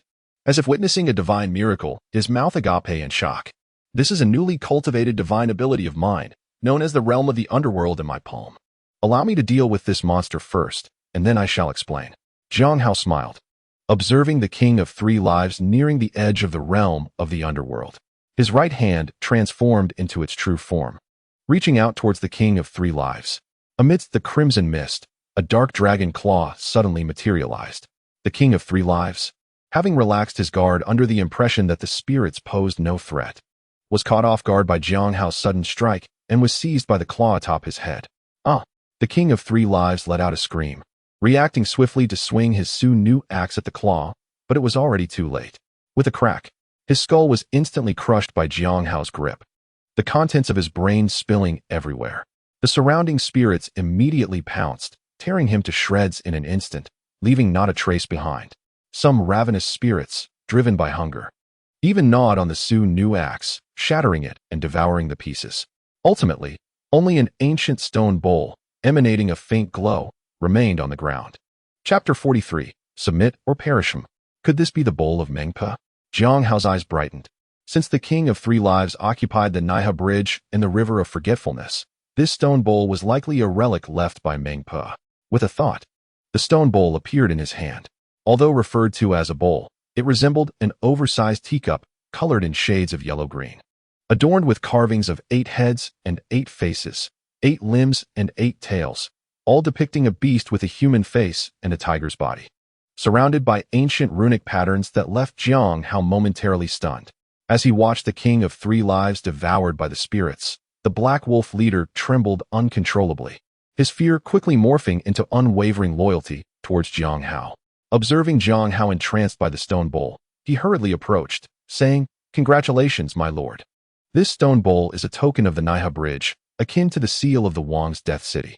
As long as this bowl exists, the Naiha Bridge and the River of Forgetfulness are at your command." Silence. Before he could finish, Xīyóu snapped impatiently, causing the Black Wolf leader to shudder and stand still, holding his breath. The runes on this bowl seemed to connect with those on the seal of the Wang's Death City. Xīyóu retrieved the seal from his chest and placed it before him, furrowing his brow. Initially, he believed the runes were meant to control the restrictions within the Wang's Death City, but upon closer inspection, it was evident that they were far more profound and intricate than those on the restrictions. Xīyóu scrutinized the runes on both objects, immersing himself completely in the study, repeating the examination until his mind was awash with a torrent of runes, constantly breaking apart and merging. In a daze, he seemed to perceive 2 colossal figures, one with the body of a beast and a human face, large ears, and 2 azure serpents. The other, with 8 heads and 8 faces, 8 limbs and 8 tails, a human face with a tiger's body. Just standing there, they emanated an ancient aura, their forms glimmering with golden light, altering the very fabric of heaven and earth with their presence. Though he did not recognize them, he instinctively knew one was named Shebi Shi and the other Tianwu. Shebi Shi, Tianwu, these are the 12 primordial ancestors. The runes inscribed here are indeed the body-refining techniques of the witch clan. Xīyóu's pupils constricted sharply. He was aware that during the War of Witches and Demons, the Lady of the Earth transformed into the 6 paths of reincarnation, granting the witch clan a sliver of hope, allowing them to retreat to the underworld after the war and become the netherworld spirits. Yet, he had not anticipated that the witch clan would directly pass down their cultivation methods, clearly inscribed here. The Wang's Death City is associated with the ancestor Shebi Shi, while the Naiha Bridge corresponds to the ancestor Tianwu. It seems this cultivation technique was indeed divided into 12 parts, corresponding to the 12 primordial ancestors. The 10 halls of Yama, the Naiha Bridge, and what else? The 6 paths of reincarnation. Yes, it must be the 6 paths of reincarnation. The Lady of the Earth transformed into the 6 paths of reincarnation, and the final part of this technique must reside within that realm. Xīyóu gazed at the seal and stone bowl before him, a fervent glint flashing in his eyes. This was the body-refining technique left by the witch clan, a clan that had once contended for dominion over heaven and earth against the demon race countless years ago. How could he not be moved? He must obtain this technique, even if it meant destroying this world. Beside him, Nie Shaoqian observed Xīyóu's fluctuating expressions, one moment contemplative, the next exhilarated, ultimately culminating in a fierce determination that radiated a chilling aura.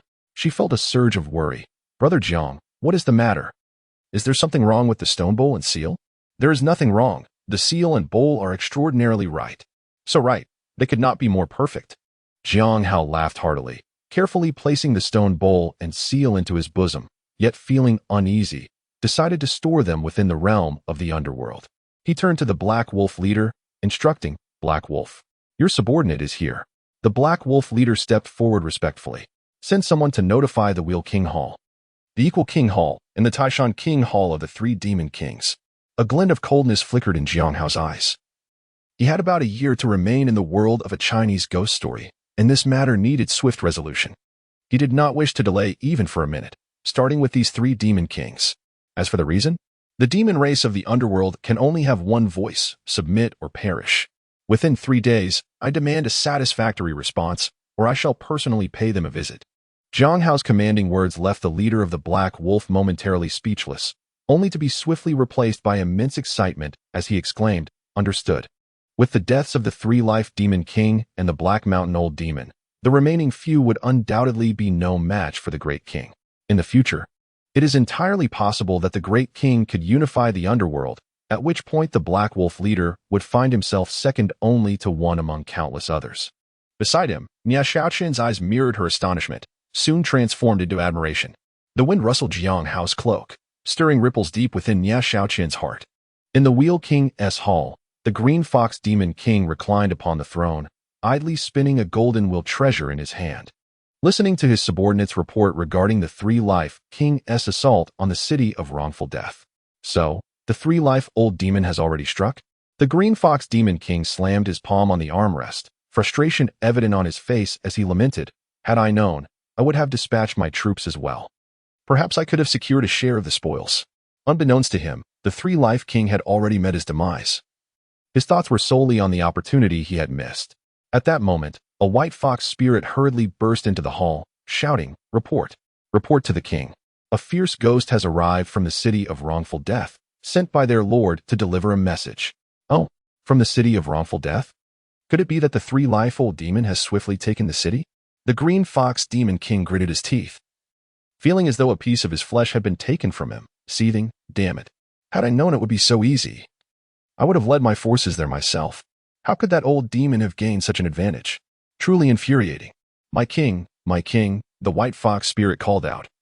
Seeing that the Green Fox Demon King was unresponsive, "Should we let him in?" "Let him in," the Green Fox Demon King huffed, contemplating. "No. The 3-life old demon has claimed the meat. I must at least get a taste of the broth. If he fails to provide me with a satisfactory explanation, I shall lead my forces to the city of wrongful death tomorrow." Lost in thought, he then witnessed a fierce ghost following the white fox spirit into the hall, who declared, "I come at the behest of my lord to deliver a message to the Demon King." "What message does the 3-life old demon send to me? Is he here to boast about his conquest of the city of wrongful death?" The Green Fox Demon King coldly scoffed. The fierce ghost paused for a moment, then responded, "It is not the 3-life old demon. That audacious old fiend dared to cause trouble in the city of wrongful death, and has already been slain by my lord." "What? The 3-life old demon is dead?" The Green Fox Demon King was taken aback, sitting up straight. How could this be? The Black Mountain Old Demon was slain due to his haste in the mortal realm, a stranger in unfamiliar territory. Such a fate was to be expected. But the 3-life old demon had come prepared. How could he have been killed? Indeed, he was slain by my lord, his corpse devoured clean, not a trace left. The fierce ghost beamed with pride. The prowess of his lord was also a source of pride among the demons. "It appears a formidable dragon has crossed the river into the underworld." The Green Fox Demon King's gaze flickered as he solemnly inquired, "What message did your lord send?" "My lord declared that the demon clans of the underworld can only have one voice: submit or perish. Within 3 days. Should you fail to provide my lord with a satisfactory response." Before he could finish, the Green Fox Demon King felt an overwhelming force strike him, sending him hurtling backward. In midair, he caught a glimpse of the furious face of the Green Fox Old Demon, but before he could entertain any other thoughts, darkness enveloped him, and he lost consciousness. He had already been consumed by the Green Fox Old Demon, who licked his lips and coldly chuckled. Similar events transpired within the halls of the Equal King and the Mount Tai King. Each of these demon kings was proud and unruly, unwilling to regard Xīyóu's threats as significant, and they all erupted in anger. Some, in their impatience, even contemplated storming the city of wrongful death, only to be dissuaded by their subordinates, cursing and vowing to devour Xīyóu alive. "Have you heard? The Black Mountain Demon King and the 3-life Demon King were both slain by a demon from the mortal realm." "Shaw, that news is outdated. That demon declared that the underworld's demon clans can only have one voice, commanding the Green Fox Demon King, Equal Demon King, and Mount Tai Demon King to submit. How imposing. Now that is a true demon king. What arrogance. He is simply courting death. Does he not fear the combined might of the 3 demon kings?" The equal demon king declared he would extract his soul and burn it day and night with fierce fire, ensuring he could neither live nor die. The underworld, long shrouded in silence, suddenly erupted with fervor, with various rumors circulating. Xīyóu, of course, was not oblivious to them. My king. Those demon kings and the Black Wolf leader stand before Xīyóu, their faces etched with tension. A cunning old fox. He knew sending a messenger was tantamount to seeking death, hence he only dispatched his subordinates, the fierce ghosts, who would relay Xīyóu's words verbatim. No matter. Just ensure you deliver the message. Xīyóu waved his hand dismissively, unconcerned. If threats were effective, this world would have known peace long ago. Such matters require action to truly reveal their merit. 3 days swiftly passed. Chapter 44. A matter I shall inquire 3 times. First update. In the underworld, devoid of sun, moon, stars, mountains, or rivers, the area outside the Yama Hall lay desolate and barren, further tainted by the 5 turbid evils gathering in the foulest places. The Wheel King's Hall, being the last of the 10 Yama Halls, stood aloof from the rich stones of the underworld, directly opposing the realm of the 5 turbid evils. This hall once served as the final station for souls destined for rebirth in the mortal realm, yet now, each Yama Hall held the wandering souls captive, leaving the Wheel King's Hall considerably desolate. How goes it? Has that demon made its way here? The Green Fox Demon King inquired as he observed a scout rushing into the Wheel King's Hall. Report, my king. The gates of the city of wrongful death are tightly shut. Currently, there has been no sign of movement, and no ghost soldiers have emerged from the city. The scout, breathless, had clearly rushed without pause. No signs of activity. The Green Fox Demon King breathed a sigh of relief, his tense body relaxing. To claim he was not worried would have been a lie, for that demon had already slain the Black Mountain Old Demon and the 3-life Demon King. Its strength was undeniable. My king, perhaps that demon was merely speaking idly. In this Wheel King's Hall, you reign supreme. What audacity does a newcomer possess to dare disrupt us here? A nearby raccoon spirit spoke up. Indeed, in another realm, he might have had some chance. But within this Wheel Hall, should he dare to come, it would only be a path to his own demise. The white fox spirit echoed. The Green Fox Demon King nodded silently. Indeed, he was not among the most formidable demons in the presence of the other demon kings and ghost kings. Otherwise, he would not occupy this desolate Wheel King's Hall, where the demons he had brought from the mortal realm outnumbered the malevolent spirits within. Yet, anyone who underestimated him would surely find themselves laid to rest without a grave. If he dares to come, let him learn what it means that even the strongest dragon cannot suppress the local snake. A murderous intent flickered in the Green Fox Demon King's eyes as he held the spinning wheel treasure in his right hand, its colors shifting between gold, silver, copper, and iron, intricately enchanting. In his grasp was a creature with a human face and a bird-esque body, adorned with 2 green snakes and trampling 2 red snakes. It was none other than the ancestral deity, Yinzi. This was the token of the Wheel King's Hall, as well as his greatest source of reliance. At that moment, the Wheel King's Hall suddenly darkened, a fierce wind swept in, stirring up sand and stones, rattling the doors and windows. The Green Fox Demon King's expression changed as he sprang to his feet, instinctively tightening his grip on the wheel treasure, his gaze fixed intently on the entrance. As the fierce wind gradually subsided, a figure emerged before him, draped in a silver robe adorned with golden edges and crowned with a celestial headpiece. He wore shoes that shimmered like golden clouds. His visage was strikingly handsome, and were it not for the overwhelming aura of malevolence that enveloped him, one might mistake him for a cultured general from the mortal realm rather than a creature of the abyss.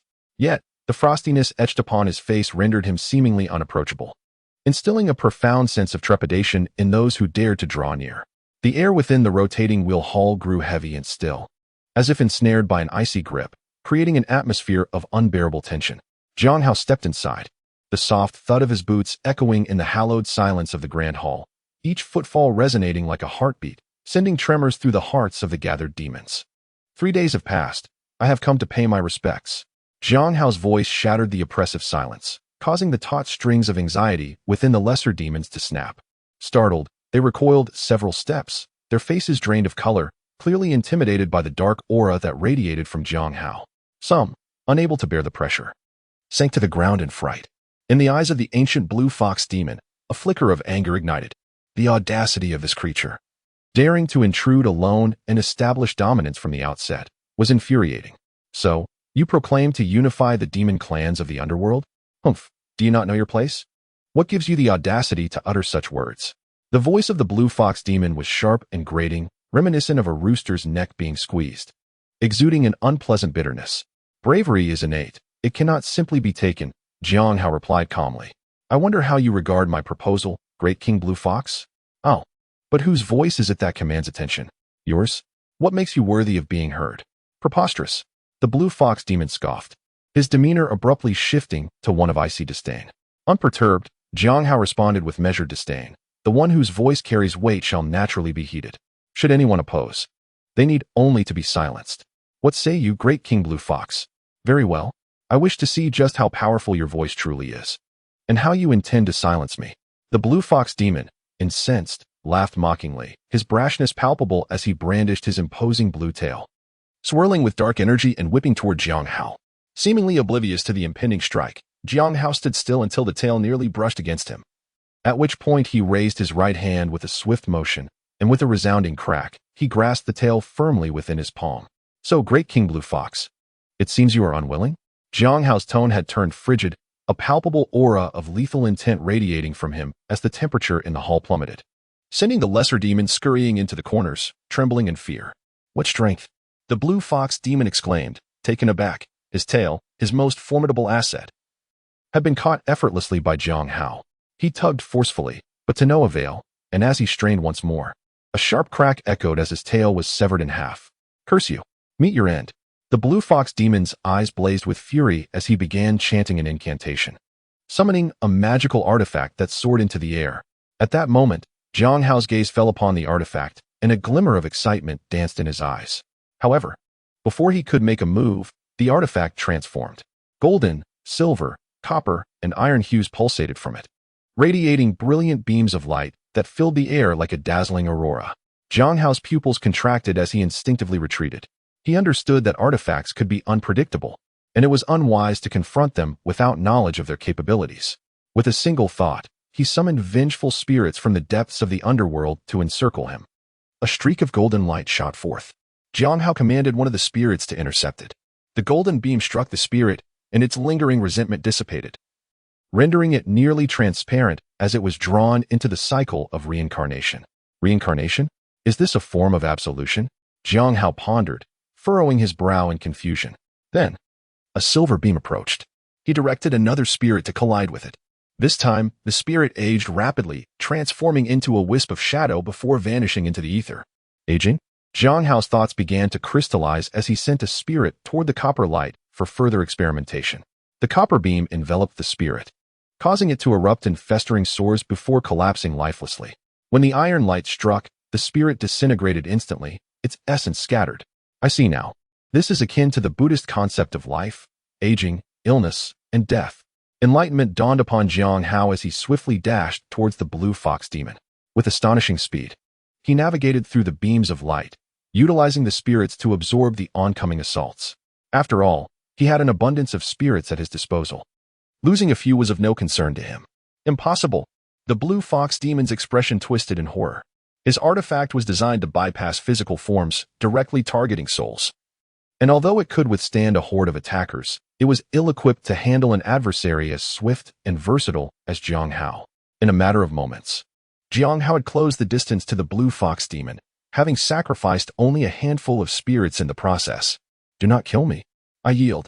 The blue fox demon cried out in desperation as Xīyóu appeared before him, panic coursing through his voice.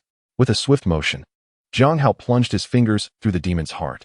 In an instant, flames ignited, consuming the blue fox demon, reducing him to ash and scattering his soul. Too late, Xīyóu remarked coolly, his hand pristine as the flames devoured the remnants of blood. The blue fox king had perished, slain within the rotating wheel hall. When word of this spread, the underworld would surely tremble, and no one would dare dismiss the words of a fallen king lightly. In mere days, 3 formidable demon kings had met their demise, an unprecedented occurrence in millennia, heralding a shift in the underworld's power dynamics. The lesser demons quaked in terror, their bodies trembling as they stood frozen in place, their fear palpable as they feared drawing Xīyóu's ire and facing his wrath. With the artifact's power waning, its glow dimmed gradually, suspended in the air as it spun languidly. 3 down, Xīyóu declared, sweeping the artifact into his grasp before departing the rotating wheel hall. setting his sights on the Taishan King's Hall. Guard this place well. Soon, the inhabitants of the city of the wrongly executed will arrive to take over. His voice lingered in the hall as he vanished from sight. Chapter 45. Submission or Defiance. Second update. The Taishan King's Hall lay to the southeast of the rotating wheel hall. Xīyóu soared through the skies, swiftly arriving above the majestic structure. Built entirely of stone, the Taishan King's Hall exuded an undeniable sense of gravitas. Its towering main hall resembled a mountain peak, while the surrounding side halls, such as the One Heart Hall and the Sun Luo Hall, encircled it like majestic ridges stretching for miles.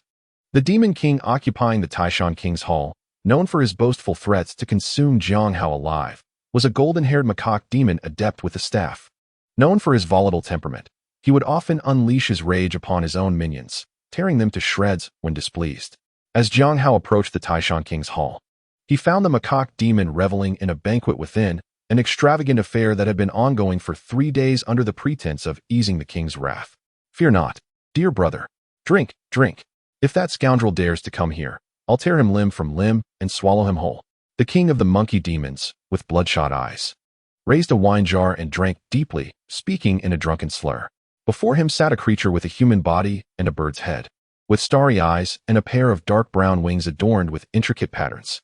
This was the king of the Xīyóu demons from the Hall of Equality, whose true form was a spotted lark, embodying the spirit of soaring 3,000 miles. Ah, brother, truly, one can sit idly at home, yet calamity descends from the heavens. Why must that old demon from Black Mountain stir trouble in the human realm, bringing forth such a fearsome being? The Xīyóu king sighed, his brow furrowed with worry, shaking his head in dismay. Humans may come in myriad forms, and so too do demons. While the Monkey King is brash and tempestuous, there are those like the Xīyóu king who are cautious and contemplative. Before attaining his demonic form, the Xīyóu king was a mount nurtured by an immortal, raised within a sect of cultivation, thus acquiring human-like traits of prudence, suspicion, and a penchant for advantage. He had always maintained a close association with the Monkey King, knowing that the latter, with his straightforward mind and formidable strength, was easily manipulated. Whenever there was a matter at hand, he would incite the Monkey King to take action, reaping the benefits for himself. 3 days prior, upon hearing Xīyóu's words, he had sought refuge with the Monkey King under the pretense of delivering wine. But in truth, he was evading disaster. Xīyóu King, with you and my lord present, what can that demon do even if he arrives? Is he not merely a 3-headed, 6-armed fiend? A wolf demon, intoxicated, raised a severed human leg in his right hand, his face flushed, shouting boisterously. Indeed, he seeks his own demise. Absolutely. A mere spit from each of us could drown him. The assembly of demons, having indulged in wine, erupted into a cacophony of revelry, each boasting of their heroism and clamoring for revenge. Just as their uproar reached a crescendo, a small demon rushed in, panic-stricken. My lord, calamity has struck. Calamity. A demon approaches. The vanguard was sent to inquire, and he was slain. What do you say? The Monkey King's eyes widened as he seized the small demon by the collar, furiously demanding, someone dares to come here and cause trouble. And they killed the vanguard? The small demon opened his mouth to speak, but before any words could escape, his eyes rolled back, and he fainted. The Monkey King, having lost control in his drunken rage, had inadvertently crushed him. Such a useless creature, unable to finish a sentence. He deserves to die. The Monkey King cursed, tossing the small demon into his mouth and swallowing him whole. A flicker of disdain crossed the Xīyóu King's eyes, quickly masked by concern as he stepped forward. Brother, it must be that demon from the city of untimely death. What should we do? Perfect timing. I wouldn't have to seek him out myself. Who among you dares to subdue him for me? I shall reward you handsomely. In stark contrast, the Monkey King was brimming with excitement, slamming his hand on the table and declaring. The atmosphere in the hall fell abruptly silent. The Monkey King glanced around, noticing the demon leaders exchanging uneasy glances. Wishing to shrink beneath the table, their earlier bravado evaporated. Not one dared to respond. A bunch of worthless fools. Fools. The Monkey King bellowed, enraged, as he hurled the table aside, sending wine and dishes crashing to the floor. Spare us, my lord. Spare us. The demon leaders, terrified, fell to their knees, their heads bobbing like garlic being crushed. Brother, do not torment them. That demon has defeated both the Black Mountain Old Demon and the 3 Lives Demon King. They stand no chance against him. It would be better for us to join forces and ascertain the true nature of this demon. The Xīyóu King's words filled the demon leaders with gratitude, eager to sacrifice themselves for him. No need. He is merely a junior who has just crossed over from the human realm. We would be overestimating him by facing him together. The Monkey King snorted in anger, waving his hand dismissively. Bring forth my armor and weapons. I shall confront him myself. A dozen small demons hurriedly brought forth the staff and dragon-scale armor. The Monkey King donned them and soared into the air with a gust of demonic wind. Clean up this place. I shall follow. The Xīyóu King, halfway out, beckoned a fox demon over, retrieving a feather from his bosom and whispering instructions. Do you understand? Remember, do not let your lord know. Rest assured, my lord, I understand. The fox demon nodded and stealthily exited through the back door. With this, the Xīyóu King felt secure. Summoning a feather fan into his right hand, he gracefully flew out the door. Meanwhile, the Monkey King soared into the sky and soon spotted Xīyóu. His temper flared, and with a shriek, he charged forward, brandishing his staff. Scoundrel, take this blow. Xīyóu sidestepped just in time to evade the strike, and as he prepared to speak, the Monkey King pressed in like a leech, swinging his staff relentlessly toward his head. More and more audacious. Xīyóu's gaze sharpened, a cold snort escaping his lips as he summoned his powers and grasped the staff with both hands. Bang! The staff struck his palms with a muffled thud, sending a jolt through Xīyóu's body, causing him to sink slightly as fissures spread across the ground like a spider's web, several feet deep. How is this possible? How can you withstand my staff barehanded? The Monkey King was taken aback, rubbing his eyes in disbelief, realizing that Xīyóu had indeed caught his staff with his bare hands. After cultivating for thousands of years, he had never encountered such a situation. Not even the other demon kings of the underworld dared to confront him head-on, let alone with empty hands. Your strength is considerable, but that is where your luck runs out. Xīyóu extended his right hand, and a silver light burst forth, a gleaming silver spear appearing in his grasp. The Monkey King's prowess was indeed formidable, surpassing the 3 lives demon king and the old demon of the blue weasel. Yet, he was the least concerning to Xīyóu, for his skills lay solely in martial prowess, which happened to be Xīyóu's greatest forte. Today, let us engage in a little exercise. Xīyóu leaped into the air, akin to an eagle striking its prey, lunging at the Monkey King as the silver spear glimmered with magical energy, emitting a crackling sound. Startled, the Monkey King quickly raised his staff to defend himself. Clang! The impact of spear against staff unleashed a fierce wind, stinging the Monkey King's face.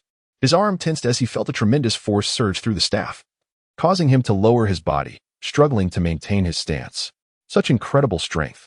The Monkey King's expression shifted as he felt his arm grow numb, a sharp pain in his palm, as if it might tear apart. Before he could summon his powers, Xīyóu struck again. Clang! Clang! Clang! The spear and staff clashed repeatedly, the sound echoing like thunder, sending ripples of magical energy outward, causing nearby small demons to be flung away for miles, while the ground cracked and dust swirled into the air. With each strike, the Monkey King found himself bending lower, after enduring a dozen blows. He was forced from the air down to the ground, his feet sinking deep into the soil, unable to rise as Xīyóu's spear rained down upon him relentlessly. His golden fur was tousled by the fierce wind, his arms trembling slightly. No visible wounds adorned his body, yet he knew his muscles had sustained damage, and his meridians throbbed painfully. Not bad at all, to endure this long. I shall ask you once more, will you pledge your allegiance to me and become my demon king? Xīyóu relished the battle, his spirits high as he spoke. Defeat me first, and then we shall speak. If you can subdue me, not only will I serve you, but I would willingly toil like a beast. The Monkey Demon King roared, discarding his staff and transforming into his true form, a towering golden monkey, with a sharp beak and crimson eyes. He leaped through the air, lunging towards Xīyóu. Typically, demons seldom engage in battles in their true forms, revealing one's original state risks, exposing their weaknesses, inviting targeted countermeasures, such as using potent substances against specific foes. Moreover, transforming signifies a commitment to combat, risking significant injury. This tactic is futile against me. Xīyóu chuckled lightly, sidestepping effortlessly and leaping onto the back of the golden monkey, thrusting his shining silver spear, leaving a deep gash. The monkey writhed in agony, rolling on the ground yet unable to shake off Xīyóu. Do you yield? Xīyóu inquired. I do not yield. If you possess the courage, face me in a fair battle. What kind of hero employs such underhanded methods? Protested the Monkey Demon King. Very well, I shall ensure your complete submission, Xīyóu declared. leaping down and utilizing a divine technique, growing to match the size of the monkey demon king. With a thunderous crash, he struck the golden monkey with a colossal hand, sending it flying. Do you yield? Come again. The golden monkey, reeling from the blow, charged once more, only to be met with another powerful punch, sending it crashing back. Dirt flying and stones shattering. Do you yield? I do not yield. Do you yield? I do not yield. With every defiant response, the golden monkey was hurled back, now covered in dirt and blood. Despite its fierce spirit, the monkey demon king's stubbornness eventually wore on Xīyóu's patience. Do you yield? If you do not, I shall end your life. Facing Xīyóu's ferocious gaze, the monkey demon king trembled, parting his lips yet refraining from further protest, lowering his head in submission. I yield. At that moment, a chilling gust swept through, carrying a glint of cold light. Who goes there? Xīyóu's eyes narrowed as he wielded his silver spear, sending forth a series of sharp sounds as feathers rained down. The assailant was none other than the Xīyóu demon king, who had suspected that the monkey demon king might falter against Xīyóu, yet was astounded by the speed and severity of his defeat.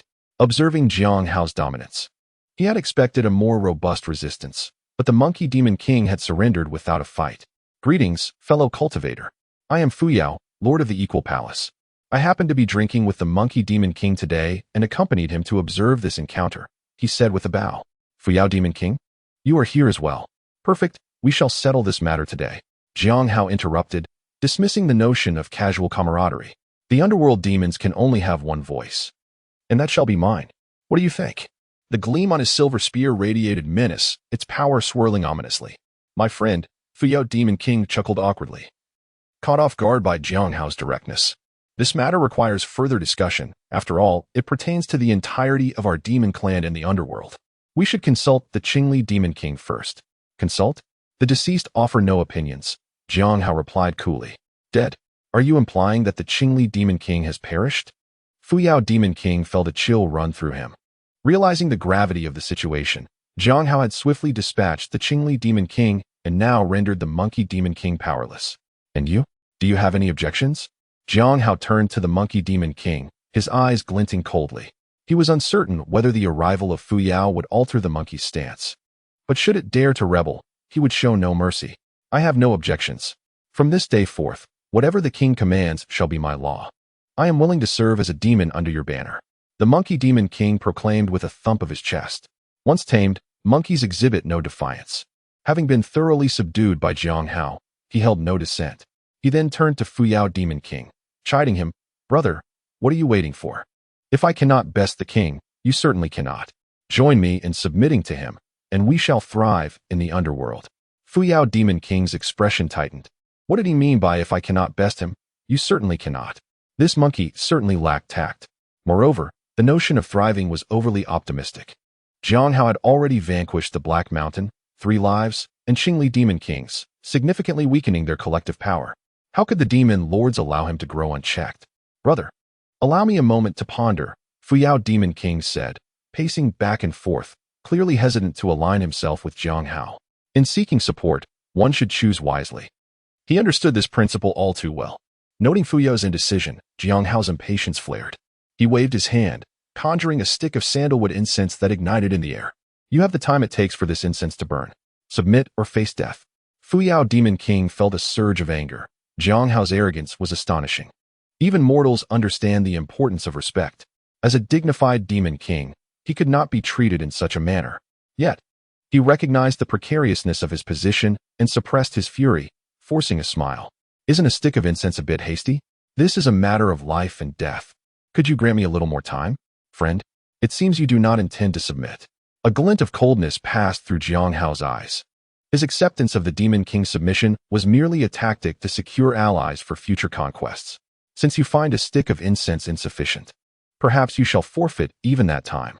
Xīyóu flipped his hand, causing the incense to burn away in an instant, his power radiating ominously as he gripped his silver spear.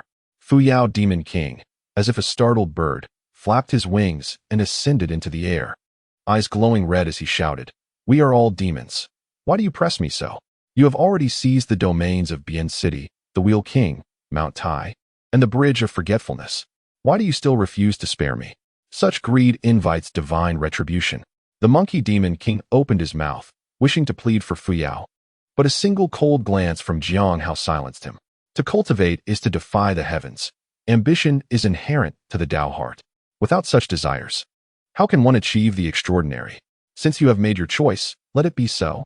1 realm or 10, they hold no difference to me. Yet the complete witchcraft techniques versus the incomplete ones bear immense significance. Anyone who obstructs my path must perish. Xīyóu Demon King's eyes widened in fury as he shouted, "Die!" His dark brown wings flapped violently, summoning a tempest that darkened the skies, the swirling patterns transforming into countless razor-sharp arrows concealed within the fierce winds. Silently launching towards Xīyóu. Unfazed, Xīyóu stood resolutely against the gale, his figure radiating brilliance. With his silver spear aglow, the spear's light burst forth like a constellation, forming a radiant barrier before him. Clang, clang, clang, clang. The arrows collided against the silver spear, sparks flying as those that were deflected fell to the ground, leaving behind a trail of fine cracks. In the midst of a tempestuous wind that obscured the heavens, Xīyóu appeared to saunter leisurely, utterly unscathed. The Xīyóu Demon King's expression shifted dramatically, fear gripping his heart. With a powerful flap of his wings, he soared towards the horizon.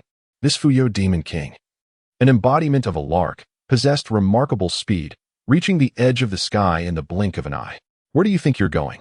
Xīyóu bellowed, pursuing the Xīyóu Demon King with fervor, golden light flickering in his eyes as a bolt of thunder erupted forth. In terms of sheer flight speed, he was undeniably outmatched by the Xīyóu Demon King. Yet, the speed of his thunder far surpassed that of his adversary. Crack! The thunderbolt struck the Xīyóu Demon King's back, emitting a shower of sparks. The Xīyóu Demon King stumbled perilously, nearly plummeting to the ground, his back charred and flesh torn. Fearing that Xīyóu would catch up, he grit his teeth and continued his flight into the distance. Can you truly escape?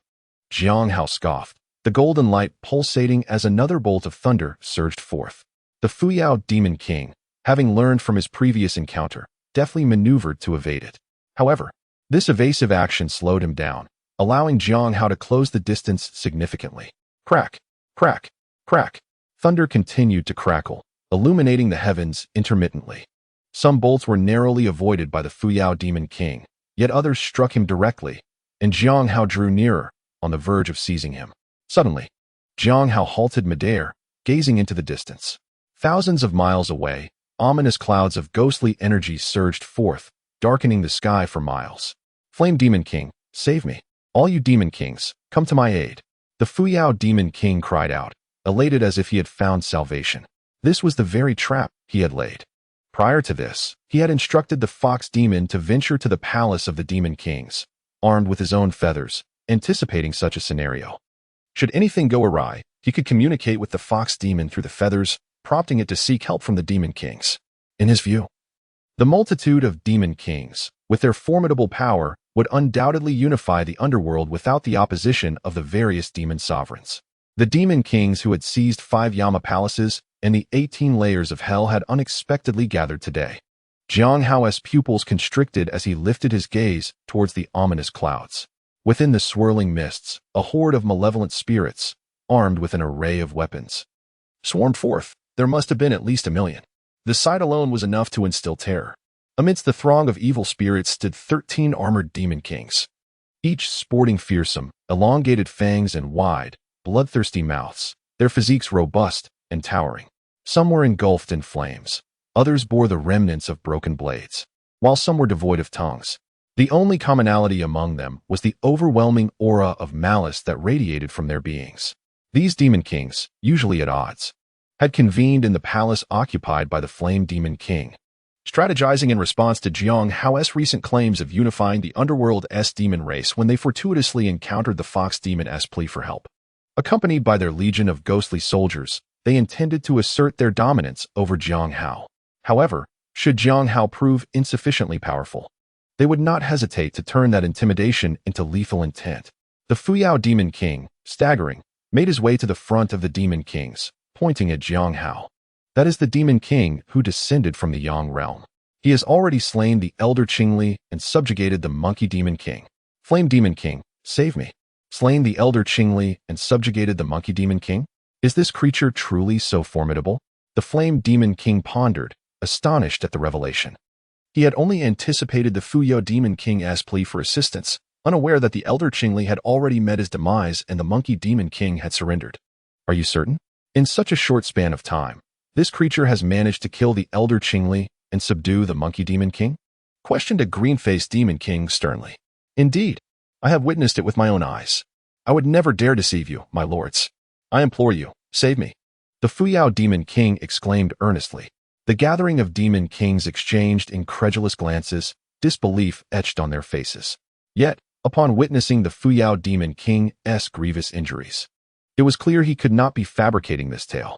Now that you are here, you are safe. The Flame Demon King approached with a smirk. Thank you.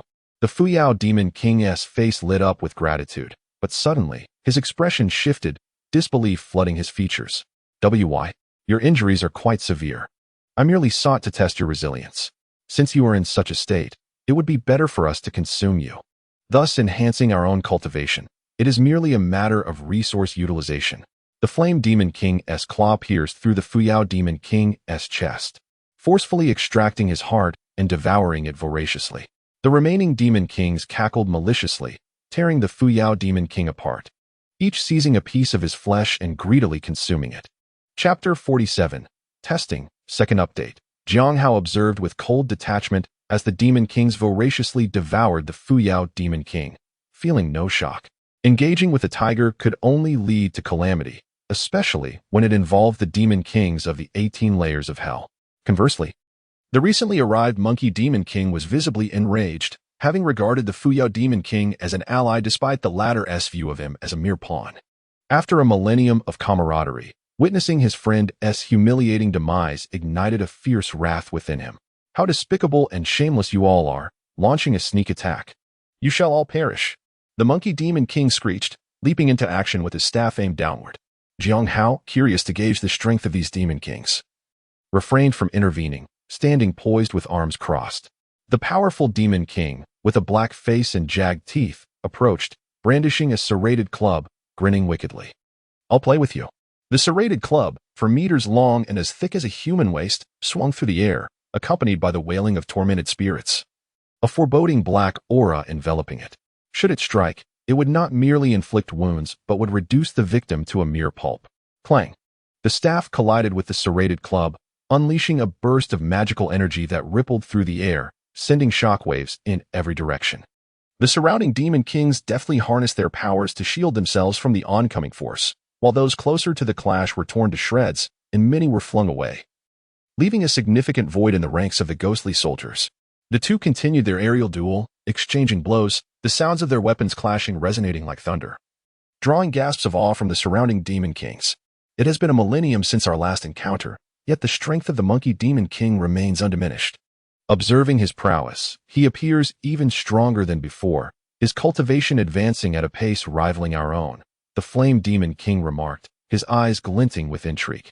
Indeed, but the one over there is even more formidable, a voiceless, tongueless Demon King interjected, gesturing towards Xīyóu. In the span of just a day, he has slain the Elder Qingli and subjugated the Monkey Demon King. He should not be underestimated. The faceless specter does not resemble your former self. Were it years past, you would have eagerly charged at him to devour him whole. Why, as you age, do you seem to have regressed? Questioned a scarred Demon King wielding a cleaver, one eye obscured. Times have changed. Circumstances are not what they once were. In the past, I was cornered in hell, suffering greatly. Now, I possess a domain of my own. Can I not be different? The voiceless specter remained unperturbed, responding thoughtfully. I have no desire for a direct confrontation. The underworld is vast, and there is no need for us to be at each other's throats. While you may wish to avoid a deadly clash, what of him? The one-eyed Demon King sneered. This creature has caused turmoil since his arrival in the underworld. I doubt he will rest until he achieves his goals. Sooner or later, this fire will engulf us all. If not for that, we would not have convened here today. He should simply give it to him. How much space can he occupy alone? The faceless old ghost remarked nonchalantly.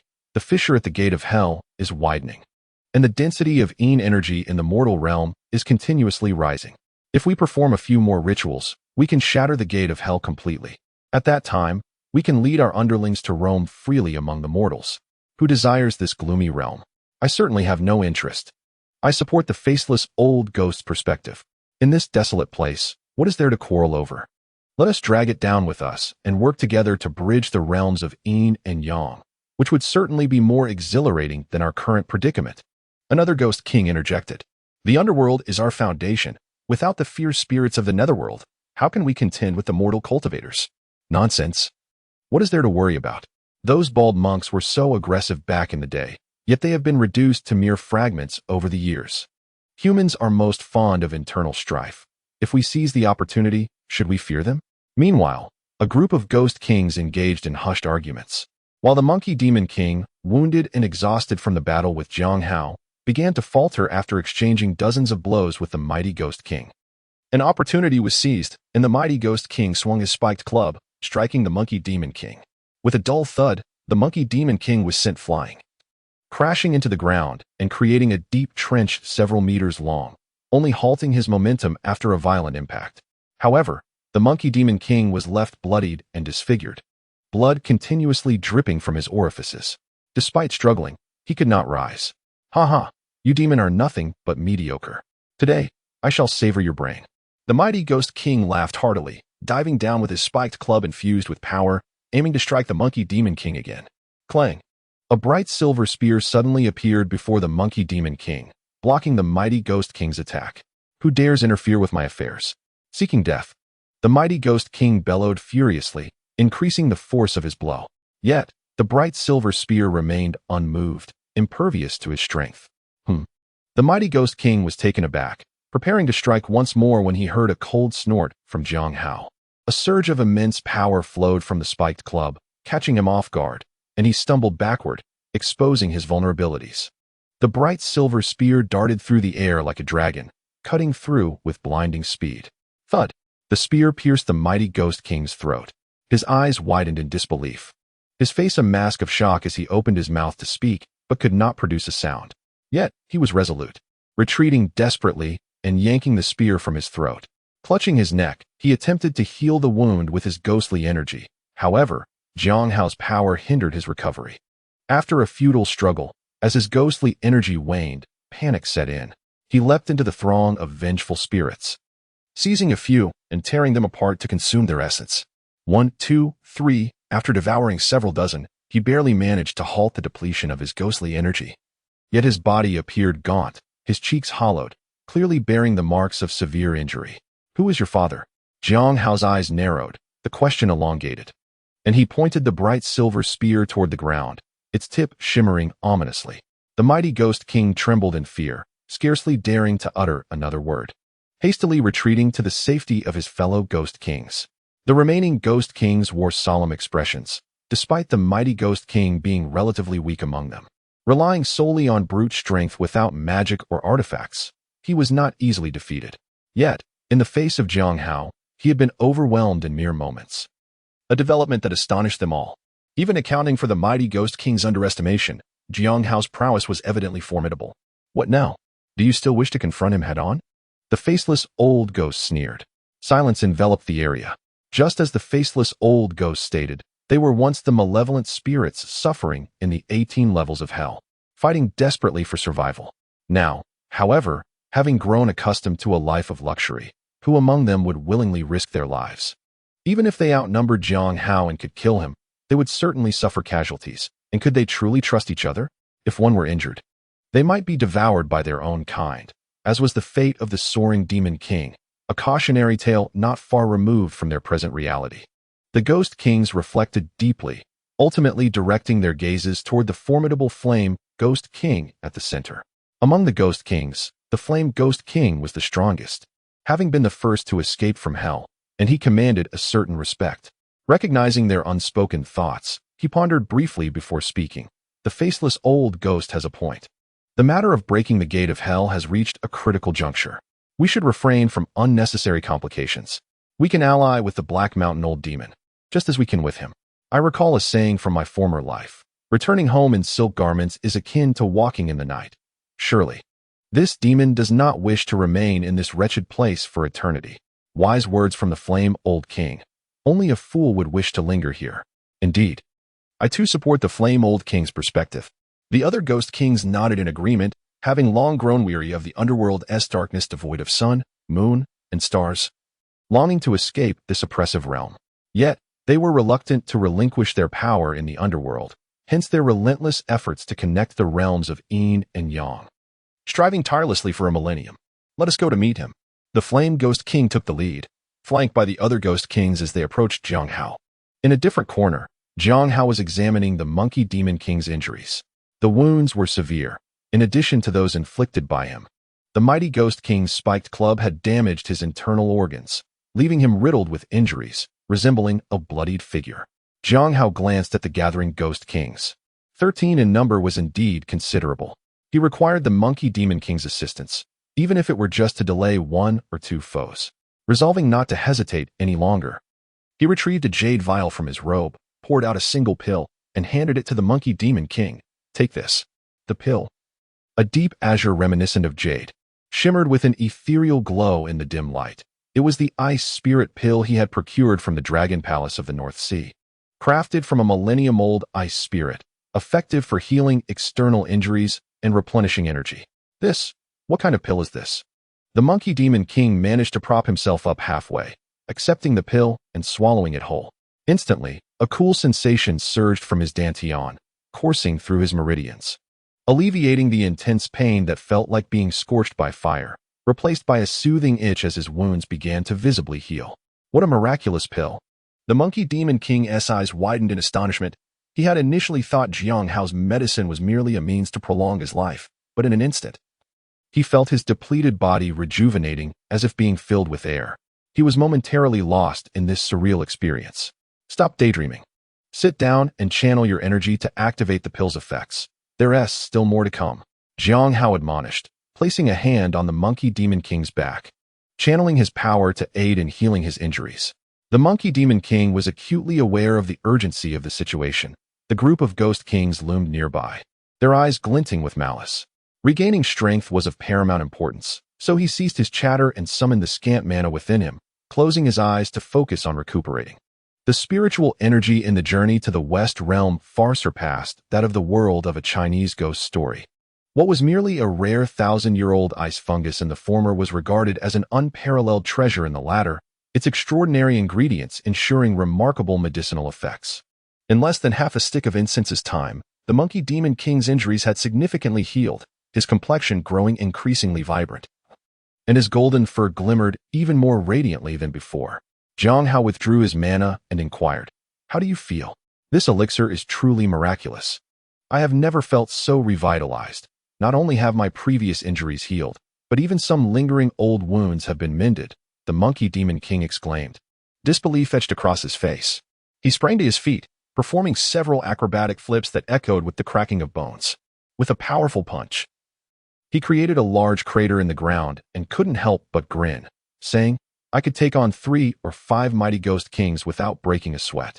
The inherently restless and combative nature of monkeys surged within him, and with his injuries healed, the Monkey Demon King was brimming with fighting spirit. At that moment, the Ghost Kings had also devised a strategy, marching towards them under the leadership of the Flame Ghost King. You needn't worry about dispatching them. Just hold them off for a while. Xīyóu's gaze sharpened as he gripped his gleaming silver spear, prepared for a fierce battle. Rest assured, I will not bring shame upon you, my lord, the Monkey Demon King declared, thumping his chest. Having already been subdued by Xīyóu, the recent boon of the elixir had further solidified his loyalty. He followed closely behind Xīyóu, glaring fiercely like a guardian deity. Isn't this monkey grievously injured?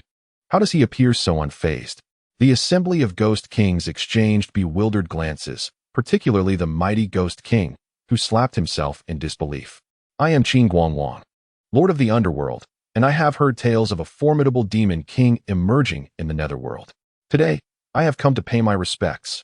The Flame Ghost King's eyes flickered with astonishment, reinforcing his resolve to avoid conflict with Xīyóu. He spoke with exaggerated politeness. That lark dared to belittle the Demon King in my presence, and I have avenged you by slaying it. What does this mean? You do not intend to engage me? Xīyóu furrowed his brow, perplexed. Despite having the upper hand, these Ghost Kings seemed unwilling to fight and even expressed a desire to curry favor, leaving him bewildered. Then I must thank you, Ghost King. Xīyóu decided to remain on standby, curious about the true intentions of these Ghost Kings, and returned the gesture of politeness. Your kindness is noted. It is well known that power commands respect, and with your strength, it is only fitting that you rule over the demon clan in the underworld. That lark, unaware of its own limitations, dared to provoke discord between us. Truly unforgivable.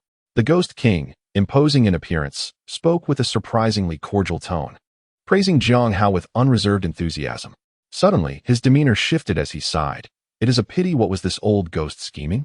Xīyóu, having nearly concluded that the Ghost Kings were not inclined to battle, followed the thread of conversation, asking, what is the pity? It is regrettable that the underworld is so desolate. Even though you possess immense power as the Demon King, your dominion is merely filled with wandering souls and lost spirits, far inferior to the pleasures of feasting and revelry in the mortal realm. This perspective indeed carried a tinge of regret. The Flame Ghost King continued, do you not wish to lead your followers back to the mortal world? Oh, do you have a plan? Xīyóu raised an eyebrow.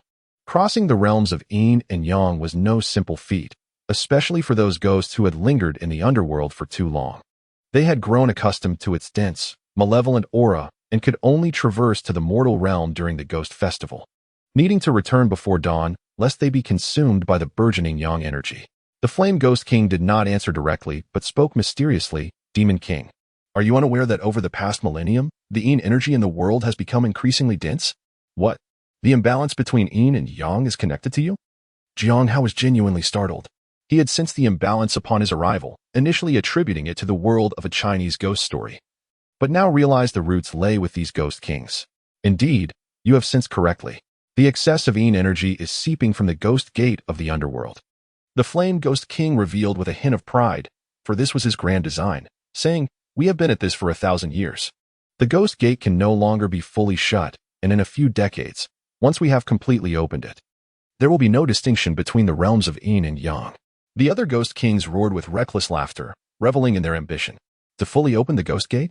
Xīyóu swallowed hard, astonished by the audacious aspirations of the Ghost Kings. If they succeeded, the energies of Yin and Yang would converge, allowing malevolent spirits to roam freely in the mortal world. However, the living would also transition directly into ghostly forms, transforming the world into a veritable hellscape. How do you intend to influence the closure of the Ghost Gate? With pure Yin ghostly bodies. The Flame Ghost King did not conceal his intentions, believing that their mutual interest warranted transparency. Not long ago, did you not seize the fiancée of the Black Mountain Old Demon? Ha ha ha, while he appeared to be marrying, he was actually gathering pure Yin ghostly bodies for us. You see, as long as we refine these bodies on the eternal Yin iron and place them near the Ghost Gate in sufficient numbers, we can influence its closure. Oh, I see. Xīyóu suddenly understood why the Black Mountain Old Demon sought to wed Nie Shaoqian. He had initially thought it was for the purpose of alchemical rituals, but it served a deeper purpose, one that the Ghost Kings had cleverly unmasked. What of the cultivators in the mortal realm? Are they all fools? Have they not noticed anything amiss? Xīyóu asked, considering that his own lack of awareness could be excused given his brief time in this world. However, he found it hard to believe that the cultivators had been oblivious to the situation. You worry too much, Demon King. A millennium ago, an emperor in the mortal realm suppressed Taoism and destroyed countless temples, building thousands of monasteries instead. The Buddhist monks seized the opportunity to suppress Taoism, leading to its decline. We took this chance to ally with the Taoist practitioners, jointly opposing Buddhism, even leading the emperor's soul to the underworld for a little performance. This terrified him so much that upon returning, he began to favor Taoism over Buddhism. The Taoists seized the moment for revenge, and as a result, the strength of the mortal cultivators has diminished significantly. Have you not noticed the decline of temples in the mortal realm? The Flame Ghost King chuckled heartily, reveling in his triumph. Do you think the cultivators in the mortal realm have managed to maintain a foothold in the underworld? It is only because we have shown them mercy. Otherwise, with our million-strong army, we could easily overwhelm them. The other Ghost Kings joined in the laughter, their mirth echoing through the air. The Monkey Demon King listened in stunned silence, the intricate webs of intrigue swirling in his mind, and he could not help but exclaim, no wonder they descend into the fiery depths of hell. This Flame Ghost King is indeed a nefarious character. Now that we have discussed so much, I trust you comprehend our intentions, Demon King? The Flame Demon King spoke. What is there to compete for in this desolate underworld? We might as well join forces to breach the Gate of Ghosts. Once accomplished, will not the realms of Yin and Yang be ours to traverse at will? Is this not 100 times better than remaining here? What say you, Demon King? Very well, let it be as you suggest. We shall unite and first open the passage between the realms, Xīyóu replied after a moment of contemplation. However, the Hall of Equality, once belonging to the Lark, now naturally belongs to you, Demon King. Here, the Flame Demon King retrieved the token of the Hall of Equality from his sleeve and tossed it to Xīyóu, having just seized it from the Wind Demon King.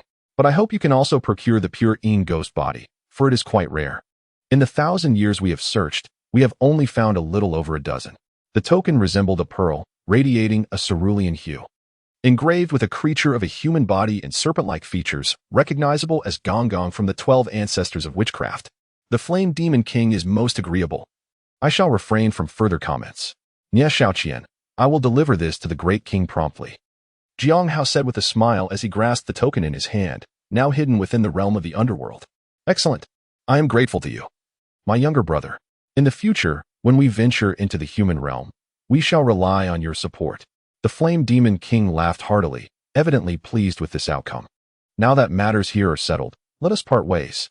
The other Demon Kings had no objections, exchanging bows and departing towards their respective lairs. Xīyóu also smiled and returned their gestures until all the Demon Kings had left. His expression gradually turning cold as he addressed the Monkey Demon King. We too shall depart. My king, shall we proceed to Wangsik City to retrieve the pure Yin ghost body now? The Monkey Demon King inquired. No, we shall intercept the Flame Old Demon. Chapter 49. Slaying the Flame Demon King. After hearing of the exploits of these Demon Kings over the millennium, Xīyóu harbored a certain trepidation towards the Flame Demon King. Setting aside other matters, his skill in inciting conflict between Buddhism and Taoism was indeed remarkable, shattering his preconceived notions of the low intellect of demons. It was evident that he was truly formidable, having escaped from the depths of the 18 hells, where he had orchestrated countless vile deeds and clever schemes, continuing his tumultuous existence even in death. However, little did the Flame Demon King know that Xīyóu was not of this world, and the power he valued so dearly held no significance for Xīyóu, who sought only the witchcraft techniques hidden within the underworld, without the burden of their subordinates. Xīyóu and the Monkey Demon King swiftly traversed the winds of the demon realm, soon arriving before the Flame Demon King's domain, descending from the clouds outside Fengdu City. The Hall of King Qin, occupied by the Flame Demon King, was the foremost of the 10 halls of Yama, sprawling over 8,000 miles. This was the initial stop for souls entering the human realm, the long road to the Yellow Springs teeming with newly departed spirits, easily visible as they jostled towards the city. I will handle the Flame Old Demon. You merely need to conceal yourself. If any ghost soldiers attempt to alert the other Demon Kings, intercept them and prevent any leaks, Xīyóu instructed. Since the plan was to eliminate them one by one, it was essential to create a time difference. The more Demon Kings they could dispatch before the news spread, the better. Once they gathered together, their strength would be considerably heightened. Understood, the Monkey Demon King nodded in agreement. Having given his orders, Xīyóu swiftly invoked his invisibility technique, concealing himself in the air. His keen gaze fixed on the sky, holding his breath in quiet anticipation for the Flame Demon King to take the bait. As time passed, Xīyóu suddenly spotted a dark cloud approaching from the distance, a surge of ghostly energy filling the air. It was clear that the Flame Demon King was returning with his ghost soldiers, albeit without the company of the other Demon Kings, rendering this gathering significantly smaller. Hovering above the ground for merely several dozen miles, among the throng of spirits, Xīyóu discerned the Flame Demon King seated in a golden chariot, surveying his domain like an emperor, his entire being ablaze, drawn by a black skeletal horse, emanating an imposing presence. He approaches. Xīyóu's eyes narrowed, adjusting his breathing rhythm, fixating his gaze on the Flame Demon King, preparing for the ambush. In the blink of an eye, the dark cloud descended, with countless vengeful spirits swirling past him, and he cautiously navigated around them, drawing closer to the Flame Demon King's chariot, at times nearly brushing against the faces of the spirits. At that moment, the Flame Demon King abruptly raised his hand and commanded, "Halt." His crimson brows furrowed tightly as he scanned the surroundings, seemingly searching for something. Have I been discovered? Xīyóu was startled, quickly suppressing his aura, standing still, even lowering his gaze, internally lamenting that he must diligently hone his invisibility technique to avoid such half-baked proficiency, which always led to errors at critical moments. "My king, what is the matter?" inquired a ghostly figure beside the chariot. The The Flame Demon King inhaled deeply, detecting no scent. Closing his eyes as the blisters on his skin pulsated, a peculiar ability honed from enduring the searing flames of volcanic hell for millennia. Everything bore a temperature to him. Even light. He had sensed an observer, prompting this reaction. Strange, I distinctly felt someone's gaze, and now it has vanished. Could it have been a misperception? The Flame Demon King murmured, scanning the area with his senses but finding nothing amiss. After a moment of contemplation, he waved his hand. Let us proceed. Perhaps it was merely my imagination. The chariot resumed its movement, soon arriving at Xīyóu's hiding spot, accompanied by a wave of intense heat. A potent stench of blood wafted from the chariot. Now is the moment. Xīyóu could no longer delay. A glint of cold light flashed in his eyes as he leaped towards the Flame Demon King, his right hand transforming, the dark azure dragon claw shimmering. Its tips glinting like forged iron, radiating a ghostly glow. Who goes there? The Flame Demon King reacted swiftly, sensing the disturbance at the moment Xīyóu struck. Rising abruptly to seize the claw-headed axe by his side and swung it towards Xīyóu. However, Xīyóu's speed was exceedingly swift, and his attack was utterly unexpected. The moment the claw-headed axe was unleashed, Xīyóu was already upon him, the dragon claw piercing through his armor with a sickening sound. At that instant, a flash of light enveloped the Flame Demon King, a faint black glow surrounding him. The Golden Bell Shield? Xīyóu was taken aback. It must be said that perhaps due to his assistance in suppressing Buddhism for Taoism, these demon kings wielded a considerable number of Buddhist techniques. First, it was the Black Mountain Old Demon's Golden Body technique, then the Buddha Kingdom in hand, and now the Flame Demon King's Golden Bell Shield. Though each had taken on different forms, they fundamentally remained Buddhist spells.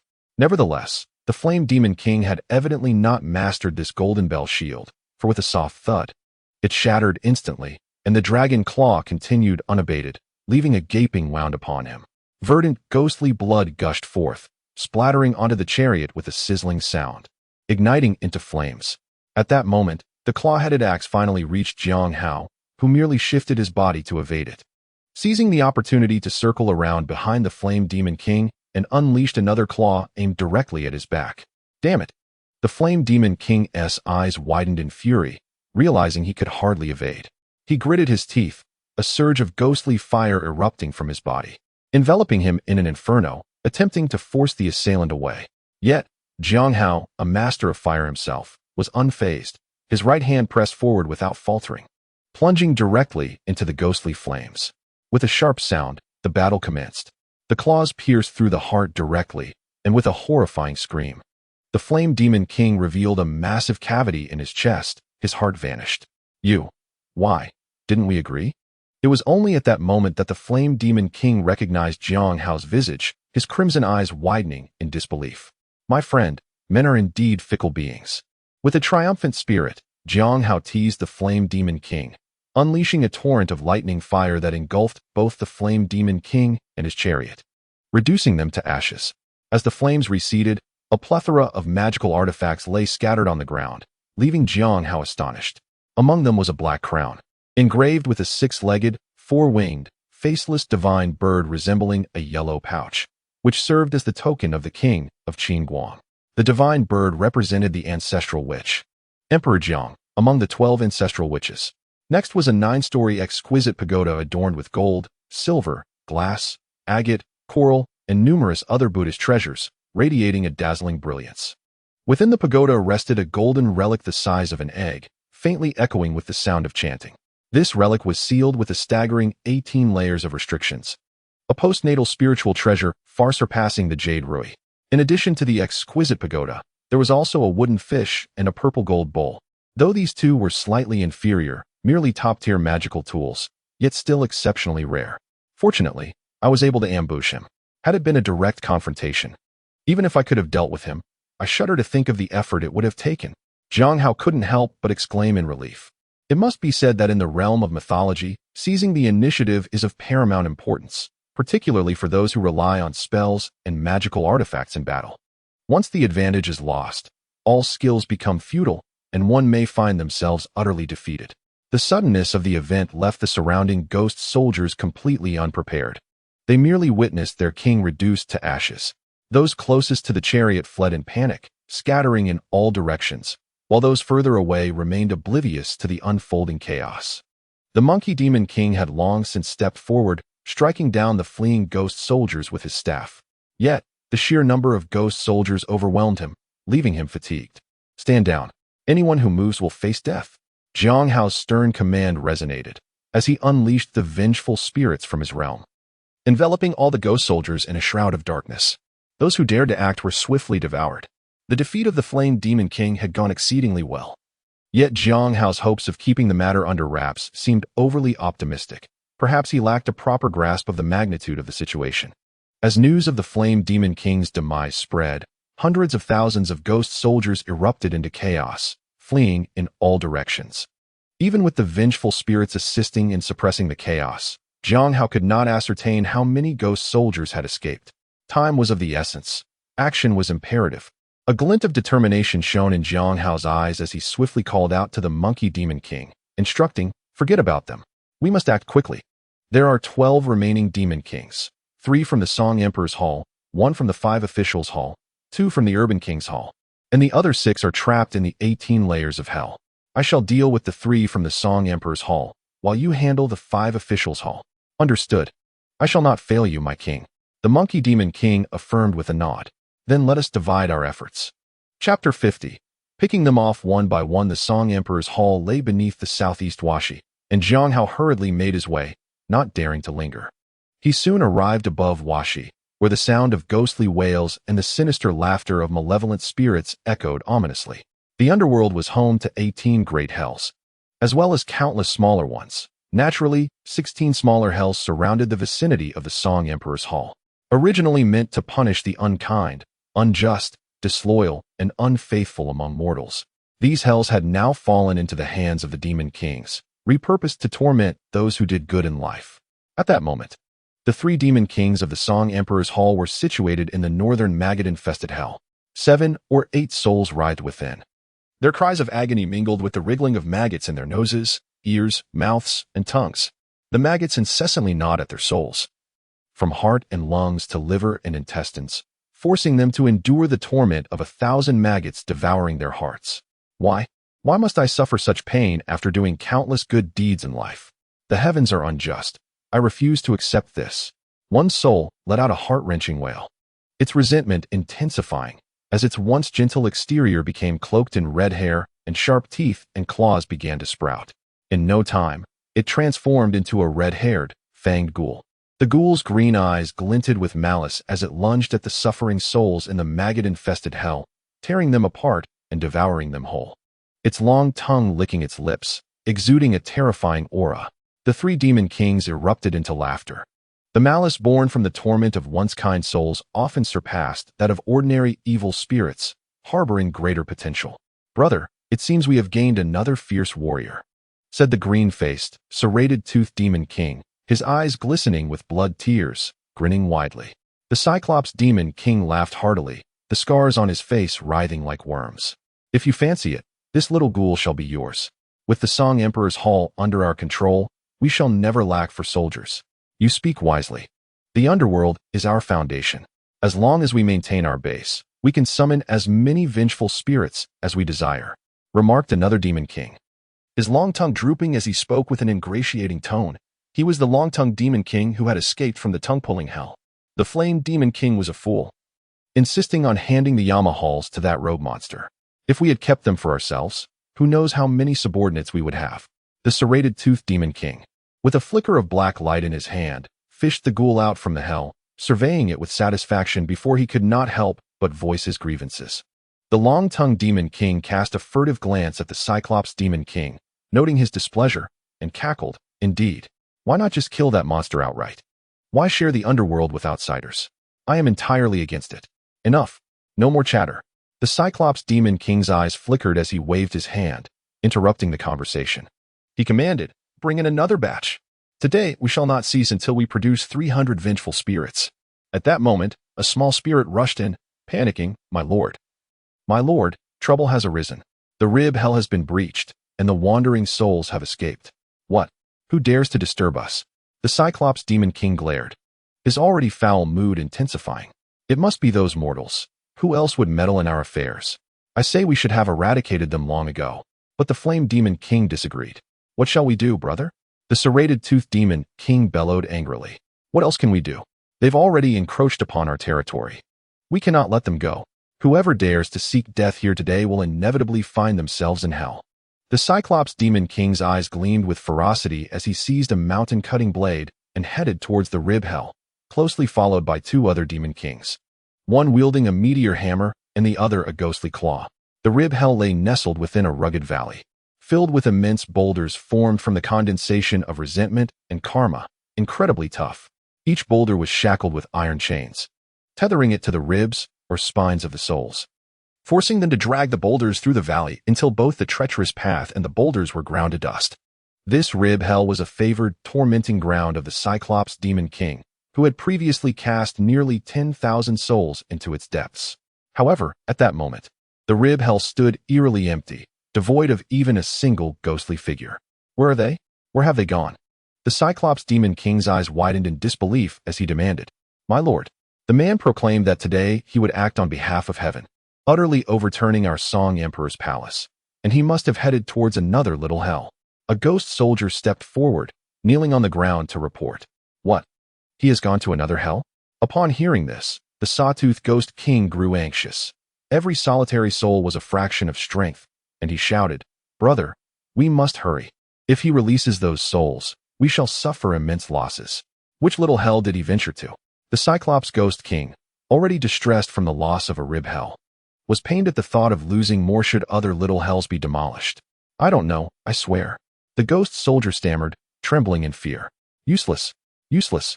The Cyclops Ghost King threw him to the ground in frustration, slamming his palm against a nearby boulder, which shattered into pieces with a resounding crash.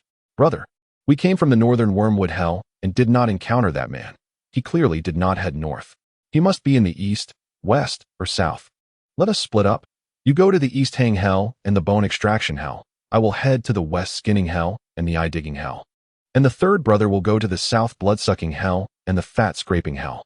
Whoever spots him must shout, and we will surround him to settle the score," proposed the Long-Tongued Ghost King. "Agreed. Second brother speaks wisely. Let us swiftly drag that man out." The Cyclops Ghost King nodded sharply, growling, "Damn it. Daring to disturb the realm of the sovereign. He shall learn what it means to be unable to live or die." The three Ghost Kings immediately set off in different directions to pursue. Shortly after their departure, the air around the shattered stones began to distort, and a figure gradually emerged. Clad in dark robes and silver armor, draped in a grand cloak, it was none other than Xīyóu. "Choose the softest fruit to pick first. I shall deal with the Sawtooth Ghost King." Xīyóu thought to himself as he pursued the direction the Sawtooth Ghost King had taken. "Has anyone passed through here?" The Sawtooth Ghost King strode swiftly into the bloodsucking hell, seizing a ghost soldier and interrogating him. "And no, I haven't seen anyone," the ghost soldier stammered repeatedly. "Not here. Perhaps he has gone to the Fat Scraping Hell?" The Sawtooth Ghost King casually grabbed a ghost suffering punishment and devoured it like a snack, crunching it down, and was about to turn towards the Fat Scraping Hell when a voice suddenly rang out behind him. "Are you looking for me?" The Sawtooth Ghost King was startled, and without turning around, he swung his meteor hammer backward. The fierce wind whistled past and struck a stone pillar with a thunderous crash, shaking the entire little hell. Missed. Just as this thought flickered through the Sawtooth Ghost King's mind, he felt a sharp pain in his chest. Lowering his gaze, he found a gleaming spear tip thrust into his chest, with brown blood dripping steadily from it. The bats and leeches of the blood-sucking hell, seemingly frenzied, screeched and lunged, greedily consuming the dripping blood. "Is it truly that delectable?" The Sawtooth Ghost King trembled as he dipped his right hand in the blood and tasted it, smacking his lips in surprise at the flavor. Suddenly, with a resounding thud, the bright silver spear withdrew, and the Sawtooth Ghost King collapsed to the ground. The bats and leeches immediately swarmed him, and in moments, only a dry skeleton remained. A flash of brilliance shone in Xīyóu's eyes as a flame burst forth, incinerating the skeleton and the ghost soldiers in the hell into a cloud of ashes. With a gentle wave of his hand, he released the captive wandering souls, softly saying, "Hurry along to your reincarnation. Thank you, benefactor. Thank you, benefactor." The multitude of souls gratefully bowed before swiftly vanishing. Xīyóu flickered away, soaring towards the skinning hell. Halfway there, he spotted a mass of ghostly energy approaching, which revealed itself as his second target, the Long-Tongued Ghost King. Swift and decisive, Xīyóu's gaze sharpened as he accelerated, conjuring the bright silver spear, leaping forth like a dragon emerging from the sea, soaring towards the long-tongued Ghost King. Is it you? Upon recognizing Xīyóu, the long-tongued Ghost King was taken aback, clearly not anticipating that the ally he had spoken with just moments before would come to confront him so abruptly. Instinctively, he whipped his head, his tongue elongating like a whip as it lashed towards Xīyóu. However, that moment of distraction proved fatal. The bright silver spear, engulfed in golden flames crackling with thunder, surged forth like a golden dragon, radiating intense heat as it pierced towards the long-tongued Ghost King. Sizzle! The tongue met the flames, emitting a sound reminiscent of sizzling steak, and the long-tongued Ghost King shrieked in agony, hastily retracting his tongue. Yet Xīyóu was already at his side.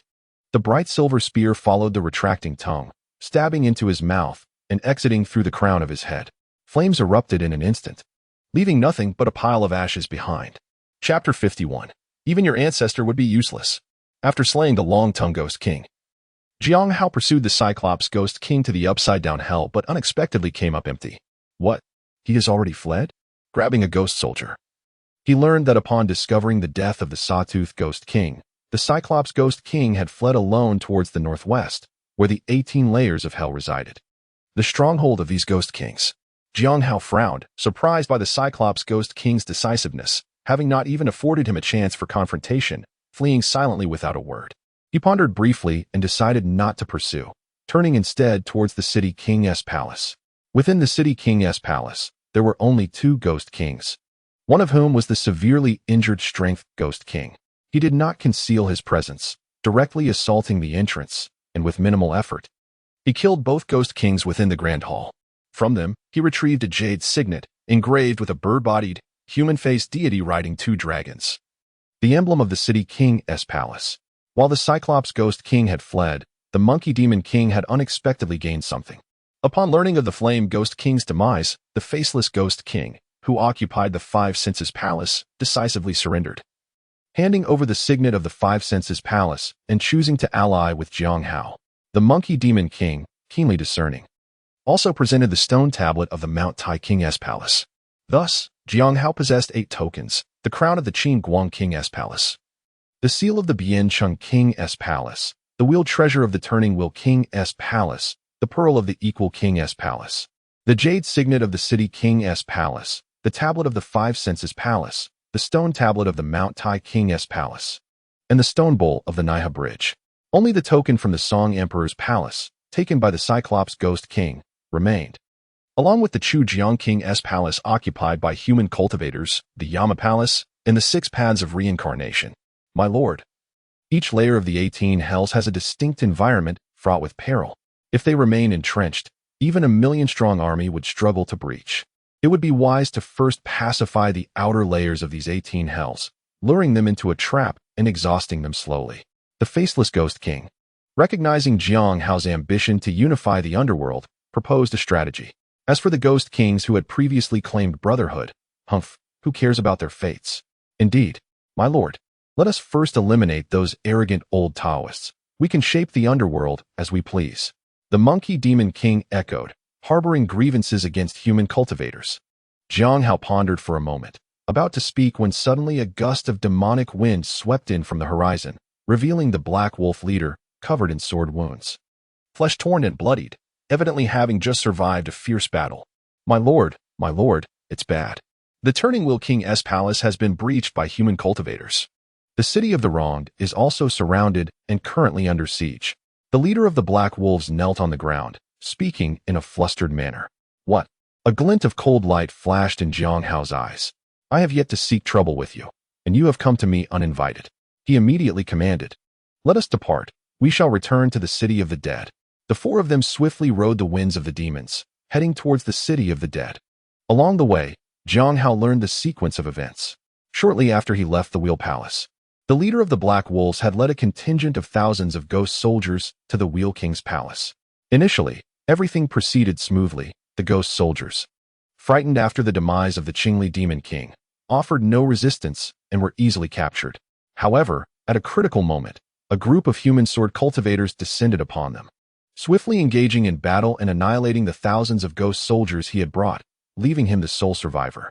The Black Wolves leader had originally intended to return to the city of the dead to report, but upon his arrival, he found the city surrounded by human sword cultivators and a host of spectral soldiers. With no other option, he turned to seek Xīyóu. Fortunately, his keen senses led him to Xīyóu, who had not made any effort to conceal his aura. "My lord, look, there are the human cultivators," exclaimed the Black Wolves leader. "Their spectral soldiers differ from ours. They exude far less malice, but they can form formations as per their will. In battle, they are not to be underestimated." Below them, countless spectral soldiers and vengeful spirits clashed. The fearsome spirits from the city of the dead fought individually, while the spectral soldiers clad in dark armor fought in small coordinated groups. Although their resentment and ghostly energy were somewhat diminished, their teamwork was impeccable, with one soldier distracting, another defending, and a third delivering the killing blow to the vengeful spirits. In addition to these spectral soldiers, there were many human cultivators in the city, donned in robes of blue and green, wielding swords or chanting spells, continuously dispatching the surrounding vengeful spirits. Xīyóu, concerned for Nie Xiaoqian's safety, felt a flash of determination and invoked his clairvoyance, instantly locating her figure. In the rear hall, sword energy surged like a tempest, leaving chaos in its wake. Nie Xiaoqian, disheveled and in a state of distress, dodged left and right beneath the onslaught of sword energy, resembling a fragile boat on the verge of capsizing. An elderly sword-wielding Taoist closely pursued her. With each swing of his sword, he left deep gashes in the ground. Frustrated by his inability to catch her, he widened his eyes, bit his fingertip, and drew a blood rune in the air, chanting, "Supreme Lord, hasten your command." The crimson rune erupted with blinding golden light, illuminating the entire realm, swirling into a beam of golden light that shot towards Nie Xiaoqian. She was utterly unprepared, her face filled with despair as she beheld the approaching rune. Just then, a voice rang out from the horizon. Xiaoqian, quickly dodge. Zhang pupils dilated, and he hurled his shining silver spear, which transformed into a silver streak that collided with the golden light. Boom! The clash of golden and silver light resembled the collision of a meteorite with Earth, igniting a vast inferno. Dust and debris surged, buildings crumbling. As the waves of magical energy radiated outward, those nearby, be they ghost soldiers or human cultivators, were obliterated, while the others were thrown back. Nie Xiaoqian, closest to the epicenter of the magical collision, found herself in a daze, her soul appearing somewhat ethereal and transparent, a clear sign of her injuries. "Brother Xīyóu, you finally came. I managed to kill 2 detestable Taoists. I hope I did not bring you shame," she said, forcing a faint smile onto her pale face, reminiscent of a child eager to show their parents their grades, filled with a hint of pride. However, her faint voice betrayed her weakness. "Do not worry, Xiaoqian. You did splendidly," Xīyóu replied, suppressing the fury within him. He took out a vial of celestial essence and dripped it onto Nie Xiaoqian's soul, smiling gently. "Rest here for a moment. Your elder brother will avenge you." Turning away, his expression darkened to that of ancient ice. He summoned his silver spear back into his grasp and, with the speed of lightning, charged towards the elderly Taoist. With his magical energy surging, the spear glimmered, crackling with energy. Not good. The elder Taoist was suddenly alarmed, forming a sword gesture with his hand, and his sword shot forth with a whoosh, resembling a dragon from the sea as it lunged at Xīyóu. Clang! The spear met the sword, sending the flying sword reeling backward, producing a mournful cry as it cracked and fell to the ground, devoid of luster and energy. The elder Taoist also suffered, controlling the sword with his mind. He was struck by the backlash, spitting out a mouthful of blood, his face pale. In that moment, his decade of arduous training seemed wasted. Yet, in the face of life and death, he had no time to ponder this. Drawing upon his spilled blood, he hastily crafted multiple runes and chanted incantations, his eyes narrowing as he bellowed, "Supreme Lord, hasten your command." The multitude of runes radiated golden light, intertwining together, the symbols of metal, wood, water, fire, and earth discernible among them. After a brief whirl, they formed a protective formation before him. As the silver spear struck the formation, a resonating hum echoed, waves of energy rippling outward, shattering the ground and structures around them. Save for the area where the elder stood, the surroundings collapsed, resembling a solitary island amidst the sea. This protective formation, however, lasted only a few seconds before it shattered with a bang. Yet, in that fleeting moment, the elder had secured a slim chance of survival. retreating while pulling talismans from his robes, hurling them towards Xīyóu. The talismans ignited midair, transforming into fireballs and bolts of lightning that sped toward Xīyóu. He deftly thrust his spear, shattering the barrage of fireballs and lightning, and with swift strides, he pursued the elder, seizing him by the collar. At that moment, a flash of golden light appeared in the distance, and a figure flew in on a sword, an elder with white brows and long beard, exuding an air of celestial grace. Seeing Xīyóu poised to strike, his expression shifted, and he sternly commanded, "Wretch, cease your actions at once." The elder Taoist's face lit up with hope as he cried out, "Senior brother, come save me. Do not think your senior brother can help you." Xīyóu scoffed, thrusting his silver spear with ferocity, piercing directly through the elder's heart. "Brother Xīyóu, save me." The elder's pupils dilated as blood gushed from his mouth. Before he could finish his sentence, he took his last breath, his primordial spirit floating above, still dazed, only to be obliterated by a flash of lightning from Xīyóu's eyes. "Wretch, how dare you?" The Xīyóu Taoist in midair watched in horror, his hand wielding a whisk. Magical energy surging forth, as the whisk cascaded down like a waterfall towards Xīyóu. In a battle of life and death, there was no room for idle chatter. Xīyóu ignored him, coldly snorting, his gaze flashing as a flame erupted, engulfing the whisk in fire, which rapidly spread towards the Xīyóu Taoist. Startled, the Xīyóu Taoist discarded the whisk, forming a sword gesture with his hands, summoning a treasured sword that lunged at Xīyóu. Crackling with thunder and radiating a hint of purple energy, the sword aura surging like tumultuous waves. Clang! Xīyóu's silver spear struck upward, colliding with the treasured sword. However, it was evident that the Xīyóu Taoist's magical prowess far exceeded that of his junior, and with a pale countenance, he barely managed to block Xīyóu's assault. Yet, at the point of their magical clash, the energy was clearly converging towards Xīyóu, indicating that the elder was at a disadvantage.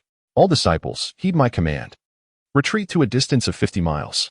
The Taoist of Purple Void suddenly shouted, commanding the disciples still engaged in the chaotic battle, obey the decree of the sect leader.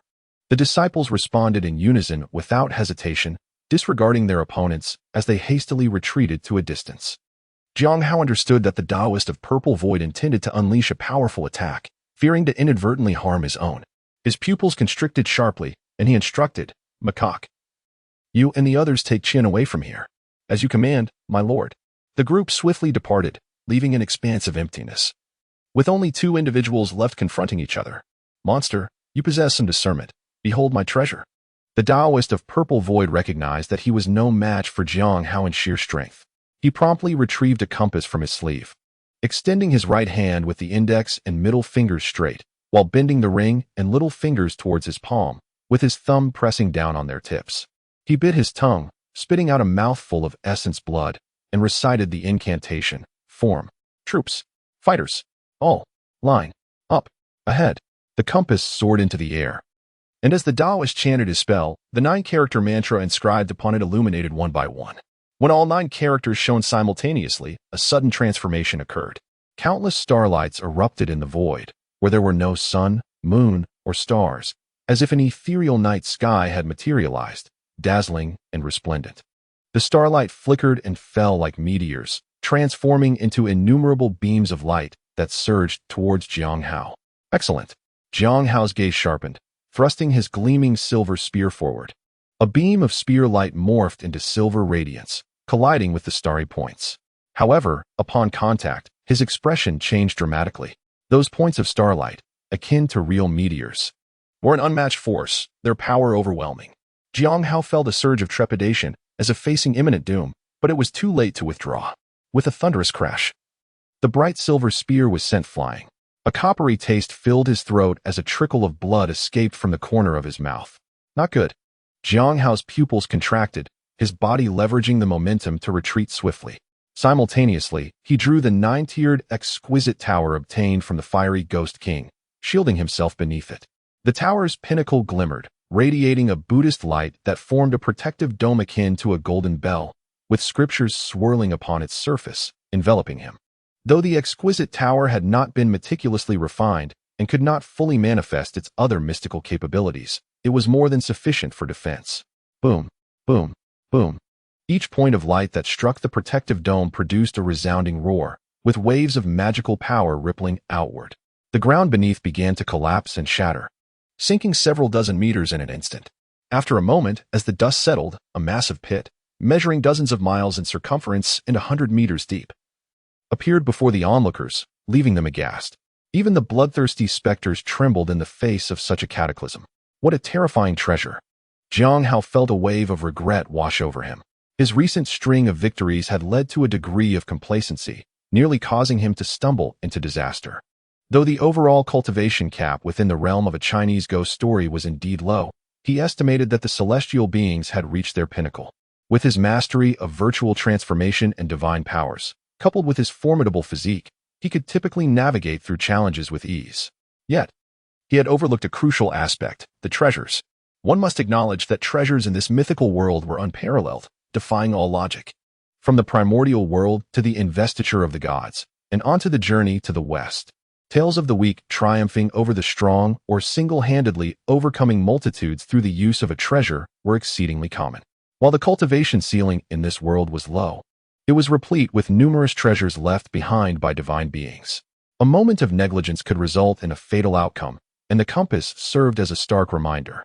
The radiance of the exquisite tower above him had dimmed significantly, with a barely perceptible crack appearing on the relic. Xīyóu had not refined this treasure in detail, relying solely on its inherent resilience to withstand the onslaught, thus sustaining considerable damage.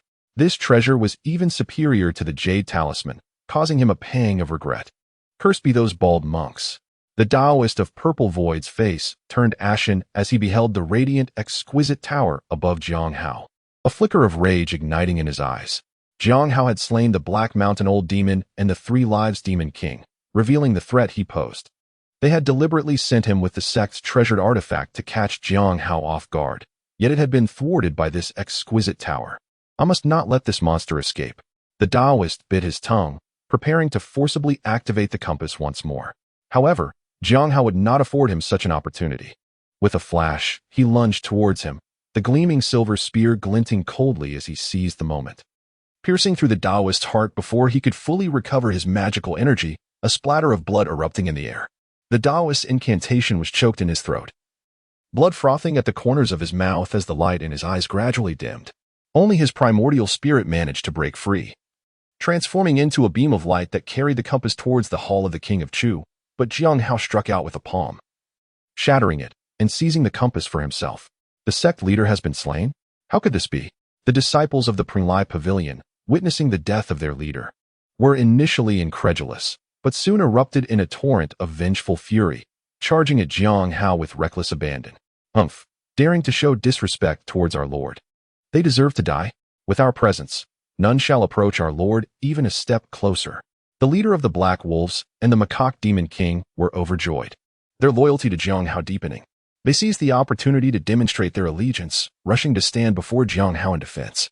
The faceless old ghost bowed before Xīyóu, kneeling on the ground, and flatteringly remarked, "My lord, your powers are boundless." The slaying of that Taoist of Purple Void, the leader of the Pringlai Pavilion, is indeed a cause for celebration? The three great sects? The Pringlai Pavilion? Xīyóu inquired. Indeed, my lord may not be aware. Currently, the Taoist sects in the mortal realm are led by Kunlun Mountain, the Pringlai Pavilion, and Longhu Mountain. The Taoist of Purple Void is the leader of the Pringlai Pavilion, a dominant figure in the underworld, one of the most formidable individuals within the Taoist tradition. Slaying him here will eliminate a significant threat in the future. The faceless old ghost, being a ghost king, possessed far more knowledge than the leader of the Black Wolves. Through him, Xīyóu gained insights into the strength of the Taoist sects within the realm of a Chinese ghost story. Following the conflict between Buddhism and Taoism in the mortal realm, the influence of Buddhism waned, and Taoism suffered similarly. Many temples were filled with deceitful rogues, with only 3 locations preserving the orthodox teachings of Taoism: Kunlun Mountain, the Pringlai Pavilion, and Longhu Mountain. The weakening of their strength prompted the 3 sects to set aside their differences and unite to revive the Taoist tradition. The leader of Kunlun Mountain oversees the mortal realm, sending disciples across the land to exorcise demons, while the leaders of the Pringlai Pavilion and Longhu Mountain govern the underworld, safeguarding the cycle of reincarnation and preventing it from falling into the hands of monsters.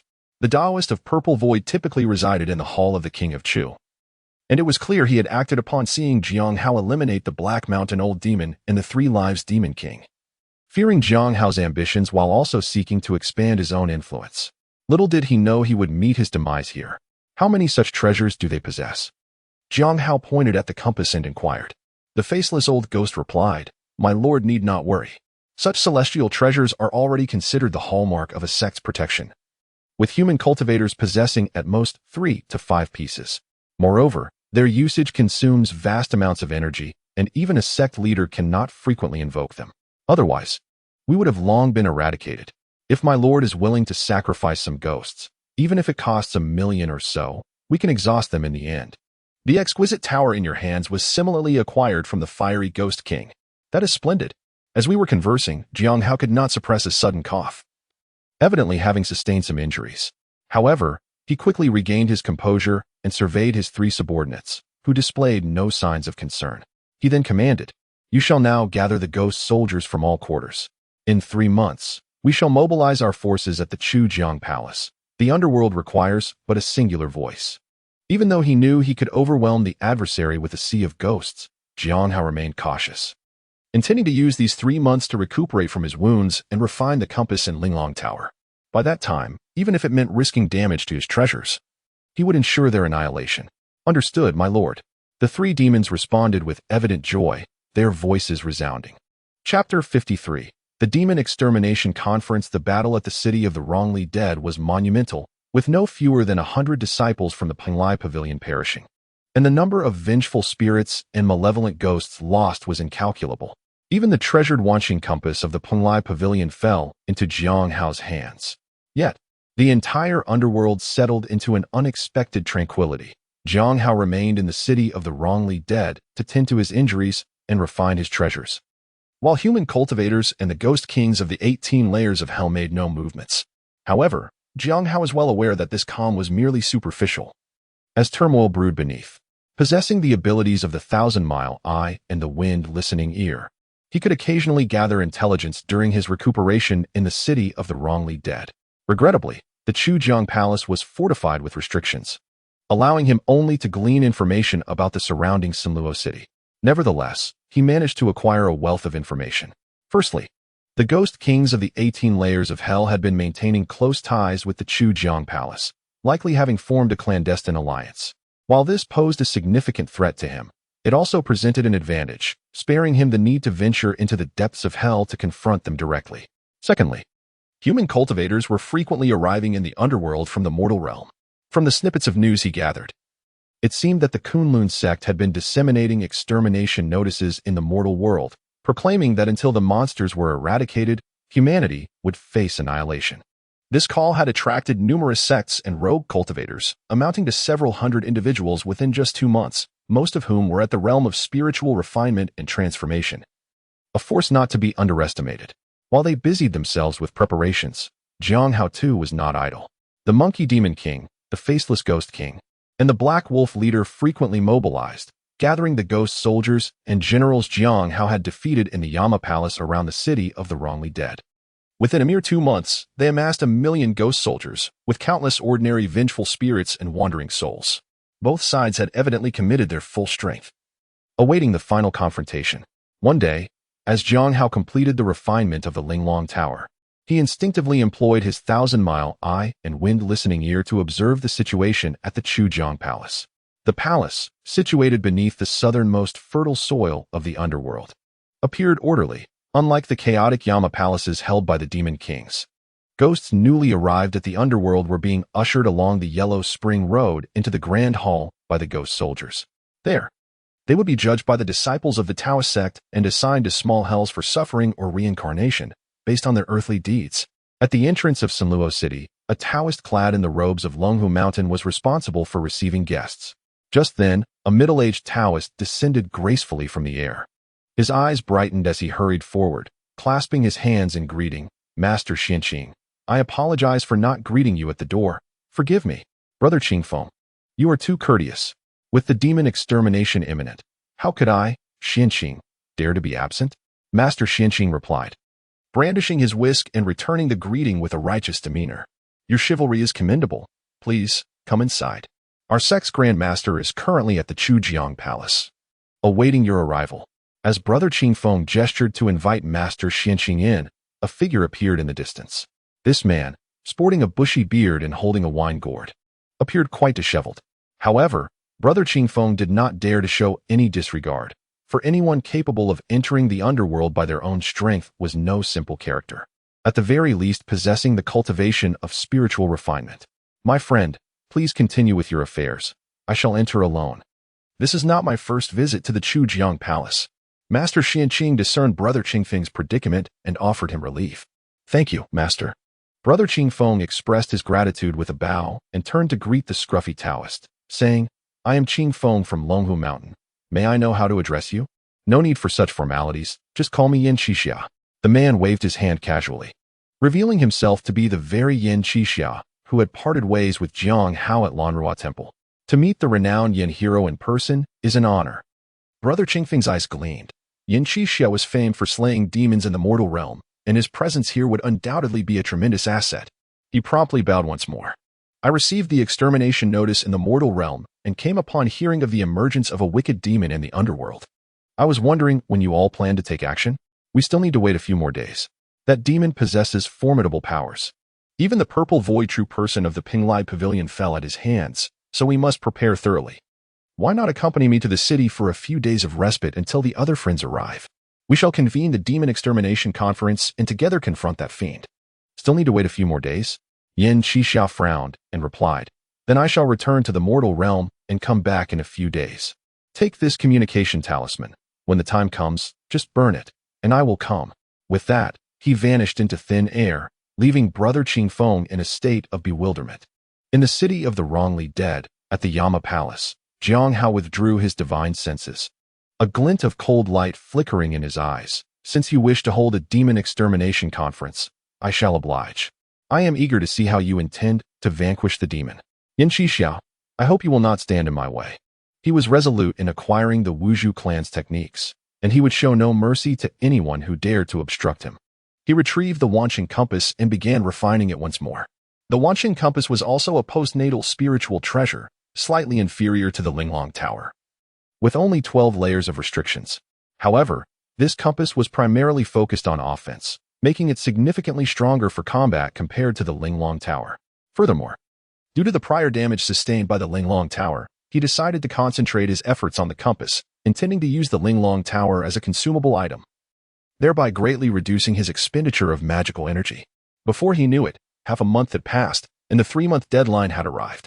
Jiang Hao had nearly mastered the Wanqing compass, capable of unleashing approximately 70 to 80% of its potential. Standing atop the city of the wrongly dead, he gazed out at the endless expanse of various vengeful spirits and malevolent ghosts outside the city, their wails echoing, a dense fog of ghostly energy shrouding the sky. Your Majesty, all the ghost soldiers from the 7 halls have been gathered outside the city, awaiting your command to set forth. The faceless Ghost King, clad in golden armor and wielding a crescent moon scythe, reported to Jiang Hao. The Black Wolf leader, equally imposing in his armor and wielding dual wolf-tooth blades, stood ready as well. Only the Monkey Demon King, with his staff in hand, fidgeted with excitement, resembling an overly energetic child. Excellent. Let us depart. Today, we shall flatten the Xīyóu Palace and unify the underworld. Jiang Hao, donned in dark robes and silver armor, waved his cloak and soared toward the Xīyóu Palace. A legion of 1,000 ghosts howling behind him, their cries echoing through the air, the black mist of resentment stretching for miles, creating an overwhelming spectacle. Meanwhile, the Demon Extermination Conference was underway.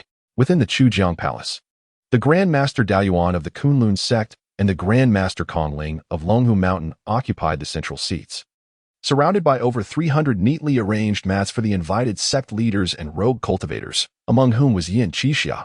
In the Grand Hall stood 1,000 elite disciples from 2 factions, each adorned in azure robes, bearing long swords, and exuding a radiant countenance. Their cultivation levels were at least at the Qi refinement and spirit transformation stage. Before them sat the elders of their sect, their white hair flowing like ethereal wisps, embodying an air of celestial grace. It was evident that, aside from the transmission elder and newly initiated disciples, the elite of the sect had all gathered. Esteemed friends, we have come from the mortal realm to the hall of King Xīyóu to vanquish demons and eliminate evil. I am profoundly grateful. The Taoist Dao Yuan rose, bowing deeply to those present, followed by a courteous gesture of his hands. You are too modest, master. Exterminating evil and safeguarding the path is our inherent duty as cultivators. Gratitude is unnecessary. A voice rang out from the crowd. The Taoist Qing Xian also stood, his expression filled with righteous indignation. The mortal realm is already overrun with demons. Should the netherworld also fall entirely to these fiends, what hope would we have left? We come here not only for humanity, but also for the preservation of our teachings. Indeed, for humanity, for the preservation of our teachings. The remaining cultivators echoed in a thunderous chorus, their voices resonating like rolling thunder. Taoist Dao Yuan, acknowledging the applause, waited for the clamor to subside before continuing. You speak true, esteemed friends. A millennium ago, the celestial deities and Buddhas vanished, throwing the realms of Yin and Yang into chaos. Mortal rulers have suppressed the Tao, while demons rampage in the netherworld. Our three sects have retreated to our caves in the mortal realm, striving for centuries to gain a foothold in the netherworld, enduring countless casualties among our disciples. At last, we have secured a territory and maintained the 6 paths of reincarnation, preserving a glimmer of hope for humanity. Your noble endeavors command our respect, the crowd exclaimed. Even those with lingering grievances towards the 3 sects had to concede that without their intervention a millennium ago, the teachings might have been lost forever. Although the situation remains dire, at least they have stabilized their position, and the teachings continue to be passed down as disciples traverse the world to eradicate demons. I once believed we could see a glimmer of hope, that things would gradually improve. Taoist Dao Yuan began, his expression initially one of contentment, but then his voice rose sharply. However, now a sudden, formidable demon has breached the netherworld. Its ambitions are vast.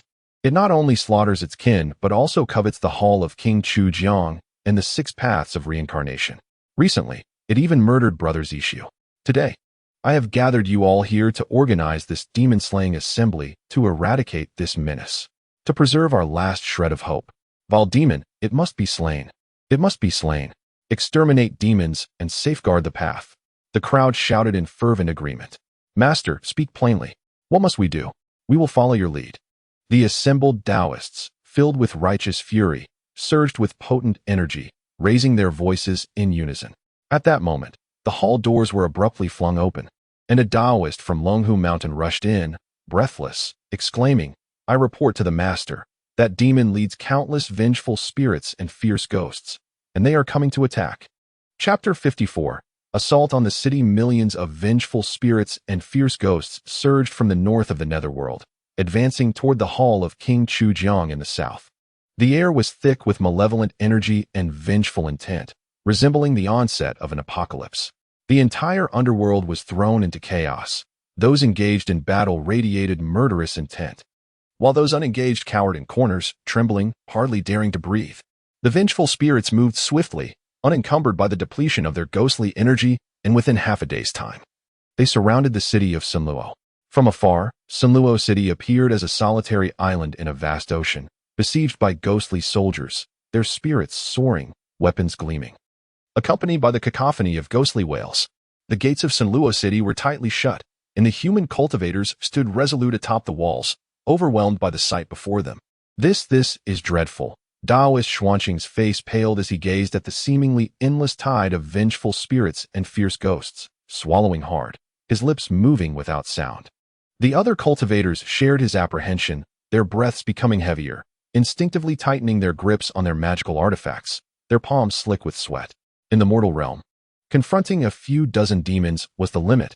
Cultivators typically engaged in one-on-one battles. They had never witnessed such a grand spectacle, even standing still. The sheer number of vengeful spirits would exhaust them.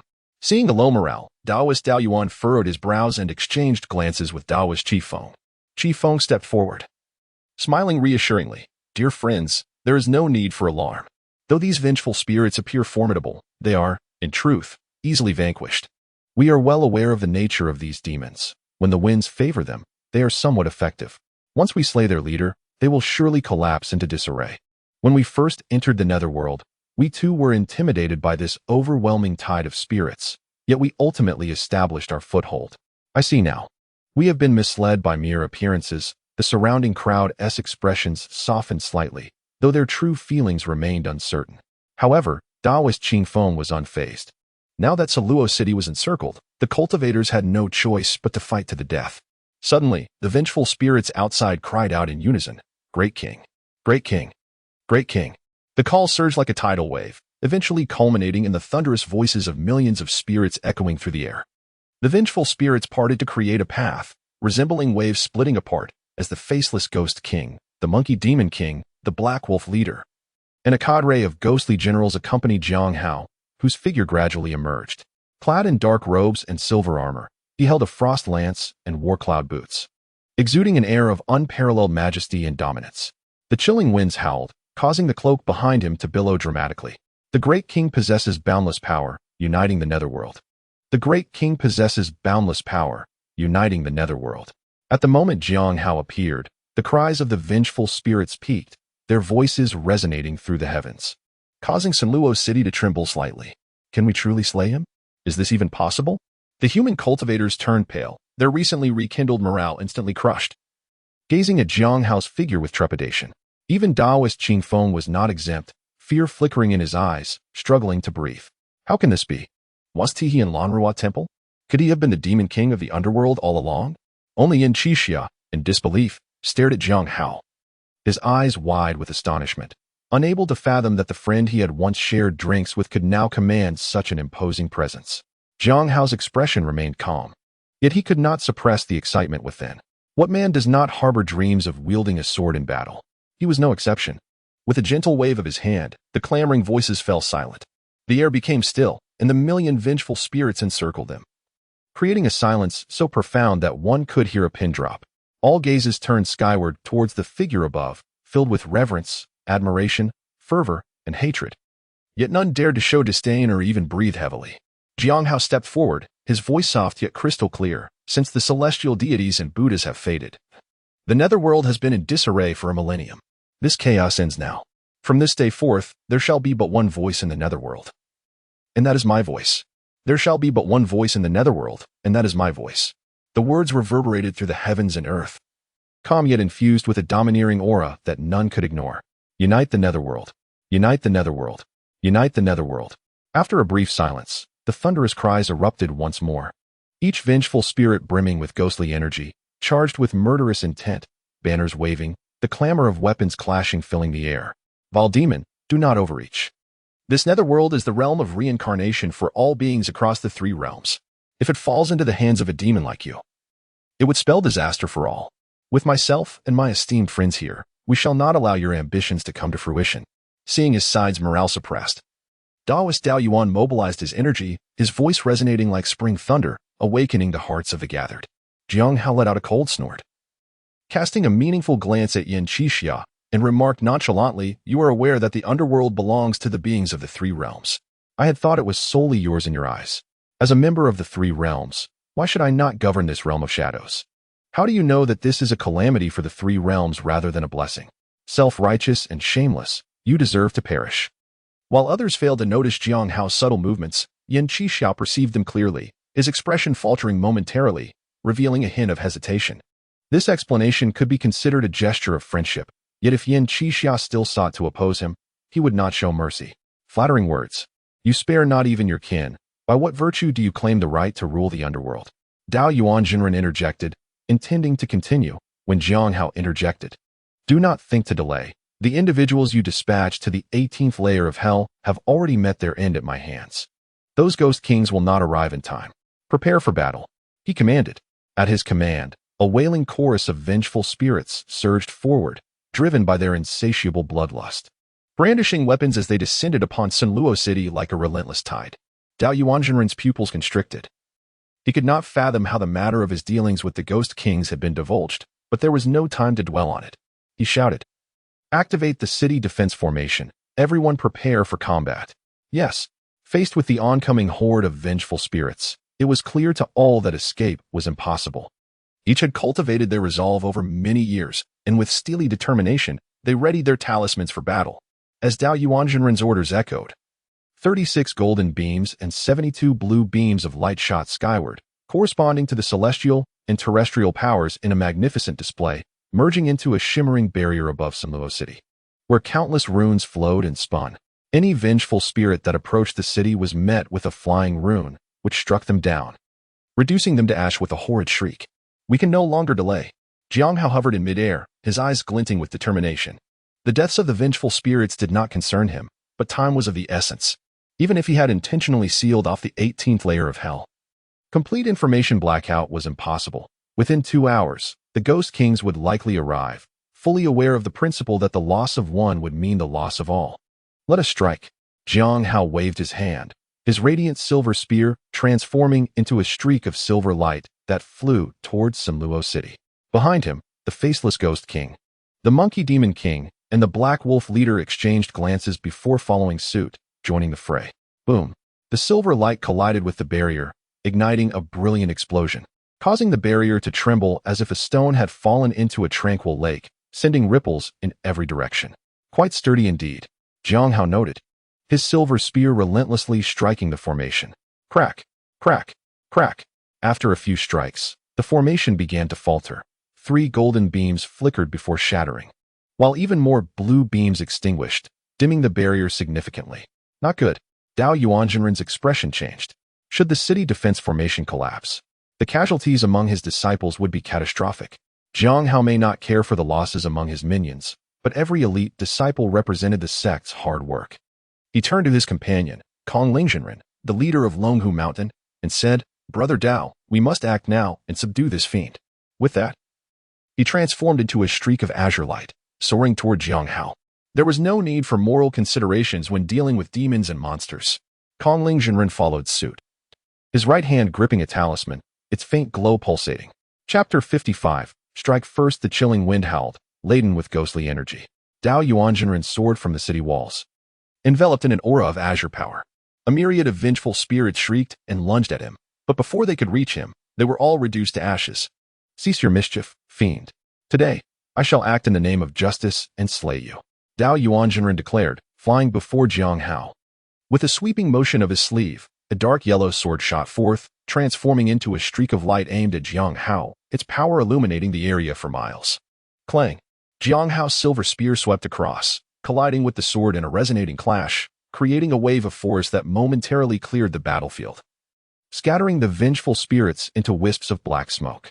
Kong Lingjinren also made his move. His power surged as a talisman glowed brightly, sending forth a spell that struck Xīyóu like a bolt of lightning.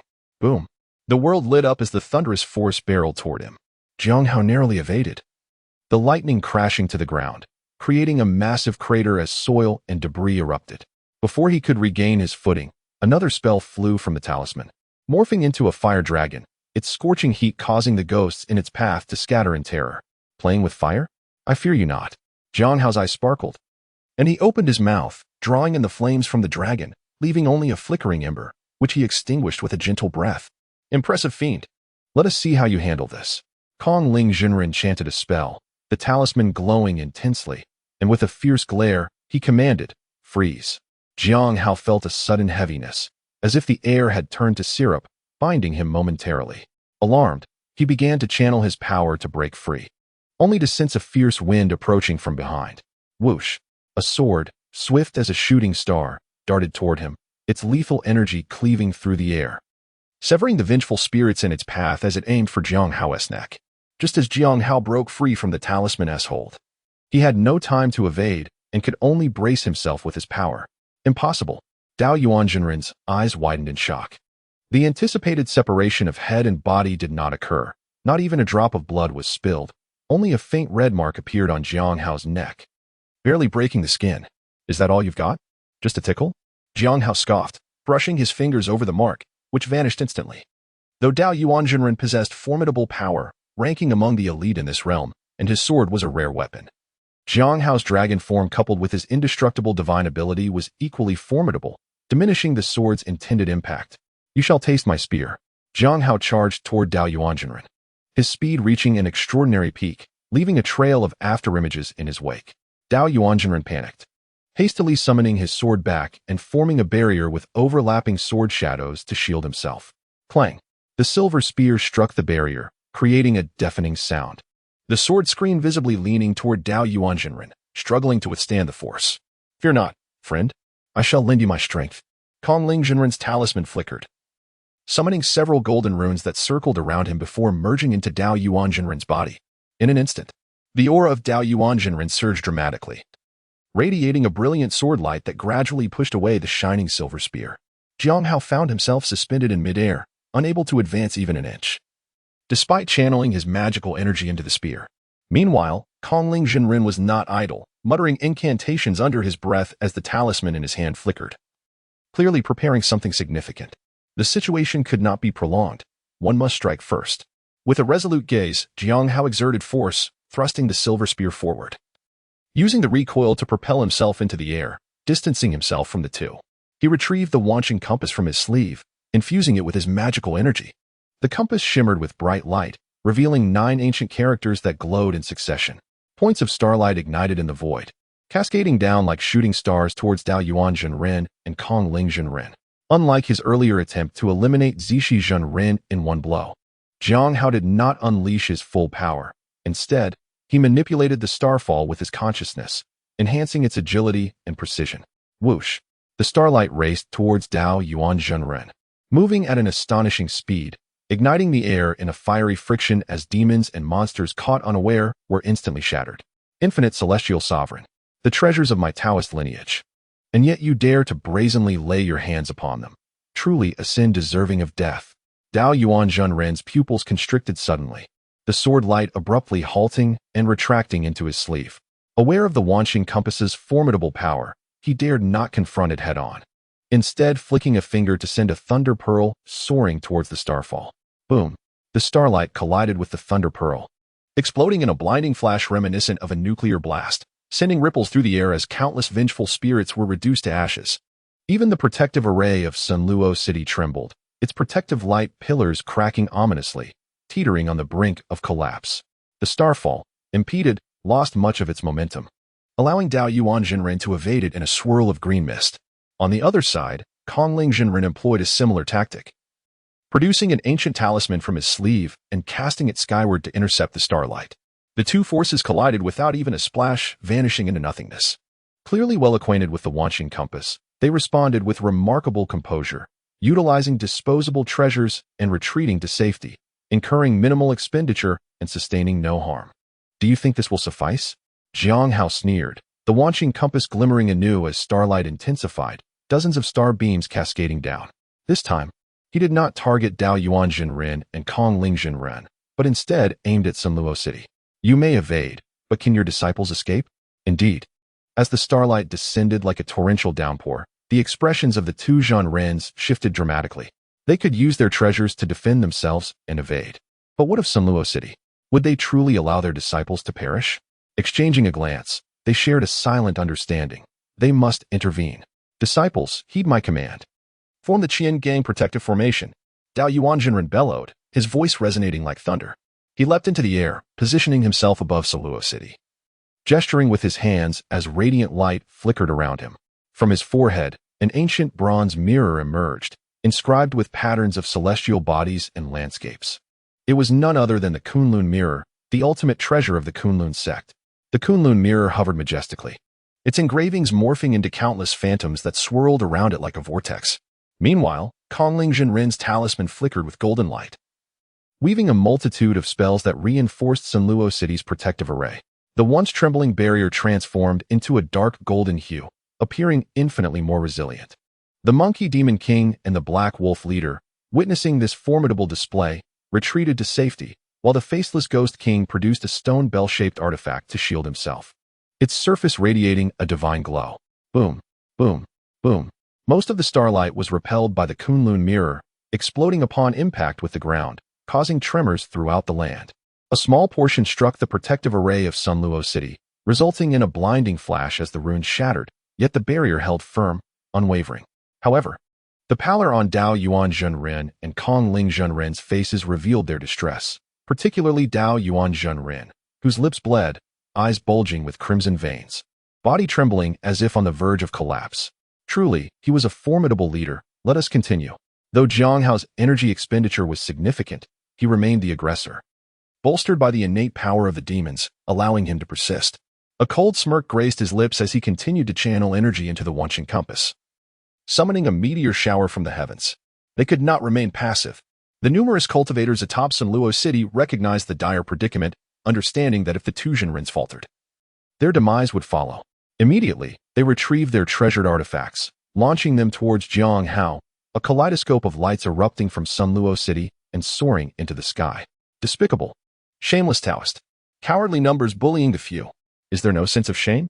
The monkey demon king roared, wielding his staff to strike down the artifacts in an attempt to shield Xīyóu from their assault. The faceless ghost king hesitated momentarily, then declared, "Do not worry.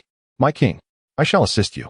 He produced a string of prayer beads, casting them into the air, where they burst apart into individual beads. He was far more cunning than the monkey demon king, treating the artifacts as expendable, forcibly activating their essence for greater power. The Black Wolf leader, witnessing the escalating chaos, instinctively retreated, reconsidering his approach and opting not to advance further. Chapter 56. The might of one. Xīyóu observed the actions of the three demons, having noted the cultivators' ambushes. What brought him solace was that Yin Qixia atop Xīyóu City hesitated, refraining from joining the fray. "You need not intervene. These vermin are beneath my notice." Xīyóu gestured dismissively to the faceless ghost king and monkey demon king. With a mental command, a portion of the starlight split off in midair, intercepting the flying artifacts. Xīyóu had personally experienced the Wanqing compass's immense power. Even his exquisite tower struggled to withstand it, let alone these artifacts of lesser quality. With a series of explosive sounds, the artifacts shattered like eggs against stone, one after another, erupting into ashes in the sky. The cultivators suffered as well. Caught in a chain reaction, retching blood, their faces pale as parchment, some collapsing unconscious. Dao Yuanzhen's expression darkened further, biting his tongue. He spat a mouthful of vital blood onto the Kunlun mirror. Instantly, the mirror blazed with light, and the phantoms surrounding it expanded, seemingly coming to life. The starlight collided with the phantoms, vanishing not into nothingness but entering the realm within the mirror. The once tranquil world within the mirror was thrown into chaos. Mountains shattered and rivers reversed, as myriad beings wailed in agony, perishing in despair. Xīyóu's pupils constricted in sudden alarm, just as he intended to retreat. He was enveloped by the radiant light, vanishing without a trace. The compass fell to the ground with a thud, inert and lifeless. My king! My king!" The faceless ghost king and the monkey demon king gasped in shock, searching frantically for Xīyóu, but he was nowhere to be found. At that moment, Dao Yuanzhen's voice resonated through the air, declaring, "This impudent creature is none other than a Xīyóu dragon spirit. No wonder it is so formidable. However, it is now ensnared within my Kunlun mirror. You must swiftly eradicate its remaining followers." Looking up, one could see within the Kunlun mirror a dark green Xīyóu dragon. Its claws and fangs bared, stretching hundreds of feet long, shrouded in swirling clouds, appearing both vague and distinct. The demon king of the monkeys immediately recognized that the Xīyóu dragon was Xīyóu, his eyes widening in fury. With a fierce shout, he leaped toward the Kunlun mirror, intent on seizing it. But Dao Yuanzhen waved his hand, and the Kunlun mirror flew into his grasp. "You foolish demon monkey, still unrepentant. Today, I shall see you slain beneath the city of Xīyóu." With a sudden flash, a treasured sword was unsheathed, aimed at the monkey demon king. Simultaneously, the protective array of Xīyóu City abruptly closed, unleashing a multitude of elite disciples and other cultivators armed with divine weapons who surged forth, forming a trio of 5-element formations. In that moment, the true power of the reinforcements became apparent, as vengeful spirits fell before them like mere paper, slaughtered in droves. Yin Qixia descended from the city walls. Witnessing Xīyóu's true form trapped within the Kunlun mirror, he hesitated, torn by his own position, pacing back and forth in uncertainty. "And what of you two? Will you accompany that dragon to its demise?" Kong Ling Zhenren waved his dust whisk, speaking, "If you are willing to surrender and subjugate these vengeful spirits, I can grant you a path to survival." The sheer number of spirits was overwhelming. Annihilating them all was impossible and would exact too great a toll. It would be far more prudent to recruit them, whether for the crafting of soldiers or reincarnation, thus putting them to good use. The little demons were compelled by that dragon. "We are willing to repent and aid you in subduing these vengeful spirits." The leader of the Black Wolves, sensing the tide turning, knelt and proclaimed. The faceless ghost king hesitated, not out of a desire to save Xīyóu, but pondering whether he could escape and seize a piece of shadowy land for himself, thereby becoming a ruler in his own right. Only the Monkey Demon King remained fixated on rescuing Xīyóu, desperately attacking Dao Yuanjinren. Yet soon, he was surrounded by numerous disciples of Kunlun Mountain, their sword formations ensnaring him, resulting in several new wounds upon his body.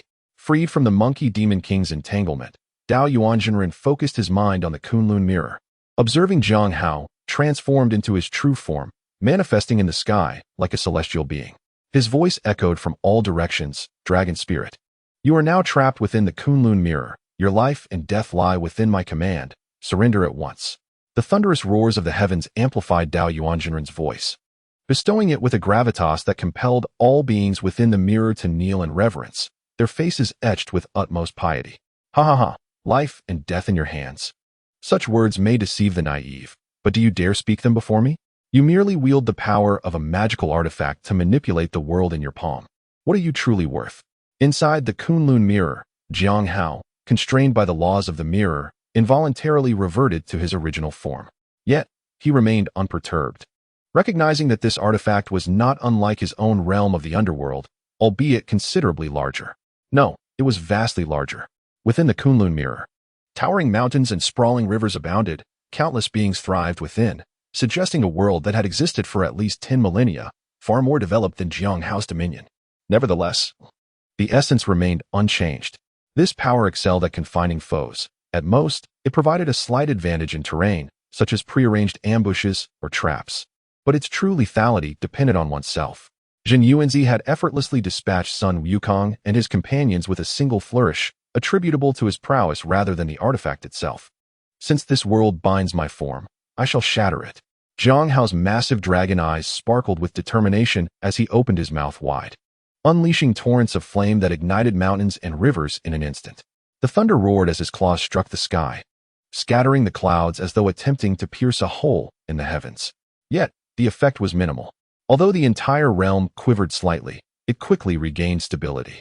A dark cloud rolled in from the horizon, unleashing torrential rain that extinguished the flames, while the earth trembled, swallowing the debris, transforming mountains into plains. "Desist from your futile efforts. With your meager strength, you shall never escape. Surrender now, and I may appoint you as a guardian of the mountain gate, granting you a chance at immortality." Dao Yuanjinren's voice resounded again, recognizing Xīyóu's strength and seeking to recruit him. Another foolhardy attempt. "Do you truly believe this mere artifact can contain me?" Xīyóu shook his body, invoking the divine power of heaven and earth, his form expanding dramatically from hundreds of feet to thousands, his eyes resembling small mountains, his scales the size of houses, provoking a drastic change in Dao Yuanjinren's expression, nearly causing his eyes to pop out. Realizing he could not maintain this form for long, Xīyóu hesitated no further. With a mighty roar, he soared into the sky, swiftly reaching the boundary of this world, his immense body colliding with the fragile crystalline barrier. Boom! The entire world within the mirror was thrown into chaos. The ground fracturing into deep chasms, magma surging forth amidst clouds of dust, resembling the onset of the apocalypse.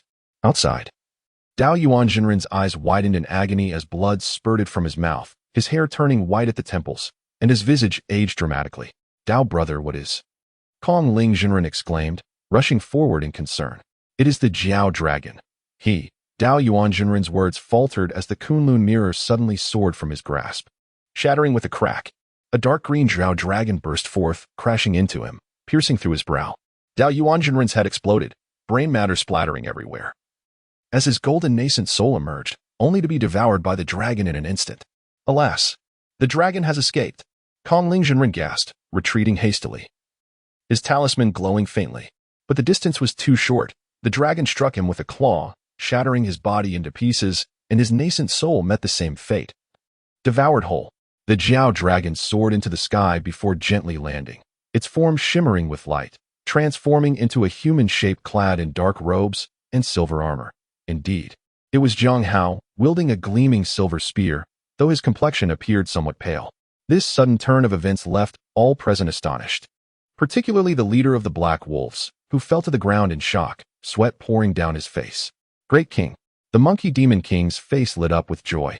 Seizing the moment while the sword cultivators were caught off guard, he twisted his body and broke free from the sword formation, wildly swinging his staff, sending them crashing to the ground. The faceless Ghost King, equally astonished, quickly regained his composure, retrieving his artifact and hurling it at the cultivators. Catching several off guard and killing them instantly, secretly relieved that he had not rushed to declare his intentions, leaving him a chance to turn the tide. Kill. Xīyóu waved his right hand lightly, his mana sweeping through the air, sending numerous Kunlun disciples flying backward, blood spraying as they fell. The might of one man instilled fear throughout the crowd. Chapter 57. Though thousands oppose, I shall forge ahead. The wind howled fiercely, accompanied by the relentless cries of battle. The clashing of weapons resonating with a metallic clang, and the anguished wails echoing through the air. Xīyóu emerged like a phoenix from the ashes. Having vanquished 2 sect leaders, causing the spectral forces to falter momentarily. Without the protective city formation, Xīyóu City lay bare, akin to a young maiden stripped of her garments, exposed before the vengeful spirits. Despite the presence of several formidable elders, their efforts were futile. Under the relentless assault of the spectral army, disciples and elders alike fell prey, mercilessly torn apart. Die all of you! The monkey demon king screeched, leaping into the fray. He struck down a fallen disciple of Kunlun with a single blow, then turned with a sinister grin to attack the nearby rogue cultivators who had rushed to assist. The rogue cultivators, pale with fear, retreated in disarray. Stop! As the rogue cultivators faced imminent doom, Xīyóu could no longer contain himself. He stepped forward, the Xīyóu sword soaring from its sheath, transforming into a streak of golden light that intercepted the Monkey King's staff. The clash echoed like thunder, creating a burst of brilliance as the waves of magical energy radiated outward. The Monkey King, incensed that his determined strike was thwarted, glared with fury, his fur bristling as he unleashed a ferocious roar, raising his staff for a powerful swing. Fight if you will, but spare us your howling. Xīyóu bellowed, advancing with the Xīyóu sword, its radiant energy surging forth. The two engaged in a fierce battle in midair, one a master swordsman, the other an ancient demon, both seasoned in combat. Their exchanges were swift and fiery, sparks flying as sword met staff, sending the surrounding spirits into a panicked retreat. While the two clashed passionately, Xīyóu suddenly interjected with a tone laced with mockery. How much longer will you watch? The faceless Ghost King and the Black Wolf Demon King, startled, initially thought Xīyóu was reprimanding them and were about to plead for forgiveness.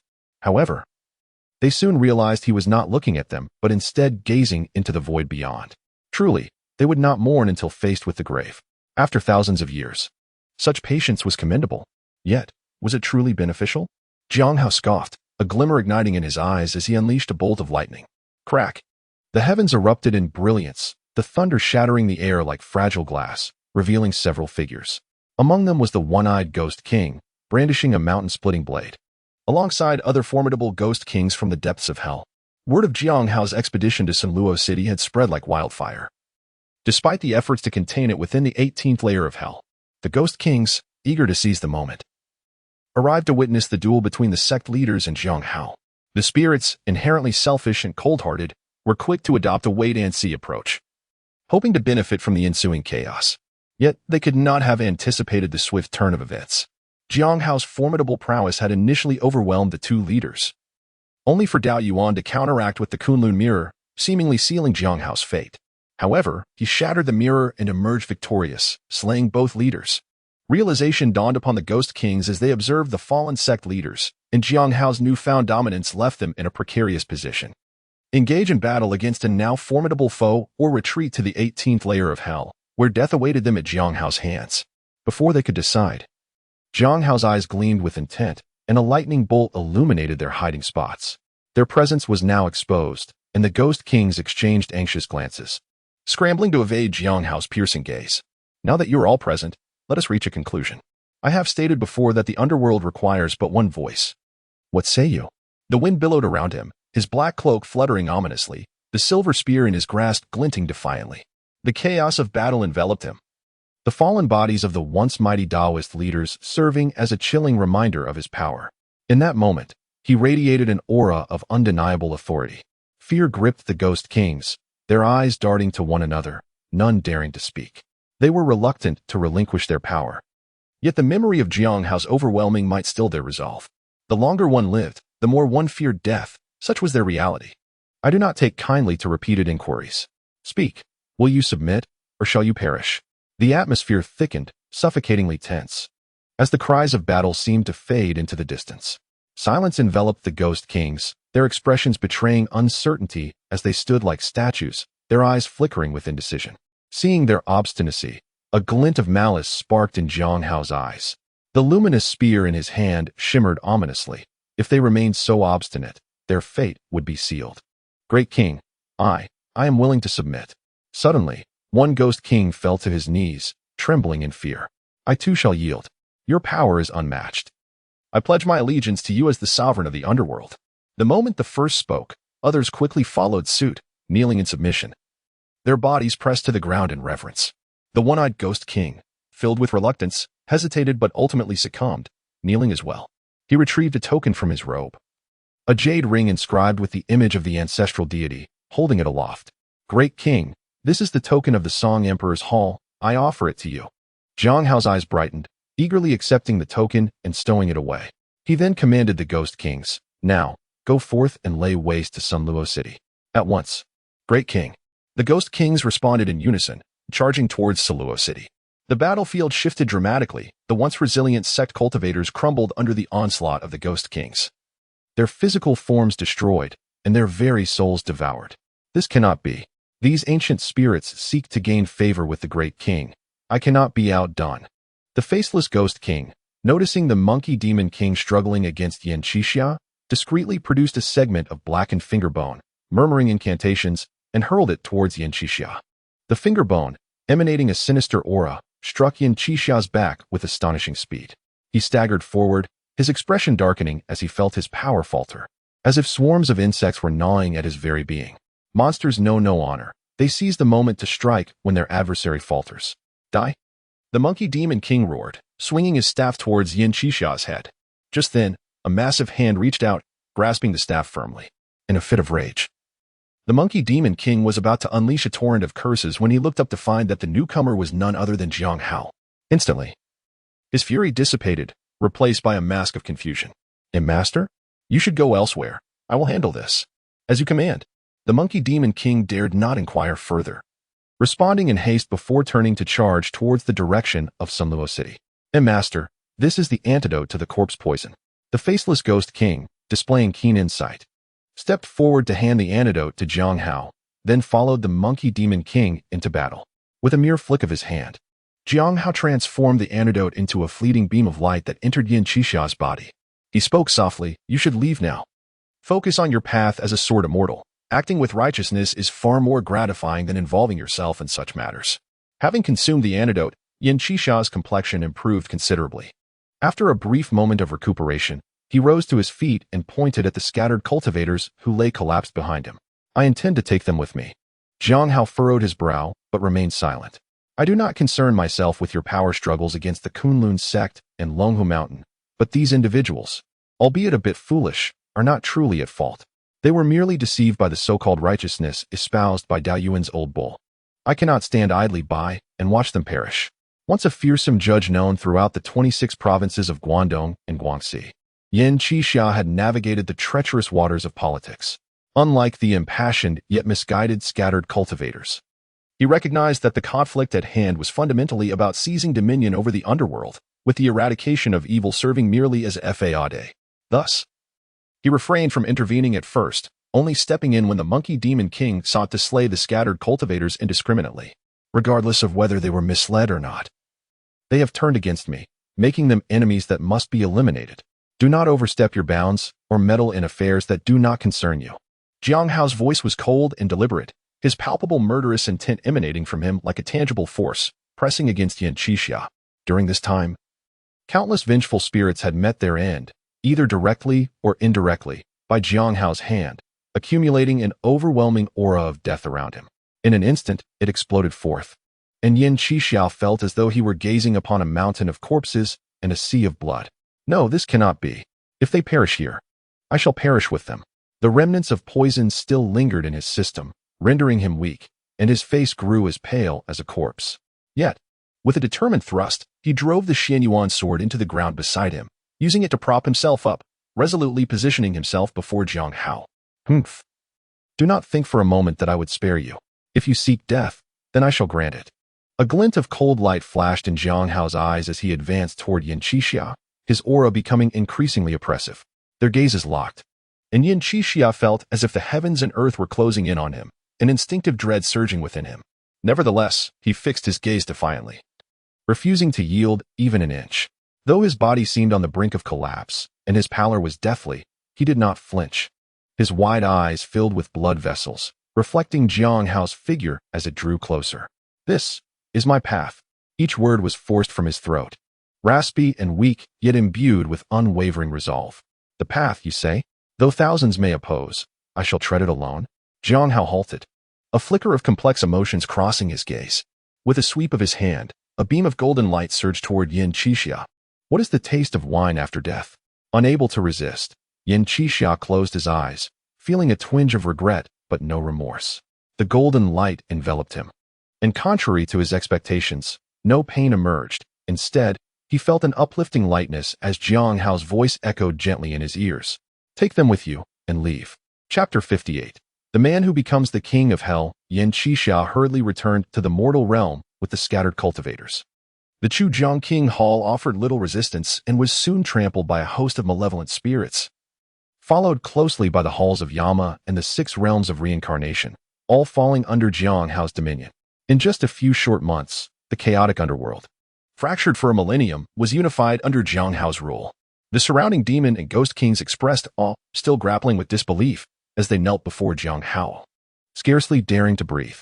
"Master, the underworld is now unified, the 10 halls of Yama, the bridge of helplessness, the 6 realms of reincarnation, and the 18 layers of hell are all within your grasp.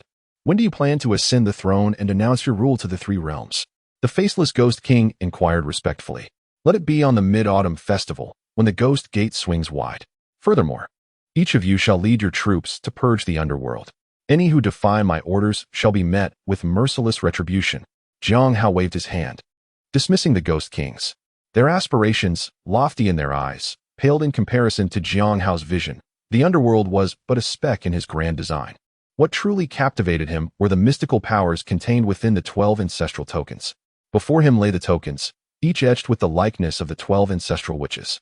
As they coalesced, the ancient script upon their surfaces seemed to awaken, swirling into the air, intertwining and forming a grand scroll, accompanied by the harmonious sounds of the Tao. Countless words poured into Xīyóu's consciousness. This technique, known as the Witch Scriptures, documented the most vital physical cultivation methods of the Witch clan. Born from the murky essence that descended after Pangu's demise, the Witch clan inherently lacked divine abilities. Yet, they inherited the formidable physical prowess of the great Pangu, allowing them to dominate the ancient world through sheer bodily strength, contending with the demon clan for supremacy over heaven and earth. The Witch Scriptures were crafted by the 12 ancestral witches based on their own corporeal forms and the memories passed down from Pangu. They taught how to refine one's body using the murky essence, harness the power of heaven and earth, and awaken divine strength.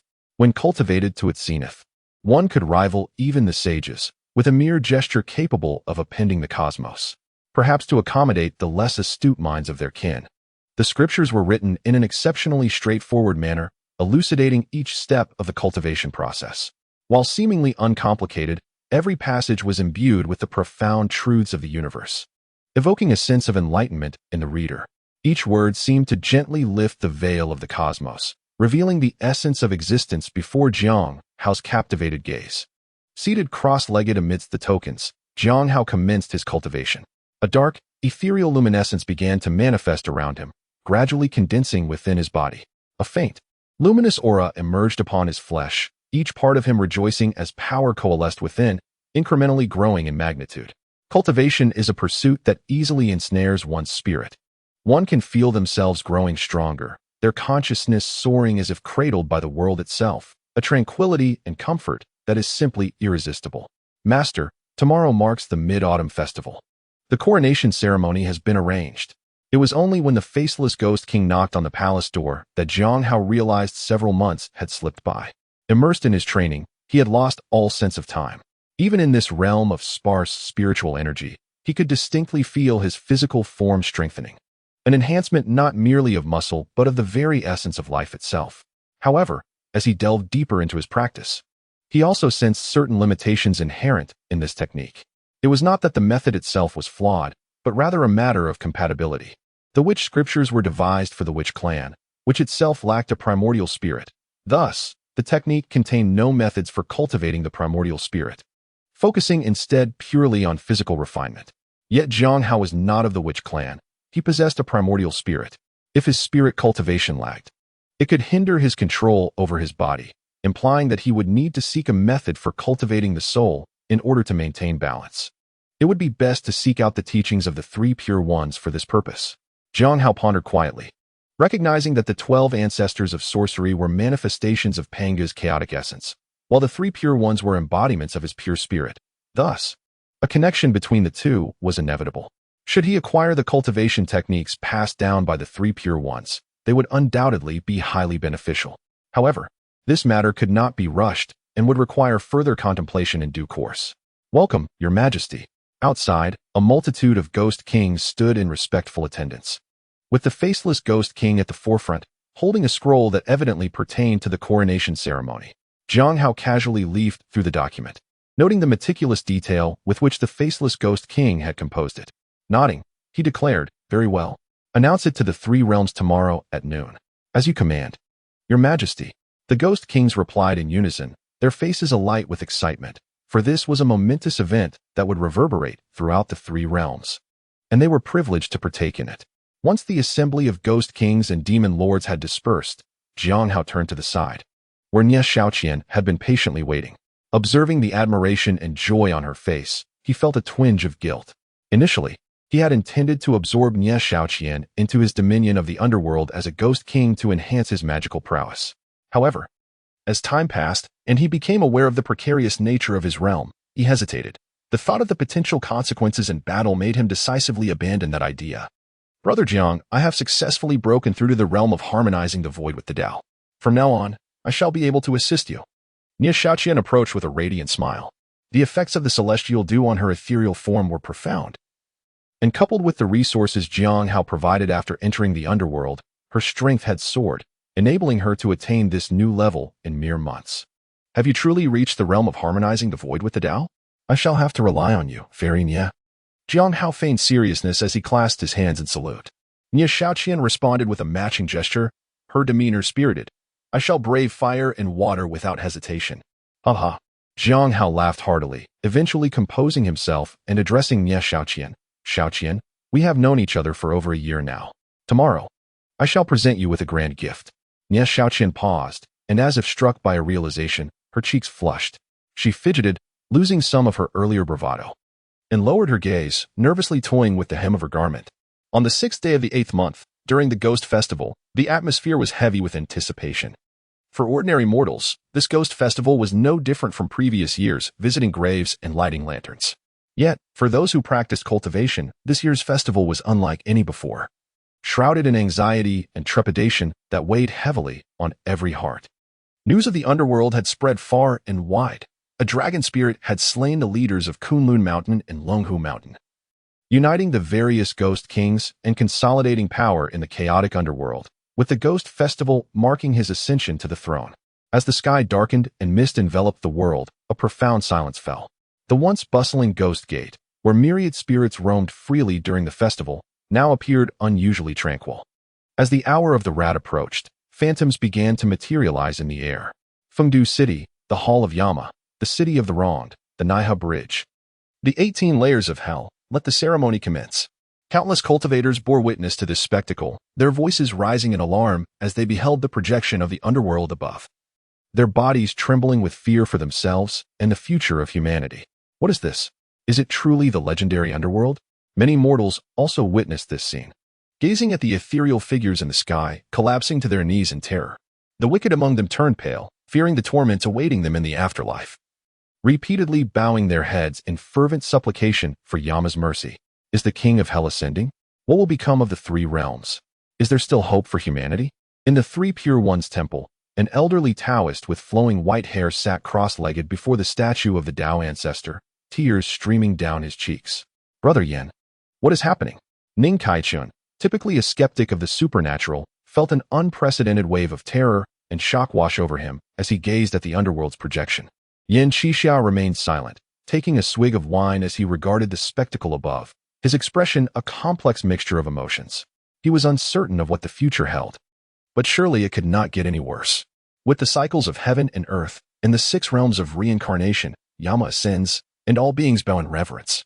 A resounding voice echoed through the cosmos, and countless ghostly soldiers clad in armor appeared in the sky, surrounded by an uncountable number of spirits kneeling in reverence, their multitude stretching across the heavens. Amidst the throng, Xīyóu's figure emerged, draped in a regal black robe, seated upon an exalted throne, his visage commanding and his gaze piercing. Xiīyóu, adorned in imperial attire, stood by his side, resembling a celestial being, exuding an air of unassailable nobility. The assembly of ghost kings stood behind him, suffused with a formidable aura, their presence imposing. The gates of Fendu City swung open with a thunderous crash, revealing an altar shrouded in mist, inscribed with ancient characters that exuded an aura of mystery. At the center stood 2 prominent pillars, heaven and earth, particularly striking, with a royal crown intricately carved with the images of the 12 ancestors of sorcery placed before them, emanating an awe-inspiring grandeur. Xīyóu rose slowly, capturing the attention of all beings across the 3 realms as he advanced toward the altar, taking the royal crown in hand and turning to approach the throne. Salutations to the King of Hell. The ghost kings were the first to kneel, their voices resounding in unison. King of Hell! King of Hell! The ghostly soldiers echoed as they too bowed, their cries joined by the multitude of spirits, and even the mortals joined in the chorus, the sound reverberating throughout the 3 realms. Xiīyóu's face was alight with excitement. She bent her knees, preparing to pay her respects, when Xīyóu suddenly seized her, placing her upon the throne, the crown adorning her head. With a playful smile, Xīyóu winked at Xiīyóu and proclaimed loudly, "Salutations to the King of Hell." What? The King of Hell is a woman? An uproar ensued across the 3 realms. Chapter 59. Return, Brother Xīyóu. I truly cannot. You should be the King of Hell. In Fendu City, Xiīyóu, crowned and clad in a dark celestial robe, appeared both imposing and dignified. Yet her expression was one of anxiety as she looked at Xīyóu, her delicate features reflecting her sense of helplessness. On the day of the Ghost Festival, Xīyóu had unexpectedly placed the crown of the King of Hell upon her head, leaving Xiīyóu utterly stunned. She never imagined that the gift Xīyóu spoke of would entail such a monumental responsibility. A woman ascending to the supreme position of the underworld was a historical first in the annals of the 3 realms. Such an occurrence was unprecedented. Not merely unheard of, but unfathomable. Not every woman possesses the ambition of someone like Empress Wu Zetian. Xiīyóu was merely an ordinary young lady thrust into a position of immense power, which left her feeling overwhelmed and apprehensive. Even now, a week later, she continued to contemplate returning the title of King of Hell to Xīyóu, preferring to remain by his side, even if it meant serving as a humble maid. Xīyóu gently lifted the curtain draping the front of the crown, revealing a mysterious symbol that glimmered upon Xiīyóu's brow. This emblem was a testament to her recognition as the King of Hell by the heavens and earth, exuding an aura of mystique and nobility. This celestial mark alone propelled Xiīyóu's cultivation to the realm of celestial beings. Yet, Xīyóu felt no envy. Rather, he was relieved.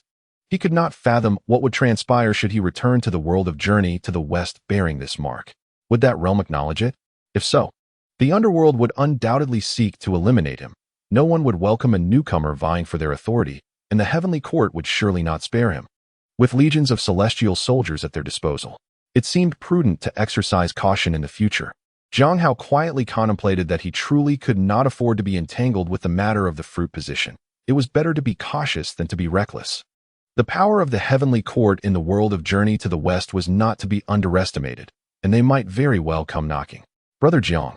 Under Xīyóu's unwavering gaze, Xiīyóu felt increasingly embarrassed, her fair face flushed crimson. She couldn't help but retort softly, "You seem rather imposing, exuding a queenly aura. A touch more assertiveness would be even better." Xīyóu surveyed her with satisfaction, noticing her momentary lack of confidence, and chuckled, "What is there to fear? If I say you are capable, then you are. It's merely a position of Yama, even if it is the ruler of the 3 realms. What does it truly amount to? If you doubt it, ask them, see if my words hold any weight." Turning his gaze to the assembly of ghost kings and demon lords in the grand hall, Xīyóu inquired, "What say you? Is this Yama I have chosen suitable or not?" In this underworld, Xīyóu's word was law. None among the assembled demon and ghost kings dared voice dissent. It was only natural for his lady to ascend to the position of Yama, and anyone who dared speak against it would face the wrath of the Black Wolf King. The Black Wolf leader stepped forth first. Having once surrendered to the cultivators during the assault on the Chuang Palace, he feared Jiang Hao might seek retribution afterward. Now, he was eager to demonstrate his unwavering loyalty. Indeed, who dares oppose? They must first seek the approval of my blade. Your wisdom is unquestionable, my lord. I too believe this is the most fitting choice. The other ghost kings hastily knelt, proclaiming their loyalty. Nie Xiaoqian could see that these ghost kings were merely intimidated by Jiang Hao's formidable power. Biting her lip, her brow furrowed with concern, she expressed, "But I truly do not know how to govern. I am unfamiliar with the decrees of the underworld."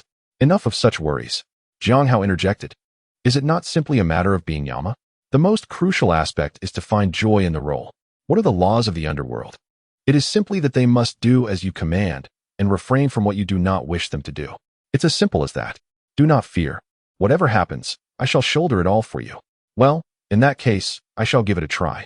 Hesitating briefly, Nie Xiaoqian nodded but quickly added, however, if I falter in any way, you must surely inform me. Of course, no problem at all. Jiang Hao took it upon himself, knowing that in another world such audacity would lead to dire consequences. Yet here, his strength was unrivaled. He could assert his will. And those who were dissatisfied could be cast into the cycle of reincarnation, destined to toil as beasts for several lifetimes. Unbeknownst to Nie Xiaoqian, who saw Jiang Hao as omnipotent, he was lost in thought. Having lingered in the world of a Chinese ghost story for over a year, he would soon return to the journey to the West Realm. Settling Nie Xiaoqian's position before his departure would alleviate a significant concern for him. More importantly, through Nie Xiaoqian, he could better control this realm.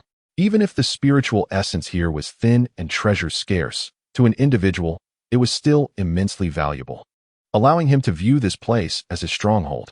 Moreover, the treasures and techniques left behind by the deities before their disappearance were a hidden fortune. Certainly, before he departed, he needed to eliminate any potential threats, which would also serve to bolster his dominion over the underworld. Scanning the assembly of demon and ghost kings kneeling at the foot of the steps, Jiang Hao had already formulated a plan. Previously, he had pondered whether the vengeful spirits would grow stronger with intelligence, yet he overlooked the risk of them potentially revealing his secret of traversing the myriad realms, an unacceptable gamble. Brother Jiang, I have shared everything I could think of. Is there anything you would like to amend or add? As he was lost in thought, he suddenly heard Nie Xiaoqian's voice nearby. Regaining his composure, Jiang Hao smiled. There is nothing more. You have done splendidly. Let us proceed as is. Upon receiving his praise, Nie Xiaoqian beamed with joy, replying with an enthusiastic affirmation and turning to her subordinates. Then let it be so. You are to implement these orders swiftly. Understood. Once the ghost kings had retreated, Nie Xiaoqian gazed up at Jiang Hao, her eyes filled with a mix of anxiety and anticipation. Biting her lip, she hesitated for a long moment before mustering the courage to whisper, Brother Jiang, I like you. Draped in an imposing black imperial robe, the emperor's crown casting a regal air, Nie Xiaoqian's exquisite features reflected both grace and youthful shyness, captivating Jiang Hao's heart. He was no paragon of virtue, and with a gentle wave of his hand, the doors and windows of the hall thunderously shut. I like you too. Jiang Hao embraced Nie Xiaoqian, kissing her lips as he leaned back onto the throne. He was no mere innocent man, and certainly would not engage in base acts. The flickering crimson silk lantern seemed to blush, as if witnessing something forbidden. Months swiftly passed, and apart from his tender moments with Nie Xiaoqian, Jiang Hao had not forgotten his duties. Before departing, he had refined all the ghost kings into his dominion, including the faceless ghost king. These malevolent beings, having escaped from the 18th layer of hell, were undeniably wicked. They could turn against him at any moment. He retained only the monkey demon king and the black wolf leader to assist Nie Xiaoqian. The former, though hot-tempered, was loyally steadfast, while the latter, having previously betrayed him, now posed no significant threat due to his limited power. As for the ghost soldiers dispatched to the mortal realm to collect the treasures of the celestial beings, their haul was meager, consisting mainly of trinkets and mundane spells, none of which caught Jiang Hao's eye. Ultimately, he left the talisman of Longhu Mountain and the Linglong Pagoda with Nie Xiaoqian, taking only the Wanqing wheel for himself. With his return imminent, Jiang Hao concocted an excuse of traveling the world, departing the underworld to roam the mortal realm, occasionally acting as a heroic figure to vanquish demons and monsters, thus leaving behind numerous legends. Until one night, deep within his mind, The celestial will suddenly radiated a brilliant light, accompanied by the resonant sound of the Tao, as its runes began to shimmer with a kaleidoscope of colors. Upon opening his eyes, he found the starry expanse above him transformed, now revealing an entirely different celestial realm. Chapter 60. Conflict. 2 years had gracefully passed in the world of a Chinese ghost story, yet in the realm of Journey to the West, merely 2 days had elapsed. Just ahead, remnants of the barbecue fire from 2 days prior still lingered, evoking an ethereal sense of dreams and reality intertwining. Dipping his hands into the pond and splashing water onto his face, Xīyóu felt a rejuvenating clarity wash over him.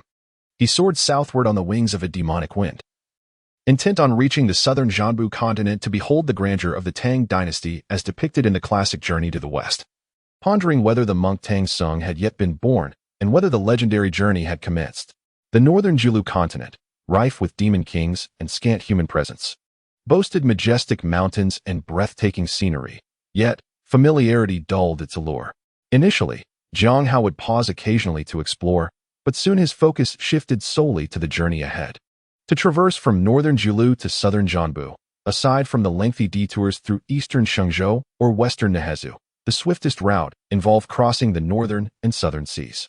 However, these waters teemed with sea monsters and the patrolling yasha of the dragon clan, necessitating caution. Curiously, Xīyóu noted an unusual hustle among the demonic beings around him. As he flew toward the northern sea, he suddenly spotted a tumultuous gathering of demons on the horizon, at least a dozen of them, marking the third such group he had encountered. Intrigued, he transformed into the guise of a monkey demon king, darting closer to them. With a respectful gesture, he inquired, "Dear friends, whither are you bound? Who are you? From whence do you hail?" Barked a bull demon, his eyes wide as saucers, nostrils flaring with steam. Regarding Xīyóu with a gruff demeanor, "I am Xīyóu," he replied, previously immersed in seclusion within the mountains. "Today, by chance, I passed through this area and have noticed several of my fellow travelers, all in a hurry. Might I inquire what has transpired?"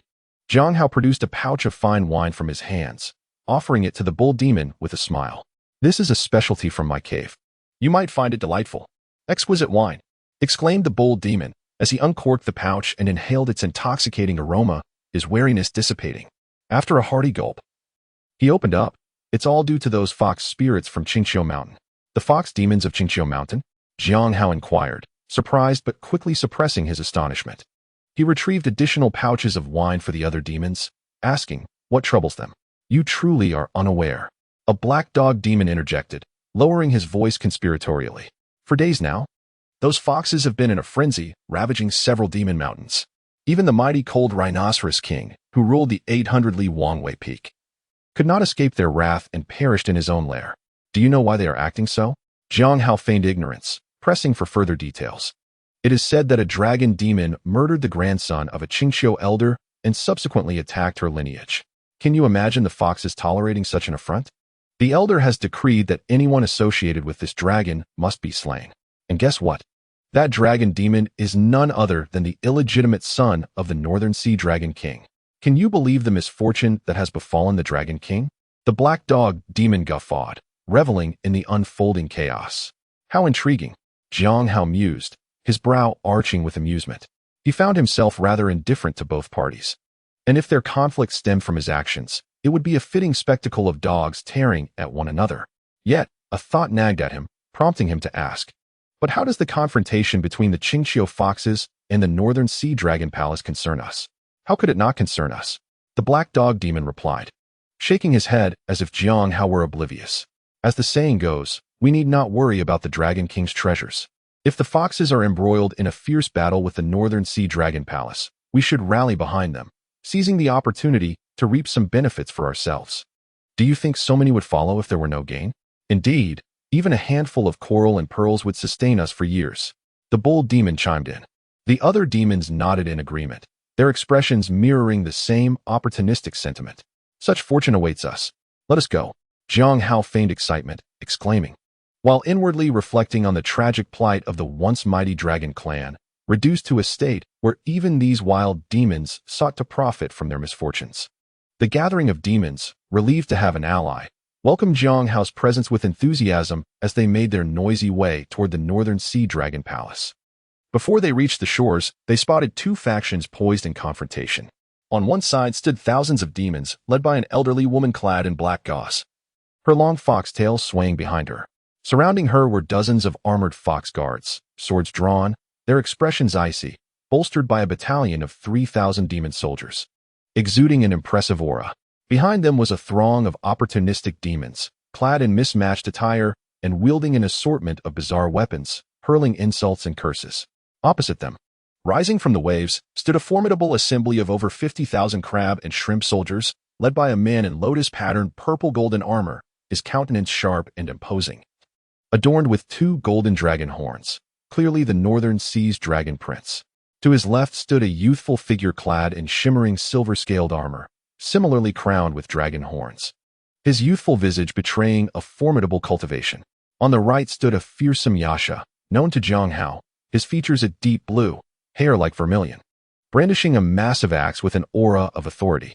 Dragon Prince, if you do not surrender the culprit today, there shall be no peaceful resolution, the elderly woman demanded, her black vine staff striking the ground with authority. You have slain our kin in Hongfeng Mountain and annihilated our lineage in Xīyóu.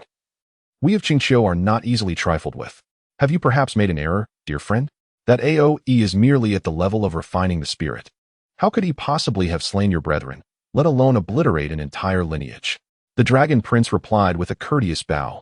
Life is precious. Such an error is inconceivable. Or do you imply that the folk of Xīyóu are senile? The elderly woman retorted, her eyes narrowing in fury. Bring forth the mountain spirit.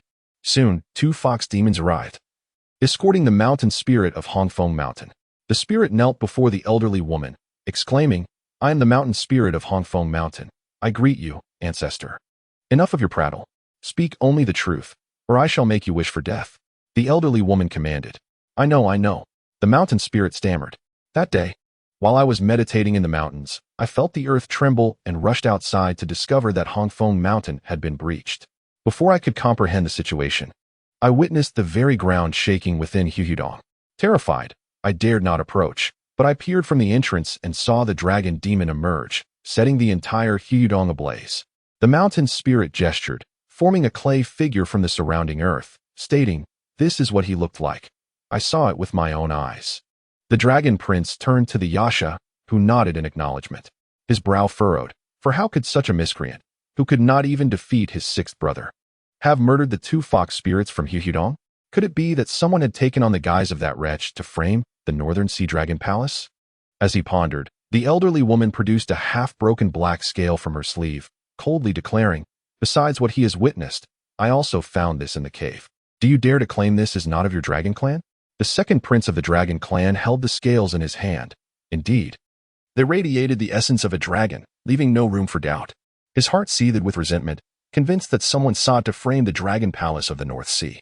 His disdain for Xīyóu grew immensely. A mere baseborn son dared to exploit the dragon palace, only to be manipulated by others to undermine it, a wretched creature deserving of death 1,000 times over. Friend, while it is true that this object possesses the essence of a dragon, it does not serve as conclusive proof. Perhaps someone, what? At this juncture, you still wish to argue? The old woman's voice was frigid, barely concealing her fury. Call him forth. We shall confront him face to face. Friend, that wretched creature did visit our dragon palace, but he is truly absent now. I have stated this repeatedly. He was expelled from our lineage months ago. The 2nd prince of the dragon clan wore a bitter expression, sincerity etched on his face as he implored, If you find him, pursue him. Should you wish to slay him, it bears no relation to our dragon palace. The sincerity he exuded, however, only ignited the old woman's wrath, as she believed the dragon palace was confident they had hidden AOE well, prompting her ire to flare. She had not desired to provoke the dragon palace at this moment, especially with their ancestor vying for the position of the 9th elder. The repercussions of such a conflict were burdensome, yet the attitude of the 2nd prince drove her to the brink, surrounded by a host of creatures. If no resolution was reached today, the reputation of Xīyóu Mountain would be tarnished. It would be fortunate if they escaped punishment under clan rules. Very well. You of the North Sea Dragon Palace truly overstep your bounds. Today, I shall seek justice. The old woman declared fiercely, her black vine staff shimmering with azure radiance as it shot towards the 2nd prince. Chapter 61. Exposure. The black vine staff rushed forth with a gust of force, causing the 2nd prince's brow to furrow. He sidestepped to the left, evading the strike, and urged, Friend, What I say is the truth. Why must you act so rashly? Do not allow impulsiveness to provide amusement to the hidden mastermind.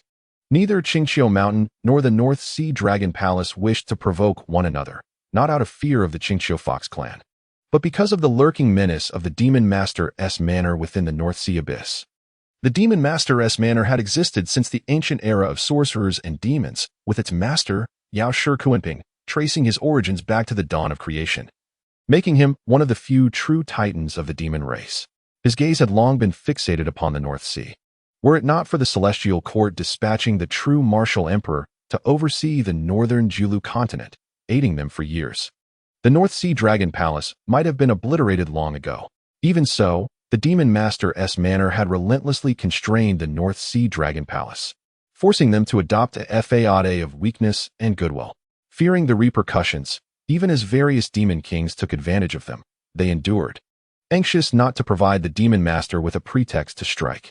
Thus, the Dragon King had consistently advised the princes to avoid unnecessary conflicts and even prohibited them from venturing into the northern Xīyóu continent. The second prince's current conciliatory demeanor stemmed from this concern. Even now you persist in your arguments. This is truly intolerable. If you wish to cease these hostilities, surrender that wretched dragon.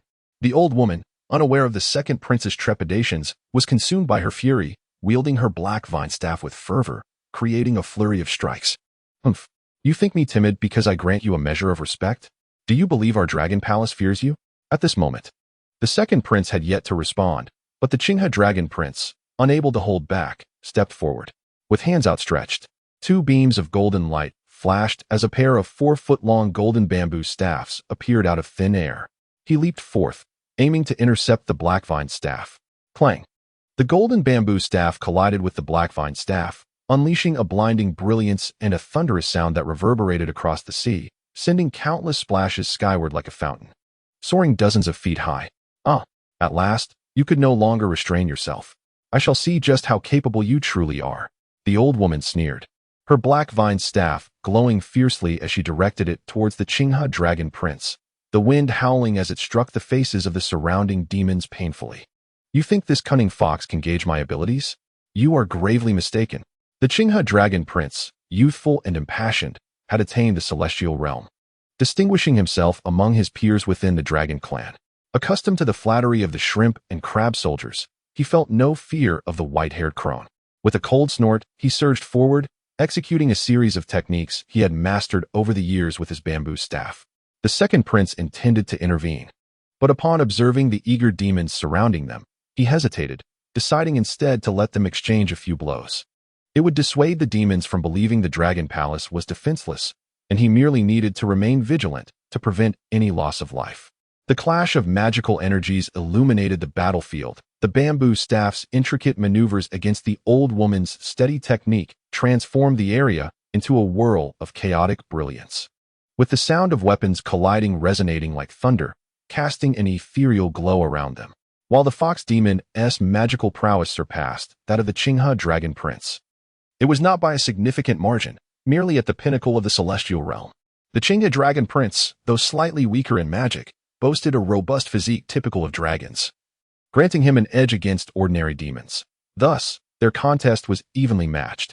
Indeed, within the world of Journey to the West, these two warriors, both celestial beings, far surpassed the ghostly king of a Chinese ghost story.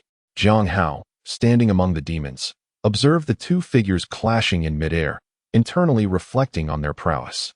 If these two were to face the demon kings of a Chinese ghost story, they could undoubtedly defeat 3 opponents single-handedly, especially the Xīyóu dragon prince, whose techniques clearly stemmed from a master, making the bamboo staff appear animated in his hands, a sight both delightful and captivating. Is this truly the strength of the North Sea Dragon Prince? How does it differ from the tales? The black dog demon witnessed the Xīyóu dragon prince strike a distant peak, fracturing it, his pupils contracting in instinctual fear as he instinctively recoiled, tail drooping to the ground. Trembling as he uttered, "Indeed, I have heard that the old dragon king of the North Sea is nothing but a coward, often besieged for treasures. How can this little dragon spawn be so formidable?" The bull demon's eyes widened in disbelief, his calves quaking in fear. "This is not good. We are not merely seeking to collect, we are courting death." "I concur. Perhaps we should retreat?" Among the demon clan, respect for strength reigned supreme. Witnessing the Xīyóu dragon prince's formidable display, many demons trembled, exchanging glances filled with apprehension, clearly contemplating retreat. On the other side, the old woman was equally astonished. The tales of the dragon clan's decline and weakness had spread throughout the three realms, which was why she had dared to confront the North Sea Dragon Palace. Yet, she had not anticipated that this seemingly inconsequential dragon spawn could match her blow for blow. As her fury simmered beneath the surface, the old woman became increasingly anxious, especially upon seeing the commanding presence of the second prince, which heightened her unease. With thoughts of retreat forming in her mind, her techniques naturally faltered. Old crone, daring to engage me while distracted, seek your demise. The Xīyóu dragon prince bellowed, seizing upon her opening. His bamboo staff struck her shoulder with a resounding crack, sending blood spraying into the air. Ah! The old woman screamed, hurtling backward and crashing to the ground, raising a cloud of dust. The prince of Xīyóu, Long Taizi, displayed a smug expression as he prepared to pursue and eliminate the threat, but was abruptly halted by Prince Long Air, who interjected, "Enough, Xīyóu, cease your actions." Observing the elderly matron protected at the center by a group of fox soldiers, Long Air produced a vial of elixir from his robe and said, "Forgive my cousin. In his eagerness for combat, he momentarily lost control and inadvertently harmed you. I sincerely apologize. Here is a vial of ice spirit pills. Please accept it to aid your recovery, as a small token of remorse from our northern sea. As for Xīyóu, he is truly not within our northern sea. If I utter even a fraction of a falsehood, may my inner demons entwine me, and my cultivation never progress." The matron's complexion shifted between hues of green and white, realizing that she had severely tarnished the reputation of Xīyóu. However, she also comprehended that Xīyóu was indeed absent from the northern sea. At this juncture, Long Air had no need to deceive her. Struggling to rise, she was about to speak when suddenly, the sea began to churn violently, parting to reveal a figure walking upon the waves. Minister Xīyóu. Long Air stepped forward and bowed respectfully. The Prince of Xīyóu, Xīyóu, and the Sea Patroller Yacha also advanced to offer their salutes. "Your Highness, you honor an old minister far too much." Minister Xīyóu returned the gestures, waving his hands in modest denial. He then retrieved a golden compass from his robe, stating, "The Dragon Queen has heard of the events here and fears there may be misunderstandings affecting the relationship between our Northern Sea Dragon Palace and the Xīyóu clan. Thus, she has dispatched me to bring this dragon-seeking compass to assist the prince in locating Xīyóu for a confrontation. If indeed he is the one responsible for the massacre at the Firefox Cave, the Northern Sea Dragon Palace shall not shield him. He shall face the consequences of his actions. Yet, if he is innocent, we can alleviate any misunderstandings between our families." Mother's words ring true, Long Air nodded. Accepting the compass and turning to the elderly matron, "What say you?" The matron, sensing the Northern Sea Dragon Palace's sincerity, felt a twinge of unease. Could it be that she had indeed made a grave error? Casting a menacing glare at the nearby mountain deity, she hoarsely replied, "This is for the best. I shall heed your commands." "Excellent." Long Air immediately pricked his fingertip, allowing a drop of golden dragon blood to fall onto the center of the compass. While silently reciting an incantation, Xīyóu, overhearing the incantation, felt a surge of dread, an ominous premonition rising within him. He stealthily began to retreat, intending to employ his invisibility technique to escape swiftly. However, at that moment, the compass began to spin, the dragon blood evaporating into a thin mist that coalesced into a foggy mirror above, revealing his very figure at its center. Long Air scrutinized the mirror, his heart racing as he recognized the scene reflected before him. It was indeed his location. A swift glance revealed Xīyóu's silhouette. "You wretched creature, stand still. Is it not enough that you have caused trouble for our northern sea?" Chapter 62, Confrontation with a thunderous shout from Long Air. The atmosphere fell silent as all eyes turned toward Xīyóu. "Is that not a white ape?" As the crowd pondered, Xīyóu swayed and brazenly restored his original form. Sneering, "How can the esteemed Northern Sea Dragon Palace be so incapable of containing a few raucous foxes? Who grants you the audacity to shout so boldly, Liang Jingru?" It was him. He burned down the Firefox Cave. I saw him do it. The mountain deity's eyes lit up as he pointed at Xīyóu, exclaiming in excitement. The black dog spirit and the bull demon were left dumbfounded, having not anticipated that the very figure they had been near was the epicenter of the chaos. Causing them to stagger away in fright, and create a wide space around Zhang. Long Air, oblivious to who Liang Jingru was and the relevance of courage, could still discern Zhang's disdain and scorn from his expression. His anger flared. Our Northern Sea Dragon Palace is embroiled in this predicament because of you. And instead of remorse, you present such arrogance, truly outrageous. How dare you, wretched being?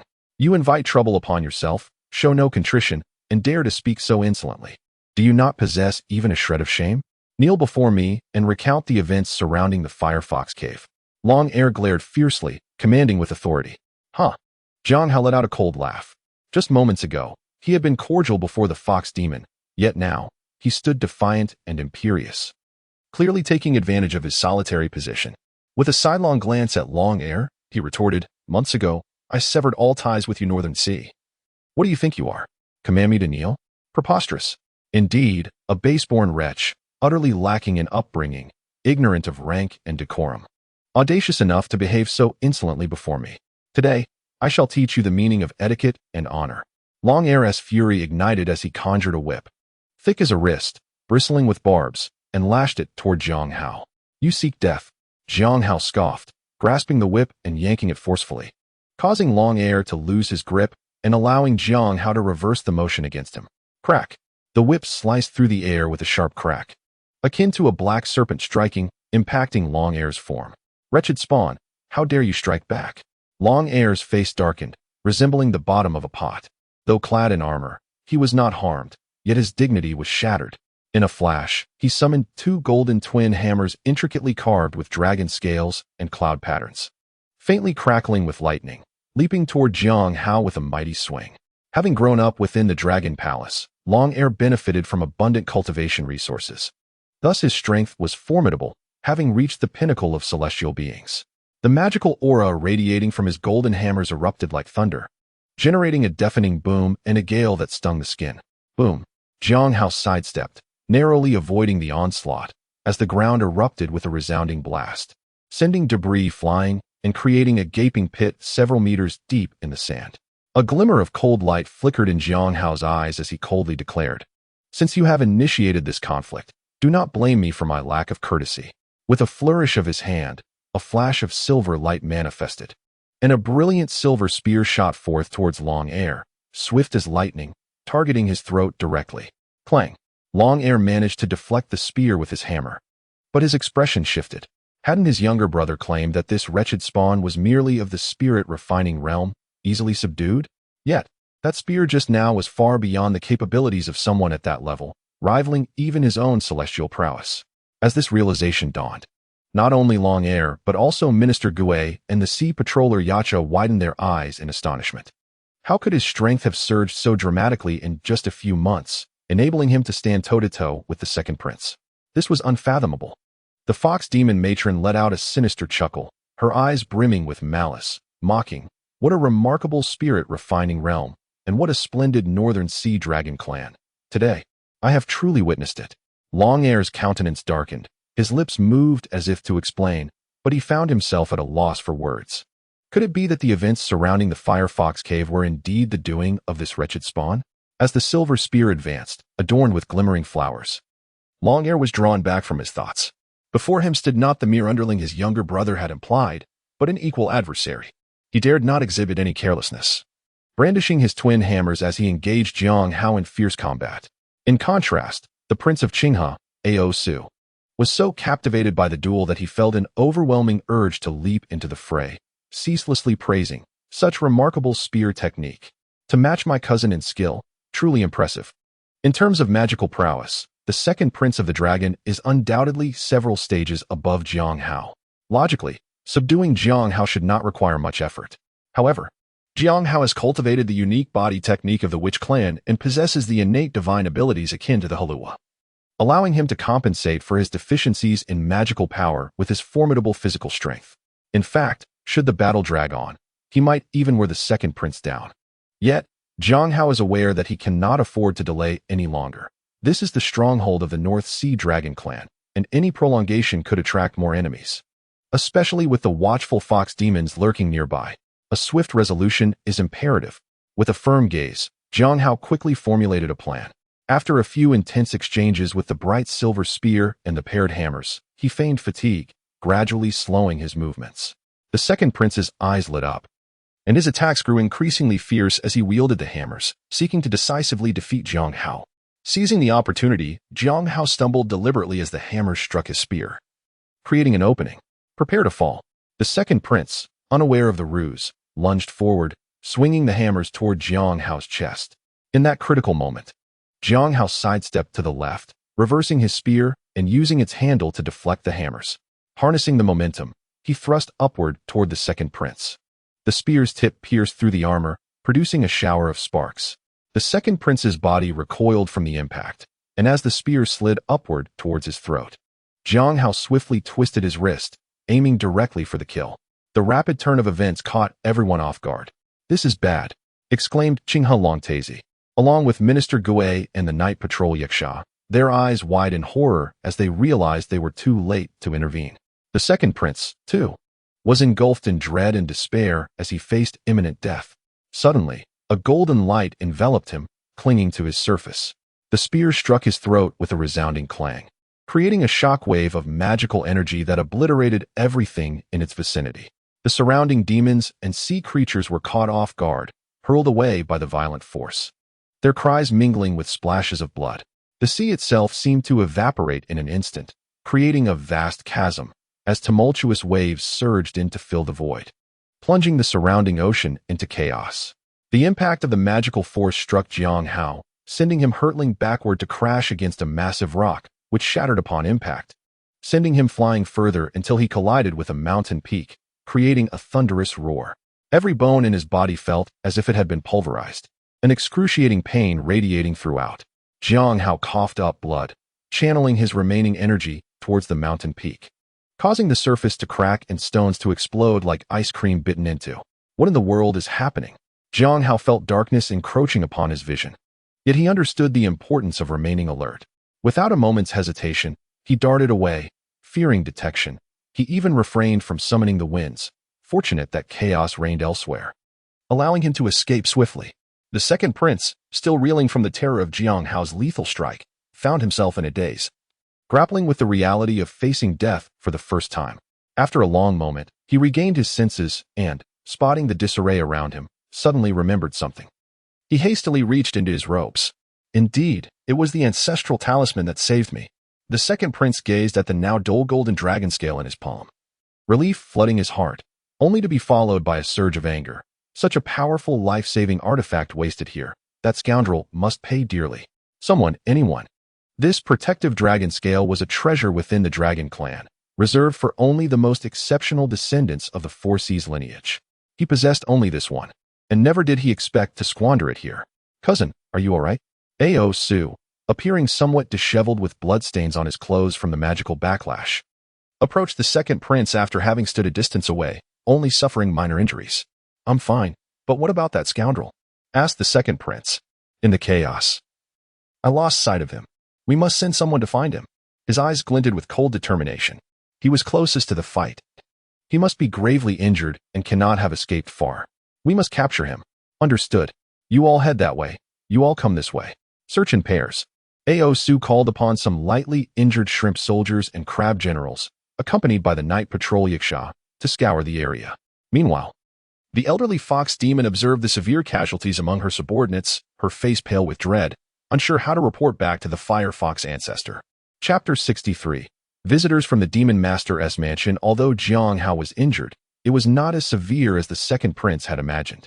His formidable physique endowed him with superior recovery and defense, allowing him to stagger to his feet and swiftly retreat into the distance, covering 100 miles in an instant. As he ran, he suddenly heard a faint sound behind him, barely perceptible. Had it not been for his keen hearing, he would have remained oblivious. His pupils constricted, yet he did not falter, continuing as if nothing were amiss. Since this pursuer had followed him for so long without attacking, it was clear they were not affiliated with the Dragon Palace or Xīyóu. Thus, why not feign ignorance and buy himself some time to recuperate?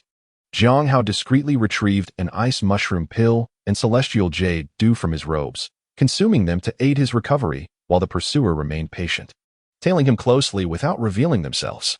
The two sped northward, traversing countless demon mountains and magical ravines. Jiang Hao had attempted to shake off his pursuer, but had failed until noon the following day, when clear footsteps echoed behind him. He understood then that his follower could no longer contain themselves. Stop! Turning around, he beheld a figure clad in tarnished silver armor, adorned with intricate patterns, wielding a crescent-shaped blade. From a distance, the figure appeared to have a singular head, but upon closer inspection, it bore 9 heads on 9 faces, each with eyes and mouths, producing a voice reminiscent of a crane-esque call. 9-headed worm. Jiang Hao's pupils constricted at the sight. The unique appearance of the 9-headed, 9-faced entity was unmistakable, even to someone encountering it for the first time. This was none other than the 9-headed worm, who would later become the son-in-law of the Dragon King Tanbibo and steal the sacred relics of the Buddhist nation. In Journey to the West, this 9-headed worm was formidable, not yielding to the combined attacks of Sun Wukong and Zhu Beiji. Even after revealing its true form, it forcibly captured Zhu Beiji until Sun Wukong, with the aid of Yang Jian and the Mei Mountain brothers, managed to injure it, leaving its fate uncertain. Having entered this world of Journey to the West, Jiang Hao had anticipated encountering various deities and monsters. Yet he never expected his first encounter would be with the 9-headed worm rather than the North Sea Dragon King, with whom he had deeper ties. Who are you? And what do you seek? Jiang Hao, feeling the weight of the moment, gripped his bright silver spear tightly, secretly channeling his magical energy, carefully watching the 9-headed worm. After a day and night of recuperation, aided by the elixirs, his injuries had healed significantly, and he was not entirely without the means to defend himself. You may call me the 9-headed worm, it replied nonchalantly, its demeanor arrogant. I have come to you today for one purpose, to inquire if you wish to seek vengeance against the North Sea Dragon Palace in Xīyóu. Jiang Hao frowned lightly, harboring doubts about the intentions of the 9-headed worm. Nonetheless, he was curious about its motives and retorted, what if you want something? What if you don't? Can you truly assist me? The 9-headed worm's face brightened, bursting into laughter. Since I have come to inquire, naturally I can assist you. What are mere Xīyóu and the North Sea Dragon Palace to me? Come, follow me. Hold on. Why should I trust you without any proof? How do I know you aren't a pawn sent by the Dragon Palace to ensnare me? Jiang Hao raised an eyebrow, unimpressed by the 9-headed worm's bravado. Humph. What is the North Sea Dragon Palace? Do they have the standing to dispatch me? The 9-headed worm scoffed. To tell you the truth, I am a disciple of the Kunping Master from the Demon Master S estate, tasked by my master to seek out talented demons in the northern Julu continent. Your strength is impressive, and your potential remarkable. I wish to recommend you to my master. Your future will surely be boundless. Kunping? Jiang Hao's heart skipped a beat, swallowing hard at the familiar name. Compared to the 9-headed worm, the weight of the Kunping name was significantly greater. Born during the creation of the world, it gained prominence during the Dragon and Phoenix's first tribulation, reaching its zenith during the Witch-Demon War. It later served as a master of the Demon Court, with a status second only to the Eastern Emperor Tai and Dijuan. Even after the devastating conflict, it survived. Its power today is undoubtedly formidable.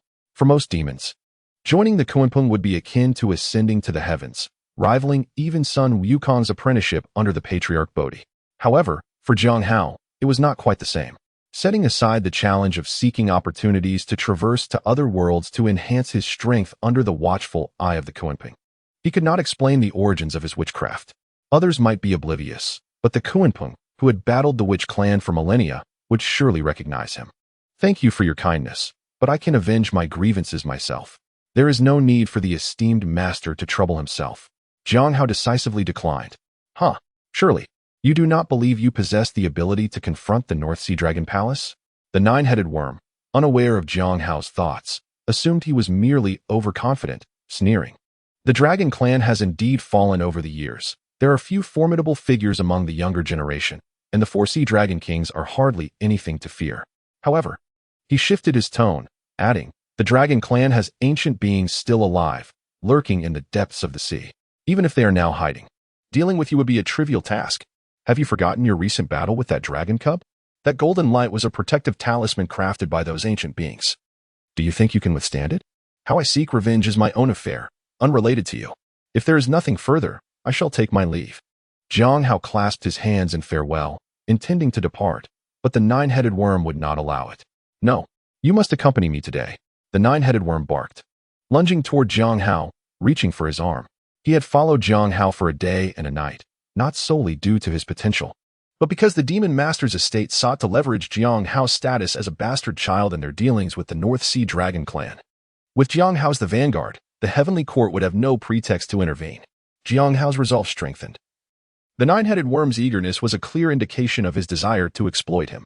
With a swift movement, Xīyóu evaded, coolly stating, "I have heard of coercing others into servitude, but forcing someone to be a disciple is a first for me. Friend, should you persist, do not blame me for being impolite." The nine-headed worm smirked coldly. "Impolite? Huh. I would like to see how you intend to act impolitely." With that, he wielded his crescent-shaped shovel, striking at Xīyóu as if it were a radiant arc of light, illuminating the air like the moon in the sky. "Let me witness the prowess of this renowned figure from the journey to the west. I shall see how far I still have to go." Xīyóu's gaze sharpened as he leveled his bright silver spear, thrusting it toward the nine-headed worm. The two engaged in fierce combat, their abilities clashing violently, causing nearby trees to be reduced to splinters. The air crackled with energy, and wherever they fought, destruction followed, the ground riddled with deep fissures resembling wounds. Clang!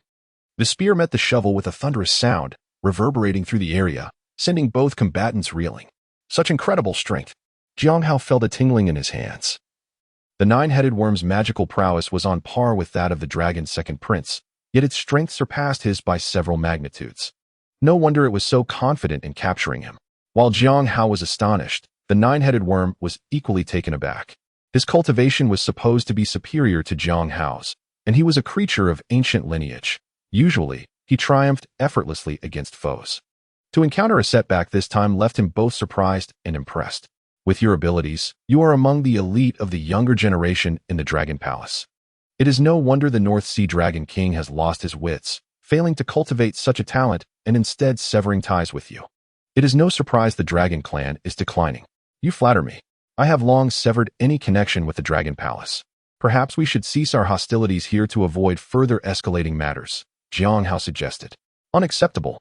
Since you possess such abilities, you cannot be allowed to leave. My master cherishes talent.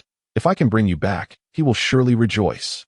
The nine-headed worm resolutely shook his head, letting out a fierce roar. "Today, let us see who captures whom." As soon as he finished speaking, he took to the air, revealing his true form. His feathered body was magnificent, spanning several yards. With a form resembling a giant tortoise, sharp claws like hooks, and 9 heads encircling one another, each radiating golden light. With a flap of his wings, he soared toward Xīyóu, one massive head opening wide to bite down. Not good. Xīyóu's heart raced, and he thrust his bright silver spear forward. But with a snap, one of the 9-headed worm's heads clamped down on it, yanking it away with ease. "Friend, your strength is indeed commendable, yet you still fall short. Surrender willingly."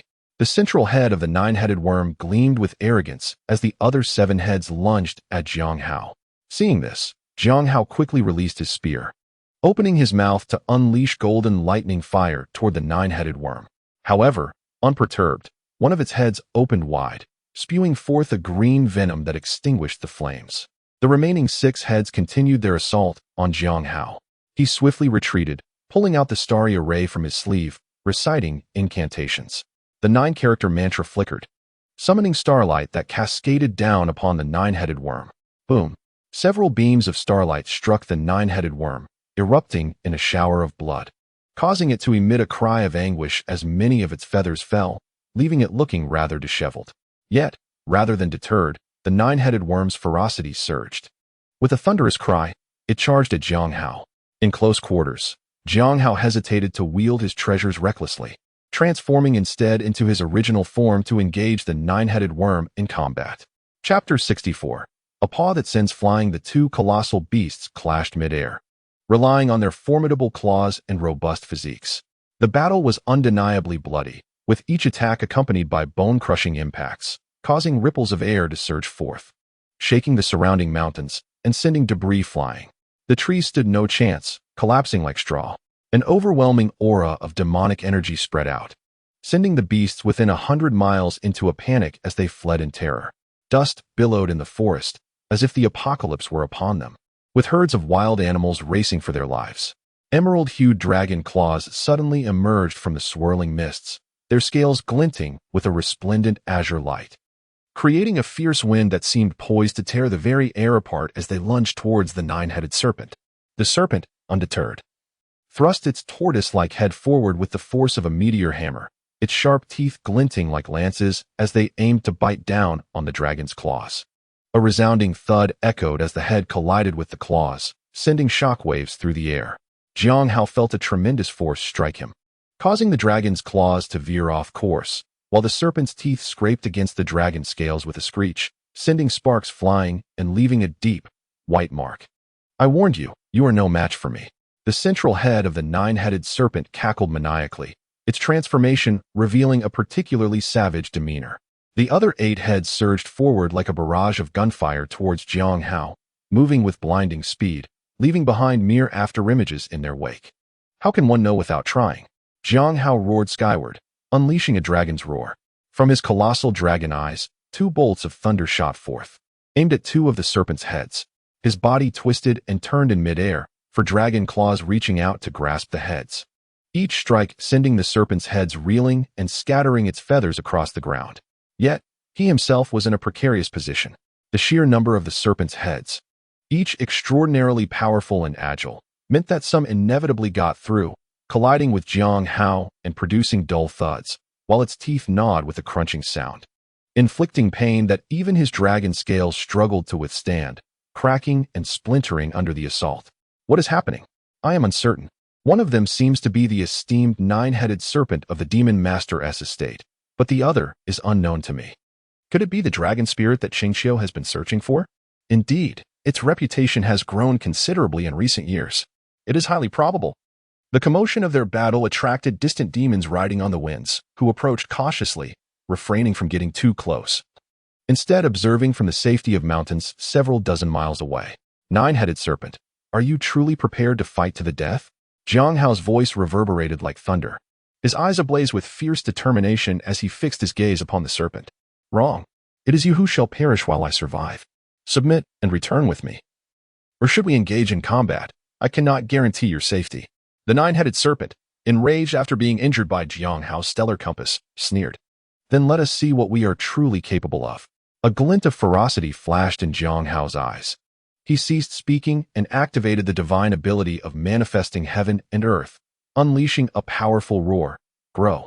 In an instant, he expanded to a towering height of 1,000 zhong, dwarfing the 9-headed serpent, which now appeared no larger than a dove beside him.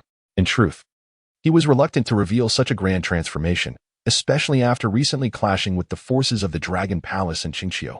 This display would undoubtedly expose his location. Yet with more demon kings gathering to witness the spectacle, he felt he had no choice but to act swiftly lest he attract further complications. The 9-headed serpent gazed up at Xīyóu, each scale now the size of several zhong, its eyes wide with disbelief.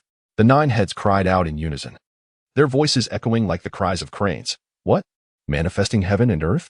As a disciple of Kuenping, the serpent was familiar with this formidable technique, having attempted to cultivate it himself, albeit unsuccessfully.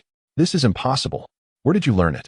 Based on the information he had gathered, Xīyóu was merely an illegitimate son of the North Sea Dragon Palace, raised in obscurity on the unremarkable Chilean mountain, making it inconceivable for him to have access to such profound mystical arts. Yet now, Xīyóu wielded the manifesting heaven and earth, defying all expectations. The serpent's mind raced, connecting the dots to Xīyóu's earlier use of the stellar compass, contemplating whether he had an unseen benefactor or had stumbled upon some ancient relic. As these thoughts surged, the serpent, aware of the might of the divine ability, quickly exclaimed, "Friend, hold your hand. My intention was to invite you to the Demon Master's estate. Yet I did not expect such resistance. Alas, if that is the case, let us cease hostilities. You may depart as you wish." Xīyóu found this utterly amusing. Just moments ago, he had offered to withdraw, only to be met with refusal as the serpent had assumed dominance. Now, faced with the prospect of defeat, it sought to back down. Do you really think so highly of yourself? You cannot dictate the terms to me. Without further ado, he swiped a claw forward. The colossal dragon claw descended like a mountain, stirring a tempest that uprooted trees and rocks. The 9-headed serpent's heart quaked with fear, and it hastily attempted to evade. However, the claw was simply too vast, blotting out the sun, and Xīyóu's sudden strike left the serpent no chance of escape. How dare you, Xīyóu? The serpent began. But its words were cut short as the claw struck its body. With a thunderous crack, the nine-headed serpent was sent flying like a ball, crashing into a mountain peak, which shattered under the impact, toppling in a spectacular cascade of snow and ice, the sunlight refracting into brilliant hues. Xīyóu was far from finished. He reached forward with his claw, rummaging through the rubble, but before he could locate the nine-headed serpent, a shadow darted from the debris. It was indeed the serpent, though now it was in disarray, feathers caked with dirt, many broken or split, and one head drooped wearily, glowing with a pallid sheen, while the other 8 heads remained spirited, as if nothing had transpired. Xīyóu's gaze sharpened, suspecting that the nine-headed serpent possessed a life-saving divine ability that allowed it to redirect the injuries it sustained. Otherwise, it would not have emerged so unscathed. With a cold smirk, he remarked, "Oh, quite impressive, but it seems your heads are insufficient." Before he could finish, another claw came crashing down. Damn it! The serpent spread its wings in a panic, retreating. One of its heads opened wide, spewing forth a green, toxic venom towards Xīyóu. Sizzle! The venom splashed onto Xīyóu's claws, emitting a corrosive sound. Initially, the dragon scales provided some protection, but soon a gaping hole formed as the venom penetrated, sending a piercing pain radiating from his palm. The manifesting heaven and earth had magnified his size and strength, enhancing his defenses, yet the serpent's venom proved insurmountable. Xīyóu gasped, enduring the agony as he aimed another strike at the nine-headed serpent. Smack! The serpent was sent flying again, another head drooping. But it spread its wings and, harnessing the momentum, soared into the distance, becoming a mere black dot against the horizon. From afar, its voice echoed like a crane's call, resonating through the heavens. "Aoe, wait for me. I shall return." Fool! Xīyóu rolled his eyes, dismissing the threat. He did not pursue, for the uproar had already attracted enough attention, and he had no desire to antagonize the demon masteress estate. Transforming back into human form, he noticed a small black scar, no larger than a fingernail, emanating a foul odor in his palm. The surrounding dragon scales corroded away, while he could still feel the poison spreading. What a formidable toxin! Xīyóu furrowed his brows, channeling the mystical techniques inscribed in the shamanic texts as waves of turbid energy coalesced in his palms. One must admit, the spiritual essence in the realm of Journey to the West is exceptionally abundant, far surpassing that found in a Chinese ghost story, and the efficiency of this technique is significantly enhanced. Nonetheless, it took him a considerable half an hour to suppress the toxin into a pinpoint-sized black dot. First, he needed to vacate the area. He did not hasten to eliminate the toxin completely, instead observing the increasing number of monsters in the distance. With a swift motion, he employed a cloaking technique, quietly slipping away in a direction where monsters were fewer. Given the previous incident, the defenses in the North Sea would undoubtedly be exceedingly stringent, and his ambition to traverse from the North Sea to the South Sea and reach the southern continent would become immensely arduous. It would be wiser to find a safe location to recuperate before devising a new plan. However, he did not anticipate that merely a few days of delay would lead to substantial changes. Chapter 65. The winds rise and clouds gather. Xīyóu. Speak. What exactly transpired? The ancient firefox ancestor sat cross-legged on a mat, her eyes widening, a flicker of green light flashing in her pupils as she glared at the old crone before her, demanding an explanation. The crone knelt on the ground, trembling as she reported, "Esteemed ancestor, on that day, I was ordered to lead troops to eradicate the dragon spirit of the Red Chain Mountain and the monsters associated with the Black Water Cave. Initially, everything proceeded smoothly, and within a few days, we eliminated 4 demon kings and a total of 1,359 monsters. However, later, I discovered that the dragon spirit was, in fact, the illegitimate son of the North Sea Dragon King. And then you led 3,000 demon soldiers to the North Sea Dragon Palace to capture him?" The firefox ancestor ground her teeth, her irritation palpable as she clenched a teacup and hurled it, exclaiming, "Who gave you the audacity to dare to demand someone from the Dragon Palace?" Crash! The teacup struck the crone's forehead, causing blood to flow profusely. The crone dared not wipe it away, bowing her head repeatedly, weeping, "I am at fault. I am at fault. I have often heard it said that the North Sea Dragon King is timid and avoids trouble. So I thought to capture the dragon spirit and fulfill the ancestress' orders. I did not expect." Her voice dwindled to a whisper, clearly indicating she had learned the folly of believing in hearsay. The firefox ancestor took a deep breath, her rage burning within her. The cold glint at her fingertips suggested she longed to strike the crone down, but recalling the extinction of her direct lineage, she restrained herself, stating, "Even if the North Sea Dragon Palace is in decline, is it a place you can provoke? Those ignorant wild monsters may not know better. But how could you be so foolish? Do you understand how the other elders have been speaking of me these days? I am too lenient with my subordinates. I invite trouble. Do you hear? They are criticizing me behind my back. I am at fault. I deserve punishment. I have brought shame upon the ancestor." The crone repeatedly slapped her own cheeks, blood trickling from the corners of her mouth, her voice growing increasingly muffled. The firefox ancestor remained silent, watching the crone chastise herself for a full half-hour before finally interjecting coldly, "Cease this at once. Remember, do not act without permission in the future. The waters of the North Xīyóu continent are deep. Yes, I understand. I shall go to the Dragon Palace to plead for forgiveness. Lest, plead for what? What use is your head? Do you not think we, Xīyóu, have lost enough face already?" The firefox ancestor slammed her palm on the table, her face turning a shade of green with anger. Regardless of circumstances, Xīyóu is a lineage of the demon race. While the North Sea Dragon Palace falls under the jurisdiction of the Heavenly Court, how could Xīyóu possibly bow to the Dragon Palace? The reason Xīyóu refrained from conflict with the Dragon Palace was twofold. First, they were unwilling to expend their strength unnecessarily, and second, they feared providing an opportunity for the Demon Master's manor. Indeed, they feared giving the Demon Master's manor an opportunity. Though Xīyóu and the Demon Master's manor share a lineage, it does not imply they are united in purpose. It is imperative to recognize that the current power of the Demon Master's manor has overshadowed many forces in the North Xīyóu continent. Were it not for the Heavenly Court and the North Sea Dragon clan standing in their way, they might have already surged forth from the North Sea, dominating the North Xīyóu continent. This is something both the Heavenly Court and the Dragon Palace wish to avoid, as do the various demon factions in the North Xīyóu continent. Thus, both sides have maintained an unspoken understanding over the years, avoiding contact or conflict, and even cooperating tacitly against the Demon Master's manor, repelling its encroachments. Without such cooperation, even the formidable Emperor Xīyóu might struggle to quell the rampant demons in the North Xīyóu continent. Immediately send someone to capture that dragon spirit. Moreover, convey my decree. Whoever slays the dragon spirit shall be rewarded with 10 fox maidens and 1,000-year-old Xīyóu. The firefox ancestor declared sternly, "Remember, do not confront the North Sea Dragon Palace directly, but do not fear it either, and do not entangle yourself with it unnecessarily. Do you understand?" The crone, momentarily bewildered, dared not question further upon witnessing the firefox ancestor's fearsome countenance, hastily nodding in agreement. "I understand. I understand."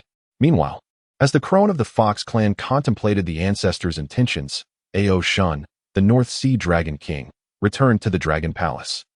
Listening to the reports from the Tortoise Prime Minister. "What? I have only been away from the palace for a few months. How could so much happen?" Xīyóu Shun's thick brows knitted tightly as he slammed a teacup onto the table. "My lord, I did not foresee this either."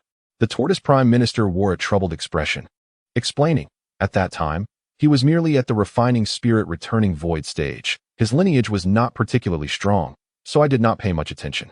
The lady sent him away, and that seemed to be the end of it. Who would have thought that in just a few months, his cultivation would reach the harmonization of void and Tao stage, his power nearly rivaling that of the second prince, and that he would cause so much trouble? Alas, you truly are becoming senile. Since he came knocking, we should have kept him here. Our Dragon Palace is not unable to accommodate a mere idle fellow. Yet we chose to expel him, provoking. Before Xīyóu Shun could finish, a voice rang from outside. "It was I who expelled him." "What? Do you wish to keep that wild spawn?" The newcomer, clad in a silk palace gown and adorned with a carved dragon crown, with willow-like brows and apricot eyes, was undoubtedly the Dragon Queen. "My lady, that is not my intention." Xīyóu Shun's demeanor softened upon seeing the Dragon Queen, and he hastily clarified. "What do you wish to say? You hid away, leaving this mess for me to deal with, and you still wish to speak?" The Dragon Queen scoffed. "My lady, I did not intend to hide. Recently, my elder brother summoned us brothers unexpectedly to protect a departing monster in the East Victory Divine Continent, and I was unable to leave for several months. I truly could not extricate myself." Xīyóu Shun explained anxiously. "Huh? What monster requires the assistance of the 4 Sea Dragon Kings?" The Dragon Queen was skeptical. "My lady, it is absolutely true. The monster is a monkey demon, and I am not entirely clear on the reasons behind it. However, we have been navigating the southeast winds to escort it from the East Victory Divine Continent to the Southern Continent. If not for the incident at home, I would have been unable to leave at all. This was indeed peculiar, the 4 great dragon kings attending to a monkey. Just as the dragon queen was about to inquire further, a messenger's voice echoed from outside. Report. Come in. Ao Shun straightened his demeanor, seated himself at the head of the table, and inquired solemnly, have there been any developments? Is there news from Xīyóu? Reporting to the Dragon King. Xīyóu has proclaimed that whoever slays the dragon spirit shall be rewarded with 10 fox maidens and 1,000-year-old Xīyóu. The messenger hastily entered, kneeling as he spoke. Furthermore, it is said that some monsters witnessed the dragon spirit having previously engaged with the 9-headed insect of the Demon Master's manor. Though the specifics remain unclear, the Demon Master's manor. Ao Shun's pupils contracted sharply as he gritted his teeth. I knew that the Demon Master's manor would not let this opportunity slip away. This is dire. What should we do now? The dragoness felt a surge of anxiety. Fully aware of the predatory gaze the sorcerer's mansion had fixed upon the North Sea Dragon Palace, and she comprehended the gravity of the situation. The North Sea Dragon King pondered for a moment, and suddenly, a glint of cold light flashed in his eyes as he addressed the Prime Minister Tortoise. Prime Minister Tortoise. Issue a decree. The dragon spirit Ao has falsely claimed the bloodline of the North Sea Dragon clan, tarnishing our reputation. Such a crime deserves the utmost punishment. Whoever manages to take his life shall be generously rewarded with 100 measures of pearls, 1,000 jars of fine wine, and a set of divine armor and weapons. The Prime Minister Tortoise was momentarily taken aback, but quickly regained his composure, retracting his head slightly as he hastily responded, "This old minister understands, and I shall attend to it immediately." With the bounty issued by Xīyóu in the Dragon Palace, news of Xīyóu's appearance swiftly spread throughout the entire North Julu continent. The scales that had fallen from him were also of considerable value, as they served as the best clue to locate him. In the hidden forest mountains, Heavenly Spring Cave, a dark-skinned, scale-armored creature held a piece of dark blue dragon scale in its mouth, chewing it with a crunch. Glimmers of ethereal light flickered across its body, and its long tongue occasionally flicked out as if sensing something. After about an hour, the creature abruptly stood up, a look of great delight flashing in its eyes as it cackled. At last, I have found it. In a blink, it transformed into a wisp of black smoke and sped out of the cave. In the 100 Jiao Cave of Leaping Gorge Mountain, a Taoist clad in a green robe and wearing a Howren cap sat cross-legged on a mat, holding several copper coins and chanting incantations.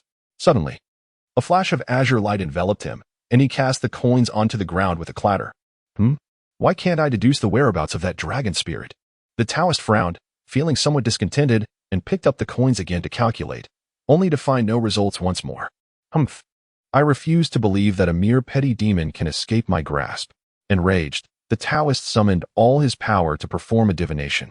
But before he could even throw the coins, they shattered, and blood spewed from his mouth, leaving his face ashen. Such events unfolded continuously across the North Julu continent. Countless demons and monsters were eager to find Xīyóu, employing various means to track his whereabouts, all in hopes of acquiring wealth, beauty, and divine armaments. In a flash, the North Julu continent was engulfed in an uproar. Chapter 66. The onset of carnage. While numerous monsters in the North Julu continent clamored to uncover Xīyóu's whereabouts, he himself was concealed in a desolate mountain. His physical strength was formidable, and although his injuries were not severe, he needed to expel the poison he had incurred from his battle with the 9-headed worm. This desolate mountain was better described as a large mound of earth. It lacked grandeur, the waters were not crystal clear, and its location was merely at the edge of the earth's veins, where the spiritual energy was rather thin. However, the advantage was that no mountain deities or monsters occupied this place, allowing Xīyóu to recuperate in peace. Seated cross-legged in the dark cave, Xīyóu circulated his techniques, gathering the turbid chi of the heavens and earth around him, flowing it through his meridians until it finally concentrated in his palms, gradually expelling the potent poison from his body. Drip, drip. The dark green venom dripped onto the ground, sizzling as it seeped in, its depth unknown. And a faint putrid odor permeated the air, enough to cause immediate death to any ordinary person. Xīyóu frowned deeply, and with a flare of fire in his eyes, he incinerated the venom, knowing that if left untreated, this place would soon become a barren wasteland devoid of life. After addressing the poison, Xīyóu reflected on himself. From his encounter with the beautiful ghost in the world of a Chinese ghost story and his duel with Grandma Huai, he realized that although he possessed many abilities, they were broad yet lacking in finesse. His battle with the nine-headed worm reinforced this understanding. His strength had been acquired within a mere 3 months since his arrival in this realm, and even considering his time in other worlds, it had only been 3 short years. In comparison to those ancient monsters who cultivated for centuries, he was exceedingly immature. Even his most adept technique, the heavenly law manifestation, was too crude in its control over power. He was akin to a fleeting hero, easily exhausting his energy. As for his other abilities, they were even less effective during his confrontation with the nine-headed worm, making them nearly useless. He needed to prioritize his training, focusing on the most important techniques first. Rather than flitting about aimlessly, Xīyóu silently deliberated, arranging his abilities in order of importance. First and foremost was the heavenly law manifestation, which had proven invaluable against numerous foes and must not be neglected. Next was the indestructible Vajra technique, essential for survival and bolstering his physical strength, which would aid in the cultivation of the Witch Clan's body-refining methods. Had he trained this technique sufficiently before, he would not have been so easily wounded by the second prince's protective dragon scales and the nine-headed worm. Following that, he would focus on the 1,000-mile eyes and the wind-listening ears, both of which would provide him with an advantage in battles. However, his current level was adequate for now, so there was no need to rush. In contrast, the water and fire techniques and the invisibility technique would be lower on his priority list. The former was particularly troublesome to cultivate on his own, while the latter, though excellent for evasion, had significant limitations.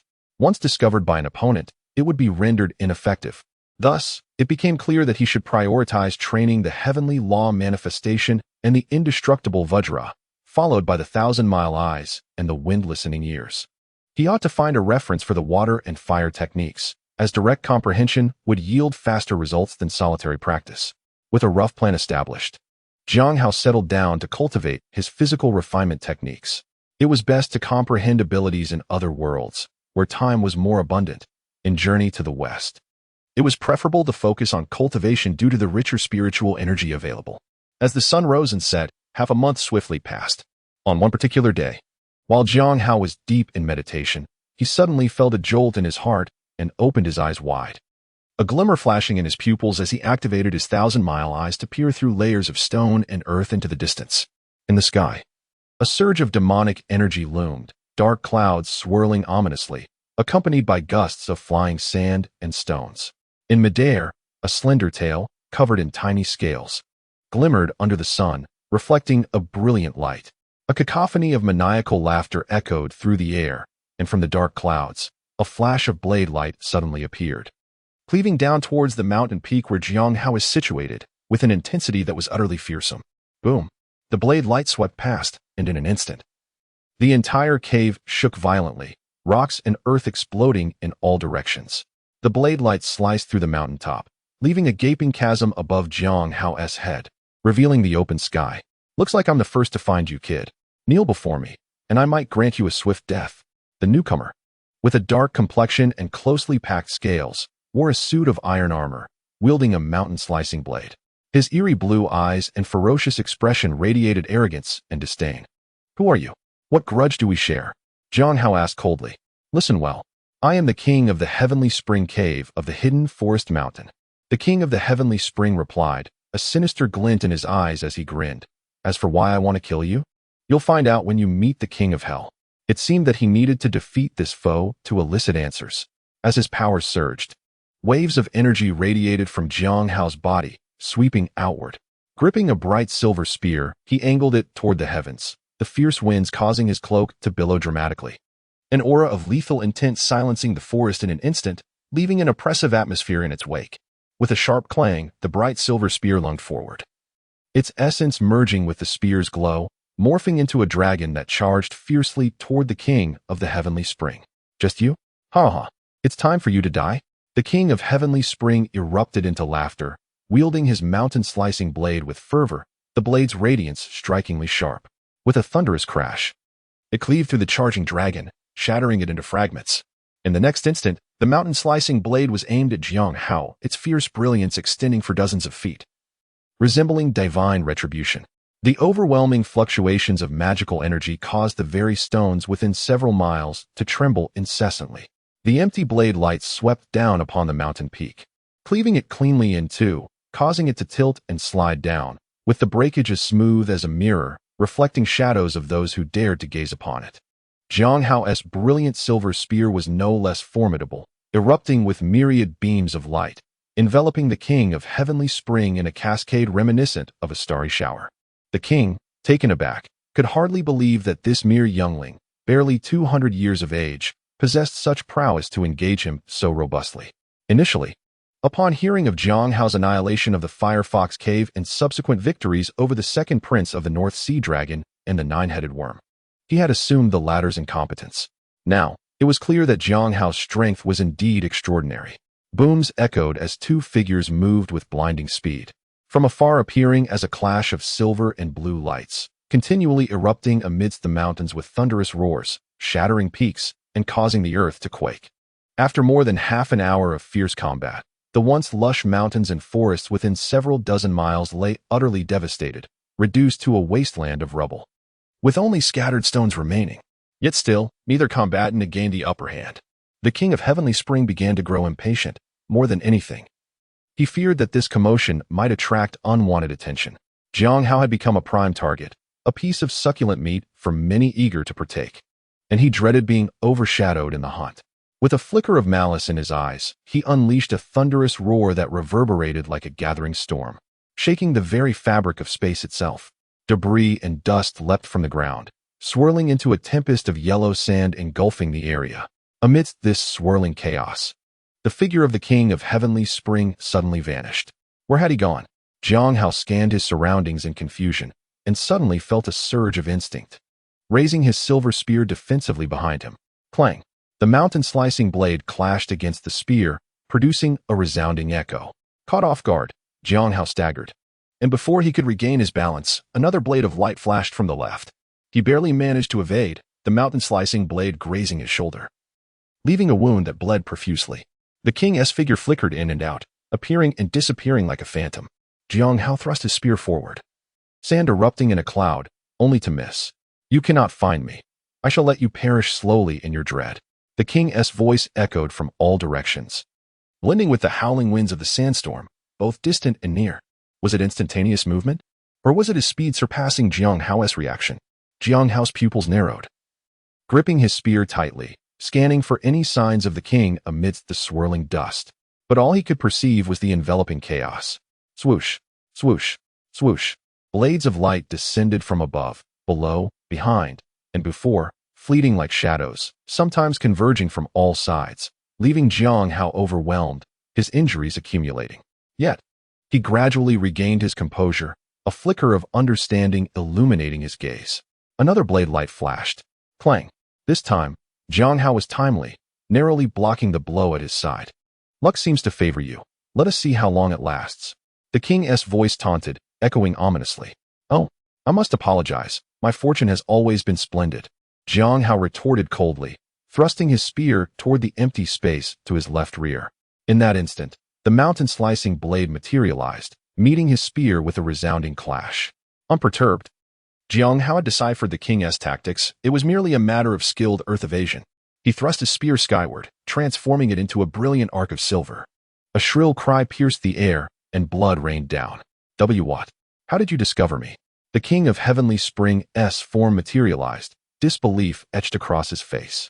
A crimson stain blossoming on his left chest where Xīyóu's spear had pierced through, the gleaming tip protruding ominously. Chapter 67, The Rise of Malice Indeed. The demon king's physical form was robust, and despite Xīyóu's spear piercing his heart, he lingered on the precipice of death, howling in agony as flesh tore and bone was exposed.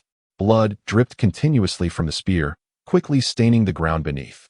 Xīyóu flicked his wrist, casting the king from his spear, stepping forward with cold resolve. "Now can we converse? Why seek my life?" The king clutched his wound, blood gushing forth, his eyes fixed on Xīyóu with murderous intent, wishing to devour him whole. "Do you truly believe I would divulge anything?" He spat, teeth gritted. "You have lived long enough. I shall await your company. Unwilling to speak? Then I shall uncover the truth myself," Xīyóu declared.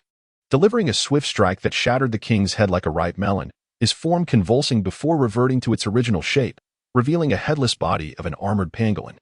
With a mere gesture, Xīyóu summoned a faint, ethereal shadow from the void, the king's soul. Xīyóu's eyes ignited with a dark light, enveloping the spectral figure. The king's soul quivered violently, unable to produce a sound in its ethereal state, yet the torment was palpable across his grotesquely contorted visage. Cracks emerged on the soul, spreading like fissures in glass, each one widening, sparkling fragments dispersing into the ether. Xīyóu's gaze flitted through countless images, a technique learned from the underworld of the ghostly woman's realm, allowing him to forcibly extract memories from the soul, albeit at the peril of its annihilation. Soon, he unearthed the information he sought. 100 pearls, 1,000 jars of fine wine, a set of armor and weapons, how generous, he mused. The pursuit from Xīyóu was expected, given their long-standing vendetta, but he was astounded to discover that the North Sea Dragon Palace had also issued a bounty, far exceeding that of Xīyóu. A fiery blaze ignited within Xīyóu's obsidian eyes. He felt a sense of injustice for the Chilean snake, for the original dragon spirit, lamenting the needless persecution they faced, as severing ties merely returned them to the status of strangers. In a surge of raw emotion, his magic erupted uncontrollably, manifesting as a tidal wave that rolled outward, shattering the remaining debris into fine particles, sending clouds of dust into the air. North Sea Dragon Palace, await my reckoning. If previously there had been mere disdain between him and the North Sea Dragon Palace, from this moment forth, it had escalated into an irreconcilable conflict, and he vowed to reclaim justice with his own hands. However, the immediate priority was to vacate the area. The King of Heavenly Spring had sought him out, and it was likely that others would follow. Given the scale of their confrontation, even this remote location could not guarantee secrecy. Before he could conjure a gust of wind to flee, a dark cloud loomed in the distance, accompanied by howling winds, as several figures emerged on the horizon. The figure clad in a Taoist robe, wielding a whisk and adorned with a silk cap, resembled an earthly Taoist priest. In stark contrast, those surrounding him were grotesque, with animal heads and human bodies, their thick fur suggesting a malevolent nature. Among them, a wild boar demon, its tusks protruding menacingly, gnawed voraciously on a large chunk of raw beef, blood dripping from its maw. "Brother, it is indeed him. Your guiding bee is truly remarkable," exclaimed a wolf demon as it unfurled a scroll, comparing it to Xīyóu. "Of course, this is the fruit of my relentless efforts." The Taoist stroked his curled mustache, a glimmer of pride in his eyes. "My brothers, we are about to strike it rich. Hurry, let us not allow him to escape." The wolf demon shouted, charging forward, only to be sent sprawling by a single slap from Xīyóu, its tusks flying from its mouth. A pig demon and a deer spirit lunged from either side, brandishing gleaming weapons and shouting, "Halt!" Seeking death, Xīyóu, unfazed, took a leisurely step forward, effortlessly evading their attacks. With a flash of his silver spear, two thuds echoed as blood holes appeared in their chests, their hearts shattered. As they gasped, blood gushed forth, and they plummeted from the sky, their forms dissolving into dust upon impact. The remaining demons seemed paralyzed, trembling in fear, their weapons slipping from their grasp as they watched Xīyóu stride past. Too terrified to act. "A bunch of useless fools, watch me." The Taoist with the mustache glared, retrieving a black gourd from his sleeve, intricately carved with golden runes. Chanting incantations, he unleashed a burst of demonic energy into the gourd. It soared into the air, mouth downward, unleashing a fierce wind, from which emerged countless ferocious beasts with bared fangs, lunging towards Xīyóu. Without a backward glance, Xīyóu swept his silver spear behind him, a golden light flashing as the beasts instantly vanished, the gourd exploding in midair. The golden light swept over the remaining demons, halting their movements, though seemingly unscathed. Their eyes lost all luster, and a gust of wind turned them to ash. Greed for wealth blinds the mind, yet wealth demands a price. The highest ranked among these demons barely reached the threshold of Demon King, yet they dared to confront him for the bounties from the Dragon Palace and Xīyóu. Utterly ignorant of their folly, Xīyóu soared into the air, only to encounter another swarm of demons blocking his path. Upon spotting him, they erupted in joy, shouting, "Stop!" But their words were cut short as Xīyóu opened his mouth, unleashing a bolt of lightning. The demon, startled, hastily summoned a magical artifact to shield himself from the oncoming thunder. But in the next instant, Xīyóu was upon him, and with a flash of his silver spear, he disemboweled the demon, causing its innards to spill forth like a rain of blood. Yet, this brutal display did not quell the greed of the other demons. "Don't run.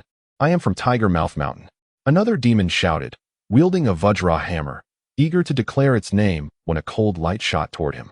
With a fierce swing, the demon barely deflected the spear, but before it could relax, a sharp pain pierced its chest, revealing the spearhead protruding from its body, blood gushing forth. The demon winds howled, dark clouds obscuring the sky as countless demons rushed from all directions. "You shameless fiend, daring to impersonate the bloodline of the Northern Sea Dragon clan? Humph, take a good look at yourself. You possess but a trace of dragon blood, and yet presume to associate with the dragon clan."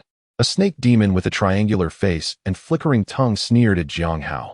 For the serpent race, transforming into a dragon was the ultimate aspiration. And even in the decline of the Northern Sea Dragon clan, they regarded it as an untouchable entity, thus harboring intense animosity towards Xīyóu.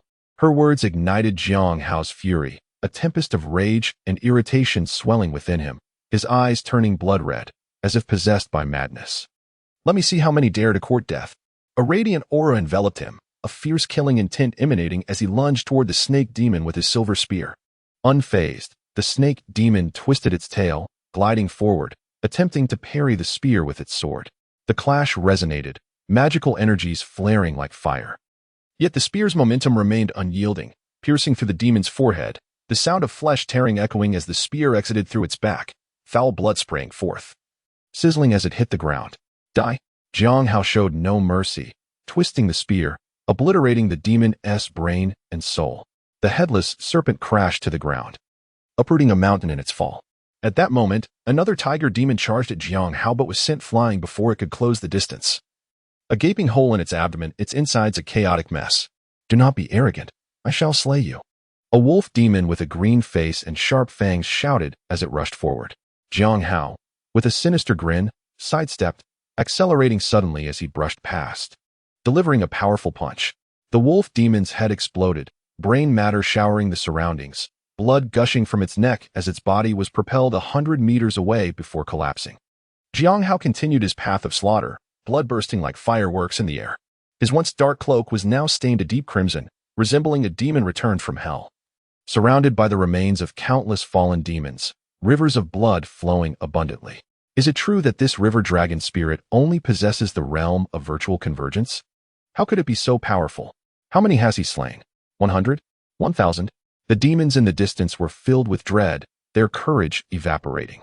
A few timid souls stumbled from the clouds, while many others frantically retreated in all directions.